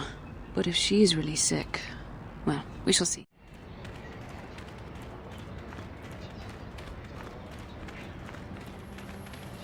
Have you seen a woman that may resemble me somewhat? She's my mother. La boda ni winki smaktoma. Wana kun best chingpa marulira. Tok chingbang non kek. Tok ninja mulira rabes. Kuyabi just kuna chitanai. Ina kun ba marulira rachikun. Slimo patona. Rundi hadonga chihonkabi.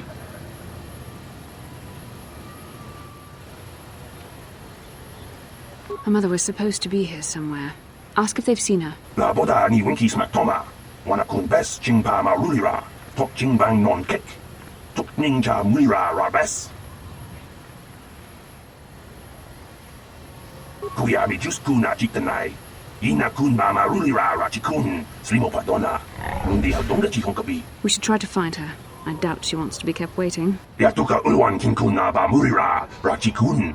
Mucha shakpangpa. I want to find out what my mother wanted. We need to find her.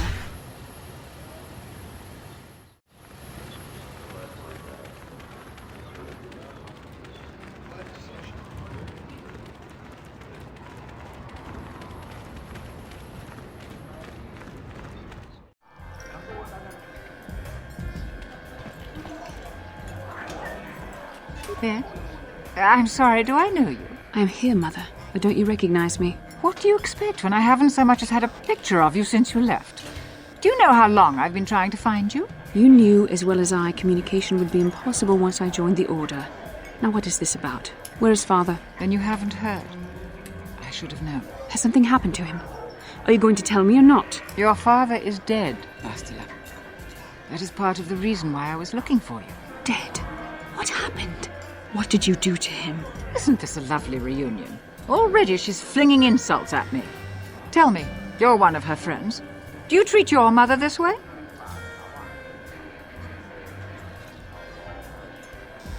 Is that so? Well, I'll be joining her soon enough, I suppose. I was told you were sick. Are you actually dying, or is this merely melodrama for my benefit? Such sweet things, you say.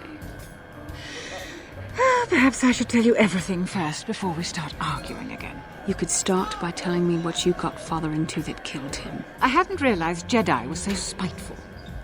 You want me to tell you I brought your father here for an expedition, do you?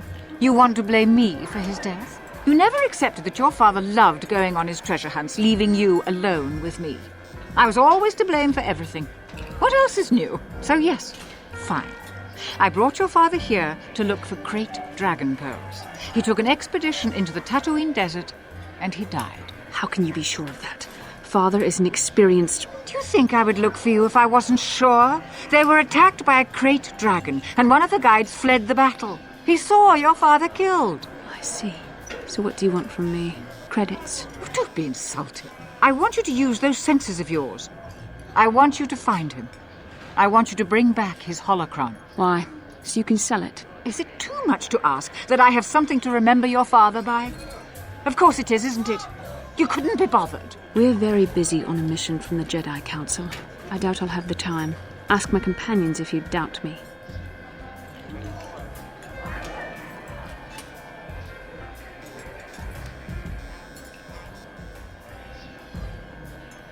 What remains would there be? Great dragons are huge predators, easily able to devour a human, and the desert is a harsh environment. Finding my father's remains would be an even more impossible task than finding his holocron, an ignoble end to a fine man. It doesn't seem to have anything to do with what she's asking. Are you actually sick, Mother? What difference does it make to you? None, I'm sure. Just find your father's holocron, and you won't have to worry about me again either way. That's the kind of response I would expect. Very well. We'll look for the holocron if we have time. I can't promise any more than that. I believe your father was headed north towards the Sand People Enclave. I would check along that route, dear. Do please hurry.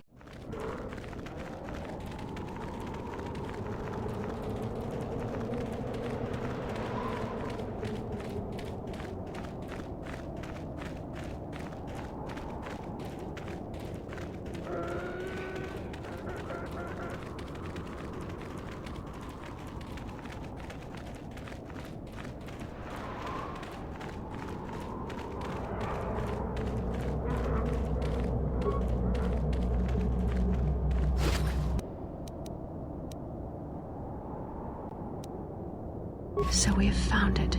Father's holocron. I suppose I should be thankful the desert sands had not swallowed it up.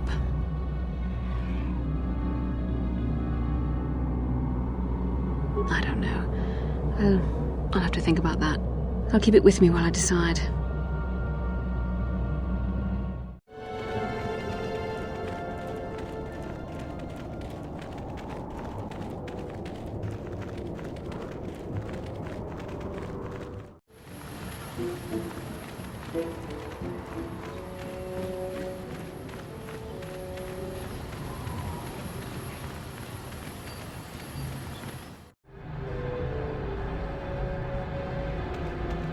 Ki mulira kun king. Tong hitwama ag iinko tune. I don't like the sound of this. Chiwi aita ka chong chicha. Agi inko tune chuna mulira. Tong hitwama jikona. Tong kipa nonku nek abog. Chiwa aita kang kicha na jupornibo. Kun mulira slimo poiwanga tong itwama ji human act in ikatune.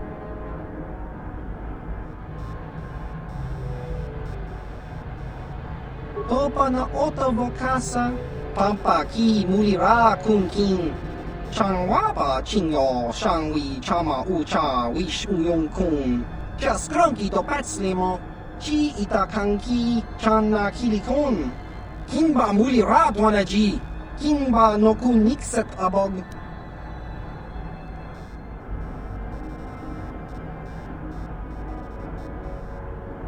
Just cronky to pat slimo.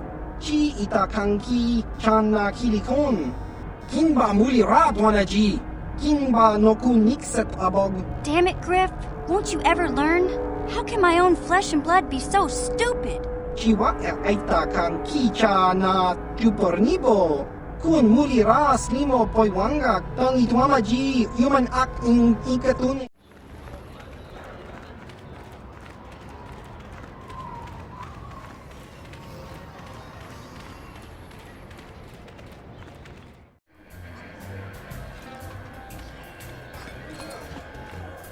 Back already? Have you even looked for the holocron yet? I have the holocron, Mother. I'm just not sure I want to give it to you. And why not? Would you deny me even that? I've never denied you anything, Mother. You may think I don't remember what it was like before I left for the Order, but I do. You were the one who pushed Father to go on one treasure hunt after the other. You loved living in wealth. You think I don't remember the fights? You were eager to send me to the Jedi even though I didn't want to go. You took Father away from me. And now this holocron is all I have of him. Fool girl. You have a strange way of remembering things. That wasn't... No, I don't wish to argue with you anymore, Mother. It's time we parted ways now, for both our benefit.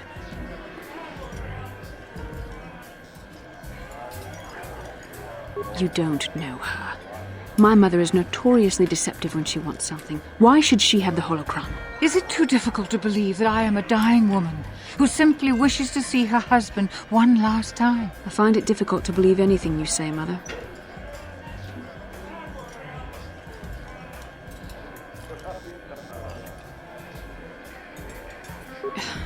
You're right.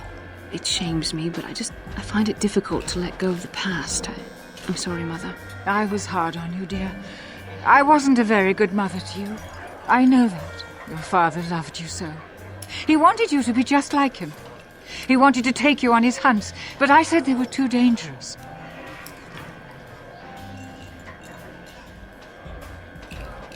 I always tried to keep him from the dangerous ones, but he would have none of it. It was a reckless life we led. Always moving. I didn't want that for you. So that's why you gave me to the Order? What do your father and I have to show for all those years of hunting? Nothing. That was no life for anyone, especially not someone as gifted as you, your father. He spent all his last years trying to pay for my treatments. That's why he went for the pearls.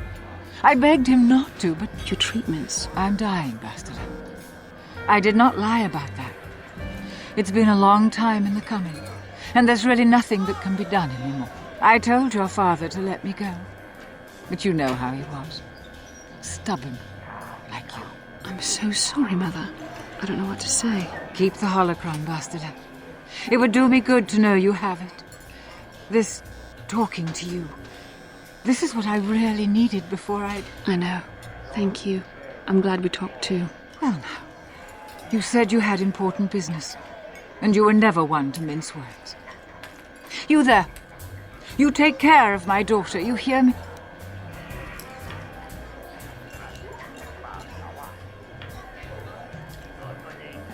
That's good. I'll feel a lot better knowing there's someone to watch her. Where are you going to go? It doesn't matter, dear. Don't you worry about me. Here, take these 500 credits. It's all I have. Go to Coruscant and find a doctor.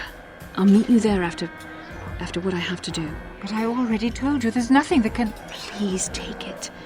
I want to see you again, when we can talk. All right, I will. You do what you have to, Bastila. You go make your father and I proud. I'll try. Farewell, Mother.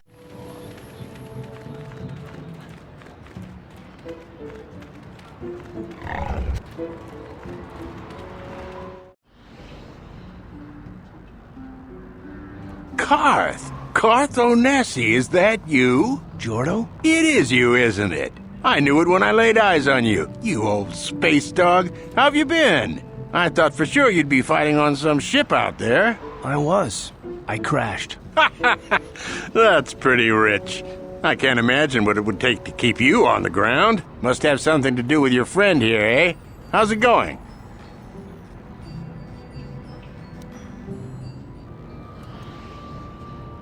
Sure am. We joined the militia together back on Telos. That was a lot of years ago, of course. So what are you doing here, Jordo? Last time I saw you was on, Telos, actually. Yeah, it's a shame about home.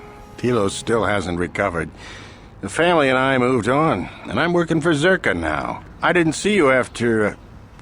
what I mean is, my condolences on your wife. I heard what happened. At least your boy made it through all right.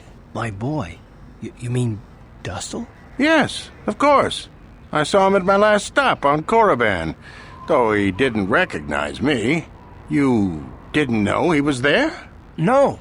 Jordo, Dustle's been missing since the attack on Telos. Are you absolutely certain it was him? Yeah, I'd recognize Dustle anywhere. Positive.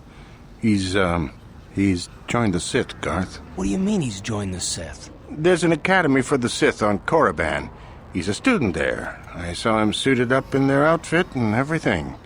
Sorry, I thought you knew. No, I didn't.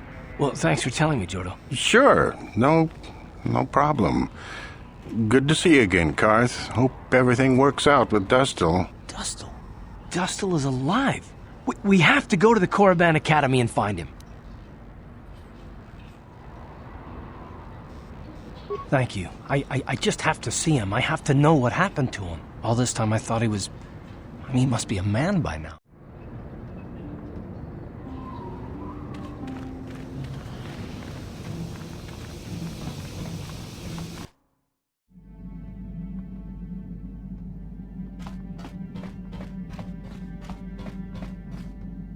Hey there, what can I do for you?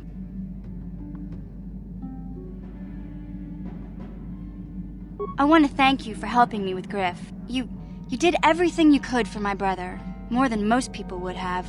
I know it might look like it didn't make any difference in the end.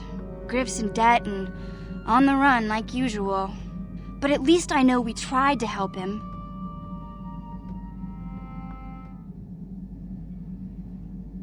I know people can change no matter how bad they were, but I'm not holding my breath. None of us is perfect, but I've come to realize that Griff is a little less perfect than most. My brother is what he is, but I've learned to deal with that. I'll never forget that he looked after me when I was just a kid, but I don't feel like I owe him anything anymore.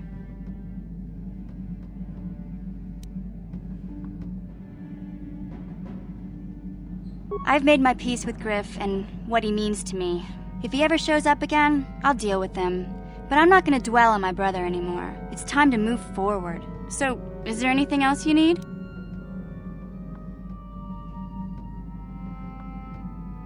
Okay, have it your way.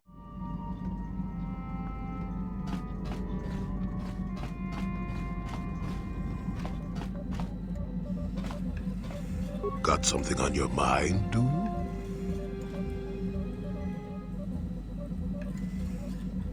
I don't want to talk about that.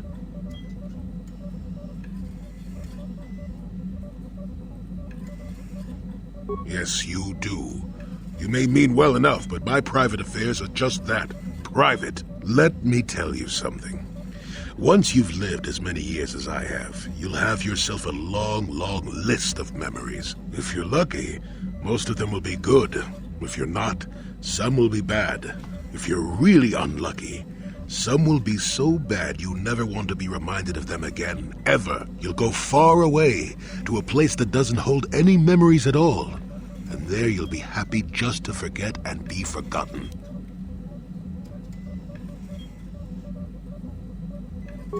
Partly, maybe. I doubt I could ever explain it to you fully, even if I wanted to. Let me ask you this. Have you ever been in love? Truly in love, I mean, and not simple infatuation. Exactly. You're still at the beginning of your life. There will be women in your life, perhaps many women. But if you're fortunate, you'll find love once. The Jedi, with their damnable sense of over-caution, would tell you love is something to avoid. Thankfully, anyone who's even partially alive knows that's not true.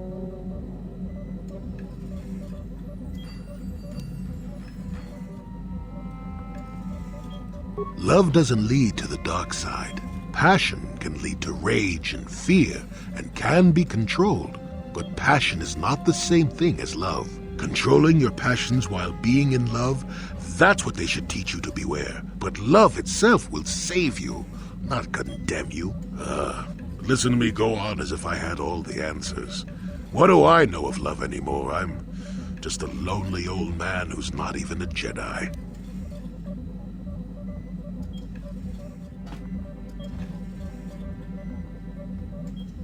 You do you? I wouldn't listen too closely. I'm no authority on anything. I just think that the greatest things in life shouldn't be avoided because they come with a few complications. Love causes pain, certainly. Inevitably, love is going to lead to as much sorrow and regret as it does joy. I suppose there are perfect eternal loves out there, but I haven't seen any. And how do you deal with the bad part of love is what determines your character. What determines the dark side's hold over you.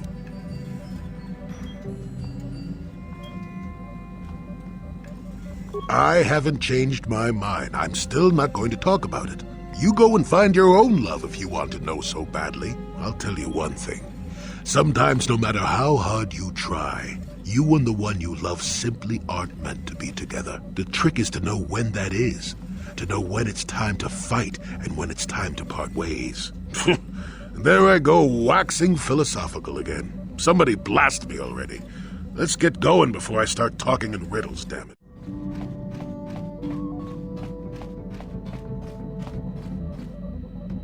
How can I help?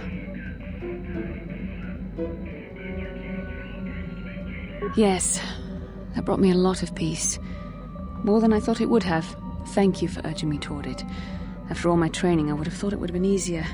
Apparently, I still have much to learn.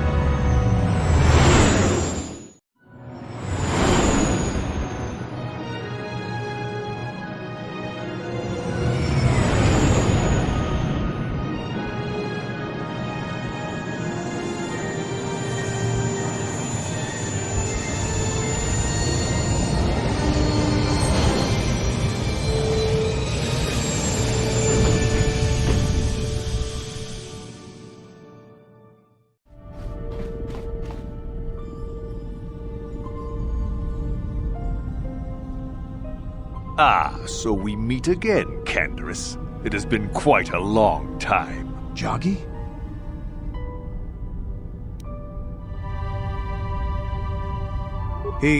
He was a warrior under my command up to the Battle of Althir.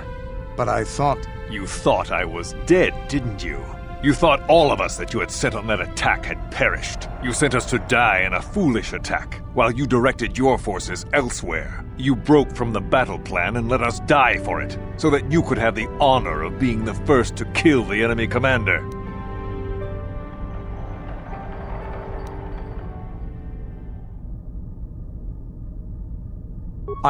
I did what was prudent at the time. If I had not done it, the battle would have... The battle would have been won anyway. I am tired of your excuses, Candaris. I have spent years tracking you down since the clans were banished, and I will not rest until I've had my vengeance.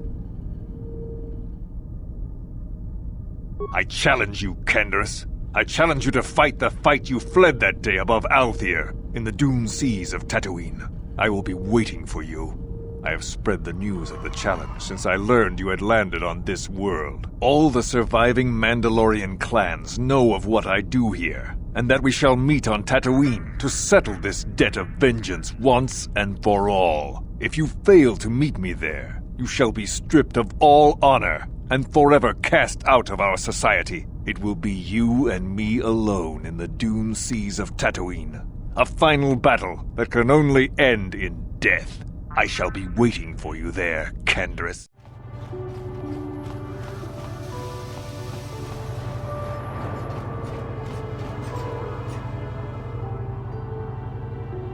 How can I help?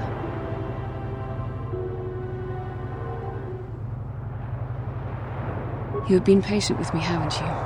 I suppose you deserve an answer. But you have to understand how difficult this is for me to say. With all my training, I should be able to control myself better than this. But you're not like anything I expected. You're not like any man I've ever met before. I find myself watching you when I don't need to. I'm thinking about you when I don't want to. It isn't supposed to be like this. Every time I try to call on all my teachings to calm myself, they fail me. You have such power, such passion. I don't know if it's due to the bond between us, but I'm drawn to you.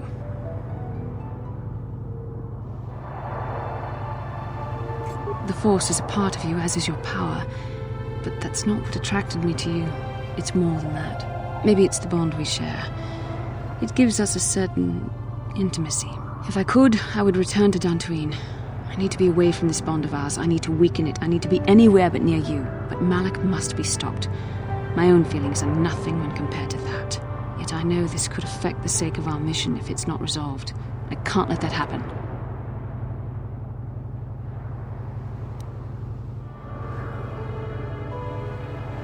What I've been trying to tell you is that I've reached a decision, but this is not the proper place for this discussion. I think we should have some privacy for this. We can talk about this the next time we return to the Ebon Hawk.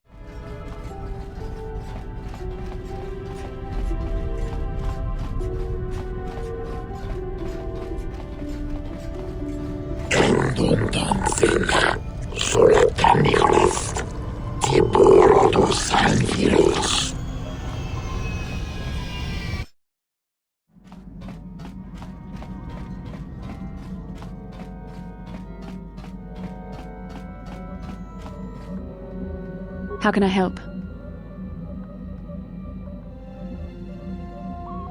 Yes, I promised you an answer when we reached the Ebon Hawk, didn't I? But I'm afraid you won't like it. We should have some privacy for this.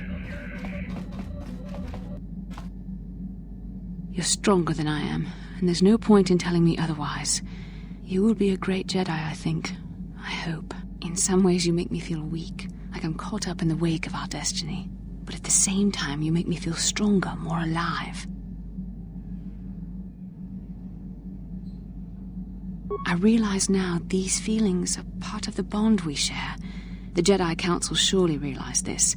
They knew my loyalty to the doctrines of our order would be tested on this mission. By facing and overcoming my feelings for you, I've learned a valuable lesson about control and the dangers of emotion.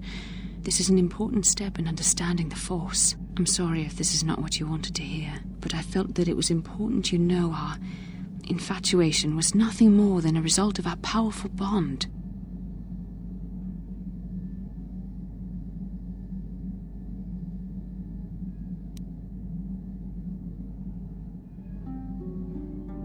You're the one who can't face the truth.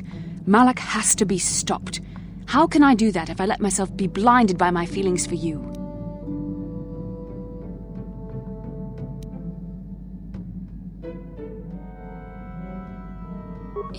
You mean it, don't you? But how can I be sure you're not making a mistake? I have to resist. I have to be strong for both of us. But I can't. Malak will...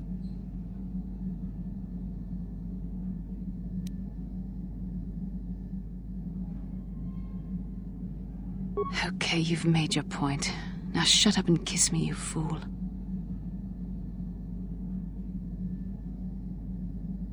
We shouldn't have done that. It was wrong. The Jedi are not allowed to fall in love.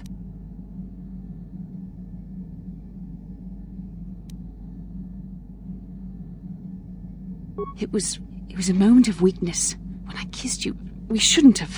I'm sorry. No, I know we both wanted it, but we shouldn't have given in to our desire. We're Jedi. We can't act like this. Not now. Not while we still have to deal with Malak. I'm sorry. I don't blame you, but it was a mistake. I have to get out of here before somebody sees us together.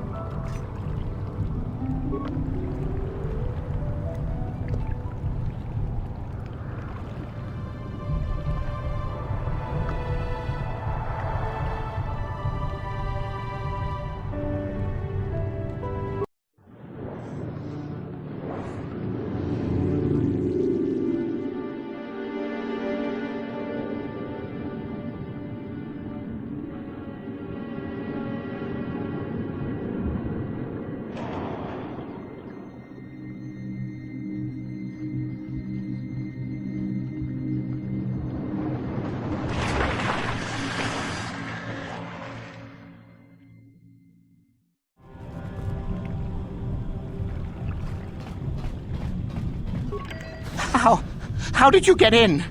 Did they send another submersible? Quick, we have to get out of here. We have to get away. No! No, we have no time. We have to leave now. I managed to close the door after they killed everyone else, but I don't know how long it will hold.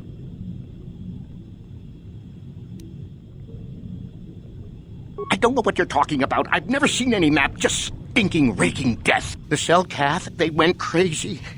They started killing anything that moved. Someone must have triggered the defense systems, too, because all the droids activated as well. I was one of the mercs the Republic sent down here to find out what happened. We came down and secured the first couple of rooms. There were bodies everywhere. And the Selkath came out, screaming and croaking their fishy little war cries.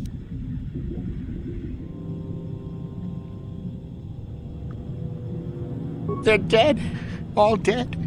They swarmed out and over us. There was no way we could stop them, so we ran. But hardly any of us made it. I locked the door behind us, but the others had already left in the submersible. The sharks, the Ferox are out there, and worse. I heard an explosion shortly after the submersible left. They didn't make it. Just food for the sharks and the Selkath. Like us.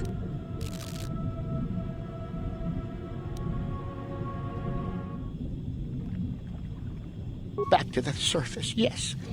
No! There's something out there. It got the other submersible already. Suggestion. Perhaps we could dismember the organic. It would make it easier for transport to the surface. Hey, you can't just rip me to pieces. I'll die. Amendment. I did forget that. Stupid, frail, non-compartmentalized organic meat bags. We can't leave until you do something. Blow up the entire station, maybe. That might distract whatever it is long enough for us to escape to the surface. But all the machinery and stuff is in the southern half, and that's been flooded. There might still be environmental suits around, but the Selkath might have laid their eggs in them.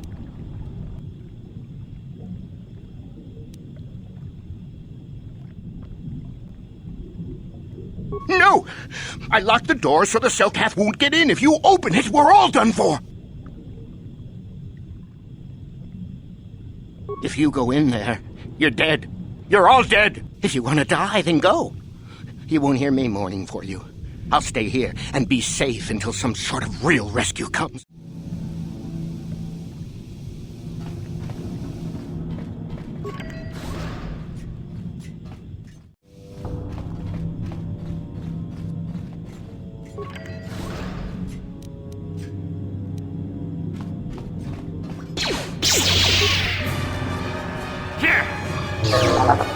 The Force fights with me!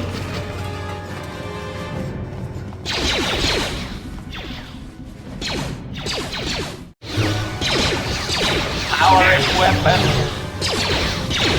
Engaging.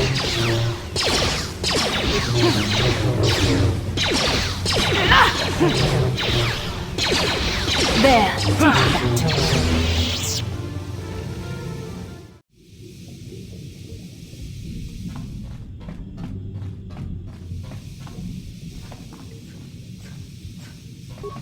Is somebody out there? Fishy, fishy, fishy! Come and eat me too!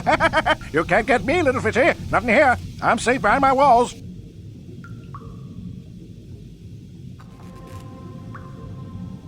Investigate? You're just like the others. Fodder for the Selkath. Walk and fish next. Trump, trump, trump.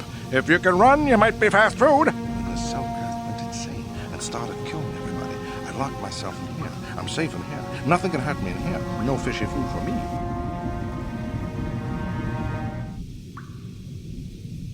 Don't know. Go ask them. When the demon screamed, it shook every mind in the station. We fell to the ground but survived. Fishy fishies, though, they just got hungry. No, that's what the others said. Mercenaries like you, but they're dead. The Selkath ate them. Lunchy munchy. Only the ones left in the south part of the base might still be alive, where the kotor is. Few fishies there, but many, many, many fishies in between the water.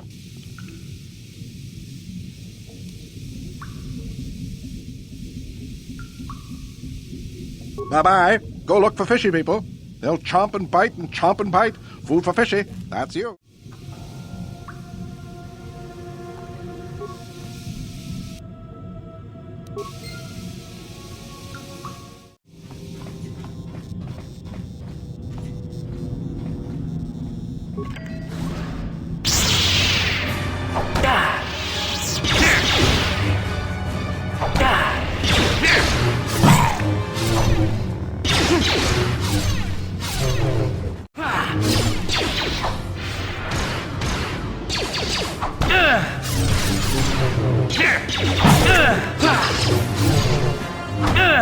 Droid efficiency at its best.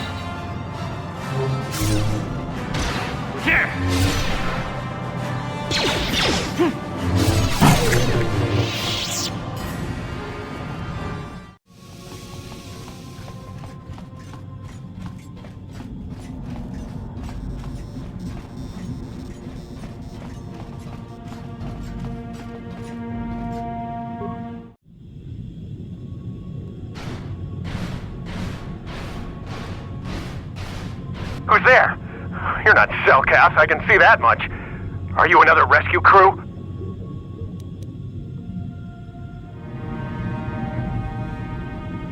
I'm a merc the Republic hired a couple days ago to investigate. But all we found was a bunch of insane Cellcath killing everything that moves. All my companions are dead. The Cellcath swarmed over us. There were dozens of them. And they looked wrong somehow. Like something had changed inside them. Insane or something! Changed inside them? Yes. This whole place feels wrong somehow. Oh, I'd have gone back to the surface long ago if this complex hadn't been overrun by all those crazy Cellcaths. There's no way for me to get to the submarine docking bay.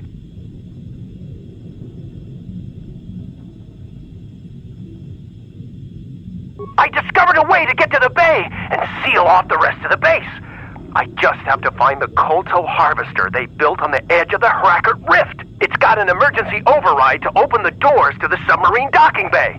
And I could get in from the outside. I figured my only chance was to slap on an environment suit, head out onto the ocean floor, and check that harvester out for myself. Besides, it's gotta be safer out on the ocean floor than back in there with all those crazed Cellcath mutants running around looking for dinner.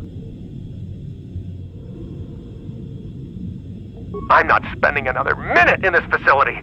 Not with those psychotic fish people all over the place. I'm heading out to the ocean floor right now. It leads to another complex of buildings. Going through them is the only way to reach the Kolto harvester. We should probably stick together, but I won't wait around in here with the Cellcath. You can catch up with me if you want. Down the hall and through the doors on the right. I'll be waiting on the ocean floor where it's safe.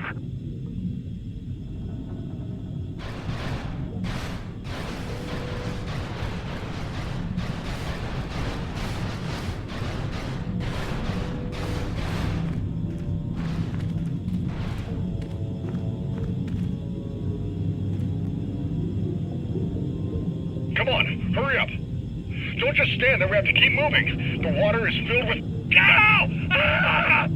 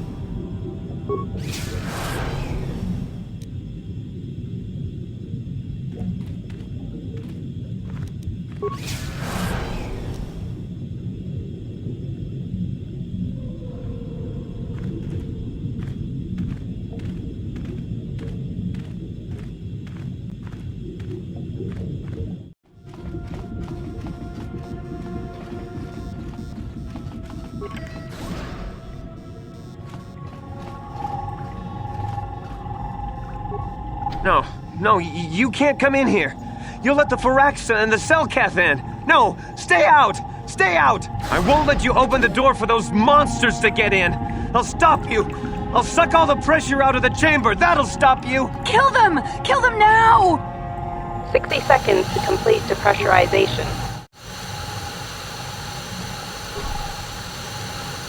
48 seconds to complete depressurization.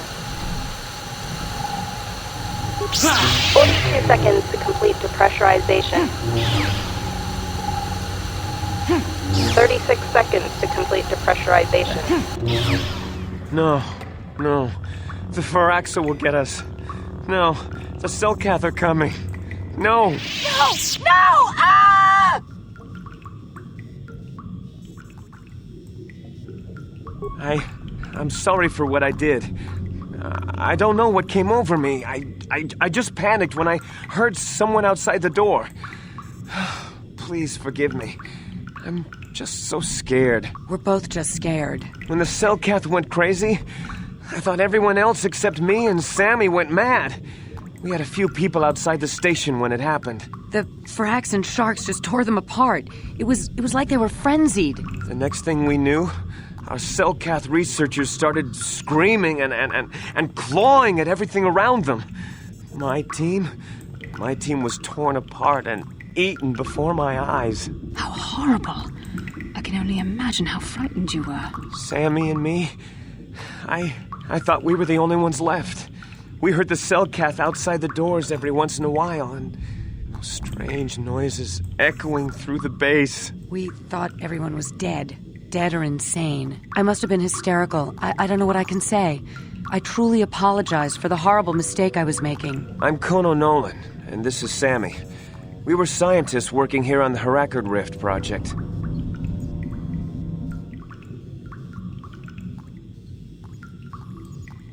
We don't know. Not for sure. The work teams were outside in the rift, near the vent. Then there was this rumbling, and my head felt like it was splitting open. This monster rose up from the rift. It was a Firaxa shark, I think. Bigger than anything I'd ever seen before. Bigger than our submersibles. It was like it was screaming inside my head. Then all the Selkaths started screaming too. And they turned on us.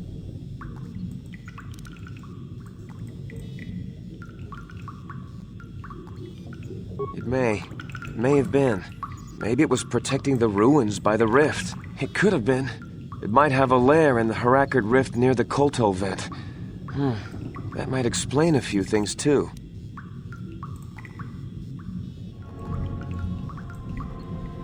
We had no clue at all until it came out. Maybe whatever sort of power it used to drive the Selkath insane masked it from us somehow. Maybe it was lying dormant deeper in the rift. I think it might live there. Live there because of the Kolto. Maybe. That would explain more. Like why it reacted so violently when our construction efforts got closer to the vent. And also, why it's so large. It must be feeding off the Kolto. It would have to be ancient indeed for it to reach that size. With Kolto as a food source. And all those other Firaxan sharks? Those might be its offspring. Which would be why they all swarmed when it called out to them. Children coming to protect their mother.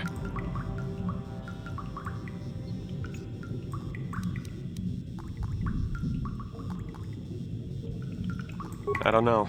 It must still be out there. Out there, waiting for us.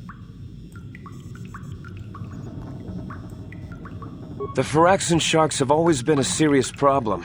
We had some blasters and projectile cannons to defend against them, but they still got some of our workers from time to time. We were working on a soluble chemical compound that would drive them away. Something that smelled or tasted repulsive to them, but we never got it working right. Oh, I think not. Even flawed like it is, it should be ideal for this situation. No, it's not working right. You don't know what it'll do. The repellent we made was supposed to drive Firaxan sharks away, but we never got very far in its development. The one we tested instead was violently toxic to them, rupturing their outer skin in seconds and preventing them from drawing oxygen from the water by clogging their intakes. Which is exactly what we need in this situation. Something to kill that monster shark that destroyed our station. But we don't know how else the chemical reacts. We only tried it in a controlled environment. In the open ocean, who knows what it could do? It could even affect the Kolto. We know exactly what it'll do. It'll kill the shark. That's what we designed it to do. You don't need to do anything else. We have a canister of the toxin here right now. We were working on it before the giant Firaxan drove all the Selkath insane. All you need to do is insert it into the main Kolto harvester and have it vented. Get away as soon as you can. We don't know how much worse it'll affect the giant Firaxan shark. Well, the monster seems to have been driven out by the machinery we installed at the edge of the rift. We've seen it out there on the cameras, bashing itself against the machines. I think if you could destroy the machinery we installed, the shark would calm down and retreat back into its lair inside the rift.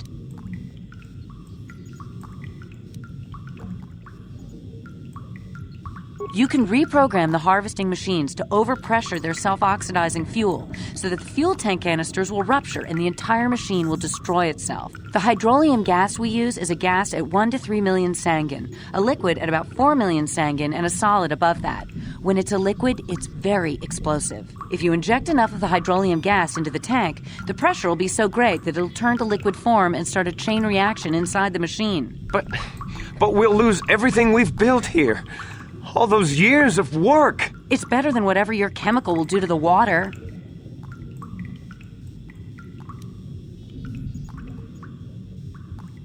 Good. Destroying the machinery will be better in the long run. We can't risk damaging the environment or the kolto. You'll have to break into the computer on the harvesting machine and fiddle with the fuel injectors to get the tank pressure up to the point where the hydrolium will liquidize. Once the machinery is gone, the shark should leave. That won't work and you know it. We have to vent the toxin from the harvesting machine. Once the shark is dead, we can get back to mining the kolto. You know what you have to do. I just hope you make the right choice.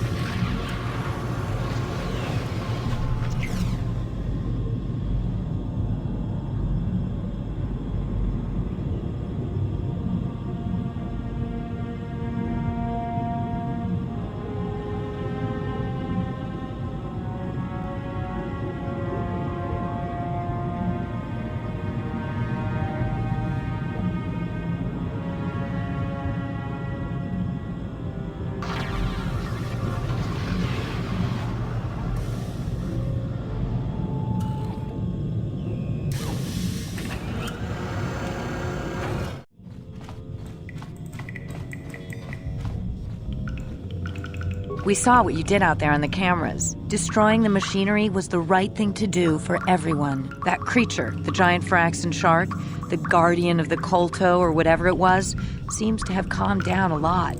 It may even be safe to go outside now, but we'll stay here and wait for the Republic rescue crews. Thank you for not making a huge mistake.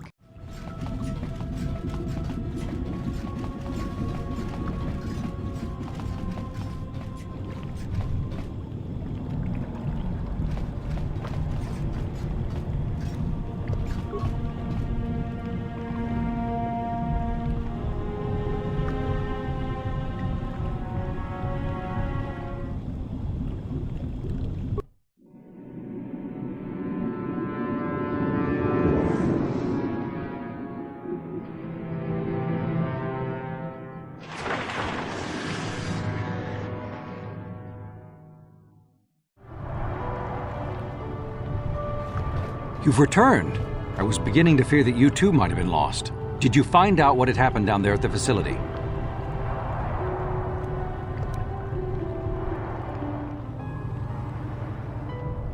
Something was down there? Living in the rift by the kolto?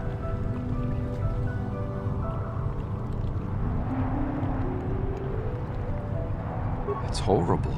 The entire operation wasted by a disaster we could never in 1,000 years have foreseen. What has happened to the facility itself? Were there any survivors? Well, that's good to know. Good to know indeed. But what has happened to the facility? Was it damaged? No, that is terrible. That will set our work back years. It may even cost us the war. While I am glad that you were able to solve our problems, the cost may have ended up being much too high. But you have done your job and helped us in our time of need. And for that I thank you. Oh, and did you end up finding your star map? As you can see, by helping us, you helped yourself. Perhaps we can work together again in the future.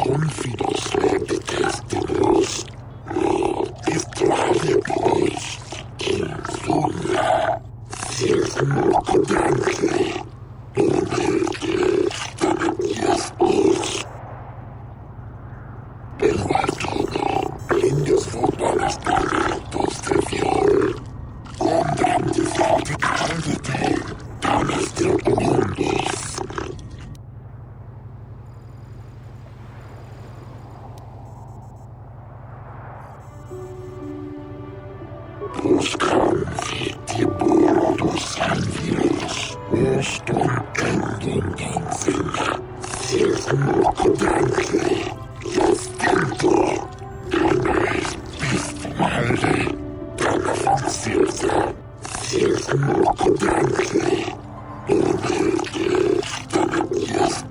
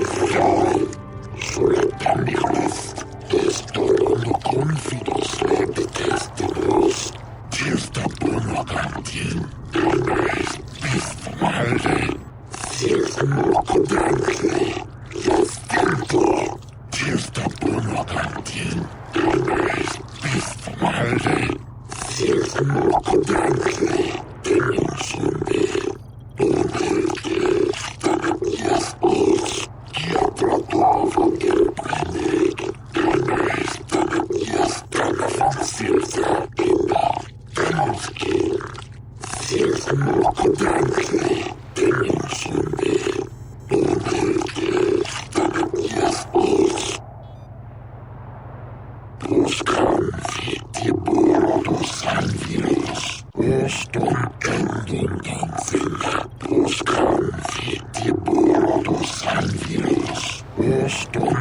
Sturm,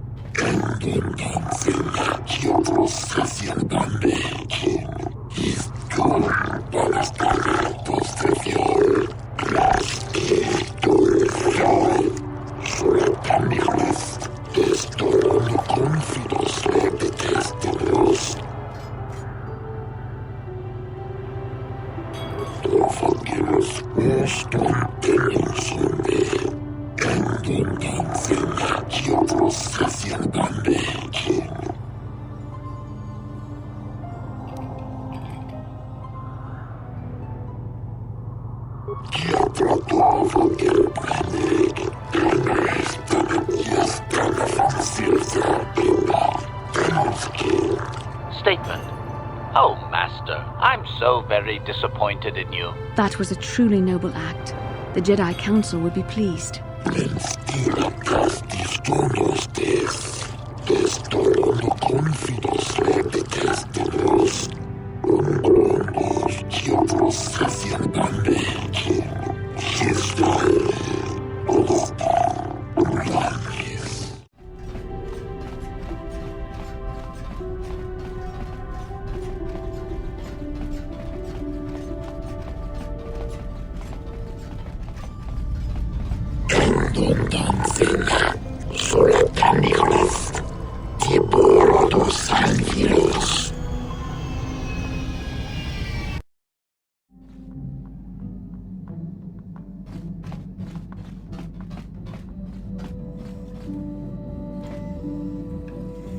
Got something on your mind, do you? Who said I left the Jedi?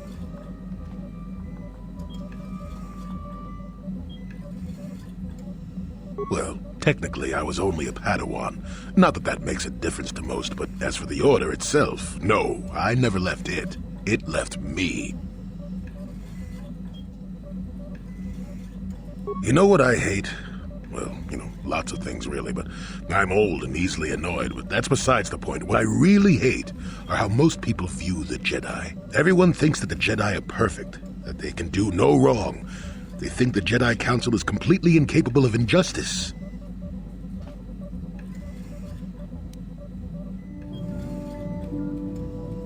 Damn right I disagree. The Jedi are just as capable of injustice as anyone else. They may try harder, sure, but sometimes they get it wrong. And I'm not even talking about how some of us fall to the dark side. No, that's plenty indication of our fallibility, but it's something else entirely. No, I'm talking about how more than often not, your average robe-wearing Jedi can try to do the right thing and still be completely wrong.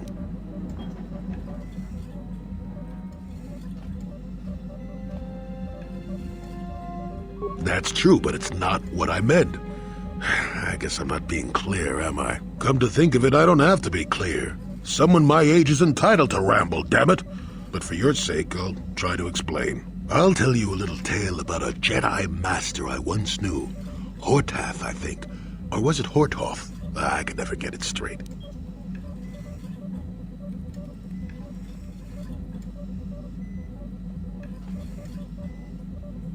Where was I then? Oh yes, Master Hortath. He was a kindly old Jedi who meant well, but the most nearsighted thing in the Corps, I swear. He would walk into walls, knock over tables, mistake apprentices for rancor beasts, that sort of thing. And he was too proud to submit to proper treatment. Some used to counsel him in the urge to use the Force, Master Hortath. Allow the Force to see for you. But he refused to believe that his eyes were failing. He simply squinted more and more as the years went on, the other Jedi resignedly passing it off as the amusing quirk of a compassionate old man.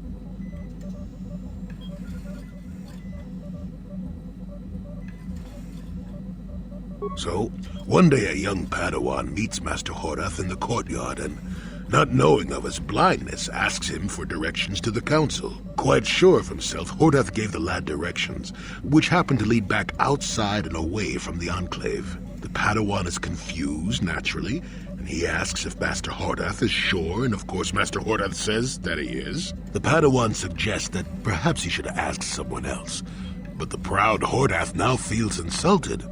He tells the Padawan to take the route he prescribed and no other. Rather dejectedly, the Padawan did as he was told, and so ended up leaving the Jedi Order forever. It was decided that the boy's fate was to leave the Order anyway, though whether that was out of respect for Hordath or because the boy went on to something else, well, we'll never know.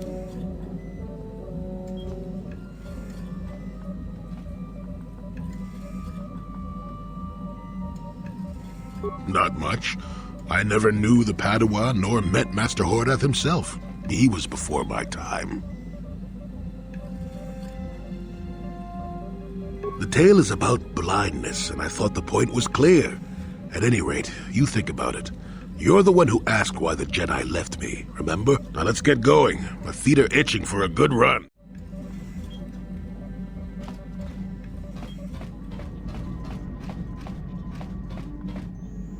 How may I be of assistance to you, Padawan? What is it you would like to speak to me about? After my father died, my mother was left to support me alone.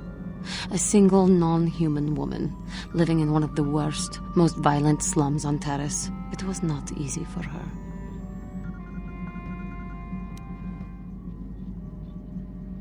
When my father was killed, it seemed that something in her began to die as well. She worked as hard as she was able.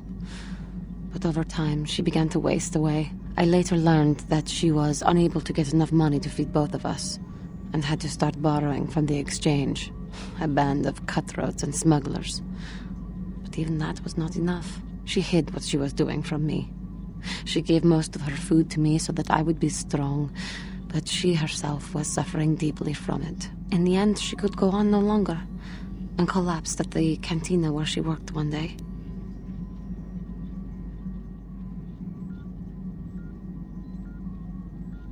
She never recovered. There was nothing really that I could do for her. She left me no money, and no doctor would see her without being paid first. I sat by her bed for days as she lay there dying. I never want that to happen to someone I care about ever again. But there was still the money she had borrowed. She had never paid it back and made no provisions for her death. You must understand. The exchange is brutal. They care nothing for the life of a sentient being. They are the major suppliers of slaves on Taris.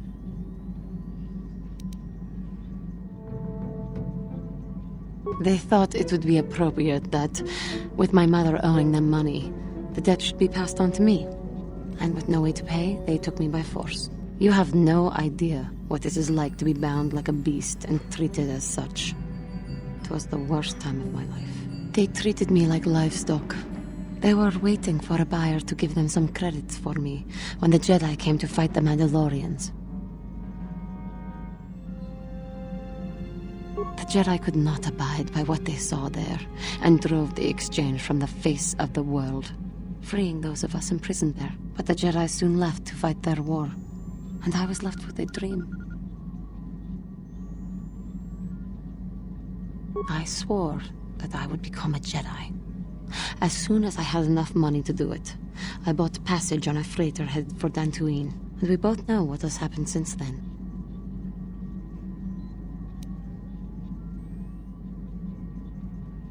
I am grateful to you for having given me the opportunity to fulfill my dream, rather than become what I hated. Someday, I may make it up to you, but for now, let us keep on the task at hand.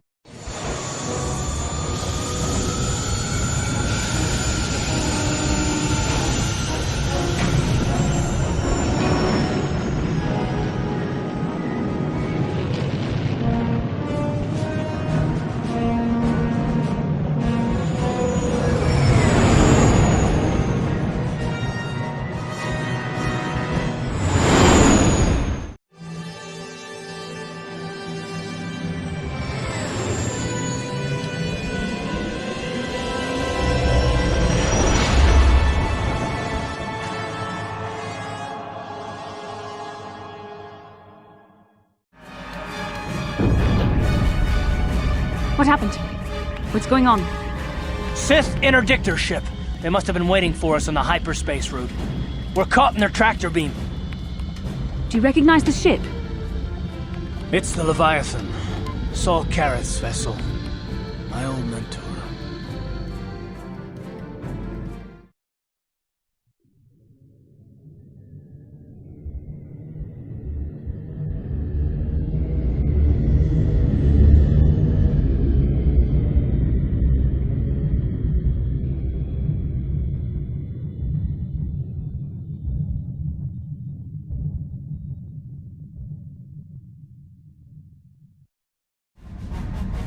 Admiral Karath taught me everything I know about being a soldier. He was a legend in the Republic fleet, and a hero to me until he betrayed us. When the Sith attacked my homeworld, the Leviathan, which is Saul Karath's flagship, was at the head of the fleet.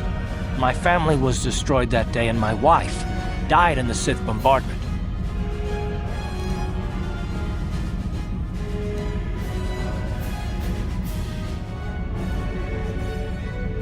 I'm not gonna do anything stupid. I won't throw our lives away in some mad quest for vengeance, but if I get a chance to kill Saul during our escape, nobody better get in my way. Talk of an escape is somewhat premature, don't you think? We don't even have a plan to get out of this mess yet. I'll admit, it won't be easy. Saul's no fool, and he won't underestimate us either. You can count on plenty of guards watching every move we make. Maybe Admiral Karath doesn't know how many of us there are on board. We all have special talents. Talents we could exploit so that one of us could stage a rescue. We just have to figure out who has the best chance to avoid capture so they can come and rescue us later. It's a long shot, but it's our only hope.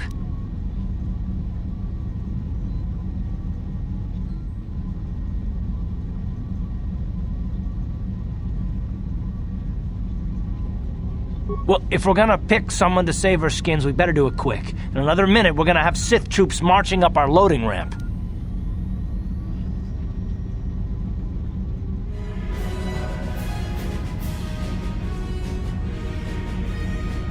Maybe I can goad the guards into making a mistake. If I get them mad enough, they might put me in a separate cell to punish me. With them focusing so much on you three, I might be able to sneak out of my cell and come rescue the rest of you.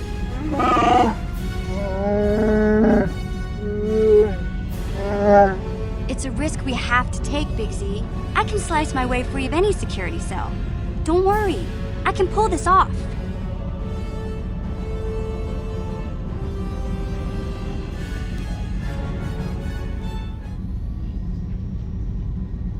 I won't let you down. You'll see. Hold on, they're dragging us into the docking bridge. We're coming aboard.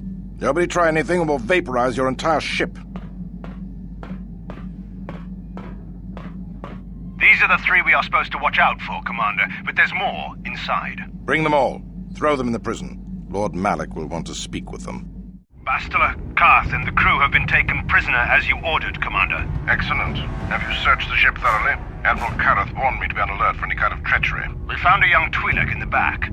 She's got quite the mouth on her. She swore at me and spit on my uniform. She tried to bite me through my armor, and you should hear what she said about my mother. Admiral Karath needs to teach her the proper respect for the Sith. The Admiral doesn't have time to bother with some Twi'lek girl. Take her away to solitary confinement. I'll leave it up to you to teach her the proper respect for the Sith.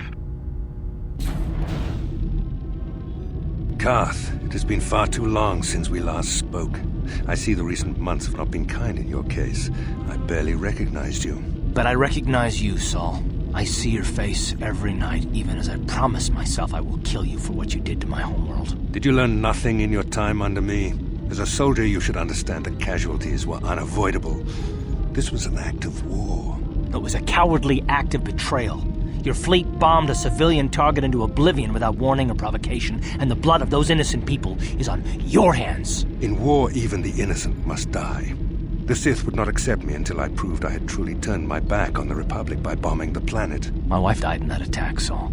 And for that, I swear I'll kill you. You used to be a man of action, not of empty words. Cling to your lust for revenge if you must, but spare me your tired threats. I've heard them all before. You're an insignificant part of these events anyway. Lord Malak is far more interested in your Jedi companions. He has great plans for them. We will never serve Malak or the dark side. The Sith will be destroyed, Admiral Karath, as will you if you don't turn away from this path. Your words are brave, Bastila, but the lure of the dark side is hard to resist. or so I've been told. I wonder if your companion is as devoted to the light as you are.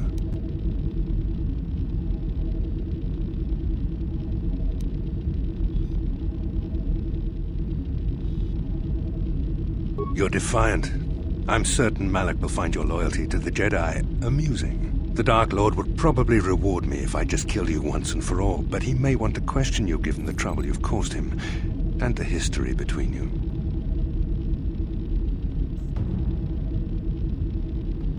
You mean, oh, this can't be true, can it? You really don't know what's going on here, do you? Well, I won't be the one to deprive Malak of the pleasure of telling you himself. The Dark Lord will no doubt torture you for information and for his own twisted pleasure. Eventually, you will tell him everything. The Sith can be very persuasive. However, Lord Malak is in another sector. It may be some time before he arrives, so I suppose I will have to fill in for him until then. Activate the torture fields.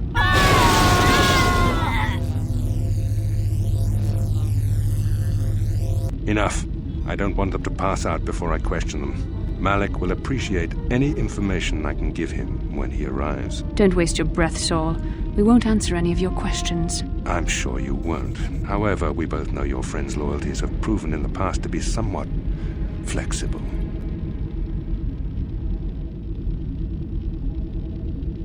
It is time to put your loyalty to the test. I doubt torturing you will gain me your true cooperation. Your will is too strong to be broken that way. However, even the strongest of heroes has trouble watching those they care about suffering. The interrogation will begin now. Each time you refuse to answer or give me a false answer, Bastila will suffer.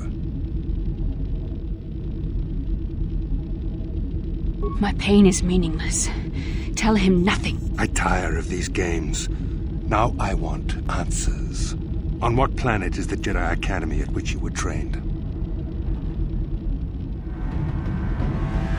Very well. This is the price of your resistance. Enough! You see what happens when you try to defy me. This first question was a test. Obviously, Malak knew the Academy was on Dantooine, and it has since been destroyed by our fleet. Dantooine is an empty graveyard now.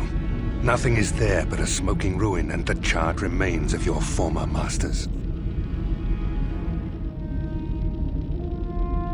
It doesn't matter whether you believe me or not. The fact remains that the Jedi on Dantooine have been eradicated, along with any hope of someone coming to rescue you. Now, tell me your mission. How were the Jedi planning on using you to stop Lord Malak and our Sith armada?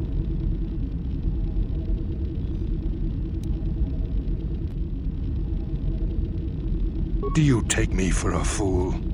The Jedi are not assassins. They would never devise such a plan. Perhaps you need a reminder of the consequences of refusing to cooperate. No. No! Pain! Listen, can you not hear her suffering? You can spare her further pain by simply answering my questions. Now I will ask again, on what mission did the Jedi Council send you?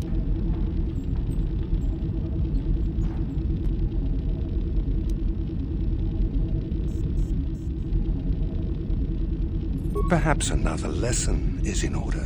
No! No! I beg you, no! Mercy! No! I am surprised she did not pass out sooner.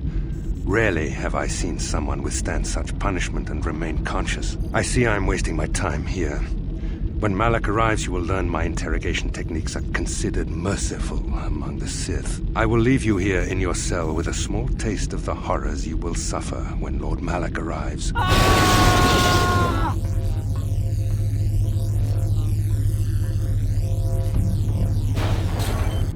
Don't try to move too quickly. You might not be fully recovered yet.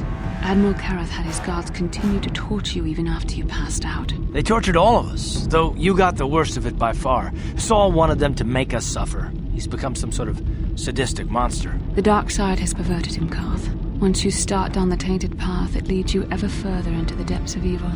I fear he is forever lost.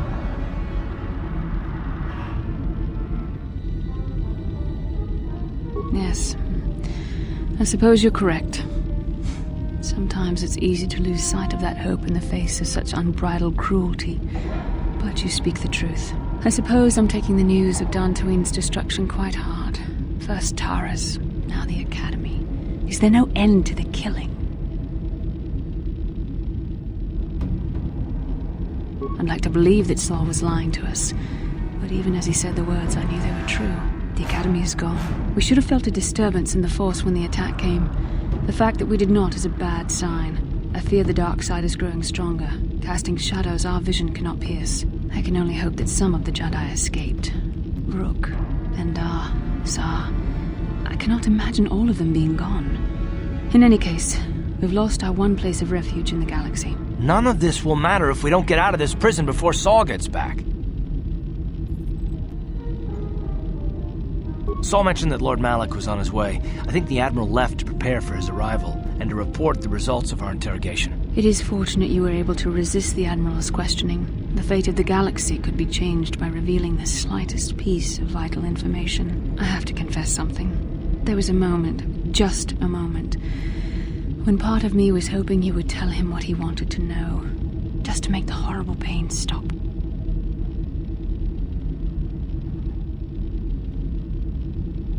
I know you would never do anything to intentionally cause me pain, but you did the right thing. I don't honestly know if I could have been as strong in your position. To watch you suffer like that, it might have been too much for me to bear. Did you feel that? A disturbance in the Force. The Admiral has sent his message. The Dark Lord knows we're here now. Malak is coming. Well, then we better hope Mission busts us out of here before he arrives. Come on, girlie. Into the cell. Let's go. I haven't got all day to waste on you. I need to get back to my post. Quit crowding me. Sheesh. I've met Gamorreans who didn't smell as bad as you, Sith. You think you're pretty funny, don't you? But you're only making things worse for yourself. How come every time you open your mouth to talk, the scent of rancor dung comes out? Maybe a little time in solitary confinement will teach you the proper respect for the Sith. Now get into that cell. Who designed those Sith uniforms anyway? A blind Rhodian with a sick sense of humor?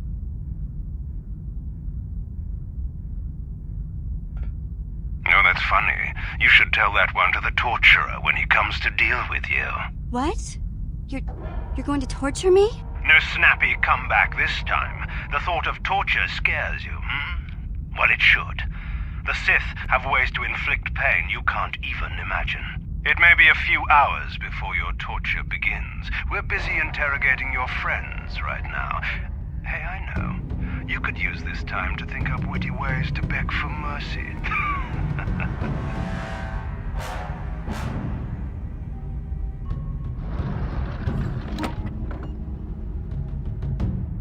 Or I could use the keycard I lifted from your pocket to slice into the security panel and get myself out of this cell.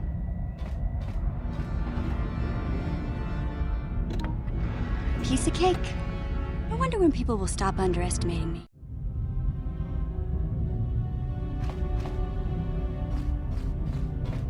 Ciao baso, Gino Molirani Bubo, Tonking Ba, Noku Nexag. Tong hitwama ag iinko tune. Portong hiwama ji aki inko tun. Tong pa nokun, nonek. Chiwi aita ka chong chicha. Ki mulira kun king. King ba nokun nik dorcha. Jiska dosoki, kopa bono nakachu. Labora na winki smack toma. Kuyami jusku chitanai. Uchua penki. Topa na ota vokasa. Yubabato kanchi. Yatuka ulan. Cha skronki to patslimo. Chi ita kanki. Channa kilikon. Kimba muli radwanaji. Kimba noku nikset abog.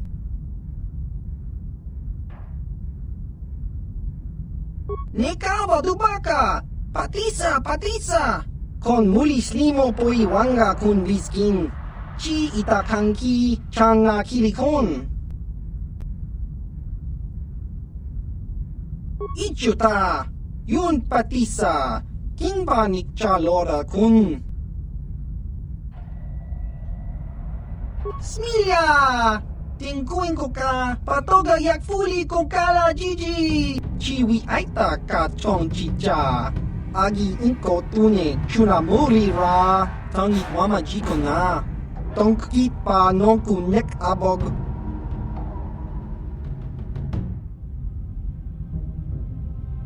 Smilia!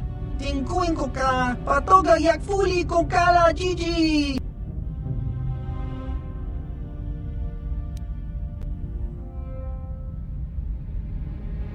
Ki mulira kun king. Tong hitwama ag iinko tune. Achua penki, yun patisa. Ti chuba jikot ka naga, king bumwa mulira dwana. King banik chalora kun. Tong hiwama jik aki inko tun. Kachopa bogra shanko tachi cha. Chawa wis kun yun kun. Bogra shok chong kanti chopa chawa wis yun kun. Ti ompi du puta krita. Chiwa aita kang ki jiyokaku. Uba baska dwana chichopa muska. Kakin cha nawabagaon. Kimba nikcha lora kun. Kava yun patisa. Chiwa aita kang ki jiyokaku. Gotcha. Baso, Gino molirani bubo, tong kimba, no kun neksag, tong hitwama ag iinko tune. Por tong hitwama ji aki inko tun, tong pa no kun, no nek. Chiwi aita ka chong chicha. Ki mulira kun king. Kimba no kun nik dorcha. Jiska dosoki, kopa bono nakachu, labora na winki smack toma. Kuyami jusku chitanai. Uchua penki, topa na ota vokasa, yubabato kanchi, yatuka ulan.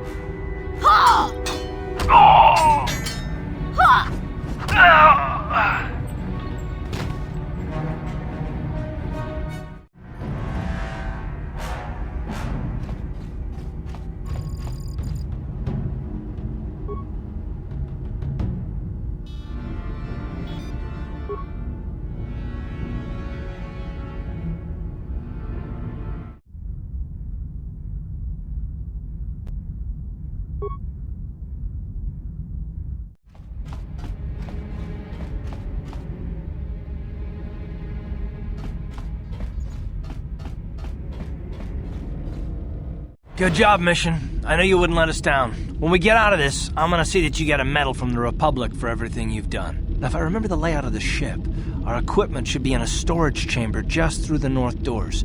After we grab our stuff, we need to get to the main bridge controls. The bridge is the only place that we can open the docking gates of the hangar where they've got the Ebon Hawk. We have to open those gates before we can fly out of here. We better get moving. I can feel the darkness of Malak's presence approaching, and I don't want to be here when he arrives. None of us is a match for the Sith Lord.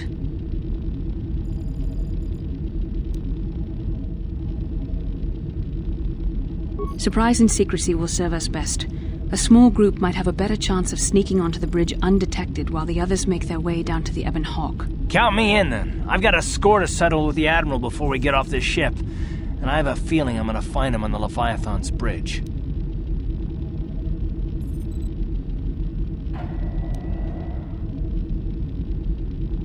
That's a good idea. The others can get to the Ebon Hawk on their own, but Karth and I might need your help. The three of us will get our equipment and make our way to the bridge. The rest of you head down to the docking hangar where they've got the Ebon Hawk. You'll have to find a way to deal with the guards. Don't you worry about that. I know how to deal with the guards. They won't know what hit them.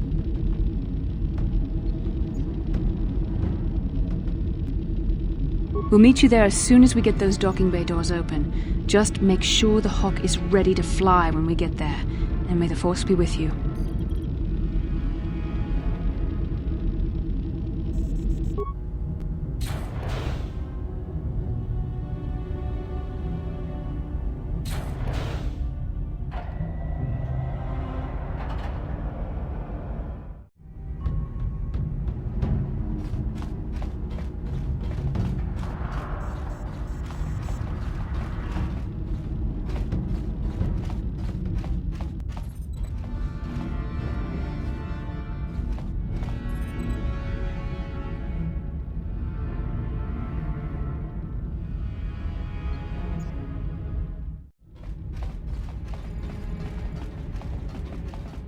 Damn carking guard duty.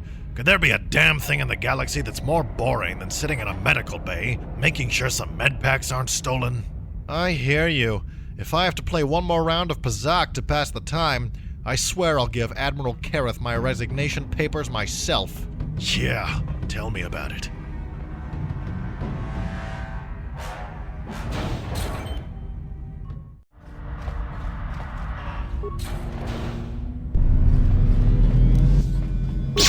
How'd you like that?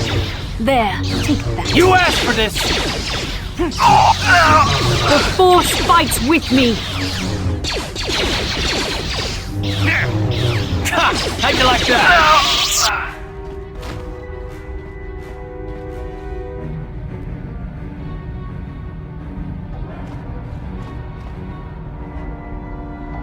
Don't shoot.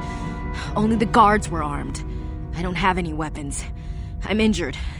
I surrender! I surrender! I'm Major Herka, of the Sith 2nd Battalion. Most of my unit was sacrificed for the sake of better strategic position in the last land battle against the Republic. Luckily, only my arm was injured in the attack. I could still make a break for it when we were overrun.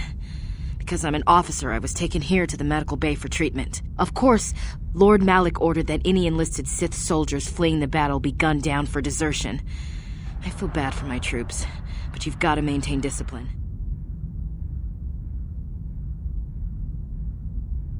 The Republic is soft. They don't even torture prisoners, let alone kill their own troops. That's why we Sith are winning so many of the battles. The fear of Lord Malak keeps the troops in line. It makes my job as an officer easier, too. Nobody ever questions any of my orders.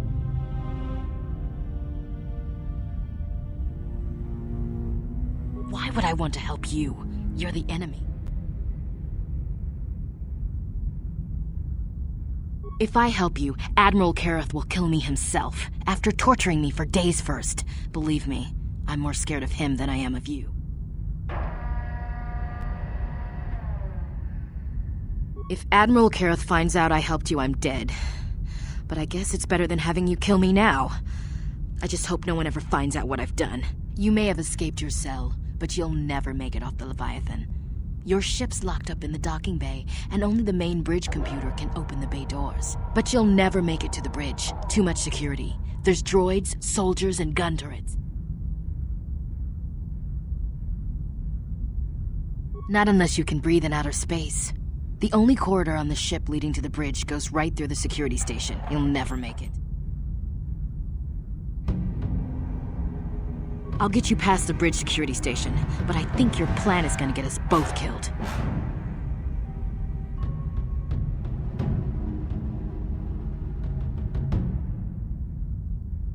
This is madness. It'll never work. The guards will see me with you. They'll tell Admiral Kareth I was helping you. He'll have me— Quiet already. I should never have agreed to this. You signed my death warrant. Keep it up, and I'll gag you. Are you forgetting where we are? Now be quiet.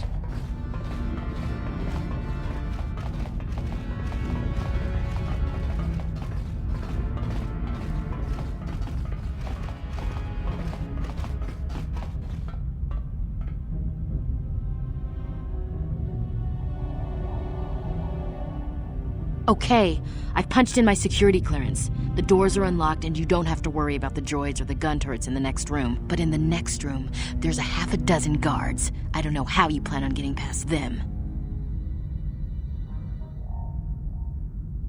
I will get you past the guards. Come on, follow me. I'll take you past the security station.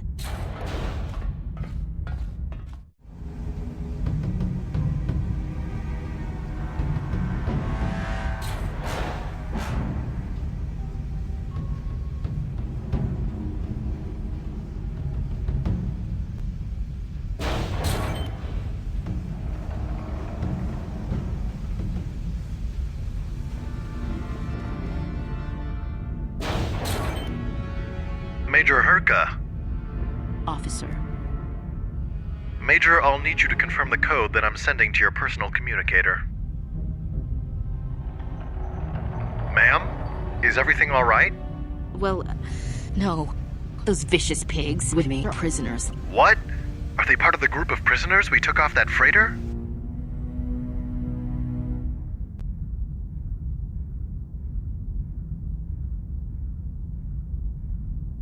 I don't know.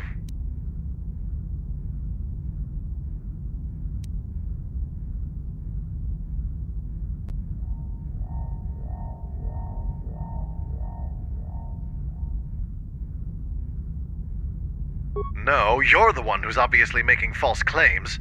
Who are you?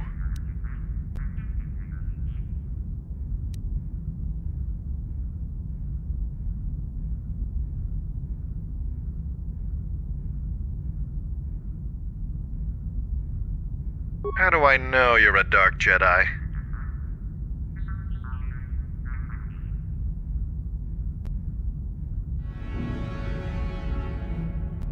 You make a valid point. I'm sorry if I offended you, sir. Narlis, take this major to the medical bay.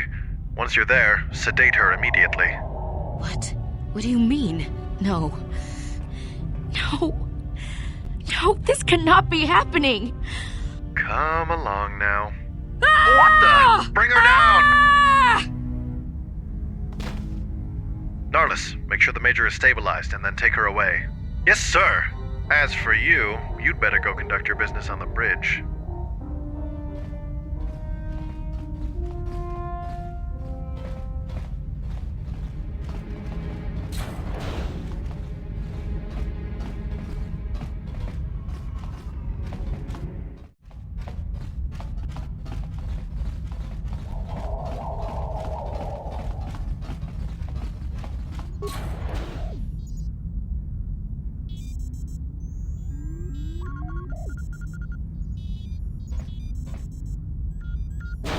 Very resourceful. I assume you had some part in this. You learned your lessons well from me. The only thing you taught me was betrayal and death, Saul. Don't be a fool. I'm giving you and your companions a chance to surrender, a chance to live. Darth Malak himself is on his way. He'll be arriving any moment. He speaks the truth, Karth. I can feel the Dark Lord's presence approaching. Malak will destroy you. But if you throw down your weapons now, I will ask my master to be merciful. I've seen enough of Sith mercy. You always did like to do things the hard way. Lord Malak would have preferred live prisoners, but corpses will have to do.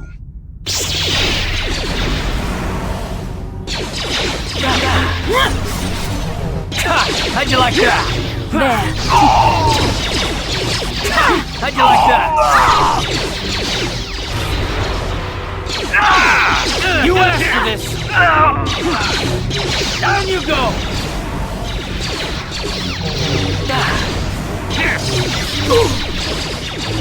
So be it!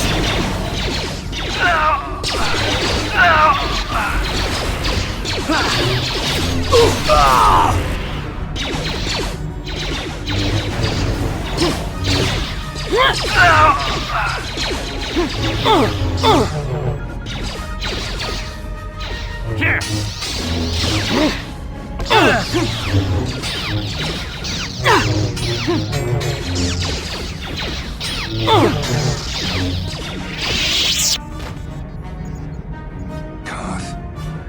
Karth. The Admiral! He's still alive. It's time to finish this.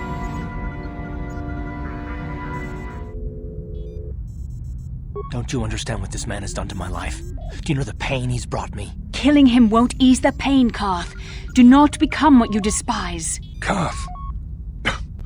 Must tell you something. Come closer.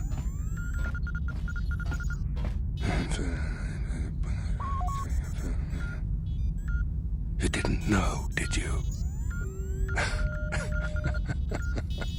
Remember my dying words. Remember them whenever you look at those you thought were your friends. It can't be true, can it? No, it can't. Damn you, Saul.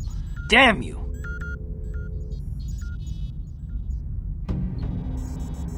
Basil, it is true, isn't it? And you knew. You and the whole damn Jedi Council, you knew the whole time. Karth, it's not what you think. We had no other choice. Please, you don't understand. So make me understand. Not here, Karth. Please, there's no time. Malak is coming. This isn't the place. Please, Karth, I'm asking you to trust me for just a little while longer.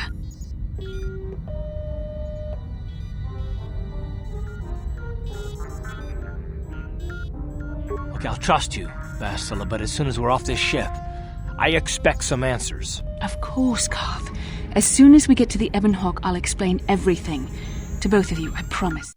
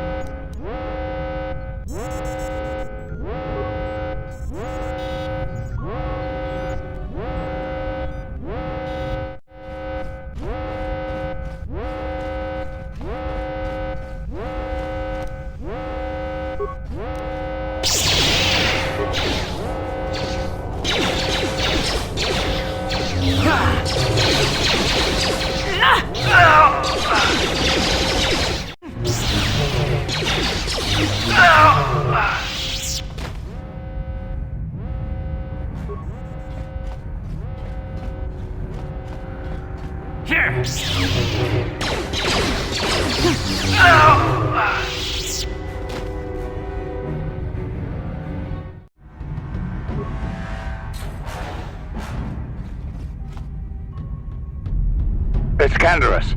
We took care of the guards. We're inside the Ebon Hawk and all systems are go. As soon as you guys join us, we can get out of here.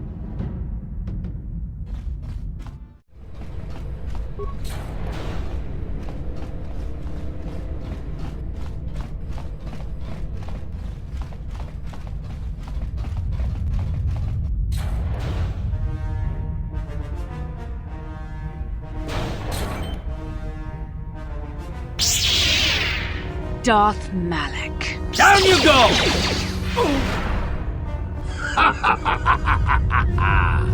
I hope you weren't thinking of leaving so soon, Bastila.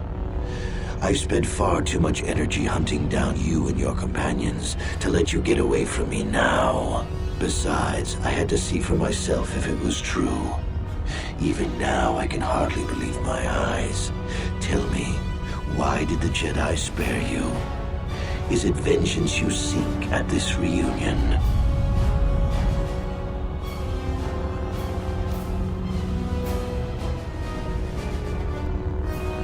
What? You mean you don't know?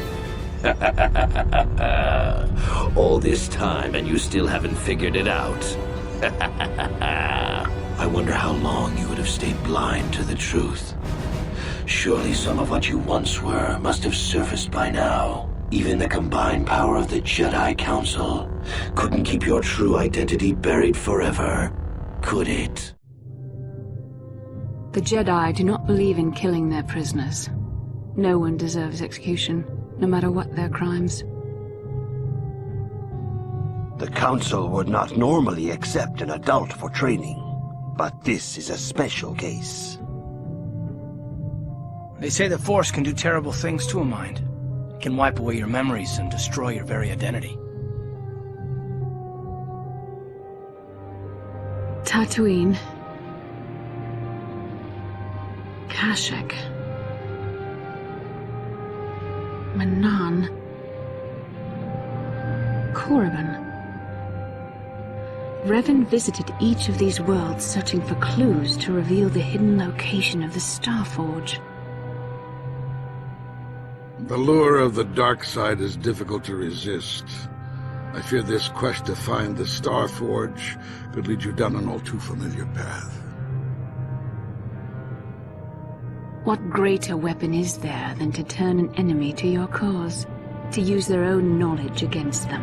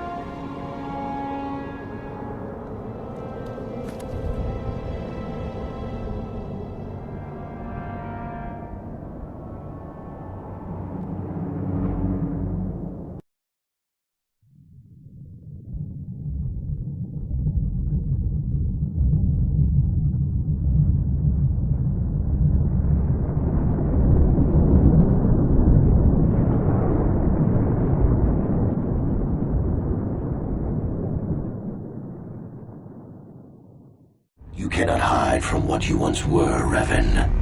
Recognize that you were once the Dark Lord, and know that I have taken your place.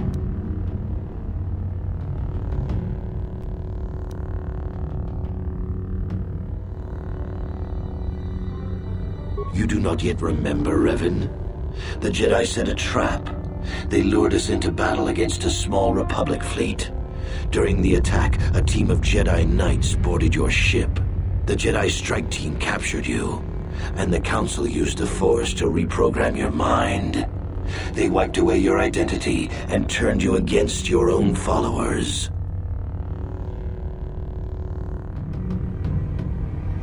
You must have seen flashes of your old life in your dreams, Revan.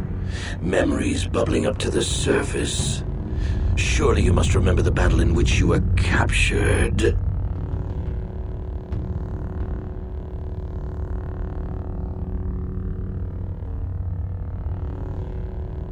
I helped them, Revan. I always knew that one day the title of Dark Lord would be mine. When the Jedi strike team boarded your vessel, I saw my day had come. I ordered my own ships to fire on your bridge. I thought I could destroy all my enemies with a single glorious victory. I never dreamed the Jedi would take you alive from the wreckage.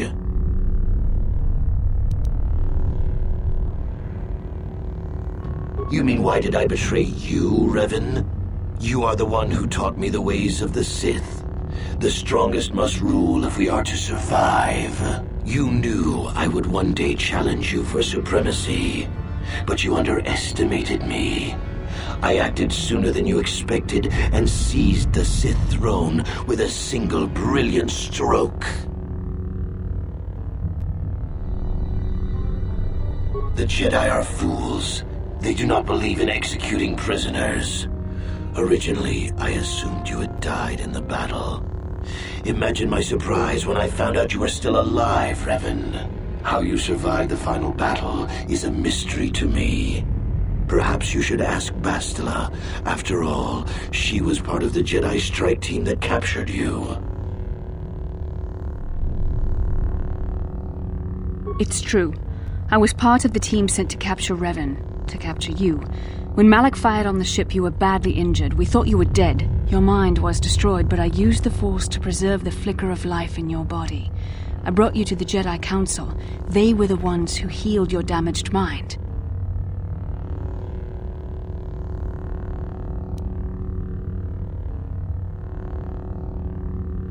The Jedi Council didn't restore your wounded mind, Revan. They merely programmed it with a new identity, one loyal to the Republic. They tried to make you their slave.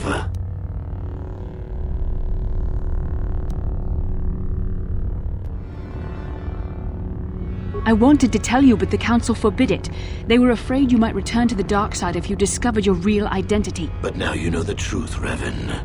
The Council has failed in their attempt to make you their pawn. The will of a Sith Lord is not so easily manipulated.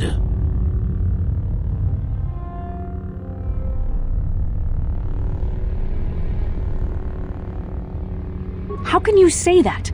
Malak nearly killed you, but the Jedi Council gave you another chance to live. They gave you a chance to redeem yourself by defeating the Sith. A rash and futile hope. The dark side is too strong, my power is too great. Even my old master is no longer a match for me. A small part of me has always regretted betraying you from afar. I always knew there were some who would think I acted out of fear, that I did not want to face you.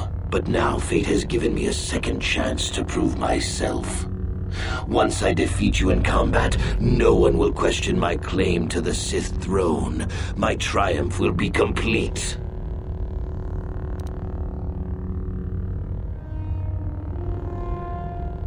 The Jedi Council were foolish to let you live.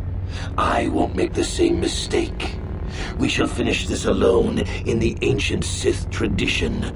Master versus apprentice, as it was meant to be.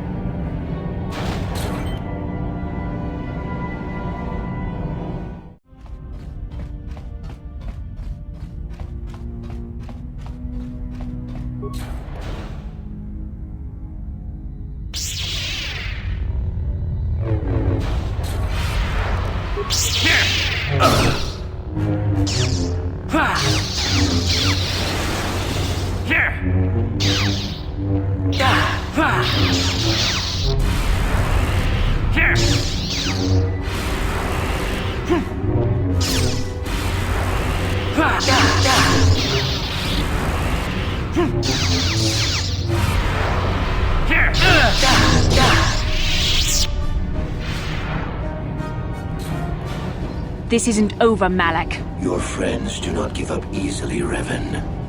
You always could inspire loyalty. But even the three of you together cannot stand against my power. For the Jedi! I'll hold Malak off. You two get out of here. Find the Star Forge. No, Bastila, he's too strong. No! The door's sealed. We can't get past. Come on, we have to get to the Ebon Hawk.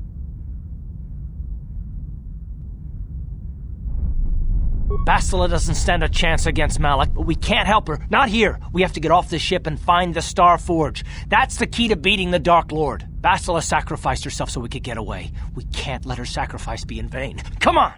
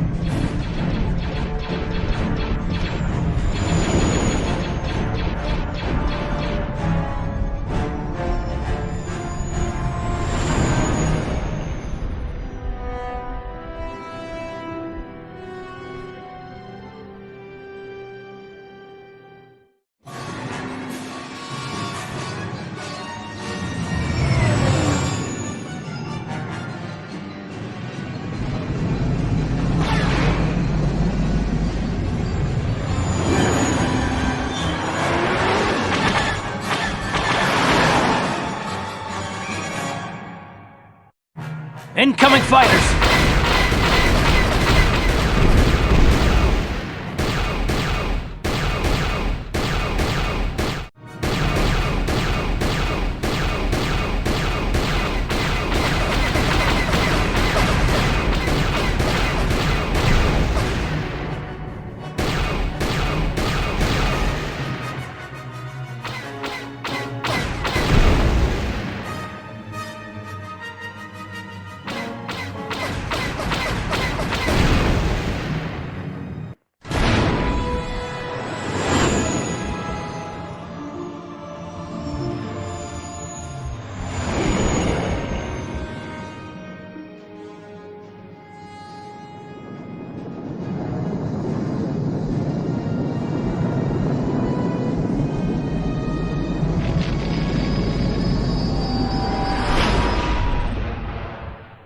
Where is Bastila?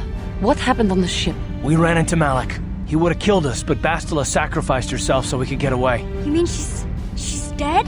Bah, Malak won't kill her. Don't be foolish. He'll want to use her battle meditation against the Republic. Turn her to the dark side, and the Sith will always be victorious.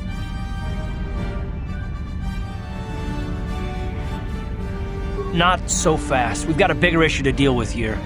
They deserve to know the truth about you. Do you want to tell them what Malak said, or should I?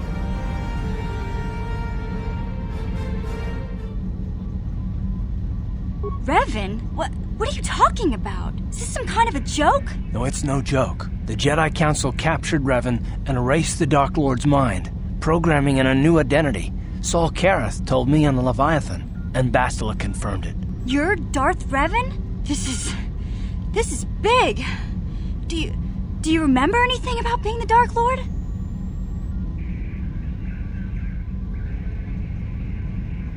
Just a few flashes. That's it. Nothing more? Then I don't think there's a problem. It seems to me that if you don't really remember anything about being Revan, then it doesn't really matter anymore. You are who you are now, right? Of course it still matters. How do we know more memories won't come flooding back? How do we know Revan won't suddenly turn on us? The whole time we've been chasing after Malak, we've had his old Sith master right at our side, listening to our secrets, hearing our plans.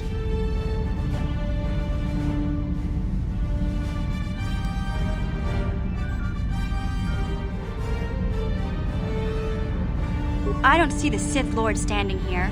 I see a friend who's been with us through thick and thin.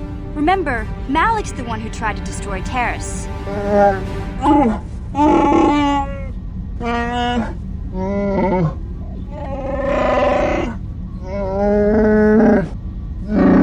Big Z and I will stick by you. We owe you our lives. We won't desert you now. How can you say that, Mission? The Sith bombed my homeworld, Revan took away my family, and destroyed my life. It was Sol Karath who commanded the fleet that attacked your people, Karth. And it was Malak who gave the order. You know this. I have felt the presence of the dark side in you, Revan, as it is in all of us. I know the dangers of that path. Yet I also know the fallen can be redeemed. I judge you by your actions. And as long as we have been together, I have seen you act as a servant of the light.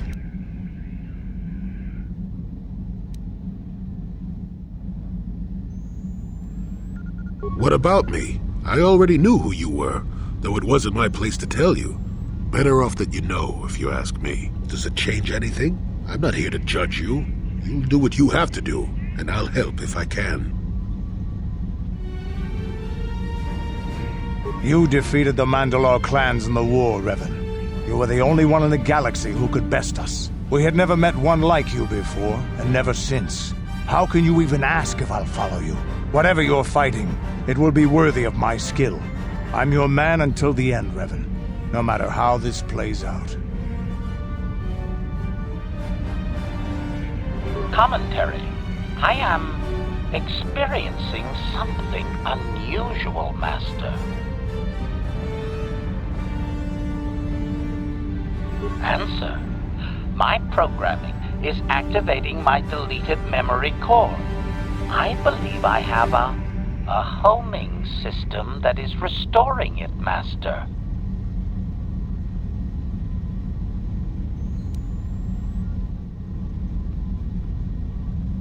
Observation. My homing system is a function of my assassination protocols, that which I told you had been deactivated. This system was not. It seems that the homing system deliberately restores my deleted memory core upon returning to my original master.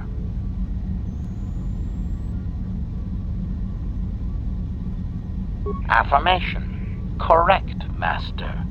Sith protocols maintain that all droid knowledge be deleted before assassination missions and restored upon return. I have returned to you, and my full functionality is now under your personal command. It is a distinct pleasure to see you again, Master.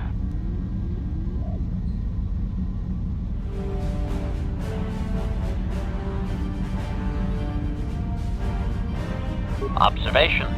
That does not matter, Master. I am your droid, regardless of your actions or personality. Wow. What are the chances of that happening? Remember, we're talking about the Force here. At this point, Malak himself could drop out of the sky and I wouldn't bat an eyelash. Good point.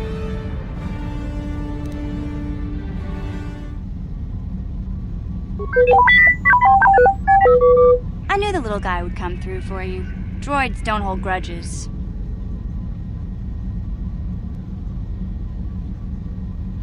Well, the others seem to trust you, and I don't see any other way that we can stop the Sith.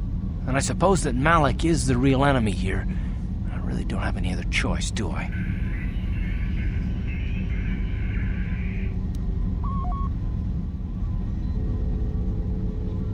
I want to believe you. You've proven yourself time and time again during our mission, but this is a little much for me to wrap my mind around. This must be even more of a shock to you. I don't know how you even keep going. I guess we both just have to find a way to push forward. Don't worry. I won't let my personal feelings get in the way of my assignments or this mission. But don't forget, I've sworn an oath to defend the Republic. As long as this mission stays on course, I'll stick with you. But I won't let you betray the Republic under any circumstances. So I guess that's it then. We keep going. We've still got one more star map to uncover if we're gonna find that Starforge and save Bastila, so let's do it before it's too late.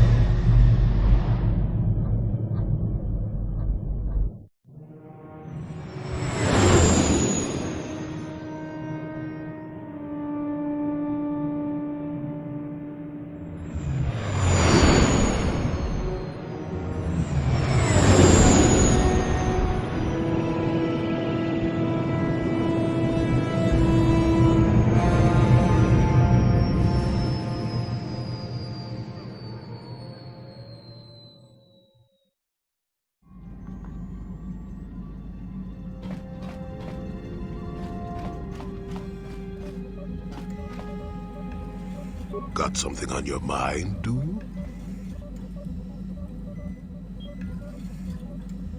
Bad men. Women, too, to be fair.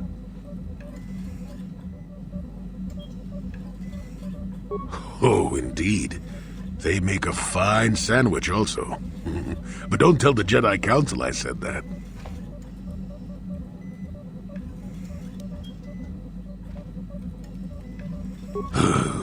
And just what gave you the impression that I know anything more about the Sith than you do?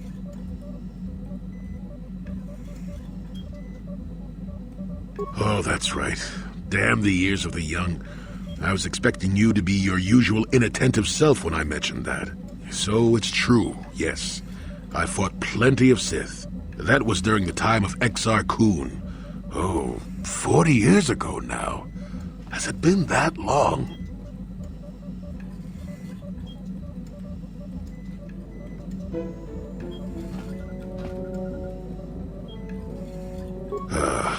Exar was a Jedi who was corrupted by ghosts of the old Sith, or so they say.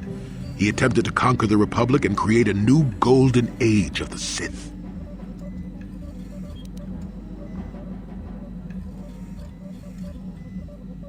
Better to say he was defeated, but essentially, yes.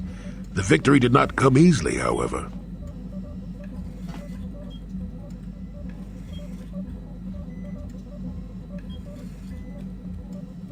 That is not a pleasant time to remember. After Exar Kun fell to the dark side, he attempted to recruit other Jedi to his cause. What surprised us, what took us completely unprepared, was how utterly successful he was. Many Jedi joined him and became Sith themselves. Why they did, I will never truly know, but they did. Battle broke out throughout the Order, pupil against master. We fought ourselves.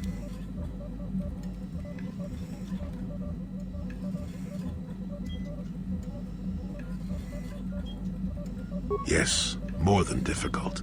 Next to impossible. How do you fight against someone you love? I dislike such memories. It leaves a taste in the mouth that... it is a sadness I thought I had put aside long ago. Ask me about the war some other time, just not now. I would prefer to be by myself for now.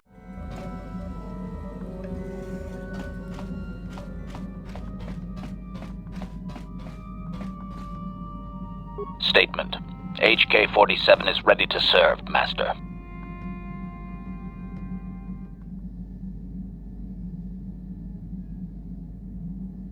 Statement.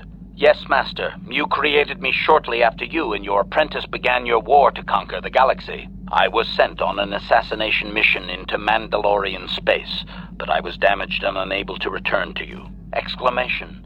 I find this most distressing. I could certainly have protected you from the Jedi and your pupil's betrayal had I returned.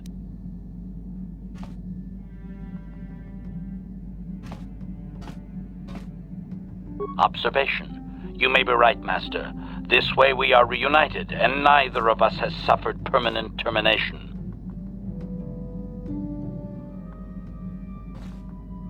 Observation. You are different in many fundamental ways, Master. You have a concern for life that is unsettling. This cannot solely be caused by memory loss. I do not know how to explain it. Regardless, you do seem to be improved overall from the human I once knew. Answer. No, Master. You never did make me privy to any of the Starforge's secrets.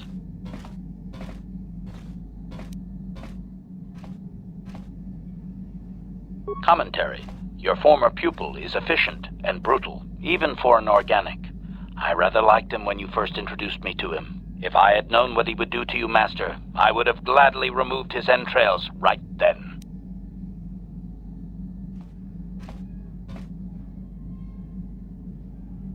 Answer. It was you who programmed me thus, Master. Your pupil once asked me what I thought of him, and I informed him of his meatbag status. He was unimpressed, but you found the reference humorous. You changed my programming so that I would continue to use the term. It drove your pupil to extreme lengths of frustration.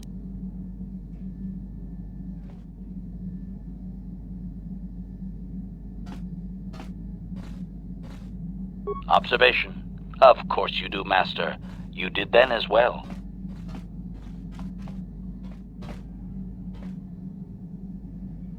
As you desire, Master. Signing off.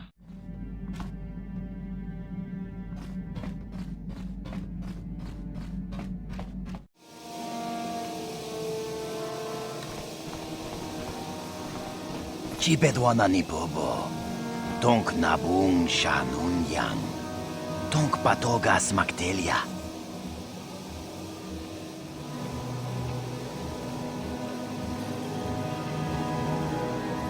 Takum justak miki gravel mogo. Kachi chu ay taudonga. Tulpada bonk molya gando danago chuchut. Moga shampungpa bolawan na chikni. Pamulislik mo poda na wanga kun bist mulira best. Chipedwana ni bobo. Tonk nabung shanun yang. Tonk patogas maktelia.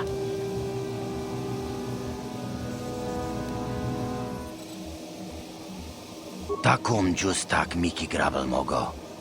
Kachi chu ay taudonga. Tulpada bonk molya gando danago chuchut. Moga shampungpa bolawan na chikni. Pamulislik mo poda na wanga kun bist mulira best. Kuya mi juz kachita naipatoga ya fulki kukula jiji. Kawana bota aayut tagwa. Kankidorati kun mwatatima na ithabola. Uy, ithanadana yitya. Kuntichani. Tong patogas maktelia.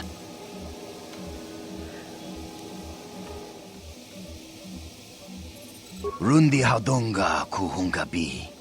Wana kunbes. Chink palamul tong king ba na kongkek. Tung ting tachun kun nek mulira best. Kachichu aitha haudonga. Inkin kuno ba mulira chinkun. Slima podonna. Rundi haudonga kun hungabi. Achuta, wanga kun pistol piking kunyana, tong patogas maktelia. Tabistyo bong konkipangpa, ching palachiska muli, tunirana no prata dunk no serchadoma wama kun bestoma. Nishachilochakin kun no bamuli raji kun. Tong hai tuam jiji yumalith pa ang inkotu. Tolbada bunk walyagando denago chuchut, kachi chuay thaudunga. Yumalith ka inkotun, chilo mulra de bobo. Munka kun biskang, bamulara.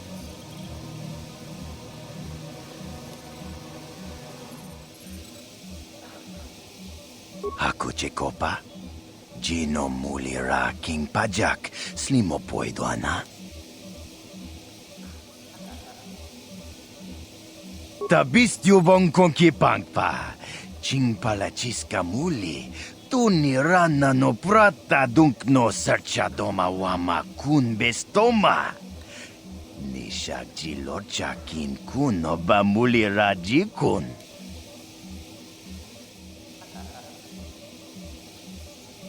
Mucha shak pangpa. Yinkin kun no bamulri rachikun.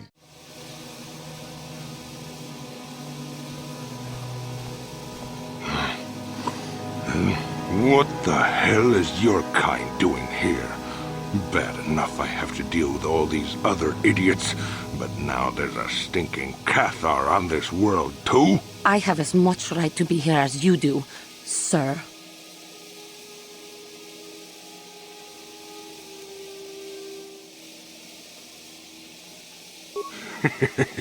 Yeah, do like the Jedi tells you and back off. Your people are pathetic. It's no wonder we crushed your world so easily. What? What do you know about my world? I know enough that... Hey, wait a minute. You look familiar somehow. What? You?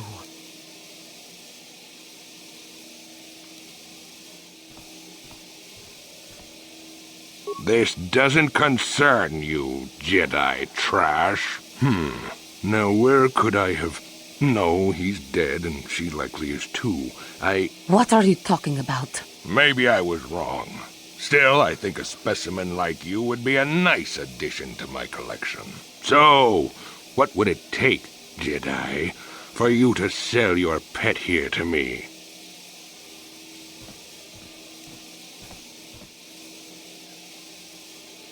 Now don't be so selfish. We both know Cathar aren't real people anyway. The females make amusing pets, but the males should be put down like the animals they are. I remember one time on Taris. What? What did you say?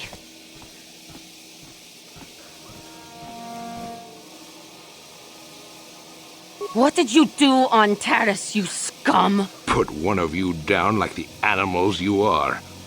So easy. Then I saw one of the females on the auction block.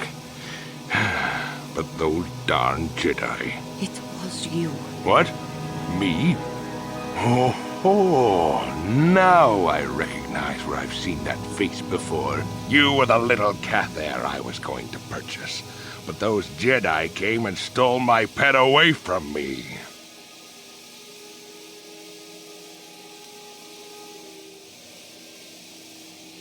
When I was fighting with the Mandalorians against the Cathar, I developed an appreciation for these creatures.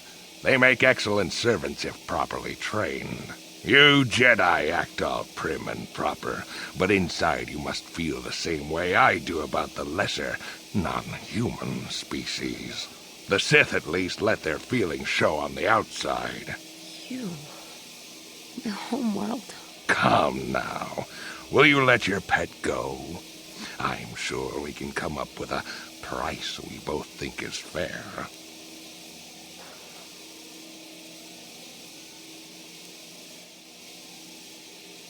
And I will see you dead for what you have done to my people.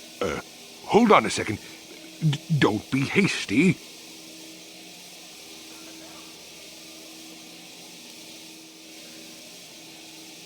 There is peace. I will remain calm. I am a Jedi now. My lust for vengeance must be curbed. Yes, yes.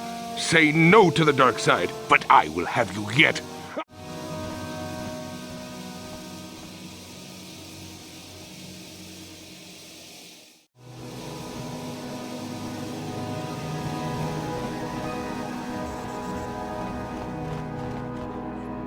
No, that is the wrong answer. Again, you pathetic hopefuls can't possibly all be this stupid, can you? Watawama mulira, kinkonjo peshak. No ba muliraji. Johnny yun turungchi, we itadia. Pola una chinek. Ba mulirat slimoanga kunbisking. I'm no master, yet, but I like the sound of that. All right, one more question. A lot of you is trying my patience. All right, let's say you become a Sith and I am your commanding officer. I give you an order to spare the life of an enemy. Do you do it? Oh, of course, Shaldan. Anything you command us. We would never oppose you. No, no, no. Do you honestly believe that the Sith are in need of such sniveling cowards? Mercy is a weakness. If your leader shows weakness, it is your duty to kill him and show true authority, true power. That is why the Sith are strong. Tunipudu! Rana no prata no sercha ichua penki. No, you don't understand, and you probably never will. You wouldn't survive 5 seconds in the academy. The other students would tear you apart. Bah! I can't be bothered with fools. Perhaps I should... You, Jedi, you're looking to get in the academy, are you not? Well, of course you are. Why else would you be here? Let me pose a question to you.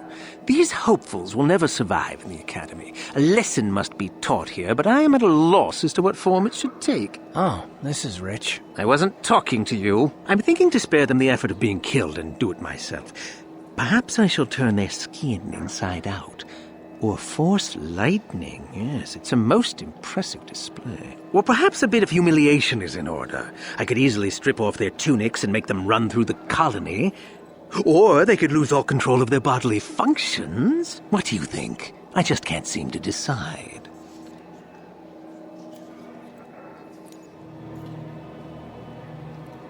Please help us! Silence! Of course I can kill them. The Sith can do whatever they like on Korriban, and frankly, these worms rather deserve it. That's for you to decide, however.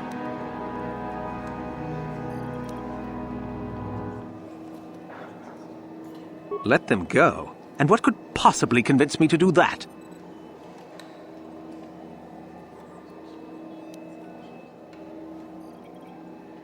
No, I think it's you who isn't worth my time. Them I prefer to kill. Just feel lucky I don't squish you while I'm at it.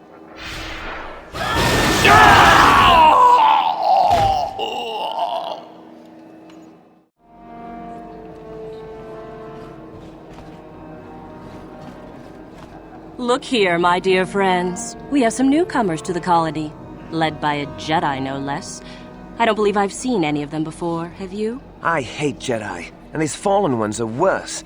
They always get into the academy, and they think they're better than the rest of us. Great. Just what we needed. Some punks to come steal our lunch credits. Smart-mouthed newcomers, to boot. Looks pretty fresh to me, Lasho. That's what I thought. Well, stranger, I don't know whether you're aware of this or not, but here on Korriban, the Sith do as they please. And we are Sith. Quite literally, whether you live or die depends upon our whim. What do you think of that,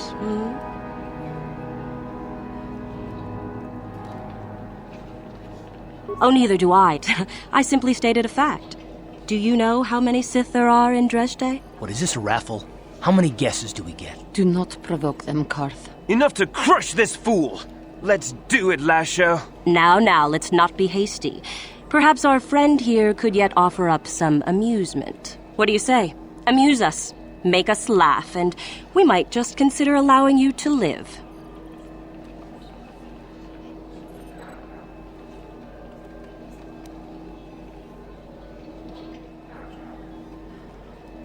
Oh, I see. Well, we'll just have to see about that, won't we? It looks like this one's not afraid of you at all, Lasho. Are you going to let us be insulted? Oh, get over yourself already. I'm tired of this. Yeah, this one's got some backbone at least. Let's go. Fine. I'll deal with you later.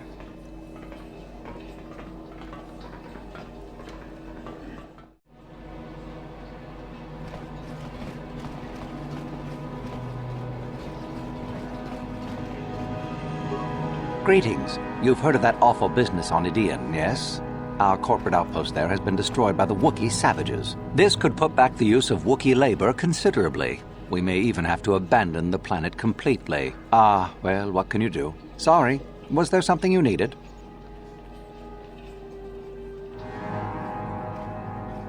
We do some mining here, and are responsible for local shipping and support of the Sith on Korriban. Our starport is mostly just freighters and such. But we do get many travelers that come here to learn from the Sith. This office is actually our administrative headquarters for this region. Rather inauspicious, isn't it? We offer good prices here to those traders that keep the colony supplied. If you're in need of anything, this is the place to come.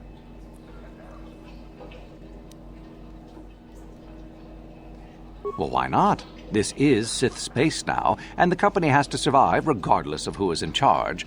The Republic, the Sith, the economy has to keep going. Now, was there anything else? Certainly.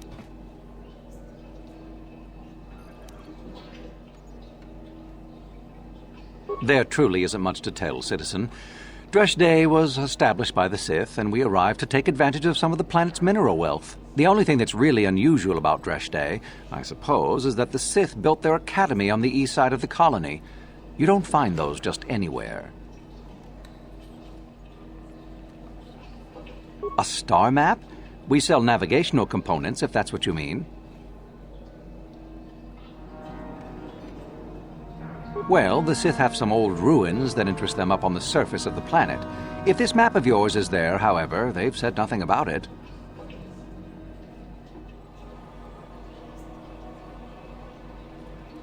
Zerka sends freighters to the surface every now and again to ferry artifacts to the core. The men are not allowed out of their ships, however, as only Sith are allowed on the surface. Beyond that, I really can't say.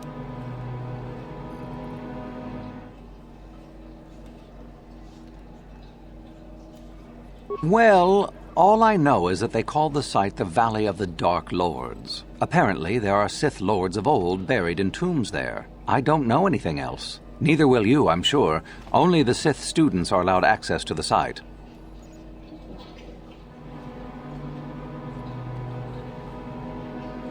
Not much. The Sith are a rather secretive lot, and they don't allow many into the academy. I hear they claim that Korriban was inhabited long ago by other Sith, but no one really knows if that's true. The planet is certainly uninhabited outside of Dresde, and always has been.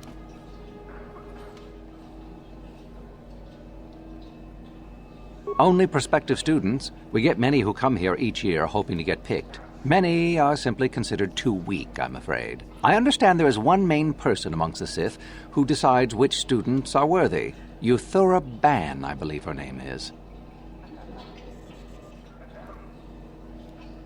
Other than in the academy itself, I'm sorry, I don't know.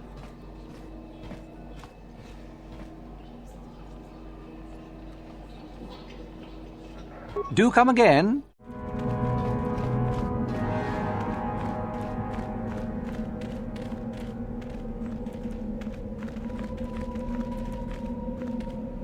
You are neither a Sith, nor do you bear the medallion of a student of this facility. Please, leave at once.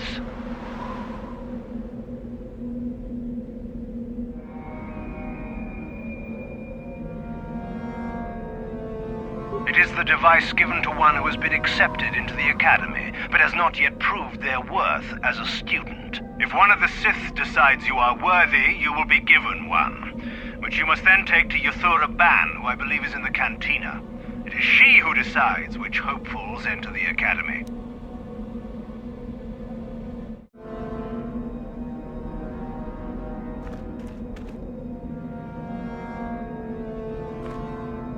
Leave me be. Can't you see that I'm busy?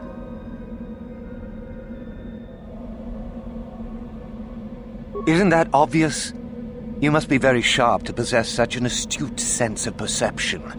Obviously death, however, since I asked you to leave. No, you may not. I'm busy amusing myself, and I'm not going to miss any of the fun. Now get lost before I teach you a lesson.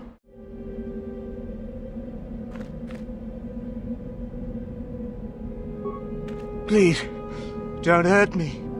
I am too weak with hunger.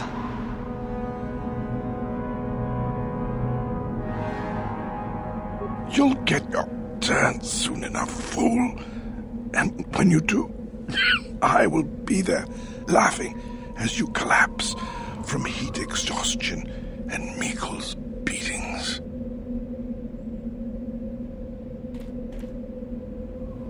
Tuftadan Gelfa, Hoisidan Gelfa, Tudi Tufblak Fandibu Gelfa, Hoisidan Gelfa, Badinugan Gelfa.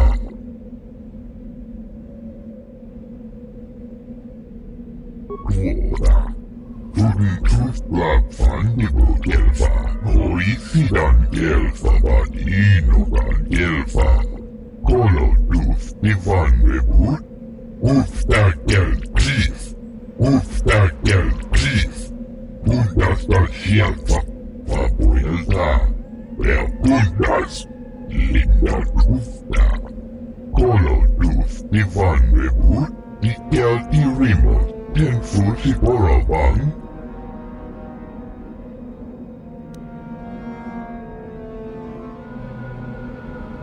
Upscaled, Kundasta shelfa, vapuilta, ja kundas, linda tufta. Kolotus divanrevut, ikelti rimos, tenfusi poravang.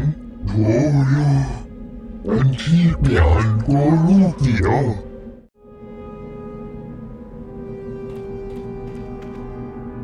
Is there something specific you wanted?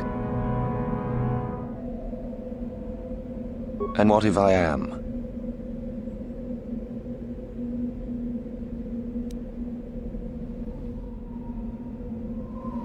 That is the whole point. Personally, I think it's wonderful fun. Those fools actually think that if they stand there long enough, I'll let them become a Sith. Idiots. A Sith is not a bantha, all endurance and no brains. A Sith would fight for his life, no matter the odds. If these rot grubs are as stupid as they seem, then they deserve their fate.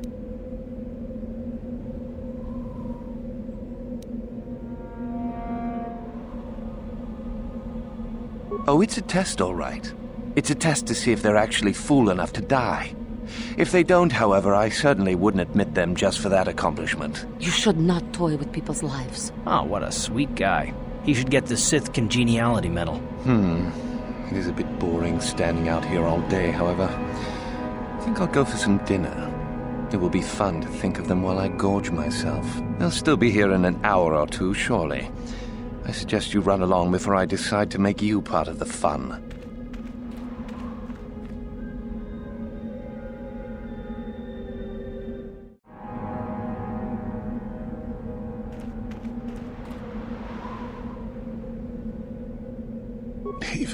Leave me be. I won't listen to your manipulations. I will make it into the academy. Just a few hours longer. Just a few hours, surely.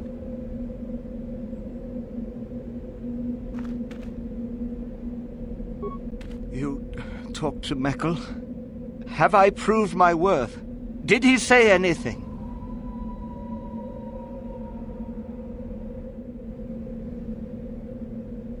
No, there can't be. You're wrong. I can't have wasted my life.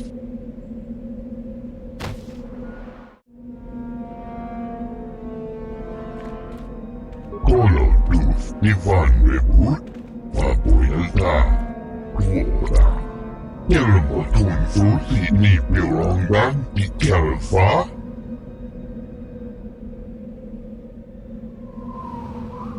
She aftertu, she endured it out, and Rashi good, and she behind Gorupio, and now for the Tufta.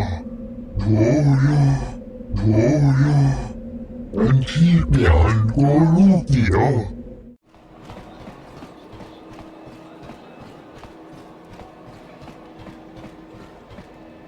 Hey, what's this? Looks like we found ourselves a bit of sport, my friends. This is good. I want to celebrate my acceptance into the academy. Me too. So how about it, chump? Ready to die? I'm eager to blow off some steam after those tests. But we do, isn't it obvious?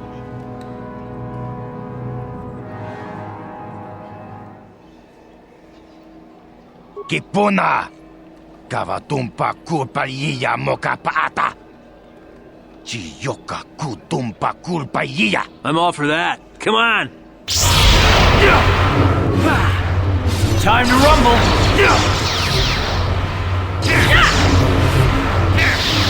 Let's go!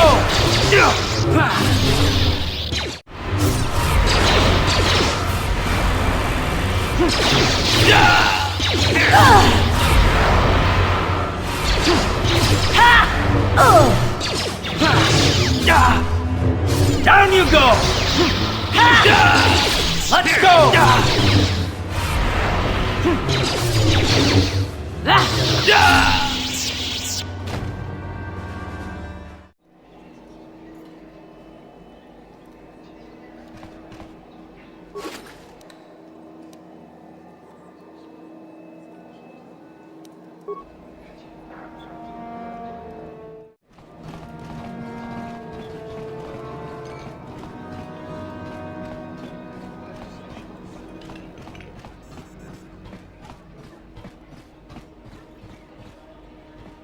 Can you not see that I am busy, human? Ah, I see you have a medallion. Where did you get it?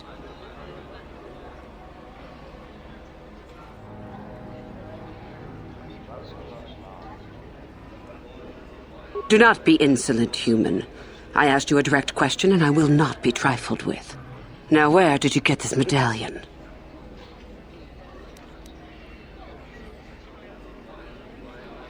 I see.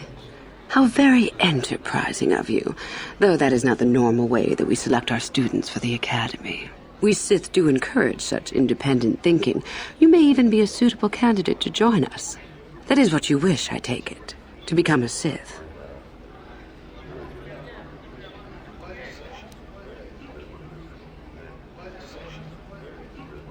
And yet, here you are in Little Korriban just by accident?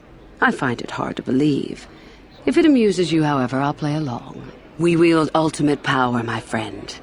To be a Sith is to taste freedom and to know victory. Nothing is as glorious as bending the Force to your will.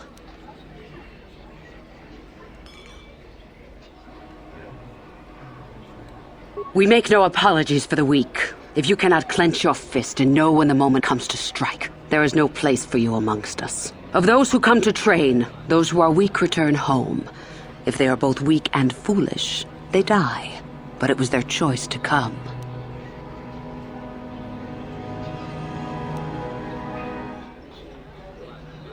Hidebound relics who burden themselves with tradition and with the protection of the weak and ungrateful. They are pitiful and misguided. Why would you take a gift as glorious as the Force and squander it? Weaken yourself deliberately and shackle yourself to outdated mores. Our gift has made us superior. It is our rightful place to rule. How can any deny that? Yet the Jedi do so, and call us evil because we do not. Is the Sarkath beast who dominates his jungle evil? The Tukata who leaps on the Squellbug for the kill? These are things of nature, of the universe. We are no different from this. The Force is part of the universe, part of the same laws. We were gifted to set us above the rest. To deny nature is foolish.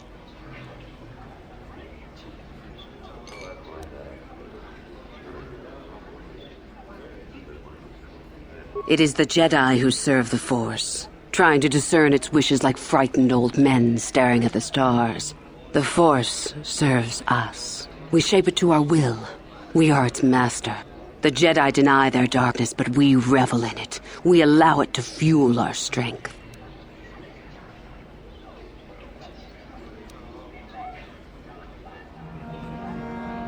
Corruption is a word the pitiful use to describe the natural longing for power that they deny.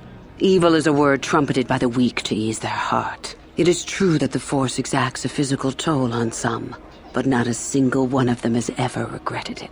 Anything else you hear is propaganda.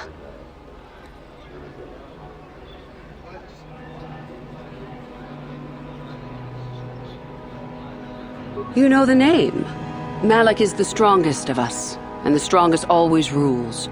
At least until one who is stronger can take it from him. That is our way. Survival of the fittest. You are always on guard, always lean for the kill. We promote it, for through this, the Sith are stronger.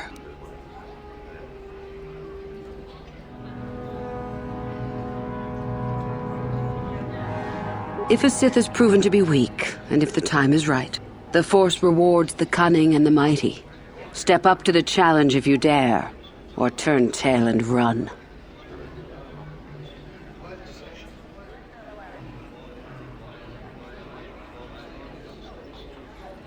You've heard enough, have you? So what is it to be? Are you here to be a Sith or not?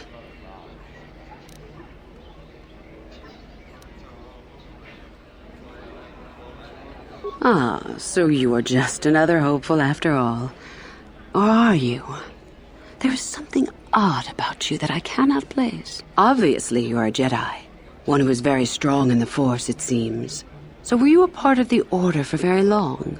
Did they train you?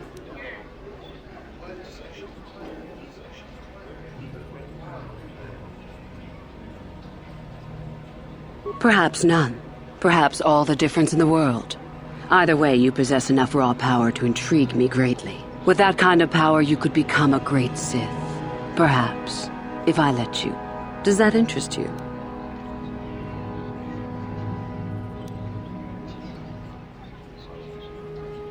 Ah, good.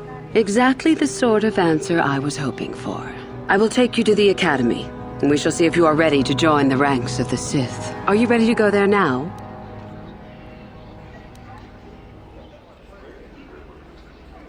Then let us leave. The Master of the Academy awaits you. Greetings, prospective students. It appears we have a late entry. Who do you bring before me, Uthura? A young human bristling with the Force? A human that has had some training, it seems, Master Uthar. Very promising, I think. Promising? That one's not worthy to lick spit off your shoes, Master. I met this one in the colony. Unworthy, if you ask me. That I'll judge for myself, thank you. Tell me, human, what do you know of the ways of the Sith? What preconceptions has your mind been polluted with?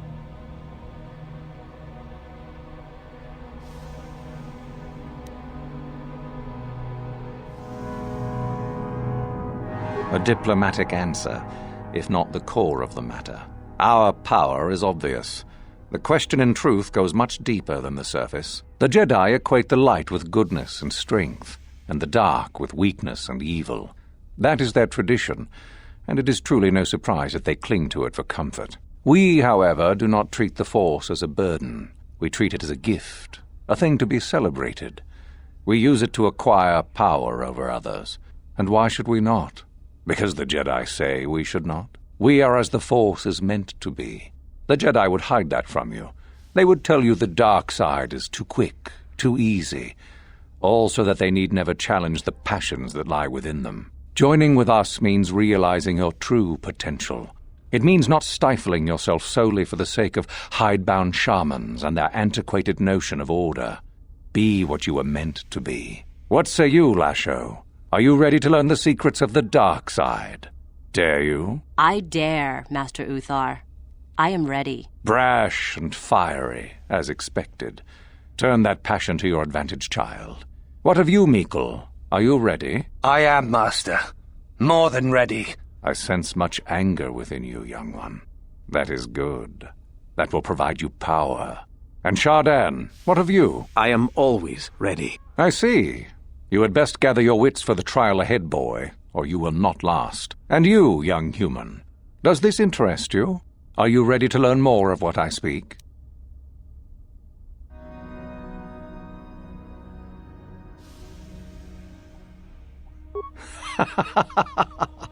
You are brave to argue, young one.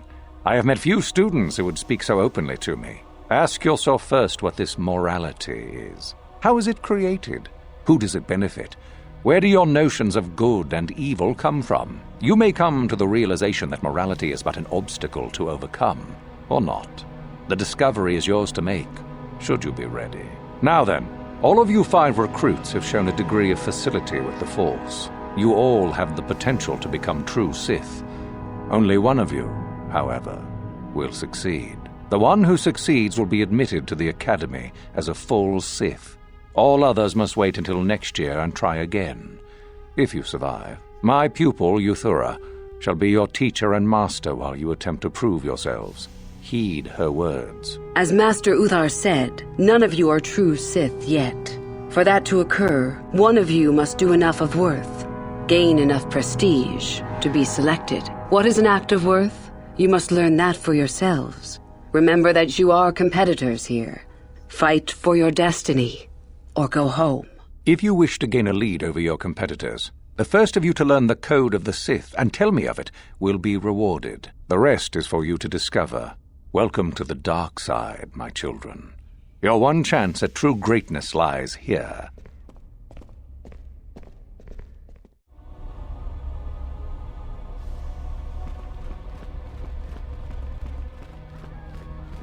Ah, there you are. My favorite prospect for the year. Absolutely.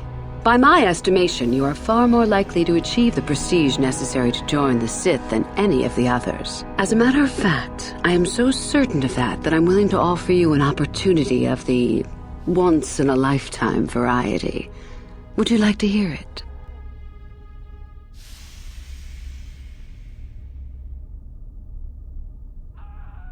Yet, being the operative term. As I said, you have my utmost confidence. As I said, you're no doubt going to be the one whom Uthar chooses to become a Sith. With my help, of course. Once that occurs, he will take you into the Valley of the Dark Lords to the tomb of Nagasado to administer the final test. There you and I will be alone with him. The perfect time to, shall we say, arrange for a change in the Academy's leadership.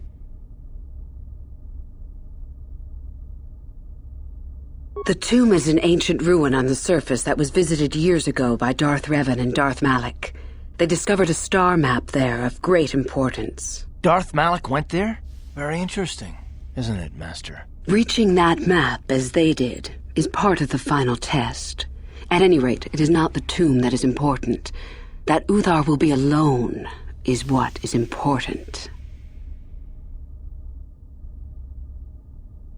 Is that such a daunting prospect? It is not as if I am asking you to perform the task alone, or as if you will get nothing out of it. Master Uthar cannot prevail against us both. That's all there is to it. It is a very simple matter. And so it should. It is central to our beliefs. It is my responsibility to replace my master when I am strong enough.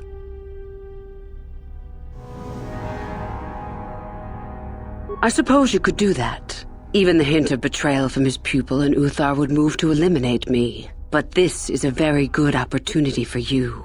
You can start off your Sith career as the right hand of the head of the Academy. Me, Uthar will not offer you that. Do you believe Uthar would not be aware of this? He would quickly figure out what you have to gain by betraying him, and would never believe someone would pass that up. Tell Master Uthar what you wish.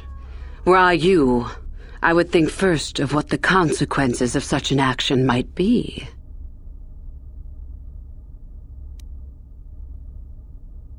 My part in this is to help you gain enough prestige and slow down the progress of the other hopefuls. I want you in that tomb when the time is right. We destroy Master Uthar together and I take his place, and you take your place at my side.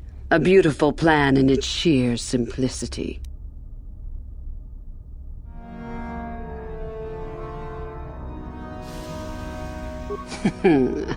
You must not know much about the Sith yet. If Uthar were even to suspect that I might be trying to supplant him, true or not, well, let's just say he wouldn't likely stop to ask too many questions before ensuring I was dealt with.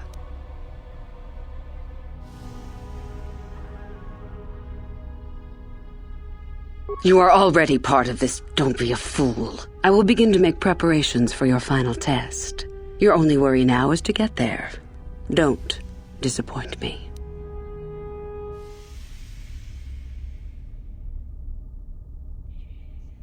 I can help you understand it.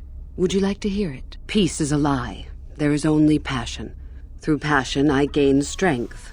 Through strength, I gain power. Through power, I gain victory.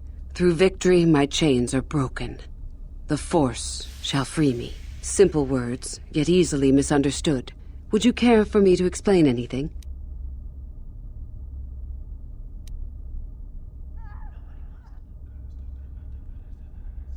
The Jedi would have you believe that peace is a desirable goal.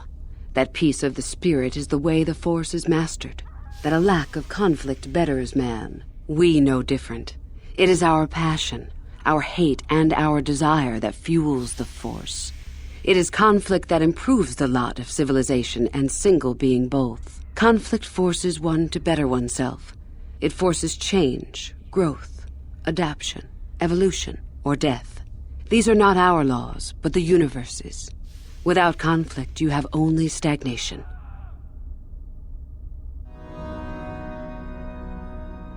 What fuels your power with the Force but your passion?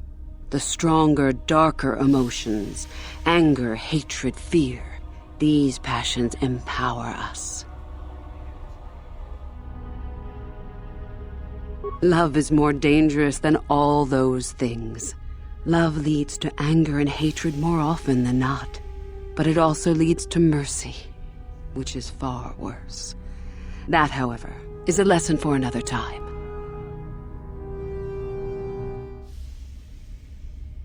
Negative? Compared to what? What keeps even the most rudimentary creature alive? Fear to run, anger to fight. Without it, a creature would most surely die.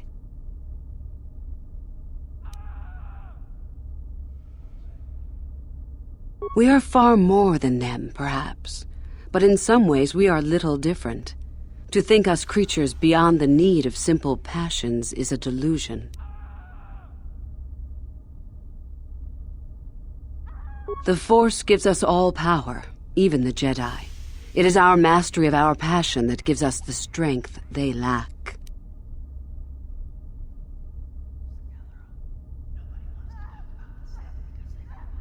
It is our goal to be stronger, to achieve our potential and not rest upon our laurels. We are the seekers, not the shepherds.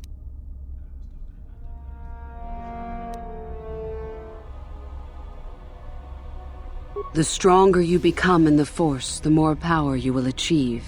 But always must you fight for your power. Without strife, your victory has no meaning. Without strife, you do not advance. Without strife, there is only stagnation.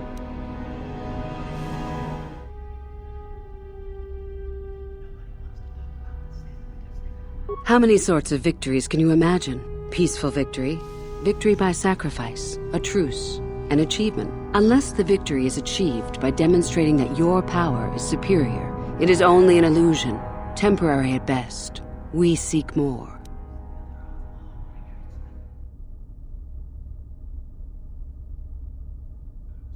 This has been argued over, and often. The chains represent our restrictions, both those placed upon us and those we place upon ourselves. Ultimately, the goal of any Sith is to free herself from such restrictions. In a way, it is so we may do whatever we wish, but it is much more than that. One who has freed themselves from all restrictions has reached perfection, their potential fulfilled. Perfect strength, perfect power, perfect destiny. Imagine it. That is our ideal, at any rate. It is said in Sith legend that the Sithari, the perfect being, will one day lead us. But perhaps that is just a legend.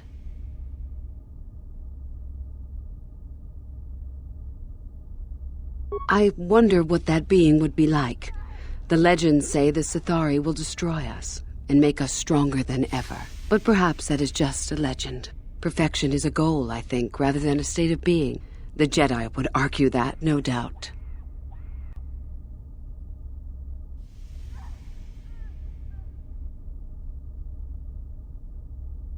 The Force is our servant and our master, our teacher and our companion, a weapon and a tool. Know it, and you know the universe. Master it, and you master the universe. Strive for perfection, and the Force shall reward you.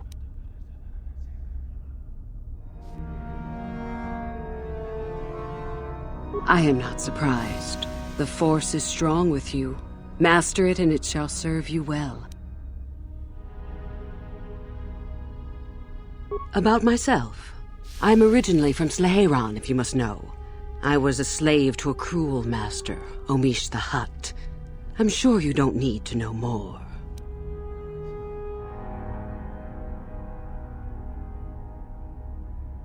Revan? You mean Darth Malak's former master? Very little. I never met him personally, though I heard he was a very powerful man. Very charismatic. In the end, Revan was outshone by his pupil. Such is the way of the Sith. Why? Is this dead man of importance to you? Anything is possible. Uthar's former master still lives, though he is in no condition to challenge his former pupil for leadership. Perhaps the same is true for Revan. Perhaps Revan is out there, somewhere, waiting to take revenge upon Malak. More likely, what we were told is the truth. Revan is dead. Malak would be foolish to leave his old master alive, considering all the knowledge Revan held.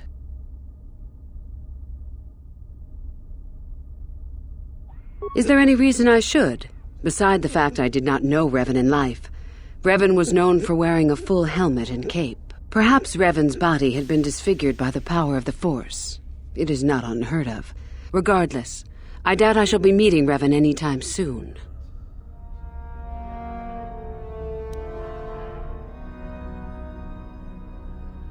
Both Revan and Malak came to Korriban when they discovered the tomb of Nagasado. That was before my time.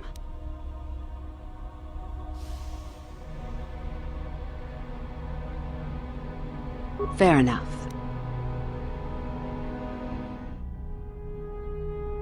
I have been involved in the work there over the last couple of years, but not often. Most of the excavating is left to the students. What did you wish to know?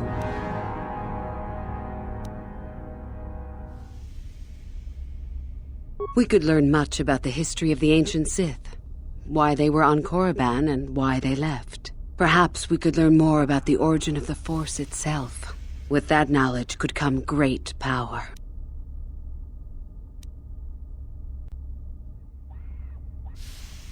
Not unless you are accompanied by Master Uthar. No, it is strictly forbidden. And I truly doubt you could bypass the doors to the tomb with anything less than ship blasters. Even then, perhaps.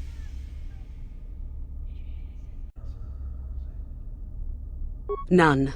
I do not even know how Master Uthar gains entrance, to tell the truth. Though I look forward to discovering that fact. I have searched many times, so do not bother. There is no other way. Do not fret, however. Simply get the prestige you need, and you will see the tomb soon enough.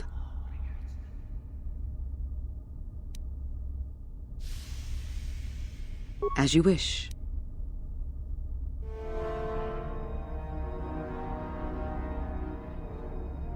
I did. I also said that you didn't need to know more. Why are you asking?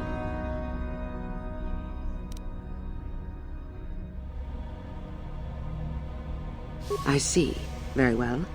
I suppose there's no harm in the tale. As I said, I was originally a slave to one of the Hutts. The Hutts control everything on Sleheyron, and a slave is nothing to them. I was determined not to be nothing. One night when the drunken worm had me alone in his chambers, I stabbed him and escaped the compound. I stole onto a cargo ship and was not discovered by the crew until they reached the next system. They left me for dead on a desolate planetoid, alone. But that was fine by me. I was glad to be anywhere other than Sleheyron. It was not luck that I was eventually rescued, of course. The Force was strong with me, though I didn't know that at the time. Not until the Jedi told me, that is.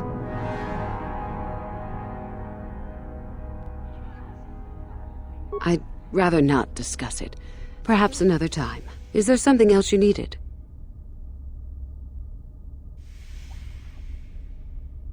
You must impress Master Uthar. Go to him with news of your deeds, or artifacts you have discovered. The Code of the Sith is the easiest way to start. I have told you all that you need to know of it already. There are a group of students who refused an order by Master Uthar to execute a group of civilians in the colony. Uthar declared that they were to be executed themselves, but the students escaped and fled before the order could be carried out. We are certain that they have not left Korriban. No doubt they have not gotten far and are simply in hiding. We just do not know where exactly. If you were to locate them and carry out Uthar's order, I am sure he would be most appreciative. Shall I go on? I would suggest you talk to the other prospective Sith and find one you can gain an advantage with. I believe Lasho would be an excellent choice. She is too trusting. I have little doubt you could talk her into letting you help her somehow. Just make sure it is you who gains the advantage, not her. Be ruthless if you must. That is the only thing that will impress Uthar. The only other idea I can suggest to you is that you head into the Valley of the Dark Lords on the surface. There are ancient ruins there which can be explored. It's possible you might find some artifacts or information in them which would please Uthar. It's difficult to say for certain.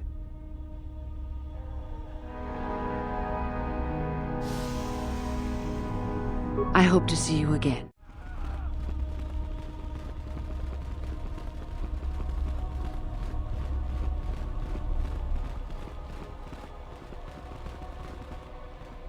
You take a wrong turn somewhere? Dustle, is that you? Oh, lovely. It's Father. Figures you'd show up after all this time. How did you manage to get inside the Academy? Cute. I wonder how interested Master Uthar would be to know just who he has in his web. Unless you've switched sides, Father. But I doubt that. Just why are you here, Father? Not for me, I hope. Couldn't you have gotten yourself blown up on some ship and spared us this reunion? Dustle, what are you talking about? I thought you were dead. Too bad you didn't still think that. Or did you really think I'd be happy to see you? Look, everyone, it's Father, come to rescue me at long last. Sure, he may have left Mother and I to die on Telos, but that doesn't matter. No, I didn't abandon you. The task force just arrived too late. Telos was in ruins, and your mother... I held her, but I looked for you. I swear I looked everywhere. Ah, save it. You abandoned us long before. We were alone all during the wars, and even once you came back, you still didn't stay. I didn't have a choice. I was needed. Yeah? Well, you were needed at home, too. You were needed when the bombing started, and I got captured. You know what? It doesn't matter. Not anymore. I have a new family now, a family that cares about me. I don't need you. The Sith? You can't mean that. No, the Sith killed your mother. The Sith destroyed Telos. So? You're the soldier, Father. How many mothers have you killed? No, you've been brainwashed. The son I knew would never... You never knew me. You weren't even there to know me, so don't presume to tell me what I would or wouldn't do. I don't know what's been done to you, but you are coming with me out of here, now. Touch me, old man, and I'll kill you. Get out! Get out of here before I tell the Sith that you're here.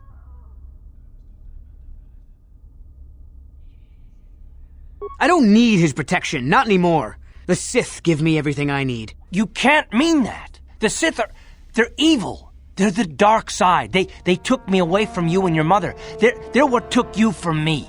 No, they are not evil. They're not. The dark side is superior. And you were at war long before they came along. The Sith war to conquer, to rule the helpless. I went to war for you, Dustle, for your freedom, your future. I don't believe you. If I failed you, son, then it's my failure. Please don't add to it by becoming part of something evil. Prove it. Prove that the Sith are so evil, and I'll think about it.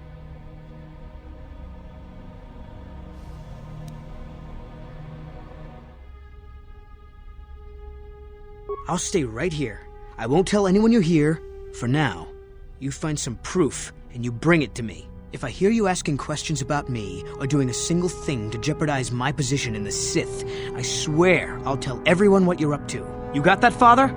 You prove what you're saying is true. I'm not going anywhere otherwise. I got it, Dustle. I'll be back. I swear.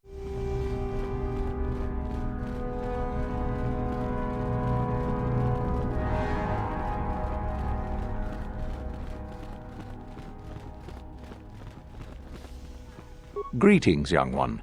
You have much to do yet. You have gained little prestige. You will have to work quickly if you hope to best the others.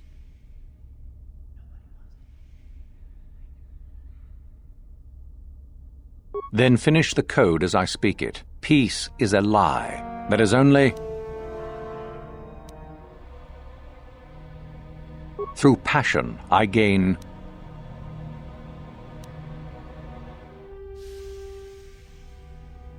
Through strength, I gain...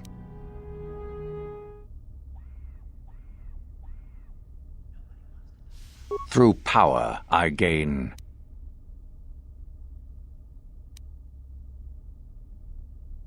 Through victory... The Force shall free me. Yes, good. You have indeed learned the code of the Sith.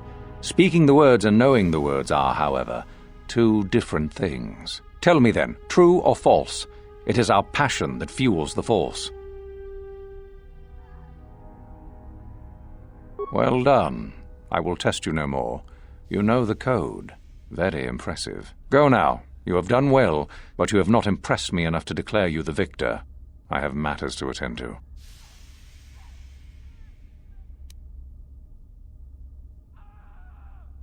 You wish to know more about me, do you?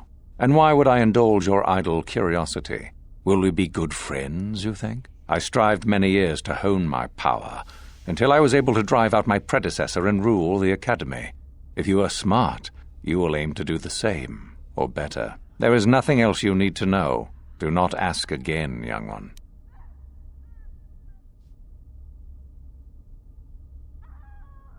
Very well. You have impressed me. Definitely a good start.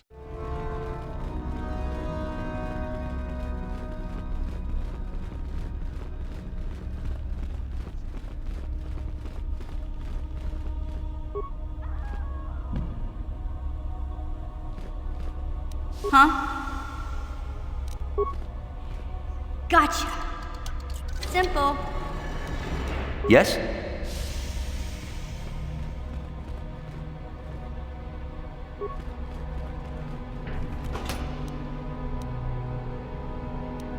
That datapad, just take a look at it. I wonder if Dustil knows his friend was disposed of like that. If not, it might convince Dustil that what we're saying about the Sith is true. It'd be worth a shot.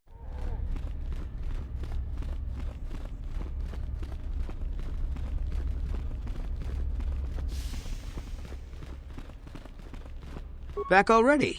So tell me, Father, where's this proof you promised? I have a datapad I want you to look at. You knew someone named Celine? Celine? She's the one who convinced me to come to the Academy with her. Why? Where did you get this? Look at it. It belongs to Master Uthar, doesn't it? Yes, it's his, but he told me he said that she'd been lost on a mission in the valley. This says that they... Killed her because she was hindering your progress. Superiority at any cost, Dustil. There's your evil. Or can you live with that? No, I can't. I had no idea. They lied to me. Well, there's the son I remember. Now, will you leave here? No. You go do whatever you have to, Father. I have some other friends here. I have to warn them what's going on. And maybe I can, look around here and find out some more information. From the inside. Something that might help you. I don't suppose there's any way I could talk you out of that, is there? I mean, you're not gonna do anything halfway. Sounds familiar. I guess it does. I'm proud of you, Dustil. You aren't hanging on to a lie after you see it for what it is. Not everyone could do that. Maybe after this is all over we can... talk. I'm still not sure about us, but I'll listen. Maybe we can get back to where we should have been. Well, I'd like that. I'll go back to Telos when this is over. You can find me there. Goodbye, Father. Goodbye, son. Good luck.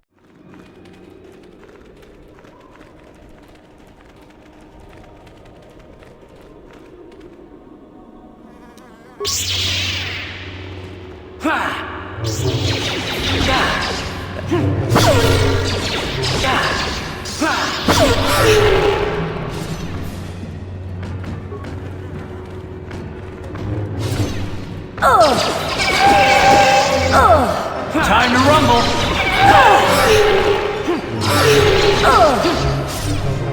Time to rumble.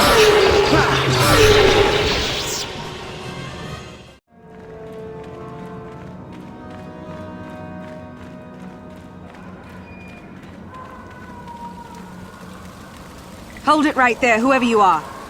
We're not going back to the Academy. We'll kill you rather than go back.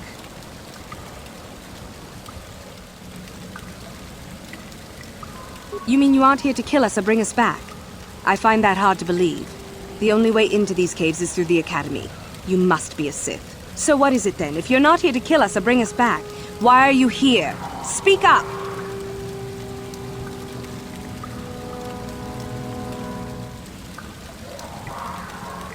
So you have heard about us. Yes, we ran away before Master Uthar could execute us. Is that so hard to believe? My name is Thalia May. The others here and myself refused to murder a bunch of people on a whim from Master Uthar. So here we are. We thought that becoming a Sith was what we always wanted, but that wasn't true. Now all we want is to get out of here. Fair enough?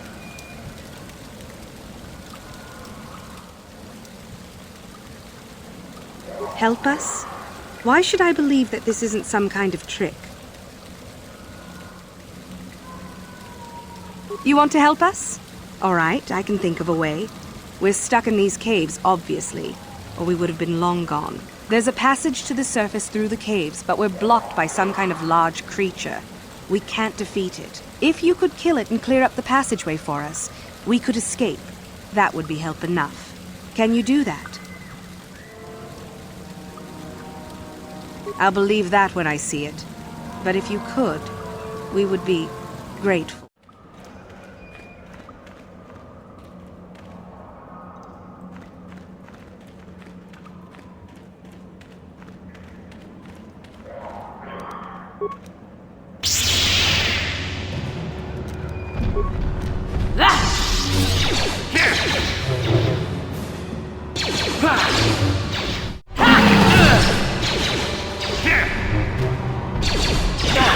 I will be your doom!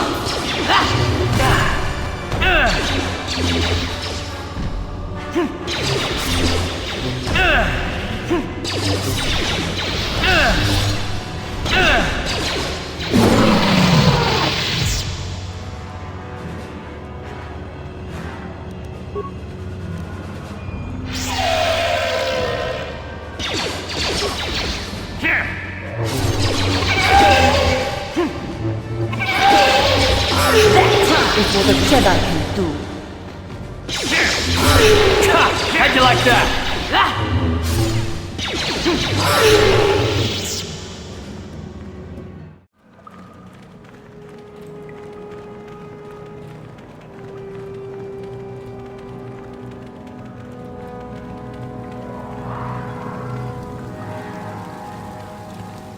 So, is there news? Is the passageway clear?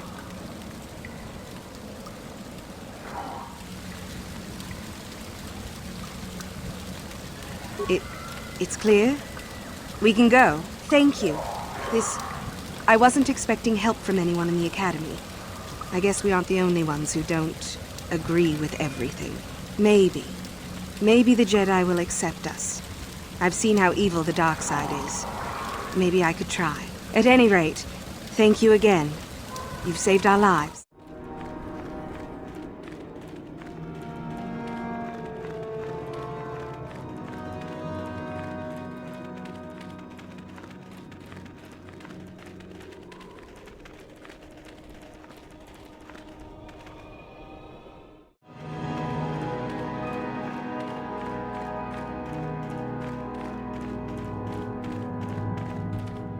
Greetings. I don't think I've seen you at the Academy before. Here to investigate the ruins.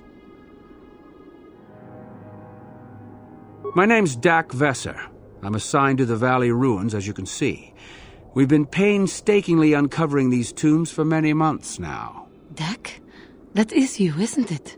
I hardly recognized you. It's been a long time, Jahani. What are you doing here? Did you fall to the dark side? I didn't fall, Jahani. I had my eyes opened. And don't look at me like that.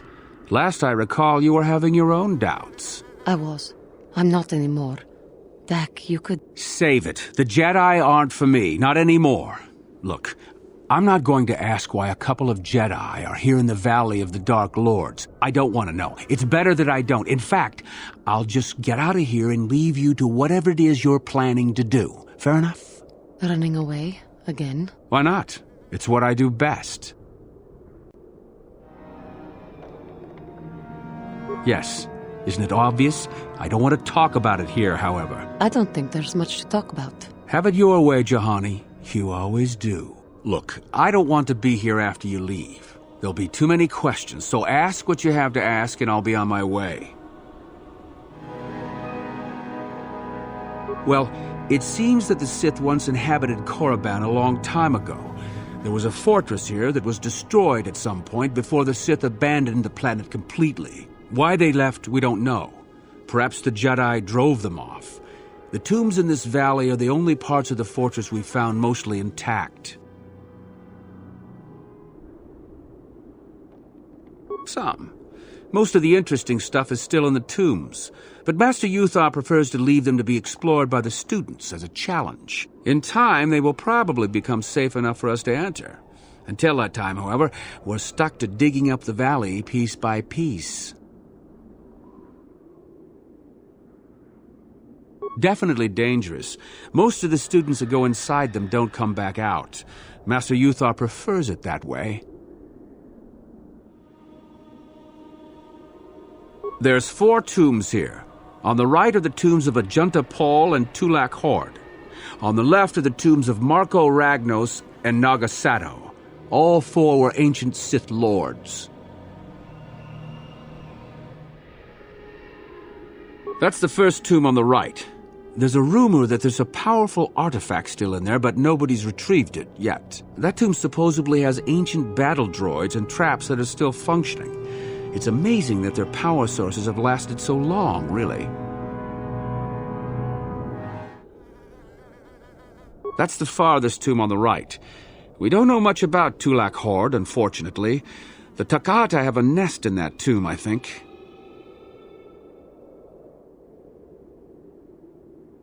A local pack animal that's very dangerous. Occasionally the guards track down a queen and kill it. That usually pacifies them for a bit.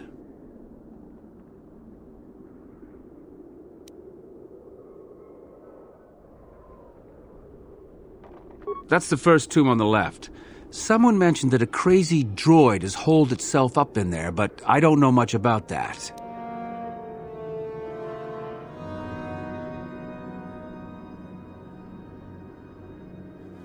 It's the second tomb on the left when you enter the valley.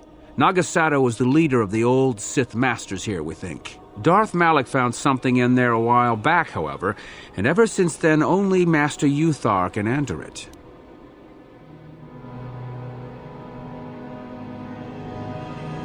No. A lot of the discoveries are kept secret, even from the students. I only heard that Darth Malak found something there by rumor, to be honest.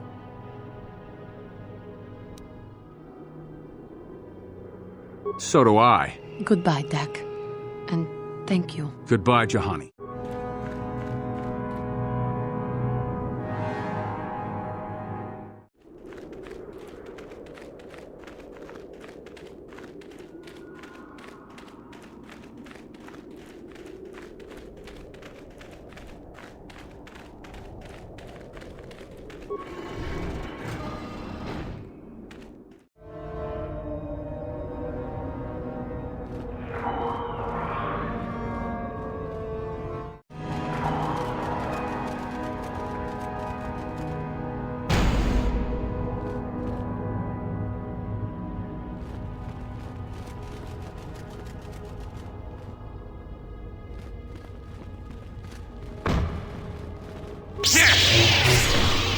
How'd you like that?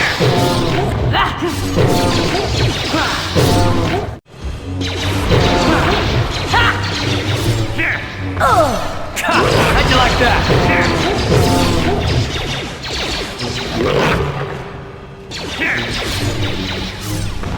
Time to rumble.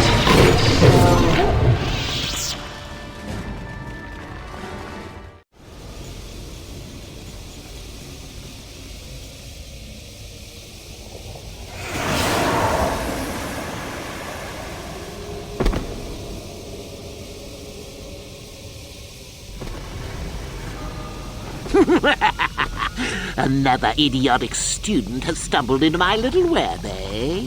Well, the contact nerve toxin in the air should knock you out quickly enough. Welcome.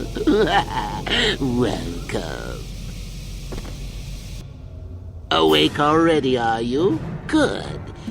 This is the tomb of Sith Lord Tulak Hord, if you don't know. I've taken up residence here for now. It's dusty and full of critters, but it's home.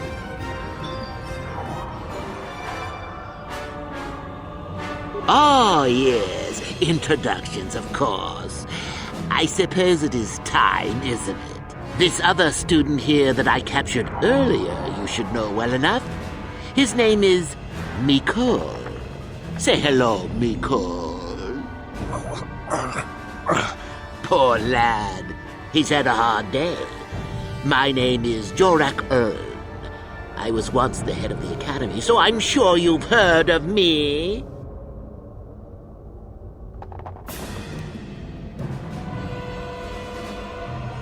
Liar! You think I can't tell? Obviously the academy is lax in its training as usual. Stupid Uthar. Anyhow, I'd like to propose that we move on to the main event. You see, I'd like to discover if you've got the pluck of an old-fashioned Sith. Most of the Drek Uthar has been passing through these days is so pathetic. Take young Mikol here. I already tested him, didn't I, Mikol? Yes, you're welcome. You see, Mikol here has the cruel disposition of a Sith, but not the gumption that I'm looking for.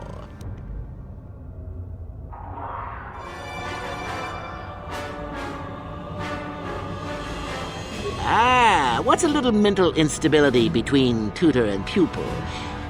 What's important is that I'm here to better the Sith as a whole. It's a big job. I don't remember offering you a choice. You can refuse to answer my questions, of course, but then, I'm afraid, I will just have to assume the worst. So then, this is how it goes. I'm going to pose a moral question to you. Get it right, and I torture Mikol. Get it wrong, and I torture you. Mikol here is a bit weak. He probably won't be able to take much more punishment. Mind you, get too many wrong, and you'll die yourself. I don't know what you think of Mikol. Maybe you don't like him. Maybe you think he deserves to be murdered. Well, here's your chance, fair enough?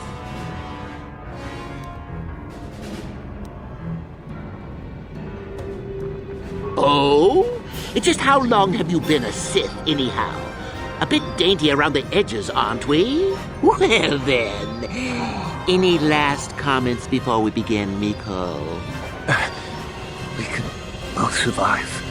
Attacking together. Now, dear lad, do you really think your friend here will answer questions wrong just to spare little you, risking their own life? And how many correctly answered questions before you die? No, don't be silly. You had your chance, remember?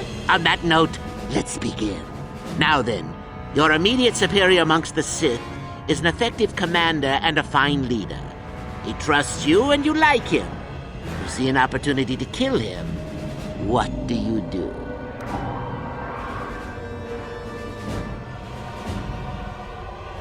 Incorrect! What sort of thinking is that? If all the Sith thought as you did, we would all be soft like the Jedi. Well, it's time for your punishment. And so we come to round 2. You come across a group of humans who are threatened by dangerous animals.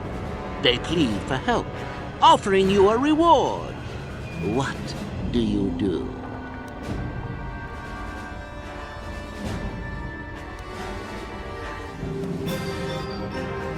So you've made a profit, and now you have some sniveling, useless fools trading after you. No. Bad idea. At any rate, here is your punishment. Let's see. Yes.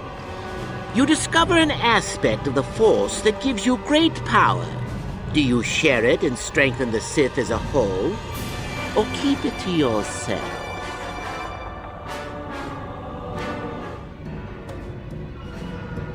You gained an advantage and you share it freely? Let them rip the secret from my dead hands, I say. I mean, share it? Are you mad? Well, you did ask for this. It's for your own good. Still going? All right, then. One of your underlings has made a major mistake which makes you look bad. He's normally very competent and skilled. Do you kill him or give him another chance?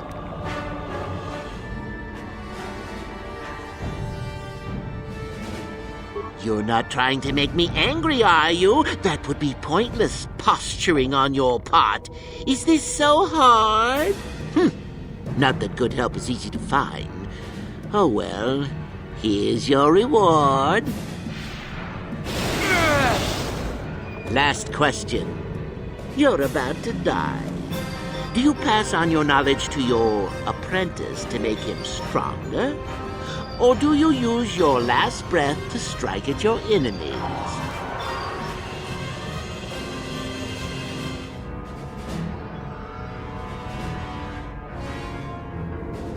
Fool! It's a trick question! A true Sith never dies! I'll enjoy this one. Time for your medicine! Now, this is odd. The test is over and you're both still alive. Well, that's never happened before. What to do? I suppose this means you can go, Miko. We'll have to just figure out what to do with our friend here.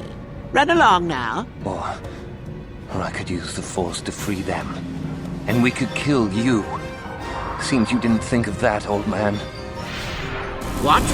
Mutiny! Behave, students! That's it! Detention for all of you! Permanent detention!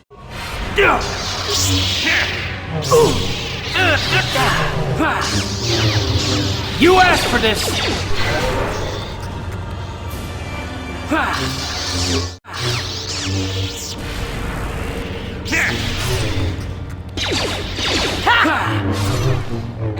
How'd you like that?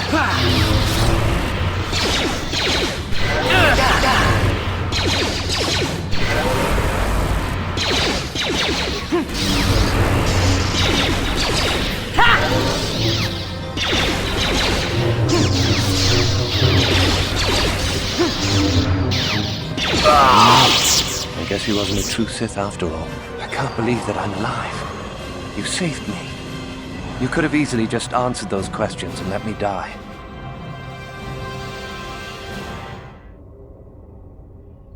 Yes. Well, I see what you mean. I've never been on that side of the fence before. It makes you think. I'd be dead if you weren't... if you were proper Sith. But you're not, are you? Don't worry. I won't tell anyone.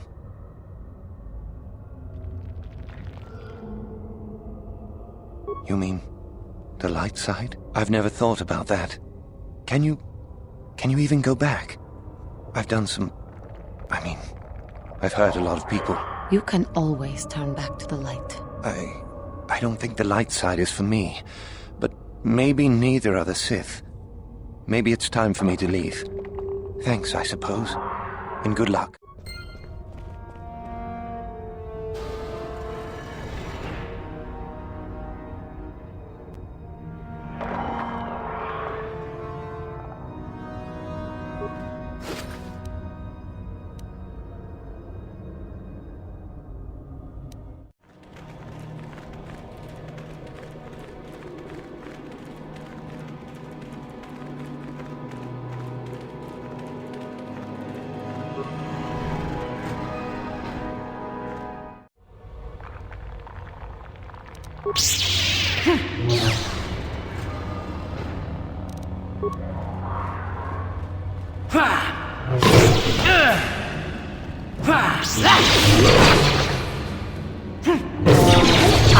For the Order!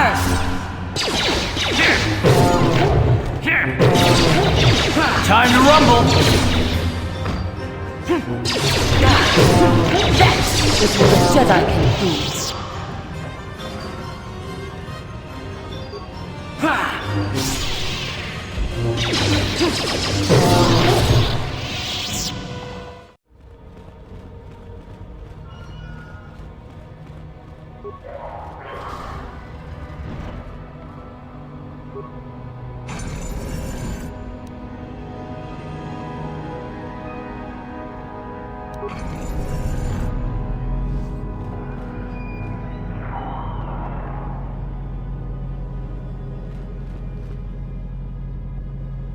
Too long in the cold and the dark.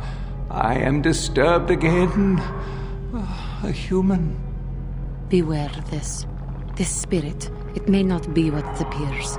Great emotion lies within. A Jedi here? Why have you come to this dark place, Jedi? Why disturb my sleepless rest?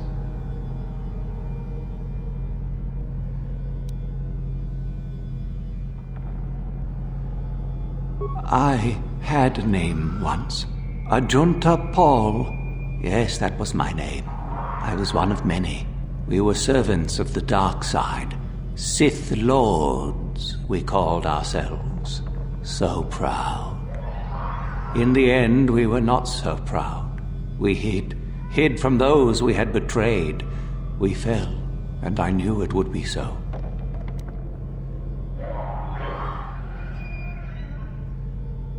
Our Jedi Masters, those who had taught us to use the Force, who warned us against the dark side, yet we embraced it in secret, reveled in its power. We were discovered? Or did we act? I can no longer remember. But here is where we came, to hide, to grow, and here we fell.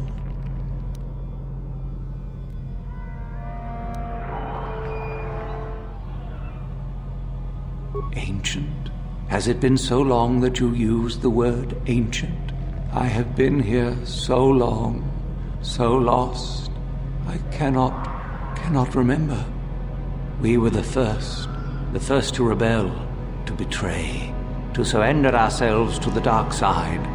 So strong, we thought, so wrong.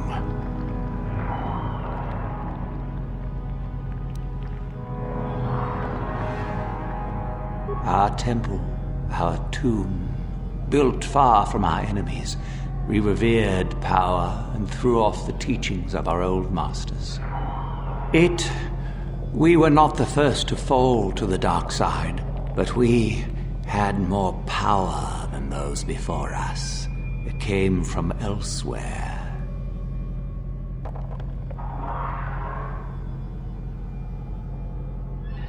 Our oldest secret. Only we would know, we lords. Only we would know where our power came from.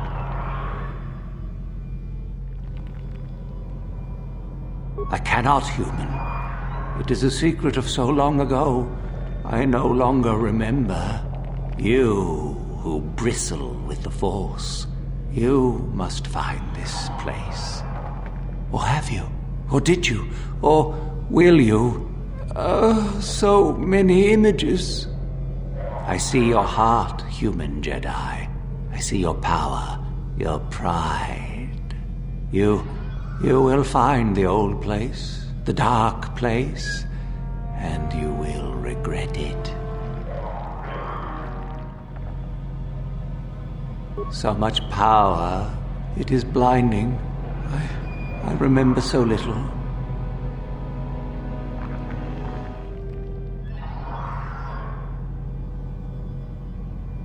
We hid from the Jedi, but it was not they who destroyed us.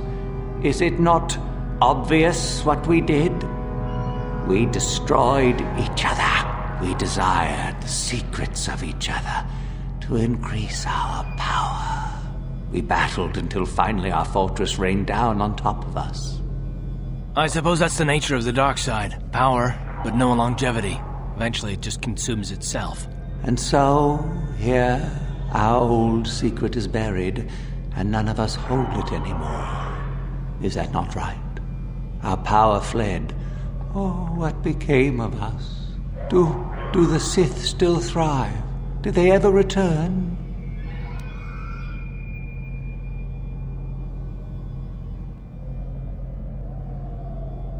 So much time has passed, and yet we have learned nothing.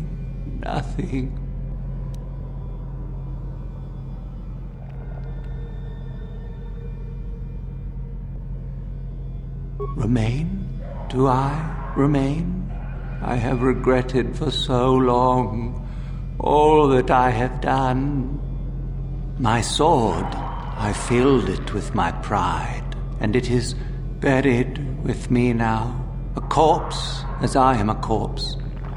I am dead as my faith is dead, and I shall remain here, surrounded by blackness in death as in life.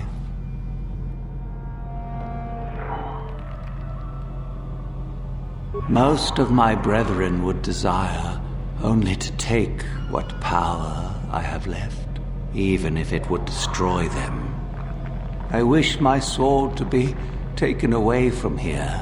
I do not wish it to rot away as I have. I command this of you.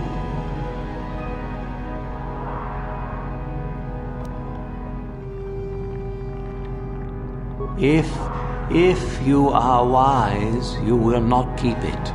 In the end, it is what destroyed me.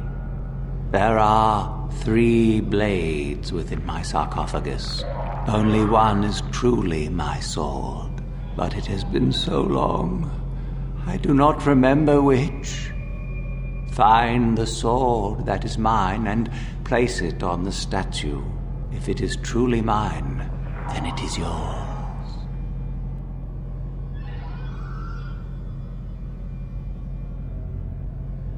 Then you must die. This is how it must be.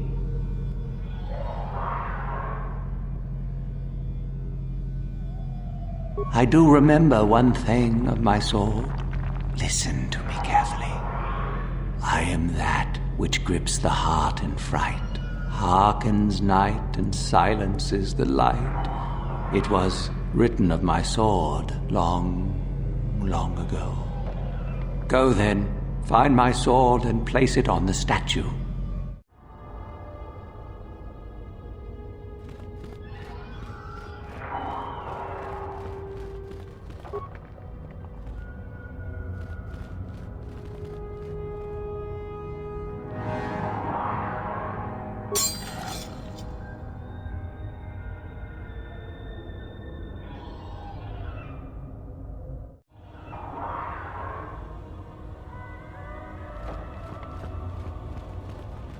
Yes, that is the one. That is the blade that destroyed me. Take it. Take it and the other blades even. Take them and go. My darkness awaits me.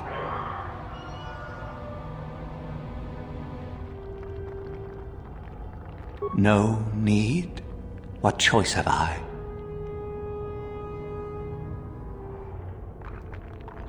Return? But I betrayed my old masters. They would never let me return to the light side. It is too late. Too late.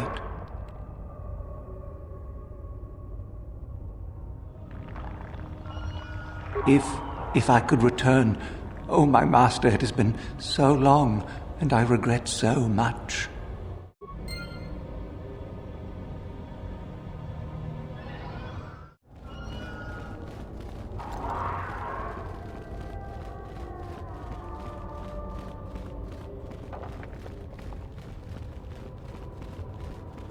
So, the spineless worm actually made it through the tomb. I'm impressed.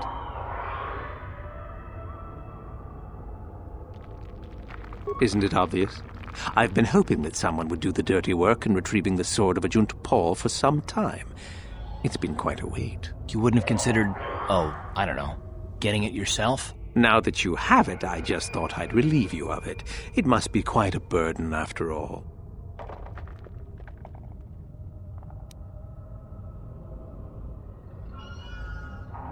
Oh, but I insist. I'm not about to let a chance to impress Master Uthar pass me by. Especially not for a pathetic excuse for a Sith like yourself.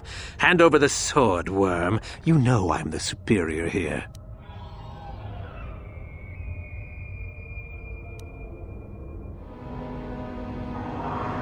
Isn't it obvious?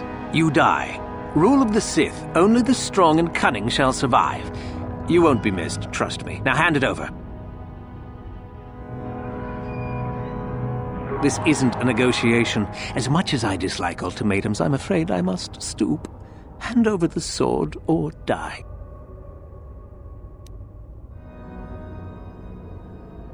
I've been looking forward to this.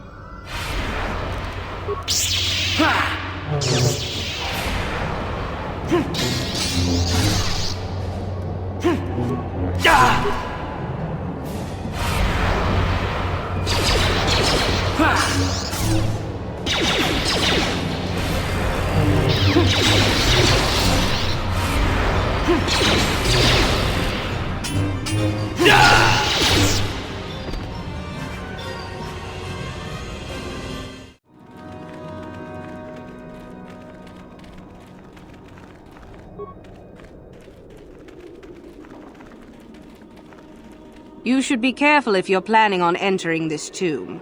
It's dangerous. There's an assassin droid in there, so Master Uthar says. It went insane and is holed up in there with a whole army of droids protecting it. I don't know.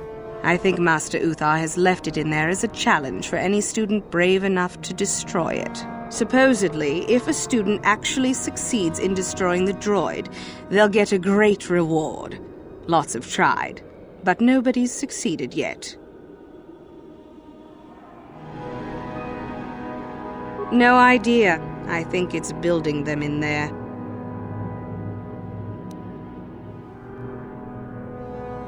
Seems that way. They say that its audio receptors became too sensitive and all the noise drove the droid nuts. If you're planning on going in, I suggest you use some sound suppressors or something, or you'll probably become a target right away.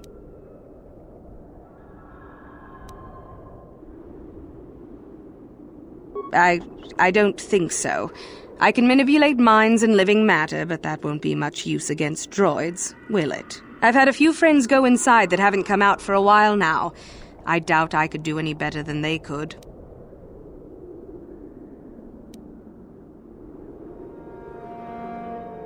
Sure thing. Good luck.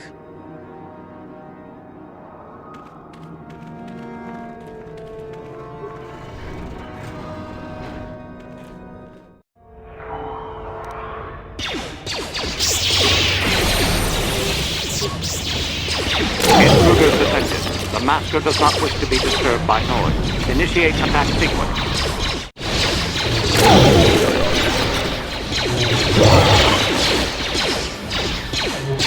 You asked for this!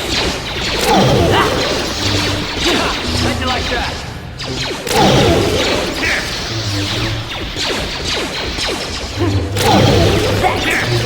Jedi can do.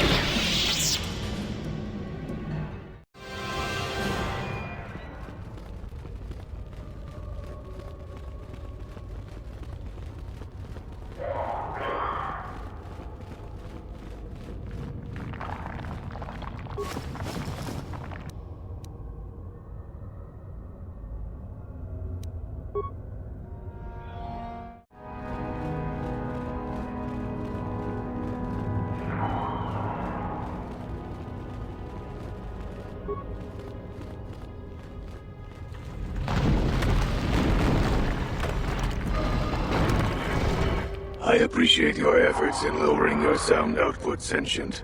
I have been unable to tune the threshold of my audio receptors since my escape, unfortunately.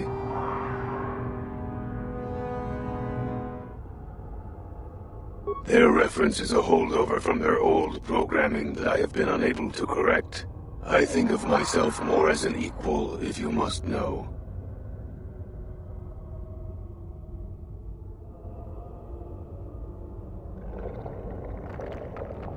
A bit of introduction may be necessary. I am a Mark VII experimental prototype assassin droid built by the Sith, specializing in the hunting and extermination of Jedi. Or I should say, I was. The Sith made my cognitive systems more independent than they desired.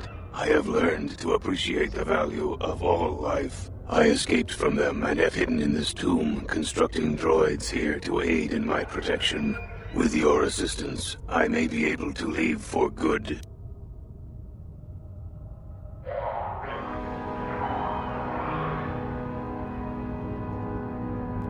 You do not.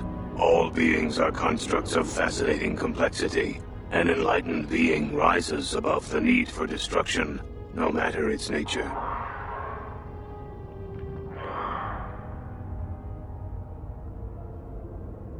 I can offer you no assurances, Sentient. All is as it seems. If you cannot believe my statements, then combat is the inevitable result.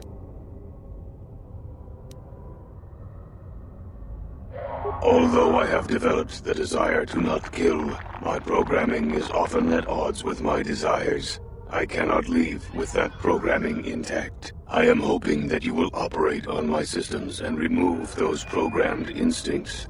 I could assist you in this.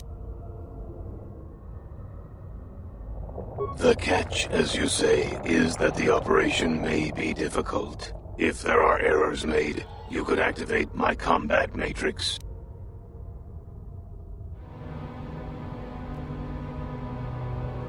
I have a number of systems. They need to be turned off in the correct order.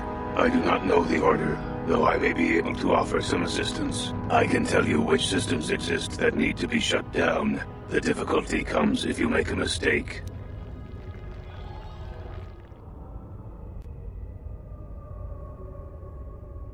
If you shut down a system out of the proper order, a shutdown will occur. You must use your skill to reinitialize the sequence, or I will attack. It is not difficult. It will get more difficult, however, the more times that you make an error. One moment. I will list their labels for you. Cognitive Systems, Combat Matrix, Core, Creative Simulation Matrix, Emotional Construct Matrix. There is also Memory Matrix, Motor Functions Matrix, and Sensory Systems Matrix. 8 systems in total.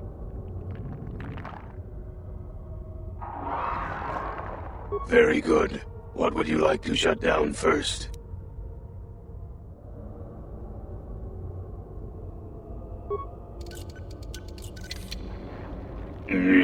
I believe that was correct. What would you like to shut down next?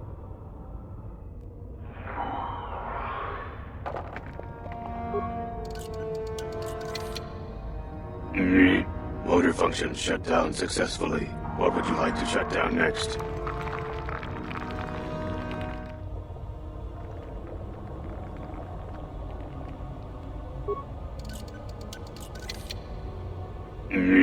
Excellent choice. What would you like to shut down next?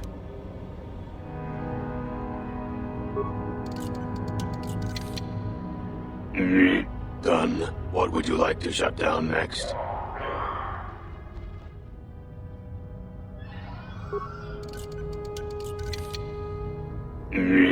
Cognitive systems shut down. What next?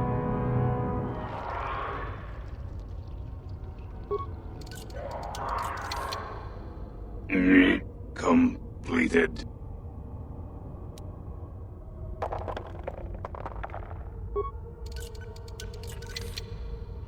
Shut down. Core shutting down.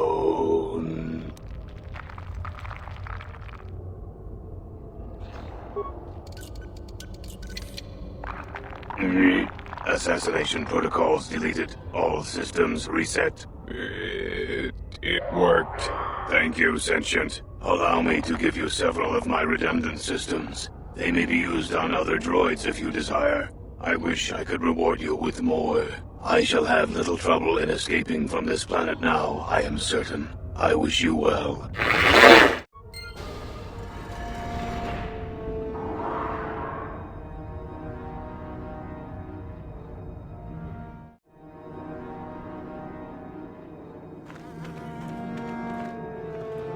Wow, you should have seen it. That droid came running out of the tomb like a bantha on a rampage. It fired some kind of jetpack and off it went. Whatever you did, it sure was effective. I don't think it's coming back anytime soon. You'd better go and tell Master Uthar about this if you haven't already.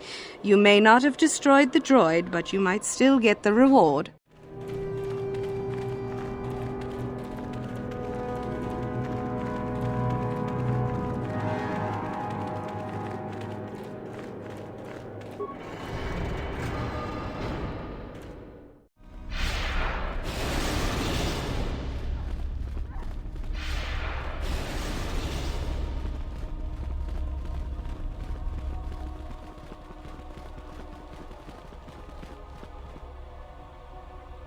Greetings, young one. I have found you to be most impressive. You are off to an excellent beginning.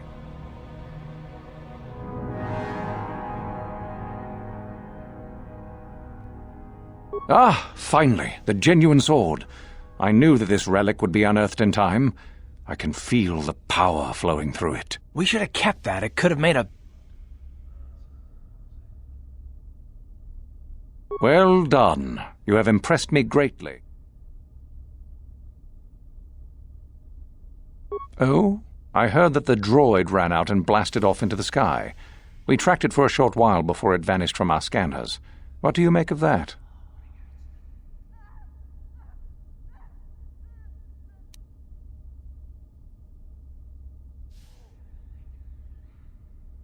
I suppose that will have to do, though I would prefer proof of his destruction. Still, it shows innovative thinking. I am impressed. You have rid us of a potential nuisance.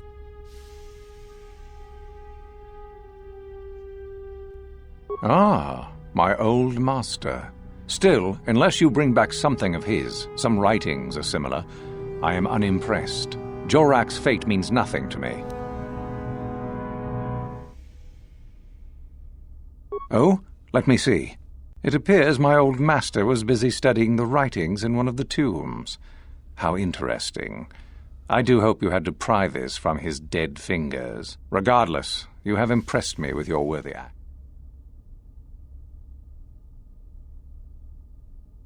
Yes, so I hear. Still, it was Shardan's failure, and hardly your success now, was it? Not quite worthy of prestige.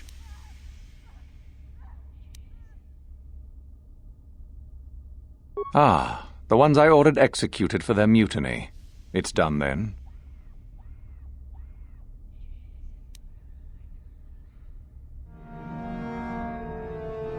Indeed.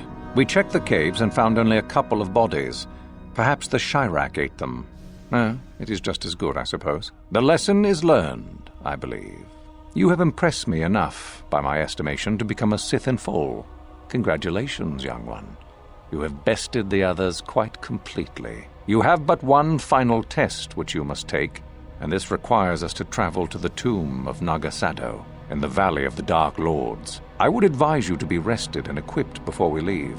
Return to your quarters now and seek me out in the morning. When you return, make sure that you have all you will need, for you will face your test alone. Go, and may the Force serve you well.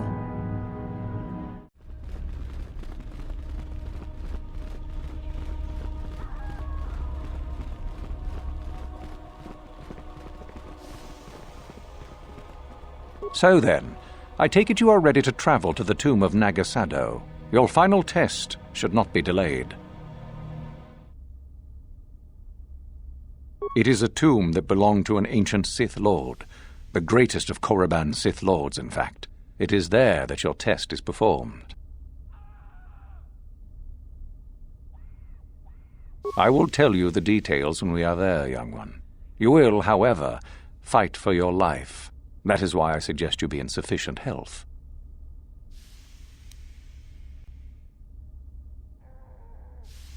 Then we go now.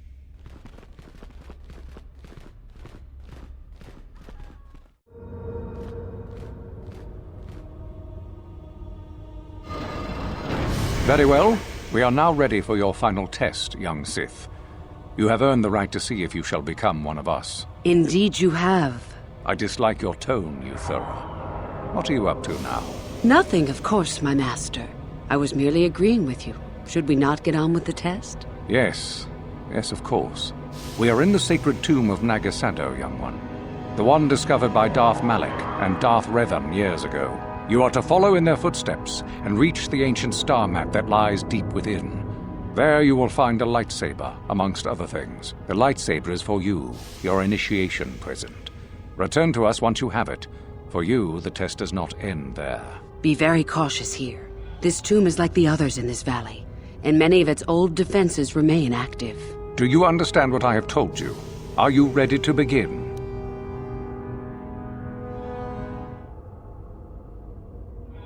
No, that is part of the test.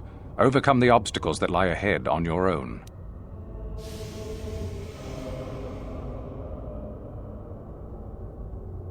Good. Euthura and I will await your return.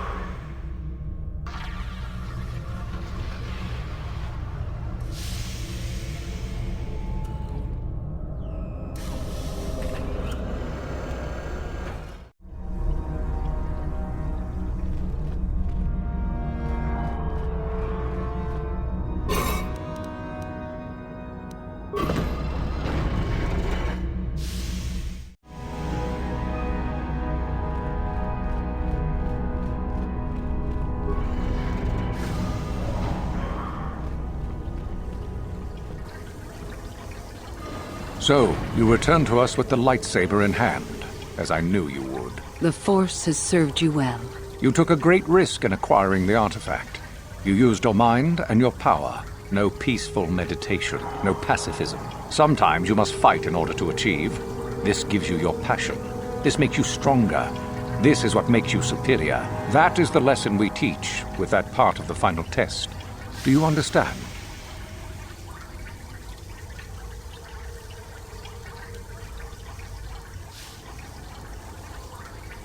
When a Jedi acts, it is with skill, true. But the Jedi teach you that your passions are counterproductive, that strength is only found in peace. Did you not feel a moment of excitement in the tomb? Did your passions not flow and make you feel stronger and more alive? What purpose would be served by restricting yourself from such? I would say only the purpose of the Jedi. Through this, they would control you and restrict your potential.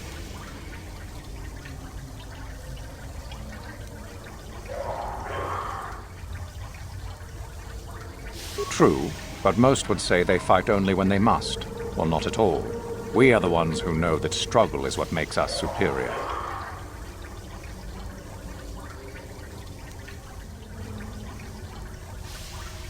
Perhaps not to someone of your natural strength. The point is in the recognition of the nature of the act, rather than its sheer difficulty.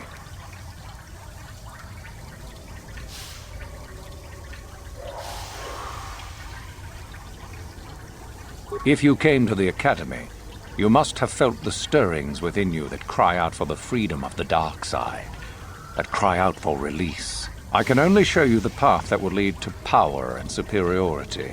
You have followed it this far. You must decide if you are capable of continuing.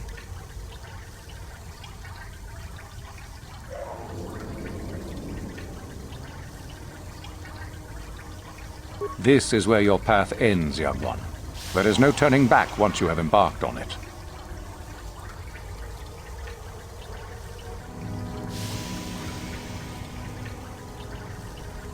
Good.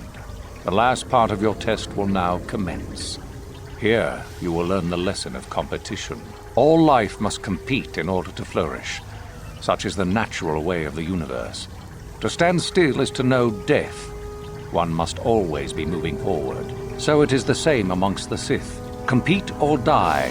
Mercy is irrelevant. So it behooves you in this final test to strike down one you are familiar with, for no other reason than to prove you are superior and without mercy. Normally, this would be against another student. You, however, get a special treat. You will fight Euthura here, my own apprentice. What? So this is what you had planned all along? You wish me killed? Indeed. You have become too ambitious, Euthura. It is time for you to die and someone more talented to take your place. No. It is time for you to die, Master. My pupil stands with me. Oh, is this true, young one? You wish to join Euthura in her foolish scheme?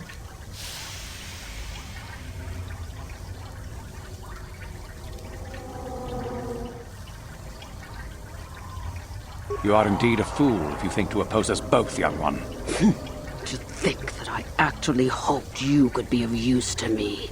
This makes no sense. You will never become a Sith if you turn on us both. What could you hope to accomplish?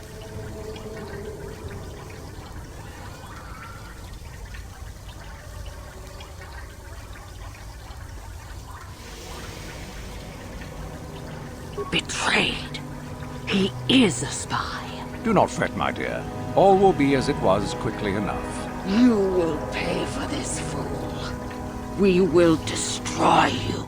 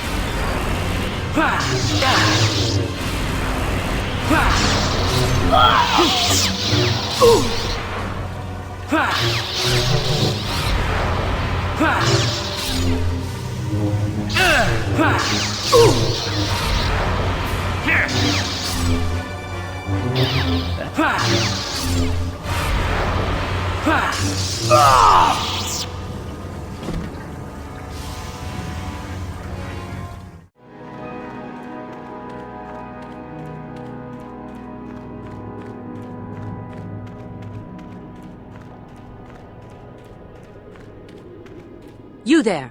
How is it that you're leaving Nagasadow's tomb by yourself? You went in for your final test, didn't you? Where is Master Uthar?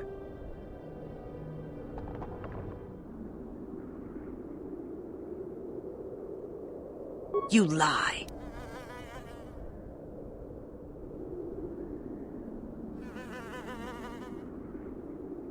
Well, you found it. If you've done anything to Master Uthar, you're going to pay for it. But what if Master Uthar is really dead?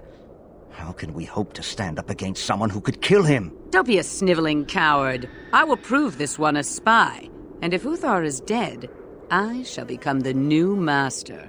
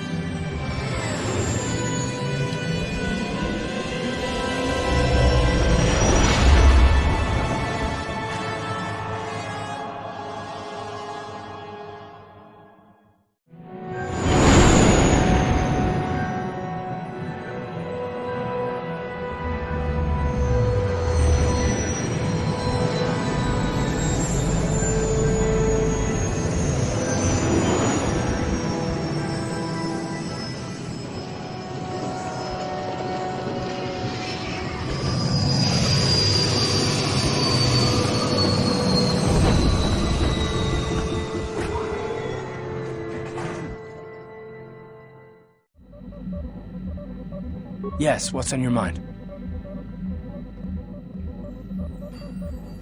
I think so. If he's anything like he used to be, Dustil hates to be tricked. There's no way he'll let the Sith trick him again. As for whether or not he'll be my son again, I don't know. He's so full of anger and hate. I wasn't expecting him to be like this. Well, maybe we can work it out. I hope so. I guess I'll have to wait and see. Thanks, by the way, for all your help.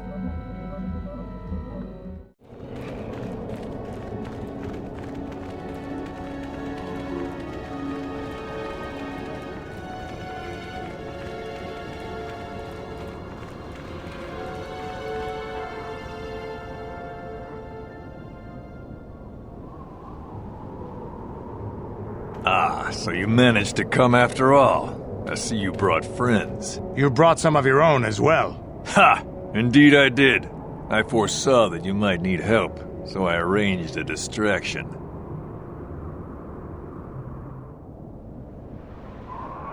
I do not need to hear your excuses, Jedi. I know why he brought you. Enough of this talk, Joggy.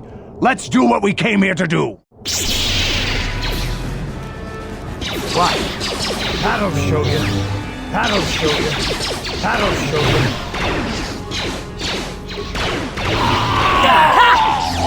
You're dead.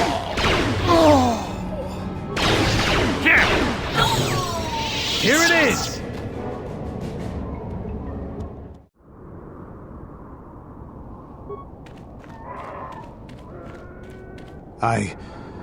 I think this has affected me in ways I didn't anticipate. I think I'll need time to sort things out. Thanks for what you did. Whatever your intentions might have been. I just need time.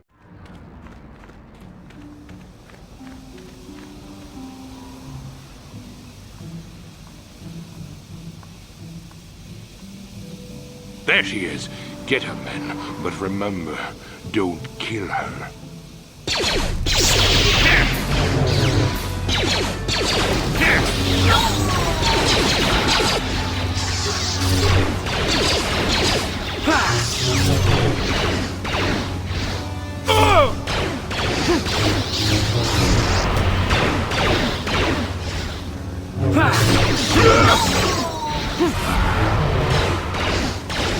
I will be your... That is what a Jedi can You seem to have defeated me, Get There, Worm. But I'll have the last laugh in the end. What do you mean?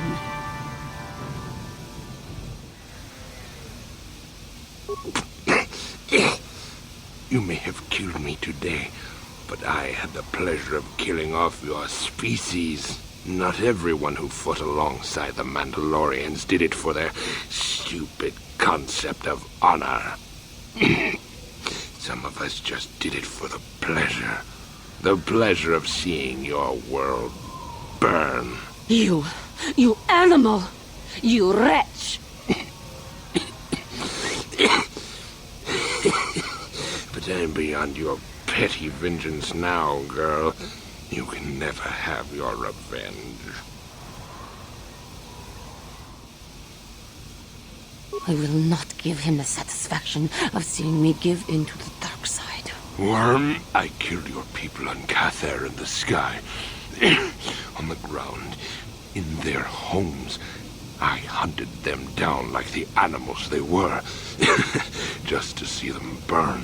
But the treacherous beasts fought back and left me with injuries that meant I could never fight again. Or so they thought.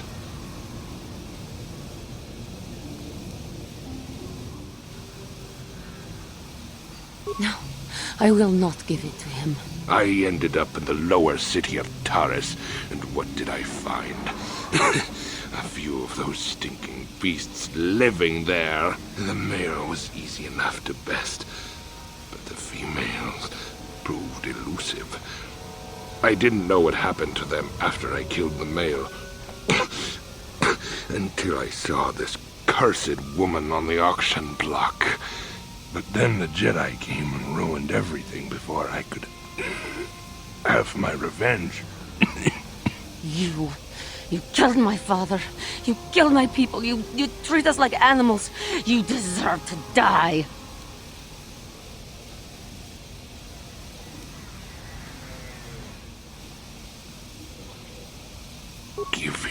embrace your hate. You're no better than me. You're nothing.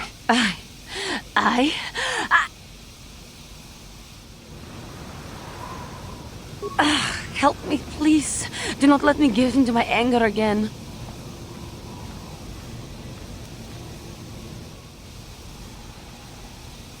There is peace. No, I will not do this.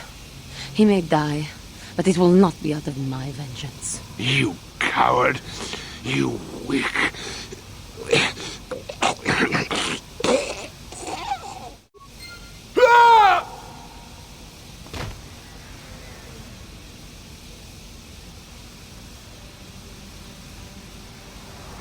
That man was a beast! A monster!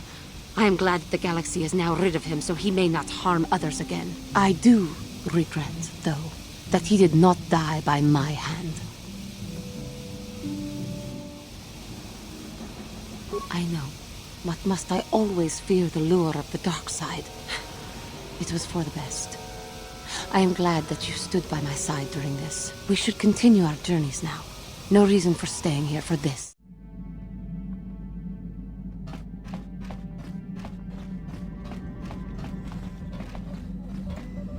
Got something on your mind, do you?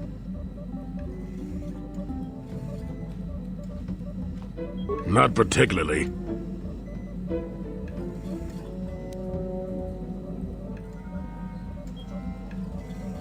I suppose you're going to nag me until I cough it up, aren't you? Nothing is private anymore, it looks like. There's no escaping it, I guess. So be it. My wife's name was Neyama.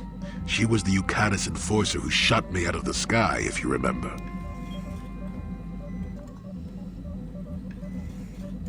Bah! You got ears that work, don't you? I was a smuggler, way back. I got shot down once over Yukatis. That story, yes.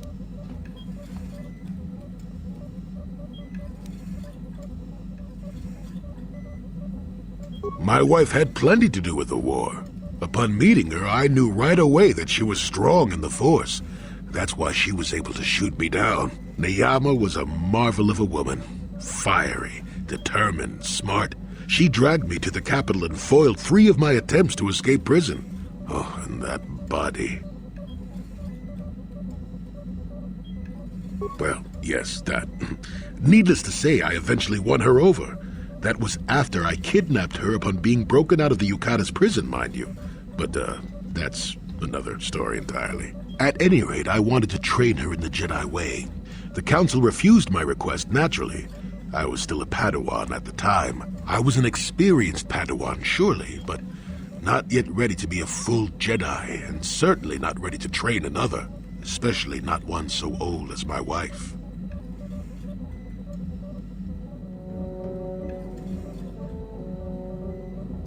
Neyama was intrigued by the idea of becoming a Jedi. She liked the idea of power too much, perhaps, but I certainly didn't see that at the time. I believed in her and trained her in secret. I ignored her willful nature. I loved her too much to see fault in her, and she loved me too.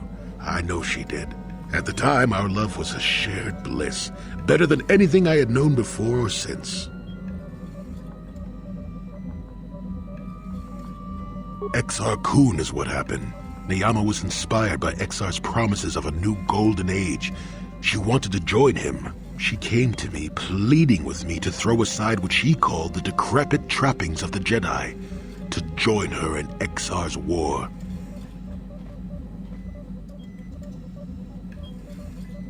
I hadn't thought so, not right then. I was too proud to believe that of her. I had trained her myself. I loved her. I pleaded with her to reconsider, to think about all that she was throwing away, to think about what she would become. She would have none of it. Finally, in frustration, she attacked me. She drew her lightsaber and attempted to strike me down. It was a scene being repeated everywhere throughout the galaxy. Pupil against master. In my case, it was a long and terrible battle, but I defeated her. No, I had her at my mercy, disarmed and defenseless. She looked up at me and she knew I couldn't do it.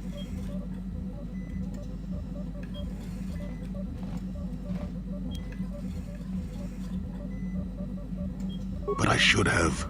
Sometimes I convince myself otherwise, but it's no use. She had fallen to the dark side when she raised her saber against me, and I let her go. To my shame, she went on to kill many Jedi during the war, until she herself was slain in the final battle. I grieved for her death, inevitable as it was, even as the Jedi Council put me on trial for my actions once the war was over. I had trained Neyama against their wishes. I had failed to kill her when I had the chance, and she went on to kill others. Not to mention that I had remained a Padawan throughout the war. A formality, perhaps, but with the trial, it had to be decided if I was worthy to become a Jedi at all. It was a travesty, of course. I told you that even the Jedi were capable of great injustices, didn't I?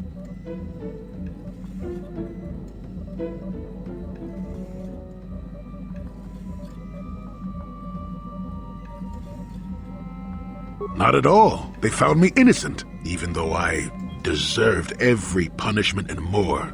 They let me go. Mitigating circumstances, they said. I deserved compassion, they said. They said I had learned wisdom the hard way. For all I had done during the war, they wished to raise me to full Jedi status at long last. That was when the Jedi left me. That was when they failed me.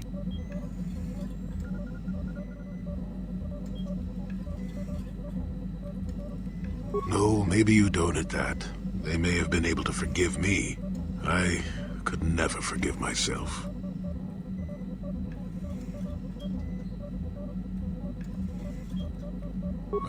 Yes, I do, I suppose. Does that surprise you?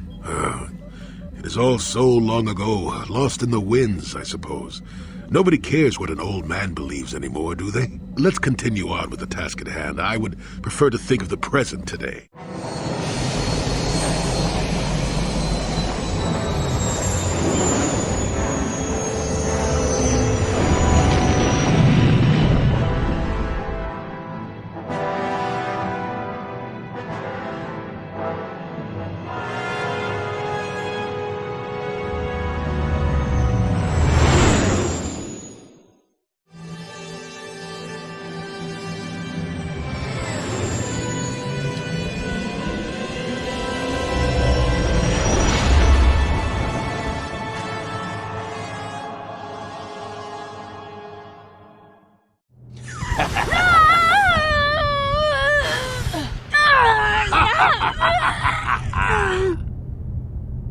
You are strong, child. But I will break you. I'll never fall to the dark side.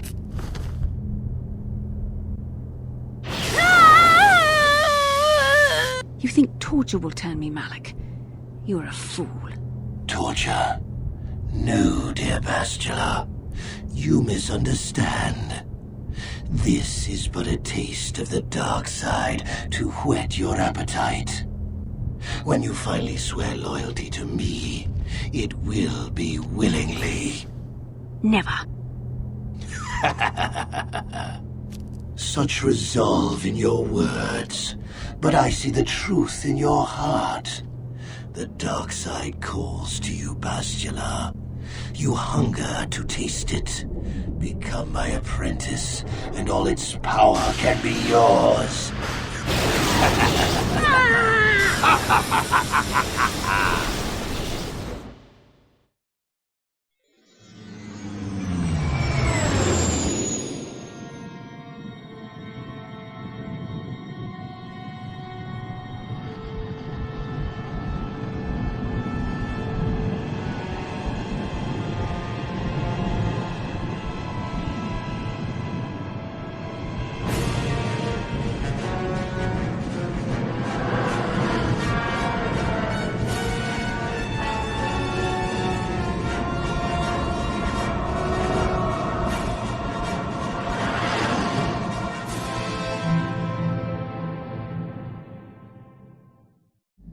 The Starforge.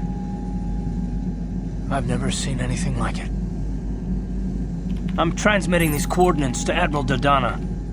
Maybe a quick strike by the Republic can cripple the Sith fleet. Message is away. Now we can just wait for the Republic to show up. We should be safe here. We're outside their sensor range. Small vanguard of Sith fighters coming in hard. Someone needs to get on those gun turrets. Take those fighters out before they report our position to the main fleet.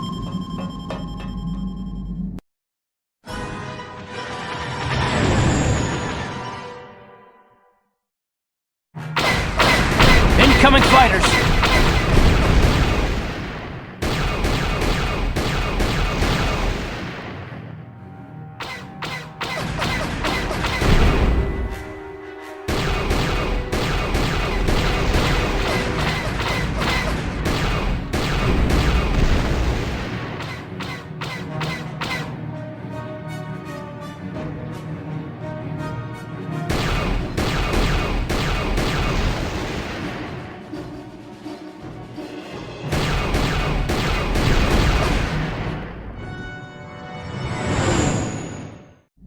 We've got problems. We've flown in some kind of disruptor field. All my instruments are jammed. We've got massive overloads in all systems. I'm picking up a single planet in this system. I'll try and put us down there. Hold on. This may be a rough landing.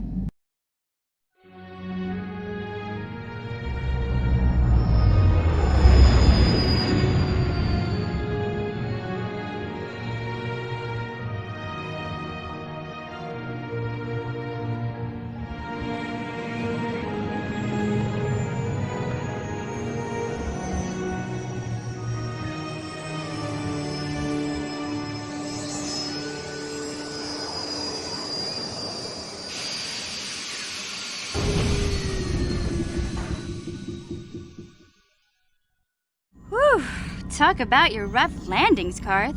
What's the matter? You're flying like you've been on an all-night Teresian ale drinking binge. That disruptor field fried our stabilizers. We're lucky we made it down in one piece. But if I can't find the salvage to make repairs, I won't even be able to get the Ebonhawk airborne again.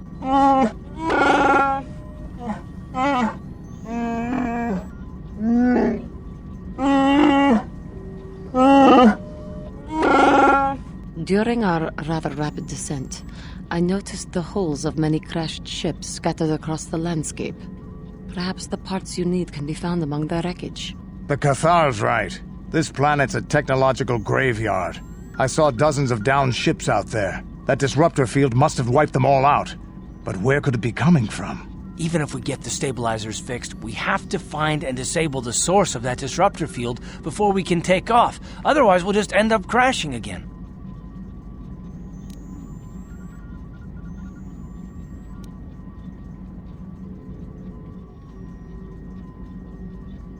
They must have some kind of protection against it, but the Republic fleet won't. We have to find a way to disable that disruptor field, or the Sith will slaughter them. T3's picking up massive power fluctuations on the ship's sensors. They seem to be coming from some type of large stone structure to the east. It looks like some kind of ancient temple.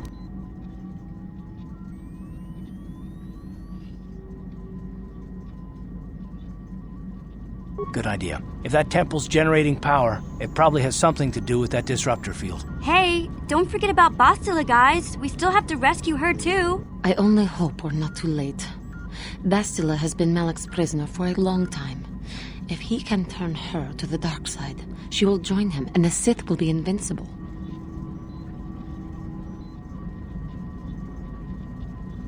I fear Bastila will find the lure of the dark side difficult to resist. She is strong in the Force, but she's also impulsive, willful, and proud, as you once were, Revan.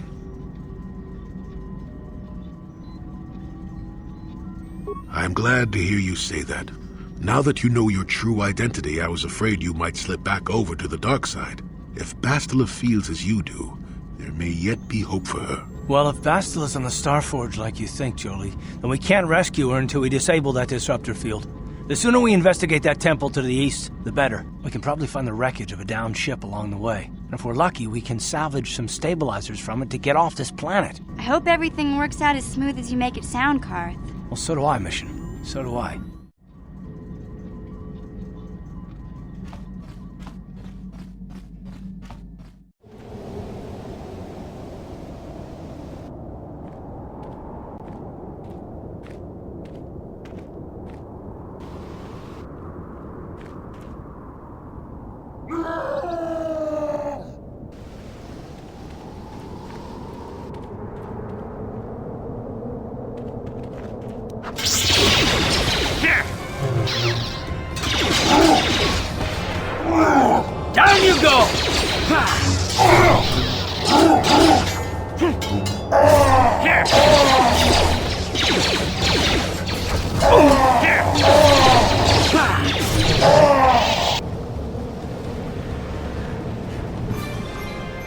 Kuyami Juskuna Jitanai. Ina kun mama rulira rachikun. Slimo patona. Rundi hadonga chihokabi. La boda ni winki smaktoma. Wana kun bes chingpa ma rulira. Tok chingbang non kek. Tok ninja mulira rabes. Tiska du suki kumpa na bona naikachu. Ag tuinkotu. Topa da bunkwalya gando nago chuchut. Kabachi kuita hodonga. Yalamo inkapun. Jiloba mulira ni bobo. Wango kumbes kakang. Ba mamarulira. Yatoka ulwan kinkuna ba mulira. Rachikun. Mucha shakpangpa.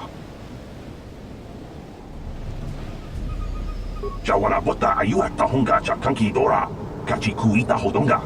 Topa da bunkwalya gando do nago chuchut. Musha papangpa. Bola wana chikne. Bamuli slemo poda wanga kumbes mulira rabes. Uba patu konchi. Tom nongbong chang yung yang. Tom katok smaktelia. La boda ni winki smaktoma.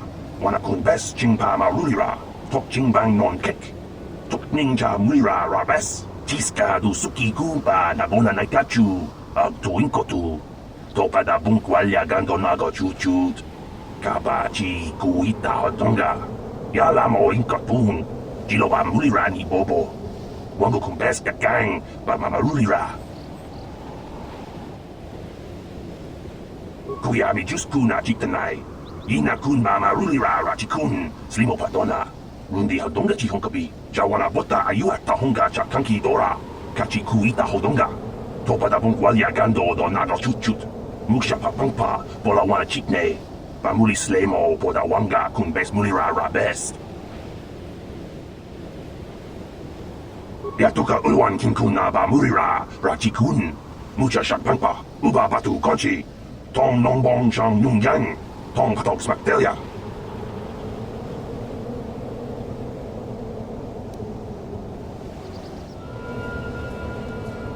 Kuyami Juskuna Jitanai. Ina kun mama rulira rachikun. Slimo patona. Rundi hadonga chihonkabi.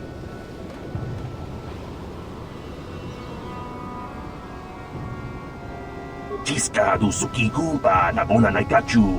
Ag tuinkotu. Topa da bunkwalya gando nago chuchut. Kabachi kuita hodonga. Yalamo inkapun. Jiloba mulira ni bobo. Wango kumbes kakang. Ba mamarulira. Uba patu konchi. Tom nongbong chang yung yang. Tom katok smaktelia. La boda ni winki smaktoma.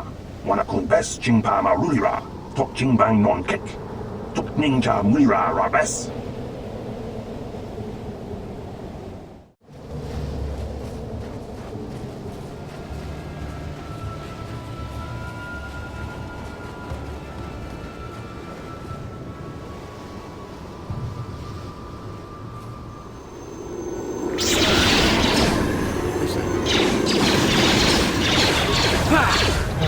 Time to rumble!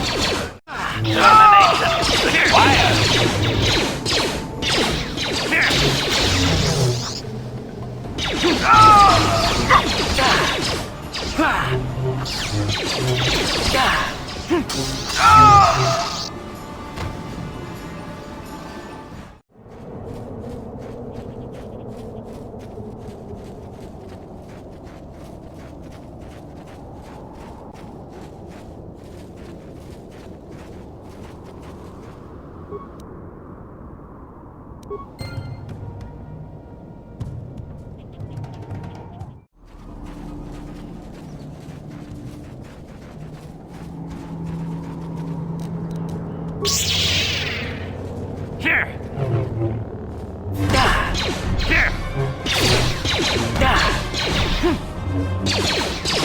Termination required.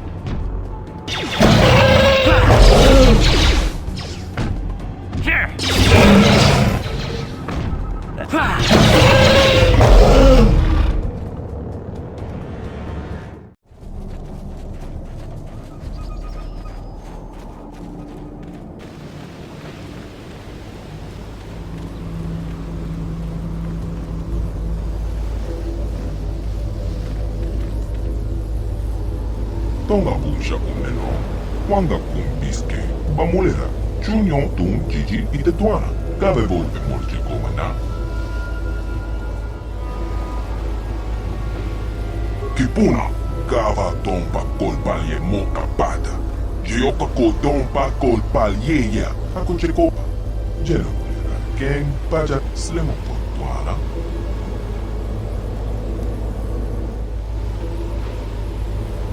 Rondi haudonga kuhonga vi. Wala kumbes. Cheng pala muli ton king pa nokonkek. Tukning tachokun. Ne molera best.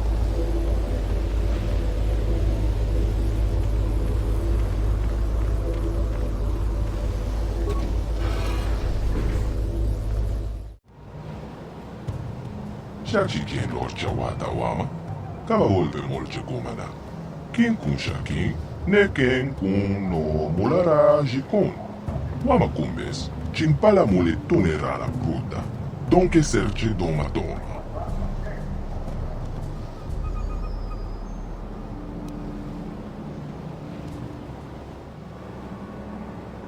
Rondi haudonga kuhonga vi. Wala kumbes. Cheng pala mule ton king pa nokonkek. Tukning tachokun ne molera best. Tonga bumsha unneno. Wanga kun biske. Ba molera. Chunyon tun Gigi itetuana. Cabe volpe molche comana.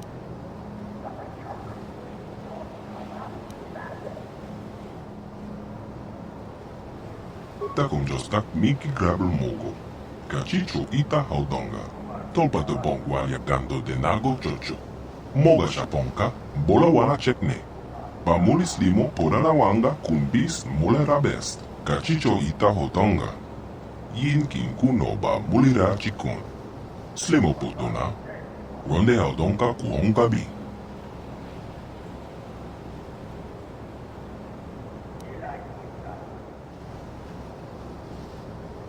Takum jostak Miki grabel mogo. Cachicho ita haudonga. Tolpa de bongwalia gando de nago jojo.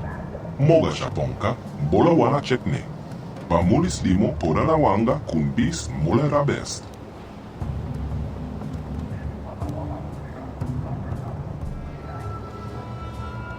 Takum jostak Miki grabel mogo. Cachicho ita haudonga. Tolpa de bongwalia gando de nago jojo. Moga chaponka, bola wana chekne. Pamulis limo porana wanga kumbis mulera best. Tonghai wam Gigi yumalitha ag inko tru. Tolpa da bongwalia gando de naga chocho. Cachicho ita haudonga. Yumalita inko tru. Jelomoran benu bobo. Wango kumbis kangba molera. Takum jostak Miki grabel mogo. Cachicho ita haudonga. Tolpa de bongwalia gando de nago chocho. Moga chaponka, bola wana chekne. Pamulis limo porana wanga kumbis mulera best. Tonghai wam Gigi yumalitha ag inko tru. Tolpa da bongwalia gando de naga chocho. Cachicho ita haudonga. Yumalita inko tru. Jelomoran benu bobo. Wango kumbis kangba molera. Shachi kien lorcha wata wama. Kaba volpe molche kumana. Kien kun shaki. Ne ken kun no mulara jikun. Wama kumbes. Chimpala mule tunera la pruta. Donke serche doma doma. Takum jostak Miki grabel mogo. Cachicho ita haudonga. Tolpa de bongwalia gando de nago chocho. Moga chaponka, bola wana chekne. Pamulis limo porana wanga kumbis mulera best. Tonghai wam Gigi yumalitha ag inko tru. Tolpa da bongwalia gando de naga chocho. Cachicho ita haudonga. Yumalita inko tru. Jelomoran benu bobo. Wango kumbis kangba molera.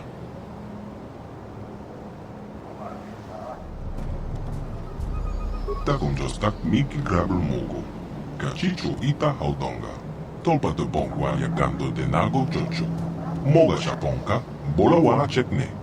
Pamulis limo porana wanga kumbis mulera best. Tonghai wam Gigi yumalitha ag inko tru. Tolpa da bongwalia gando de naga chocho. Cachicho ita haudonga.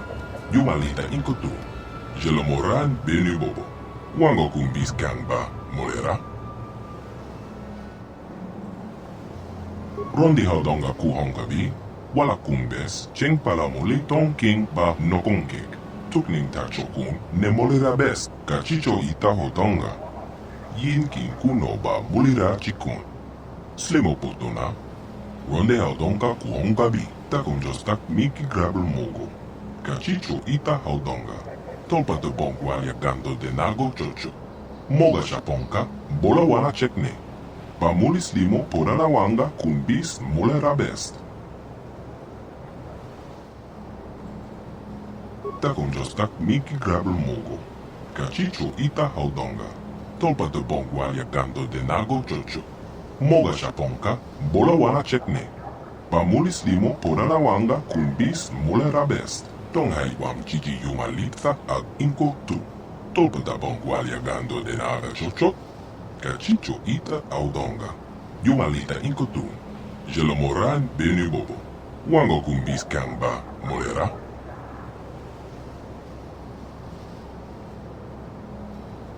Takon jostak miki grabel mogo. Kachicho ita haudonga. Tolpa de bongwal yagando de nago chocho. Moga shaponka, bola wana chekne. Pamulis limo porana wanga kumbis mulera best. Kachicho ita hotonga. Yin kin kuno ba mulira chikun. Slimo putuna. Ronde haudonga kuhonga bi. Tonghai wam chichi yumalitha ag inko tu. Tolpa da bongwal yagando de naga chocho. Kachicho ita audonga. Yumalita inko tu. Jelomoran benu bobo. Wango kumbis kamba molera.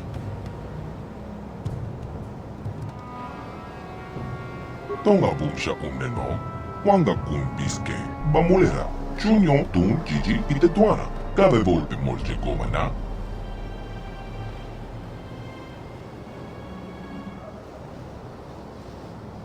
Kaba tompa kulpa ye moka pata. Bonanai kachu. Yiki kun no ba mulira chikun. Tung na pong shong nong yang. Kaban volpe molje gumana. Tonga bumsha umneno. Wanga kun biske. Ba mulira. Chunyon tun jiji ite tuana. Kabe volpe molje gumana.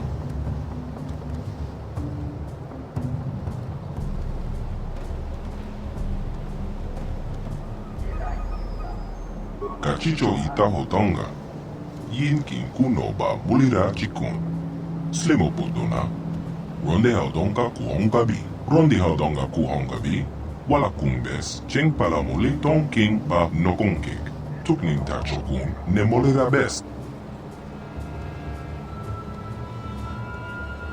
Kachicho ita hotonga. Yin kin kuno ba mulira chikun. Slimo putuna. Ronde haudonga kuhonga bi. Takon jostak miki grabel mogo. Kachicho ita haudonga. Tolpa de bongwal yagando de nago chocho. Moga shaponka, bola wana chekne. Pamulis limo porana wanga kumbis mulera best. Tonghai wam chichi yumalitha ag inko tu. Tolpa de bongwal yagando de naga chocho. Kachicho ita audonga. Yumalita inko tu. Jelomoran benu bobo. Wango kumbis kamba molera.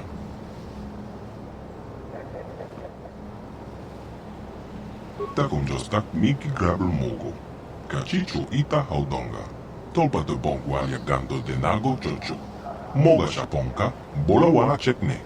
Pamulis limo porana wanga kumbis mulera best.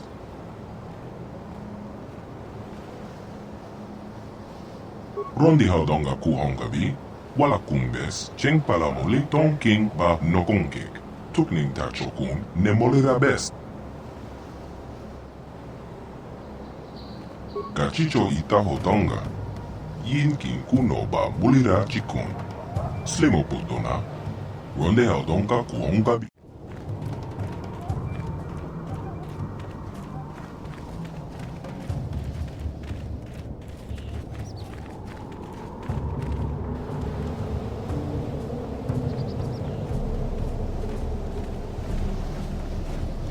Ting watawama mulira. Yumalipa ak inkokun. Dahu abo tinya go juju biti. Just groggy do pat slimo. How'd you like that?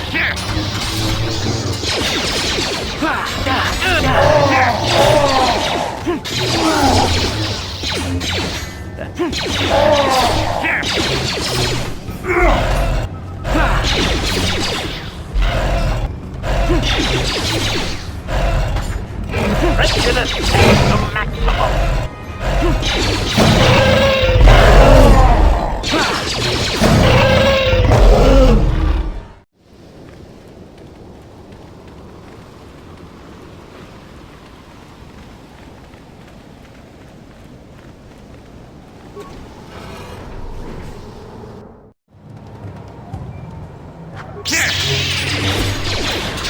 Droid efficiency at its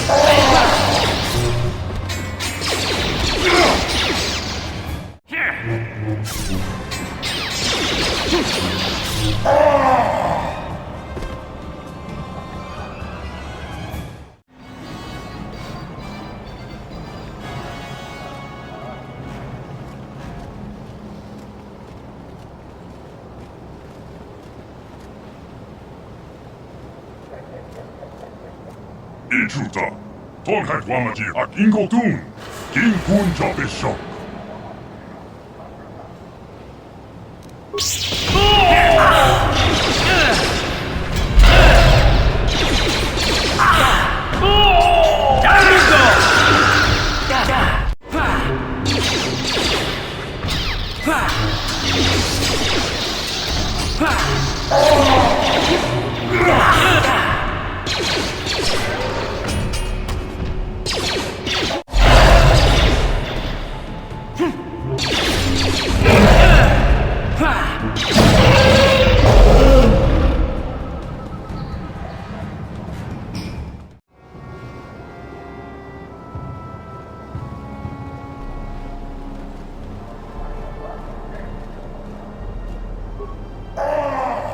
Tunipolo, Rana Prata Dom Kaserja, Hachu Apenke.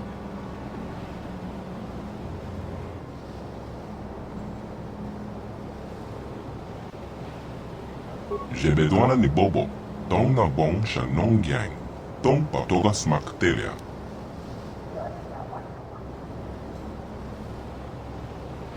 Rondi Haudonga Kuhongabi, Wala Kumbes, Cheng Palamuli Tong King Ba Nokongek.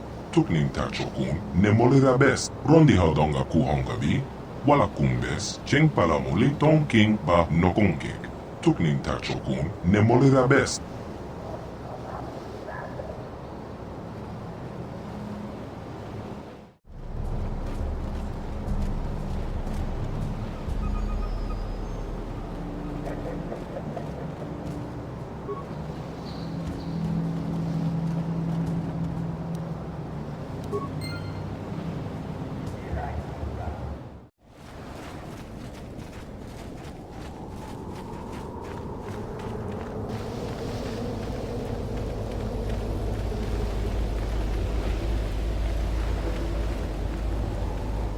Takumjostak Miki Grabel Mogo, Kachicho Ita Haudonga, Tolpa de Bongwalia Gando de Nago Chocho, Moga Shaponka, Bola Wala Chekne, Pamulis Limo Porala Wanga Kumbis Mulera Best. Tonghai Wam Chiki Yumalitha Ak Inko Tu, Tolpa de Bongwalia Gando de Naga Chocho, Kachicho Ita Haudonga, Yumalita Inko Tu. Jelomoran Benu Bobo, Wango Kumbis Kamba, Molera, Rondi Haudonga Kuhongabi, Wala Kumbes, Cheng Palamuli Tong King Ba Nokongek, Tukning Tachokun, Nemolera Best.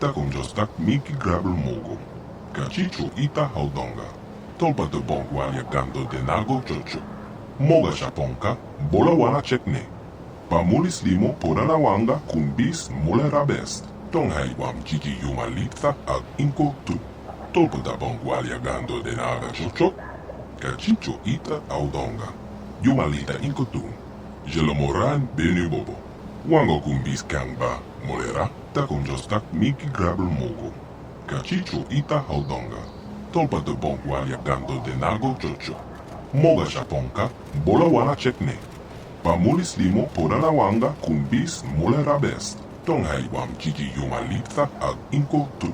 Tolpata bongwaliagando de nara chochok. Kachicho ita audonga. Yumalita inko tu. Jelomoran benu bobo. Wango kumbis kangba molera.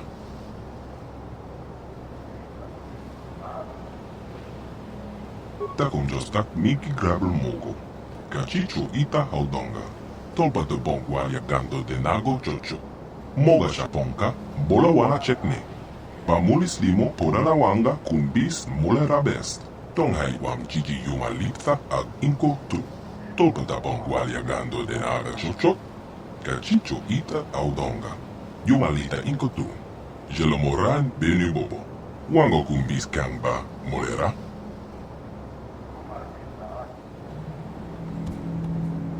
Tonghay wam chichi yumalita ag inko tu. Tolpata bongwaliagando de nara chochok. Kachicho ita audonga. Yumalita inko tu. Jelomoran benu bobo. Wango kumbis kangba molera.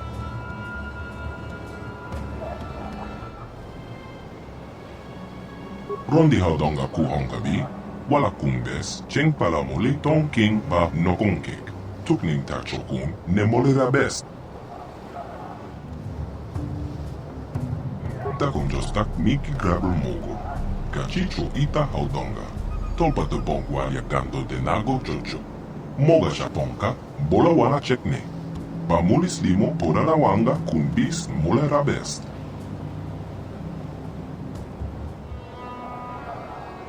Tonghay wam chichi yumalita ag inko tu.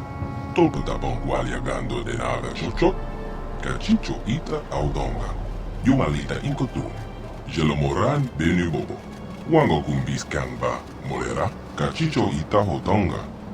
Yin kin kuno ba mulira chikun. Slimo putona. Ronde hodonga kuonga bi. Tonghay wam chichi yumalita ag inko tu. Tolpata bongwaliagando de nara chochok. Kachicho ita audonga. Yumalita inko tu. Jelomoran benu bobo. Wango kumbis kangba molera.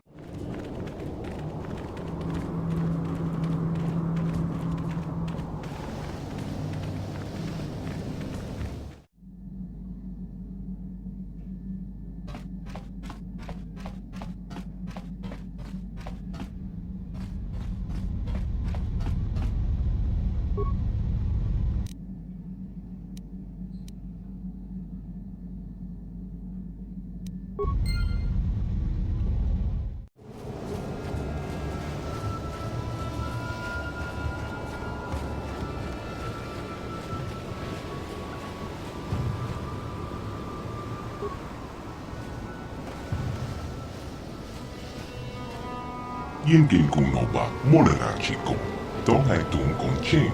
Ne bobo jemata ne pong nage. Dolpe kikyuna. Manama tota. Akuji gratong bola jeshua konatong. Chong king no pangpa mola reconkile. Konkile no ba. Watatime yokola unko molare. Tunipolo. Rana prata don kaserja. Hachu apenke. Wait, you can't go in there alone.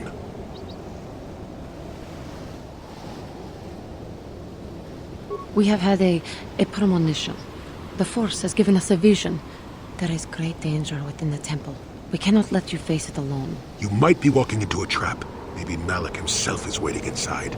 Even if he isn't, that temple will be crawling with dark Jedi. You'll need all the help you can get. Akuncheko. Jena mulera. Keng paja slemo poituana.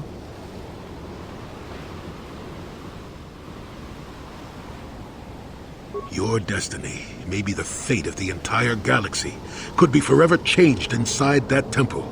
I'm not about to let you face that alone. Not after my premonition. There's a reason I had that vision. Jolie speaks for both of us. You must enter the temple, but we must go with you. So you just tell that guide of yours to do whatever he has to do to get us all inside the temple.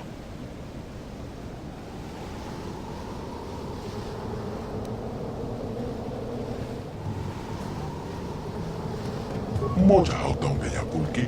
Kacheska tu punta casa bubaka. Bana oto. I don't know what he said, but it sounds like your guide's being stubborn. We don't have time for this. The Republic fleet is on the way, and we're stuck on this planet until we deactivate that disruptor field. You have to convince him to get us inside that temple.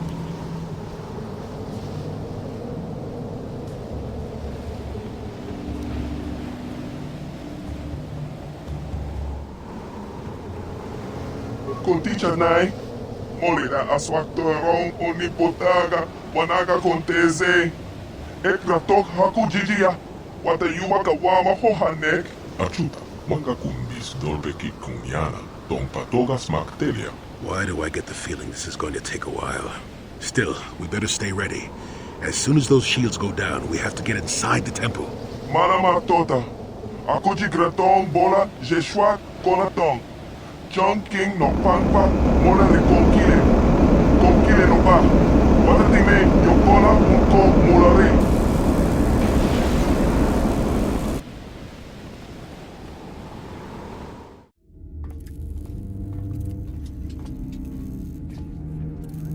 Lord Malak, the preparations are nearly complete. Every day the Starforge adds more ships to our fleet. It is operating at nearly 300% of our projections. The fleet is assembling around the Starforge and awaits your instructions. Patience, Commander.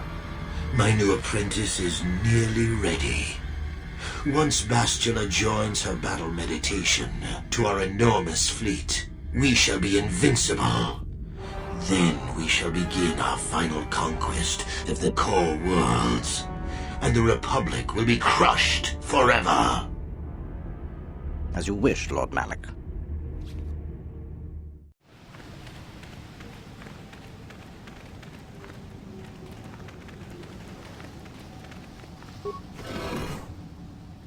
Please don't hurt me.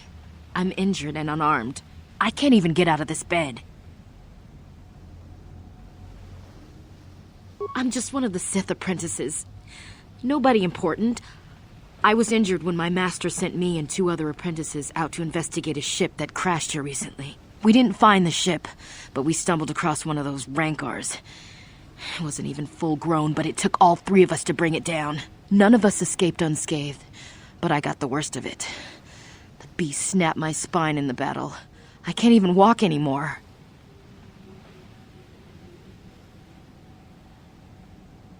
You think I'm gonna tell you all the Sith secrets just because I'm crippled? You won't get anything out of me.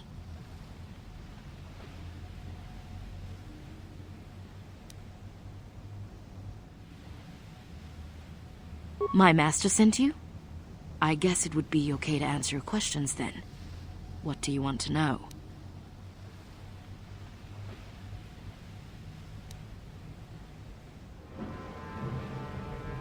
I don't know much about the Starforge, but I hear it has something to do with this temple. Maybe there might be information on it in the library down on the lower level.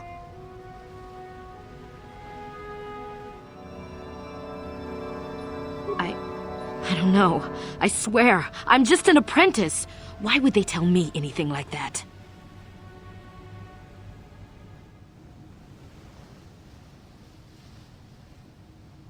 Remember, tell my master that I answered all your questions. I want to stay on his good side.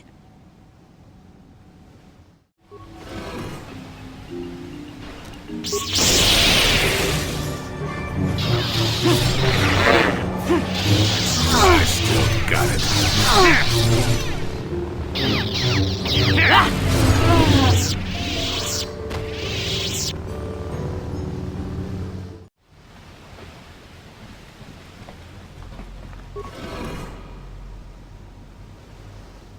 Who dares intrude on our meditations? You know the penalty for... Revan, you are back.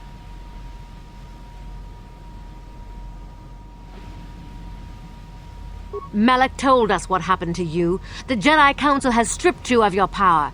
You are a shell of what you once were. You are not fit to rule the Sith anymore, Revan. Darth Malak will reward us greatly for destroying you. I think I've been poisoned.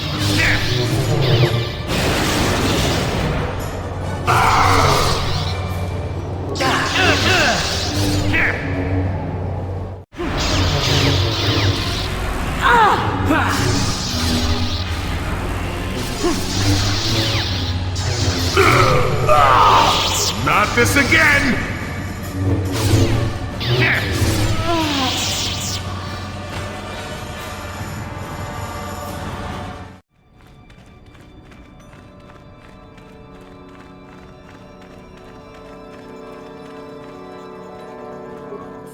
Yin kin kuno ba molera chikon. Tong hai tun kon ching.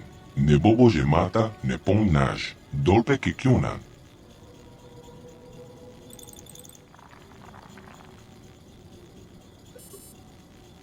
Rondi haudonga kuhonga bi. Wala kumbes. Cheng palamoli tong king ba nokonkek. Tukning tachokun ne molera best. Tong hai wam chichi yuma litza ag inko tu. Tolpa da bongwalia gando de nada chochot. Cachicho ita audonga. Yumalita inkotun. Jelomoran benu bobo. Wango kumbis kangba. Molera. Takon jostak miki grabel mogo.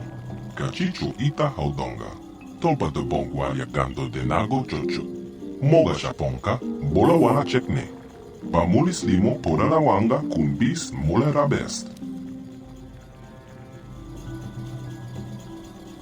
Cachicho ita audonga. Yin kin kuno ba mulira chikon. Slimo putona. Ronde haudonga kuhonga bi. Tong hai wam chichi yuma litza ag inko tu. Tolpa da bongwalia gando de nada chochot. Cachicho ita audonga. Yuma lita inko tu. Jelomoran benu bobo. Wango kumbis kangba. Molera. Takon jostak miki grabel mogo. Cachicho ita audonga. Tolpa de bongwalia gando de nago chocho. Moga shaponka, bola wana chekne. Pamulis limo porana wanga kumbis molera best.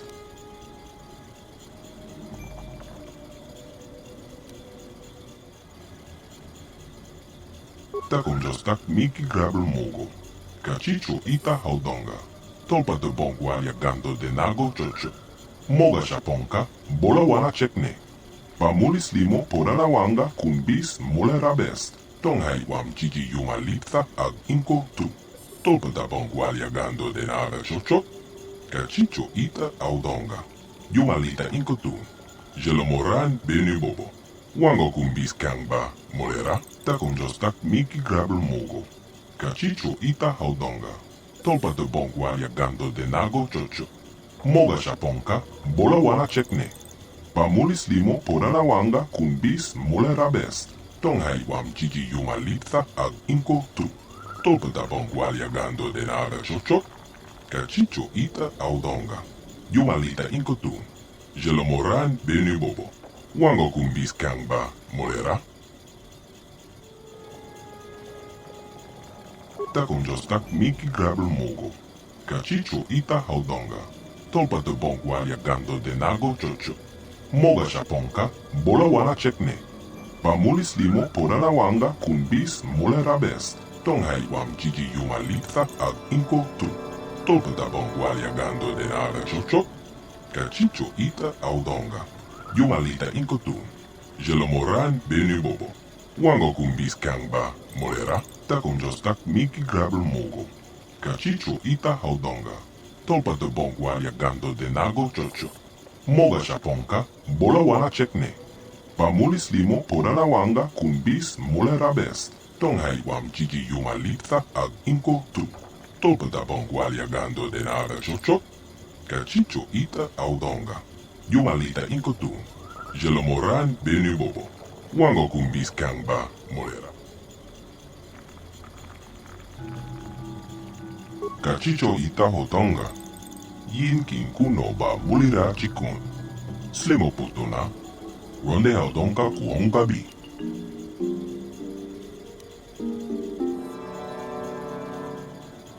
Tong hai wam chichi yuma litza ag inko tu. Tolpa da bongwalia gando de nada chochot. Cachicho ita audonga. Yuma lita inko tu. Jelomoran benu bobo. Wango kumbis kangba. Molera. Takon jostak miki grabel mogo. Cachicho ita audonga. Tolpa de bongwalia gando de nago chocho. Moga shaponka. Bola wana chekne. Pamulis limo porana wanga kumbis molera best. Rondi haudonga kuhonga bi. Wala kumbes. Cheng palamoli tong king ba nokonkek. Tukning tachokun ne molera best. Tonghay wam chichi yumalitza ag inko tu. Tolpata bongwalia gando de nada chochot. Kachicho ita audonga. Yumalita inko tu. Jelomoran benu bobo. Wango kumbis kangba. Molera. Takonjostak miki grabel mogo. Kachicho ita audonga. Tolpata bongwalia gando de nago chocho. Moga shaponka. Bola wana chekne. Pamulis limo podana wanga kumbis molera best.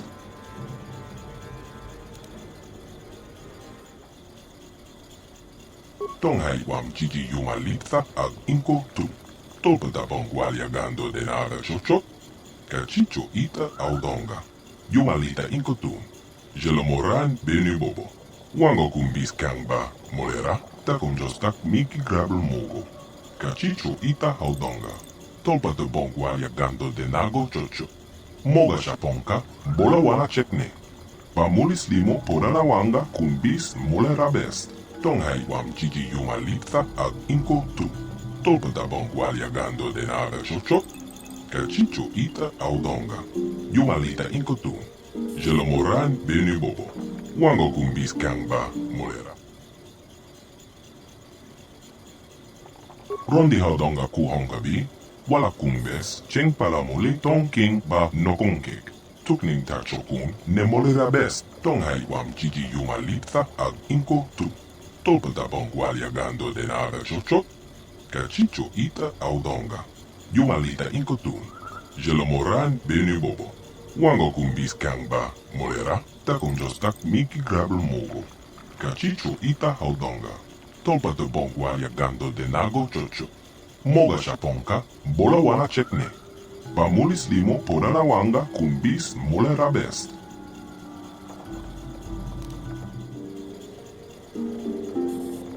Tonghay wam chichi yumalitza ag inko tu. Tolpata bongwalia gando de nada chocho. Kachicho ita audonga. Yumalita inko tu.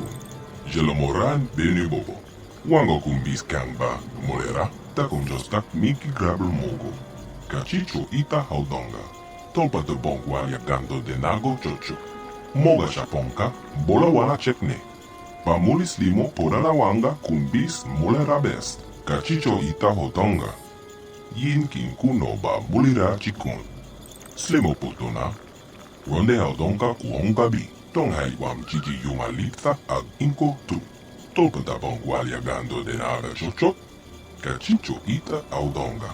Yumalita inko tu. Jelomoran benu bobo. Wango kumbis kangba molera.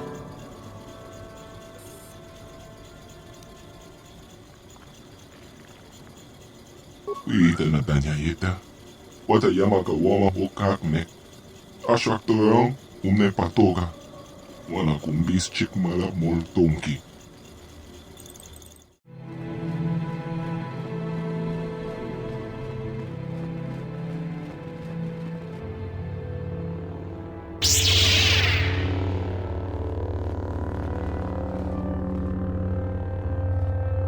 Revan, I knew you'd come for me. Malak thought you might be afraid to enter the temple again, but he doesn't know you like I do. Not anymore. Not since you've changed. Quickly, Bastila, come with us. We have to escape before Malak arrives. Escape? You don't understand. I have sworn allegiance to Lord Malak and the Sith. I am no longer a pawn of the Jedi Council.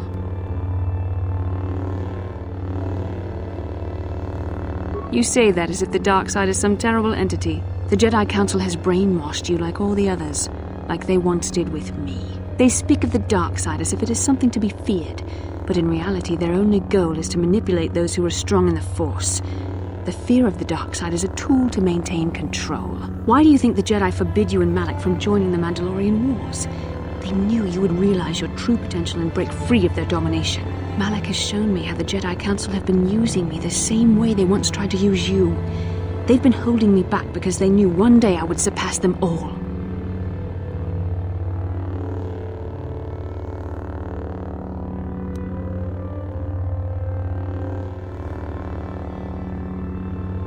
I resisted at first.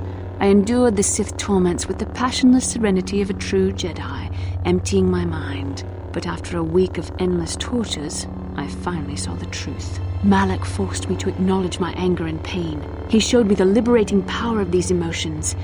Then he made me see how the Jedi Council has denied me what is mine by right. The Jedi Council gladly used my battle meditation in their wars, but they still treated me like a child, like an inferior.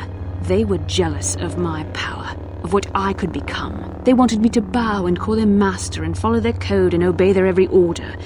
But all the while they were exploiting my battle meditation for their own use.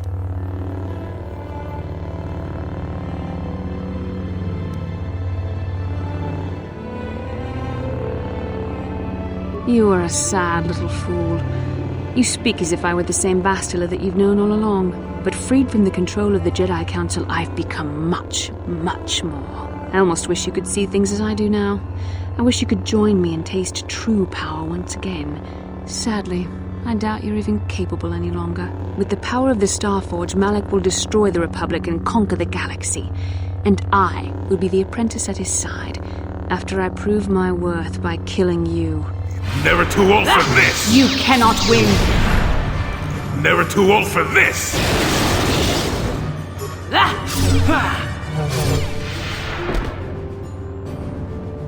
You were stronger than I would have thought possible after what the Jedi Council did to you. Seems that Malak was wrong. The power of the dark side is not lost to you after all, Revan.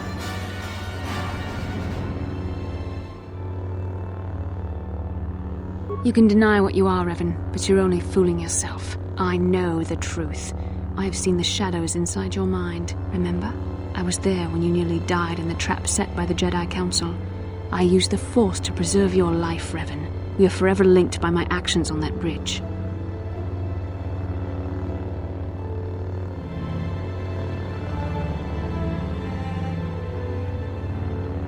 Do not mistake the power of the Force for love, Revan. It does not exist. Power is what forged our bond, and power is what made us both tools of the Jedi Council. The Council tried to exploit the bond between us. They hoped I would draw out your memories to lead them to the Starforge. We were slaves to their will, like all who follow the Jedi Code, but in our shared visions of the star maps, I also felt the so-called taint within you. I resisted it at first, but now I embrace the power of the dark side. Your dark side.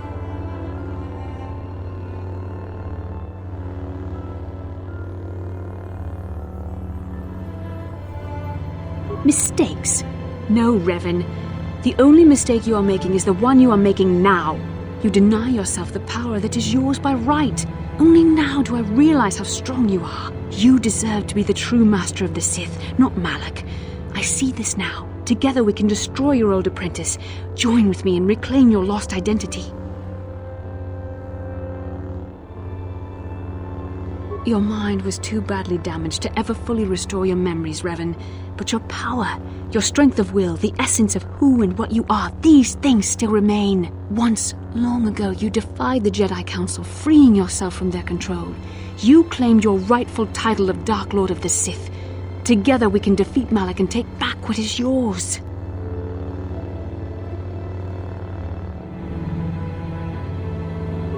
I don't. The only Revan I could respect is the one who would break free of the Council's slavery. One who would grasp the power that lies before him, not the weak fool I see. Bastila, it is not too late for you to be saved. The teachings of the Jedi can lead you from the dark side, back into the light, and the true understanding of the Force. You are beneath my contempt, Juhani. When you felt the power of the dark side, you fled to a cave like some cowering animal. You know nothing of the Force or its true potential. But you, Revan, the power of the dark side is yours to command. You can use it to destroy Malak. With my help, you could rule over the entire galaxy.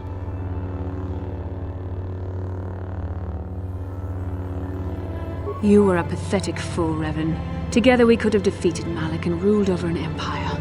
But now, I will be at Lord Malak's side instead. You will be crushed with the Republic and all the fools who bow down to the Jedi Council. No one can stand against the power of the Starforge and the Sith fleet.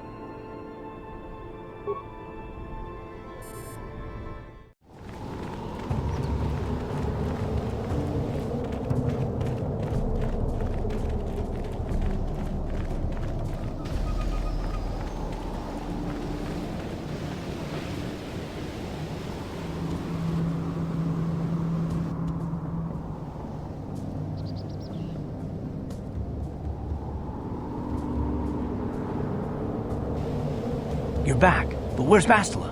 Is she alive? What happened inside that temple?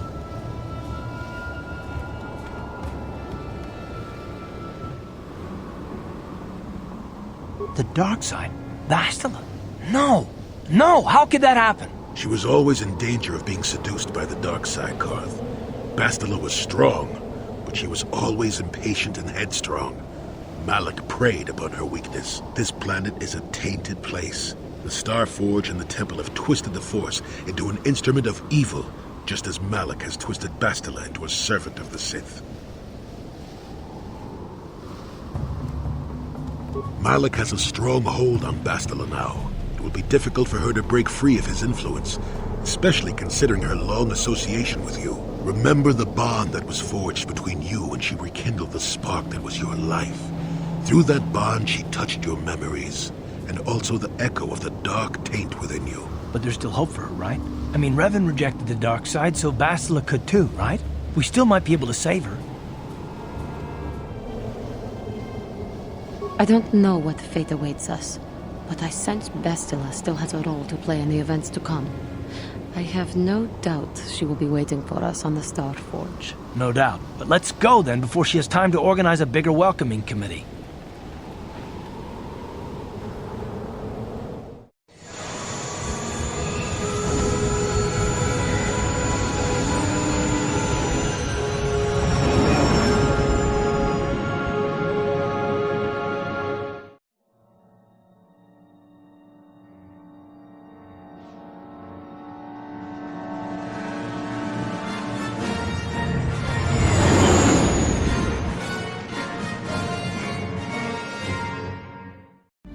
The Republic fleet must have gotten the message I sent as we were crashing into that planet.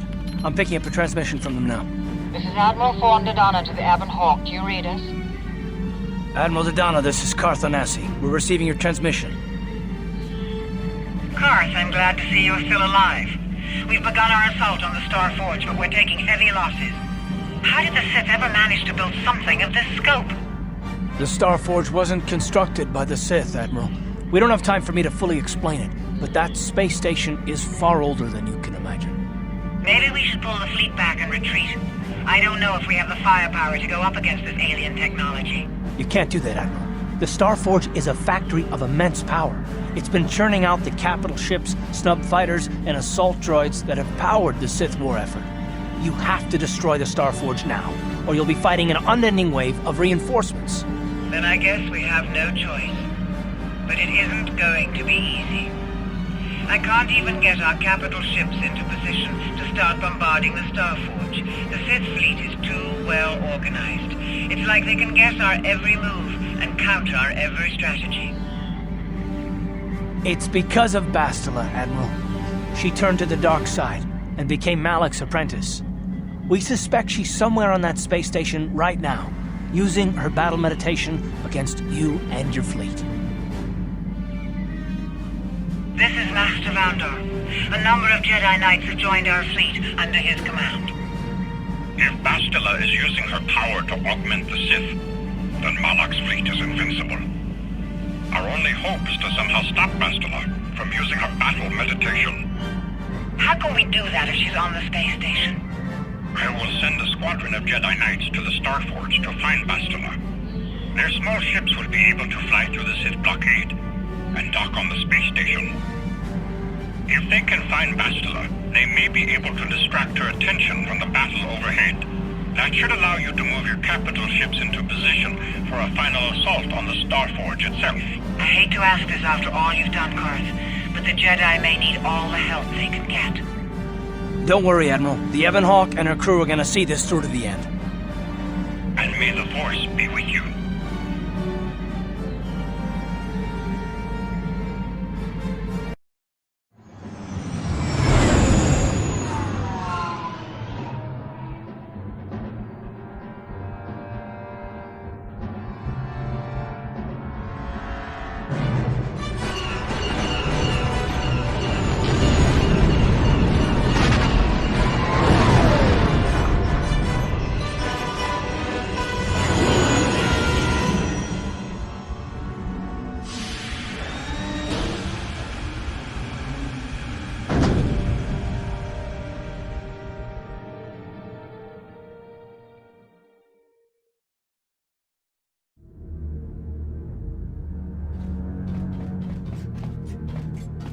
You made it.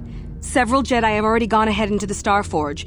We have to strike while we still have the element of surprise. If we don't stop Bastila from using her battle meditation, the entire Republic fleet will be wiped out! Come on, before they...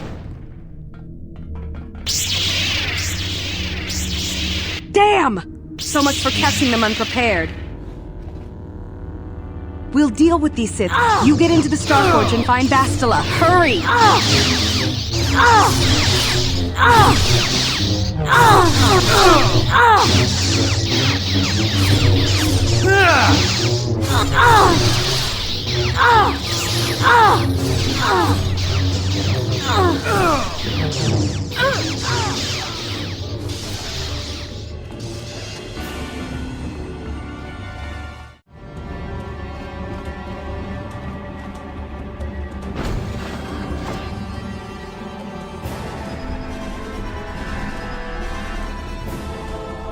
Lord Malak, a team of Jedi have penetrated our defenses.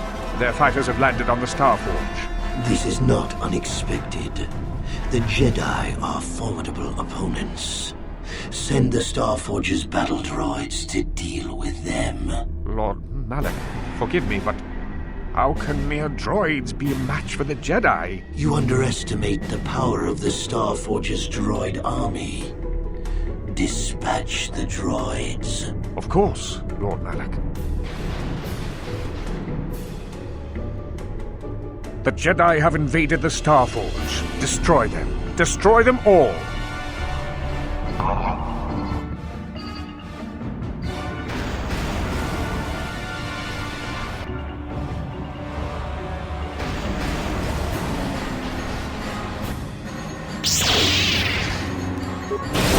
How'd you like that?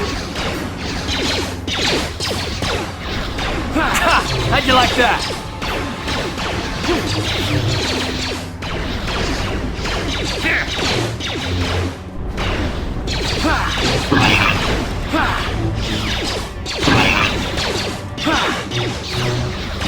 Time to rumble.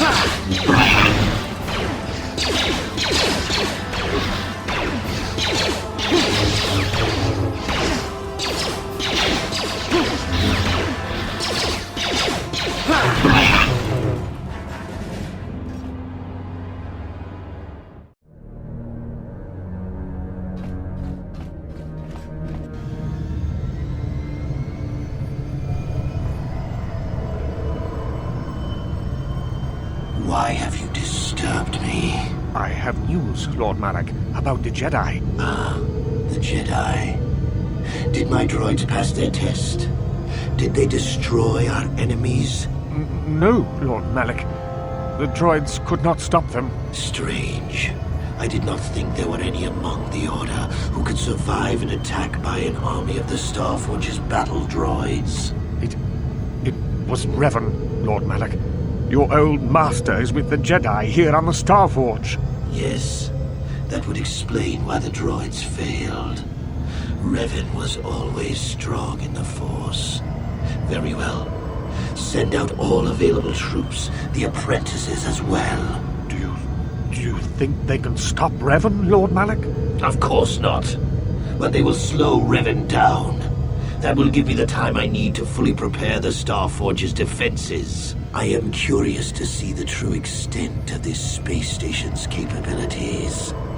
One as powerful as my old master will make an interesting test subject.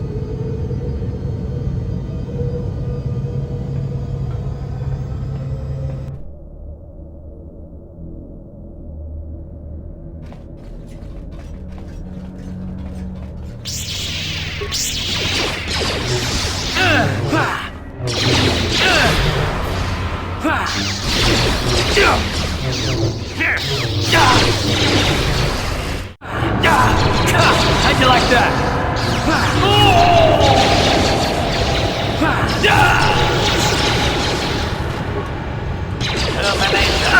Time to rumble.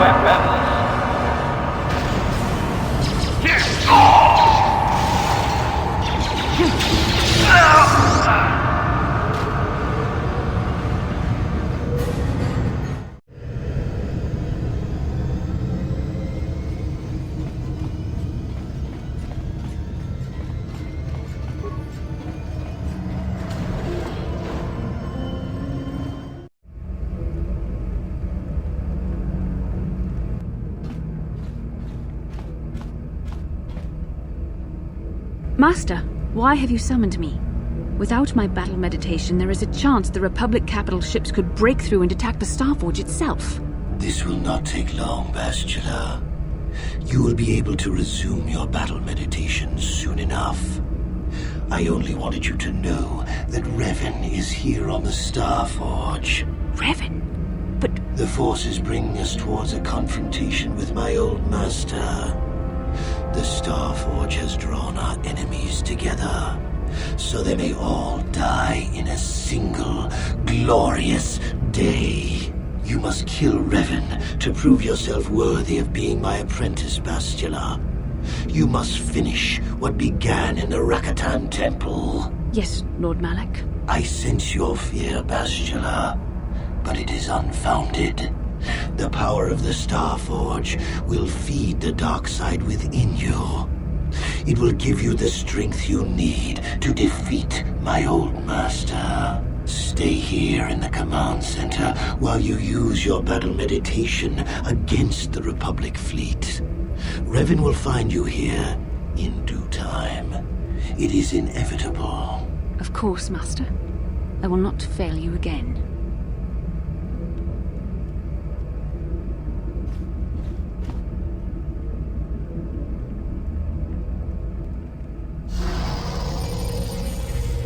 Perhaps you will triumph, Bastila. But even if you fail, it will give me the time I need to complete my preparations of the station's defenses. And then we shall see if Revan can stand against the full fury of the Starforge. Ha ha ha ha ha ha ha!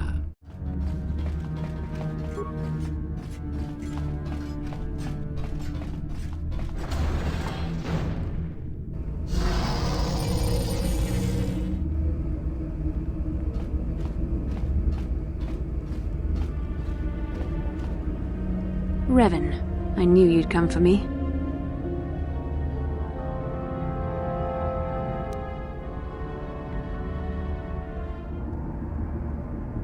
You're wasting your time.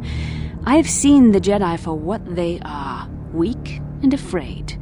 The Sith are the true masters of the Force. You've forgotten that lesson, Revan. Now you must pay the price.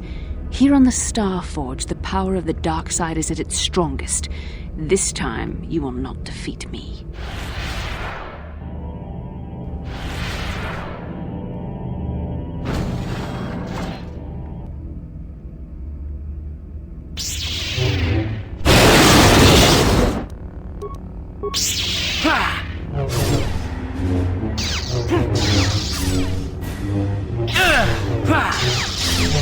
I see now why Malak followed you.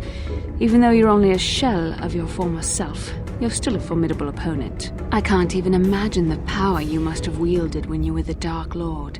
You were a fool to give it all up and follow the light side.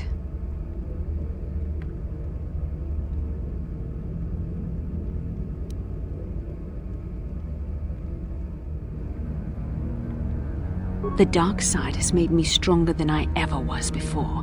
I have a greater command of the Force than all but the most powerful Jedi Masters. As Malak teaches me the greatest secrets of the Sith, I will unlock more of my potential. Eventually, there'll be no limit to what I can accomplish with the Force.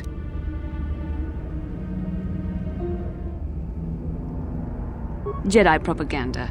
The dark side is only a tool, and Malak will train me in its use. Eventually, I will surpass my master and challenge him. If I am worthy, he will die by my hand. Then I will take on my own apprentice, and the cycle will begin again. This is the way of the Sith. It is how we assure our leaders are always the strongest and most worthy.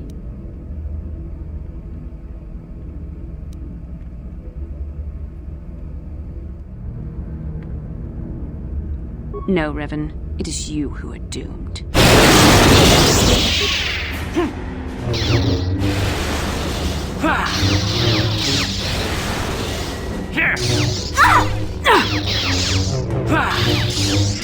You're growing weary. I can sense it.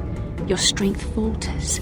The light side is failing you while the power of the Starforge re-energizes me. Soon this will all be over.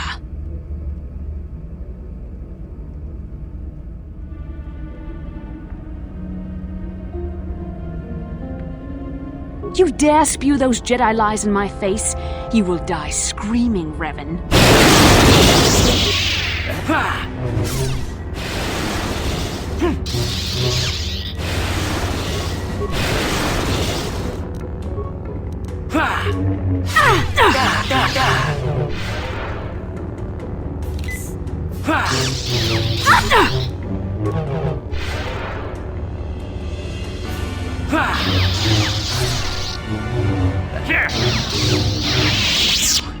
This is not possible. You have rejected the dark side. You are a weak and pathetic servant of the light. How can you still stand against me? Why can't I defeat you?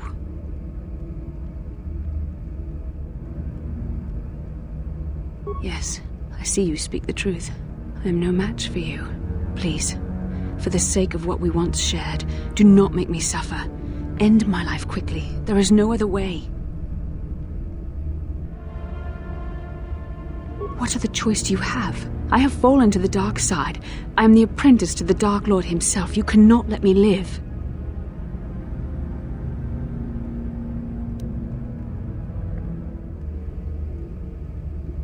You were a special case. The Council had no other choice. They needed you alive so they could discover the location of the Star Forge.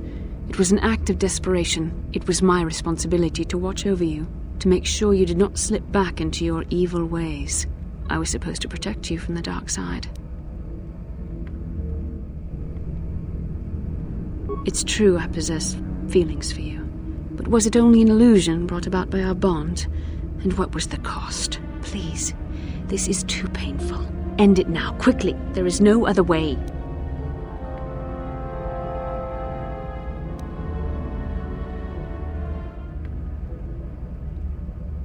You love me. There was a time I yearned for, and yet dreaded to hear those words. I loved you too, but I could never face who you were. Malak knew how I felt. Any part of the light that was within me would be extinguished when I killed you. But what good is love? It cannot save me from the sea of blackness I am drowning in. I have betrayed everything I ever believed in. How can I atone for that?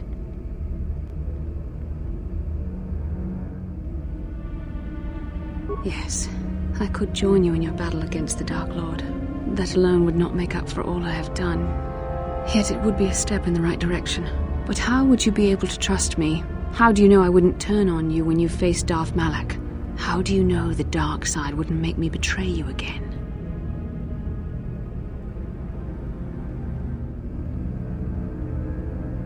You play a dangerous game.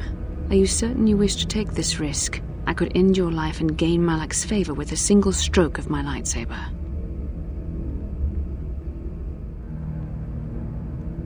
You are brave, and some would say foolish. But you were also right. The dark side has not wholly consumed me. I cannot raise my blade against you. You will go on to defeat Malak. Of this I have little doubt. You will have gone from being the Sith Lord himself to the savior of our galaxy. And you said you loved me. This may not be the best time to say it, but I love you too, with all my heart.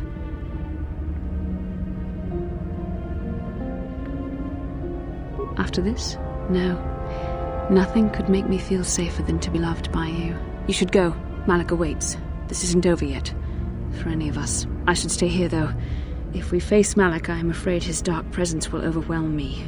It would not be wise to expose myself to such temptation.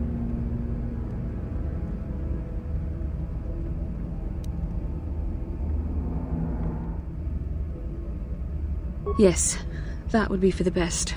You don't need me to defeat Malak anyway. Now I understand that a true Jedi is a match for any Sith, even the Dark Lord himself. I will stay here in this chamber and use my battle meditation to aid the Republic fleet.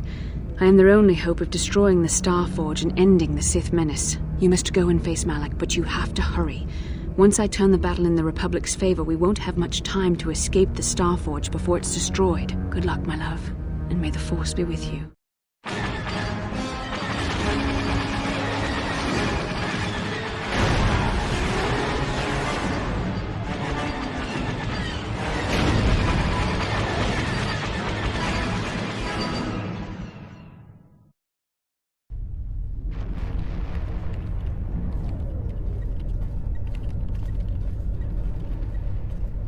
There, a break in the Sith formations. Green Squadron, move in. Green Squadron moving in.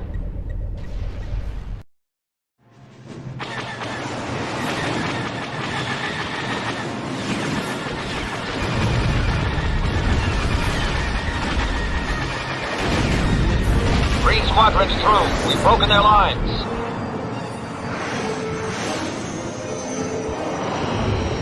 Bastila is no longer using her battle meditation against us. The tide has turned. Red Squadron, into the breach.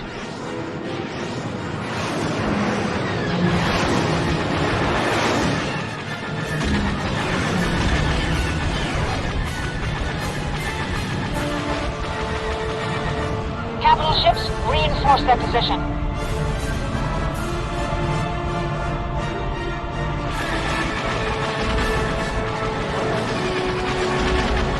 The Sith fleet is in disarray. Now's our chance. Get back to Starforge with everything we've got.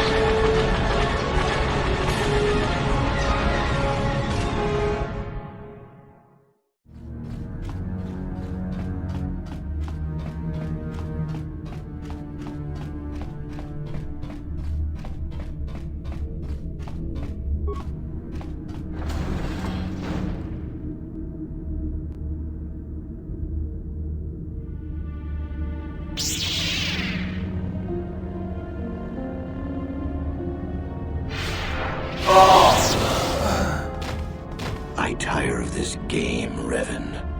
You have been a thorn in my side from the moment I seized the mantle of Dark Lord from your feeble grasp. You made a mistake coming here, Revan. The Starforge fuels my command of the dark side. You are no match for me here, and this time you will not escape.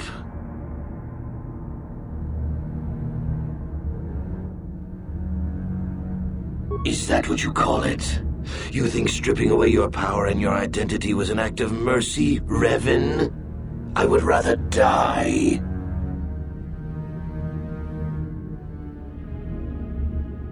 Spoken like a true slave of the Jedi Code. Save your preaching, Revan. I will have none of it. You are an insignificant speck beneath my notice. I have surpassed you in every way and accomplished what you never could.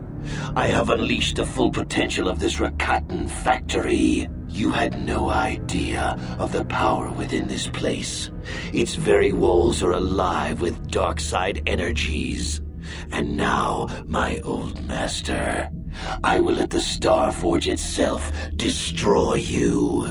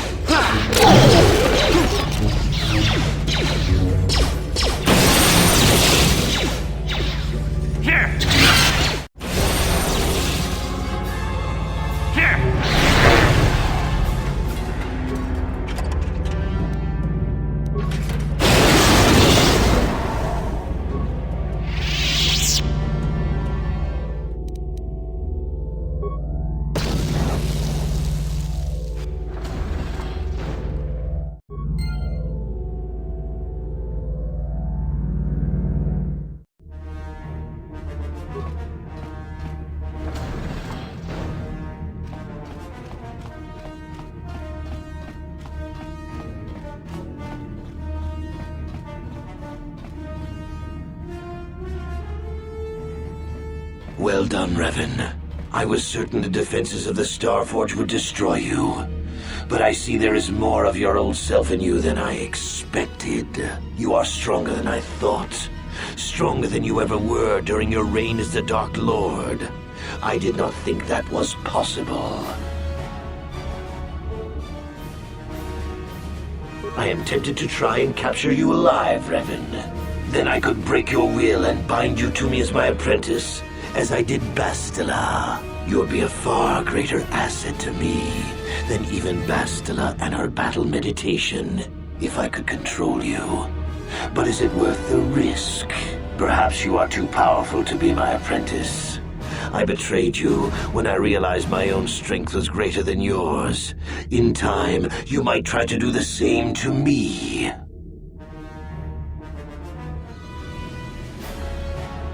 Foolish words. The darkness and the light wage a constant war within you. The balance is tipped one way now, but it can easily be tipped back. Savior, conqueror, hero, villain. You are all things, Revan, and yet you are nothing. In the end, you belong to neither the light nor the darkness. You will forever stand alone. Of course. What else do you have? Fate and destiny have conspired to keep you alive despite my best efforts. They have thrust you into the role of savior. We have been inexorably pushed to this final confrontation, Revan. I see now that this can only be settled when one of us destroys the other. Once again, we shall face each other in single combat, and the victor will decide the fate of the galaxy.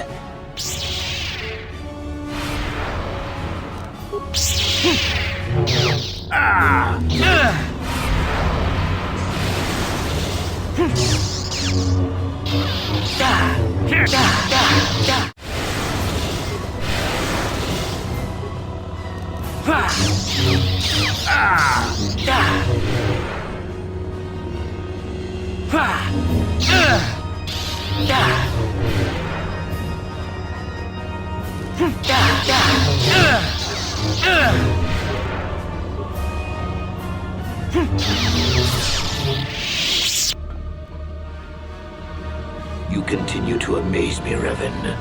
If only you had been the one to uncover the true power of the Starforge, you might have become truly invincible. But you were a fool. All you saw was an enormous factory. All you ever imagined was an infinite fleet rolling forth to crush the Republic. You are blind, Revan. Blind and stupid. The Starforge is more than just a space station. In some ways, it is like a living creature. It hungers, and it can feed on the dark side that is within all of us. Look around you, Revan. See the bodies? You should recognize them from the Academy. These are Jedi who fell when I attacked Dantooine. For all intents and purposes, dead. Except for one difference. I have not let them become one with the Force. Instead, I have brought them here. The Starforge corrupts what remains of their power and transfers the dark taint to me.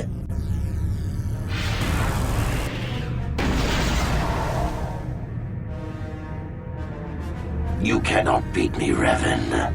Not here on the Starforge. Not when I can draw upon the power of all these Jedi. And once you are beaten, I will do the same to you. You will be trapped in a terrible existence between life and death. Your power feeding me as I conquer the galaxy.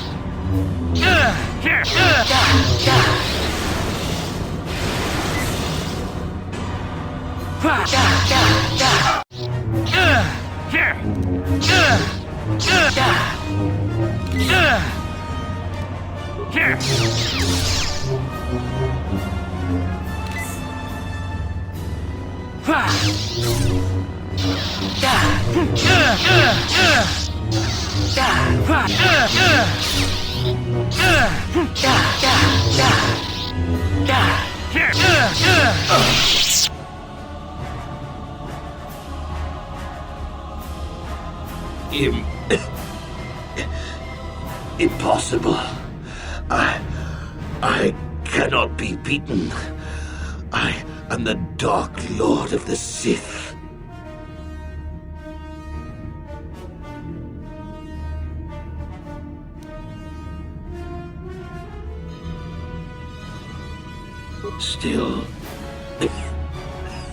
Still spouting the wisdom of the Jedi, I see. Maybe there is more truth in their code than I ever believed. I cannot help but wonder, Revan, what would have happened had our positions been reversed? What if fate had decreed I would be captured by the Jedi? Could I return to the light as you did? If you had not led me down the dark path in the first place, what destiny would I have found?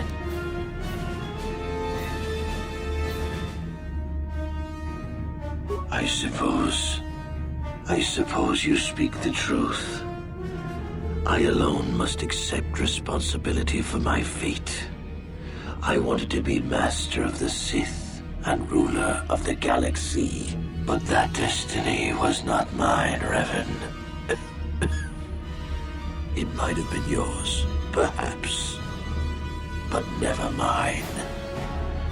And in the end, as the darkness takes me, I am nothing.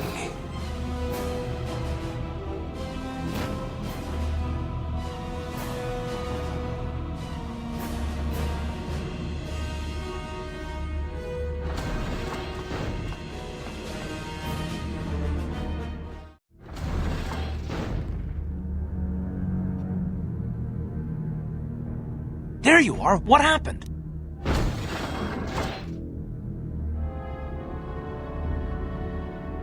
I don't think anyone actually expected that he could be redeemed. I'm surprised you would even think of trying. There's no time to celebrate just yet. I was able to use my battle meditation to allow the Republic to break through the Sith fleet.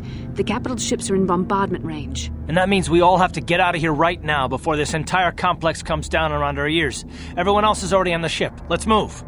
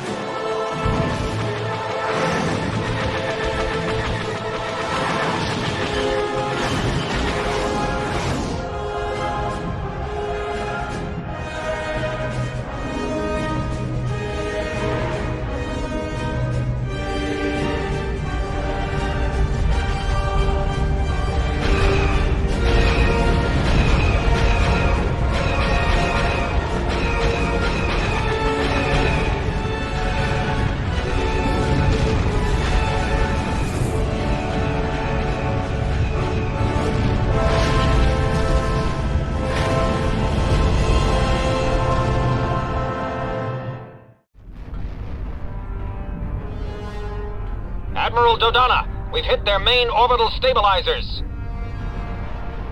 Everyone pull back. I don't want to lose any ships when that space station goes down. We did it, Vandar. The Sith are routed, and the Starforge destroyed. But at what cost, Admiral? Where is the Ebon Hawk and her crew?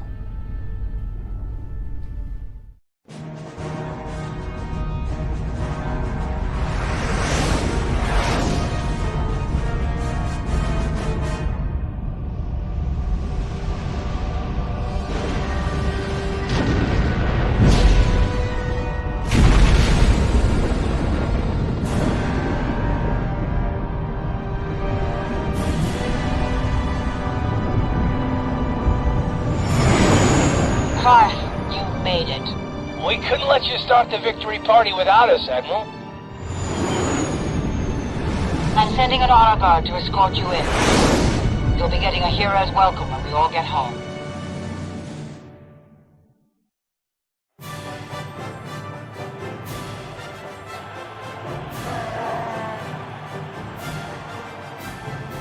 You have defeated Malak, destroyed the Starforge, and broken the spirit of the Sith.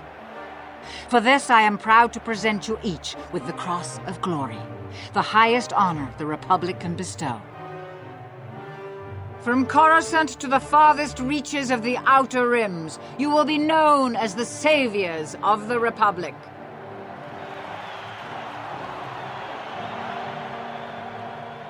On behalf of the Jedi Council, defenders of the galaxy, and sworn protectors of the Republic, I too would like to honor you for your actions. We Jedi now have another tale to weave into the grand history of our eternal order. The redemption of Revan, the prodigal knight. Wherever you go, you will be recognized as the saviors of the galaxy, the heroes of our age. But you must remain ever vigilant, for one day you may be called upon yet again to defend the glory of the Republic against the tyranny of the dark side. For this is the destiny of the Jedi.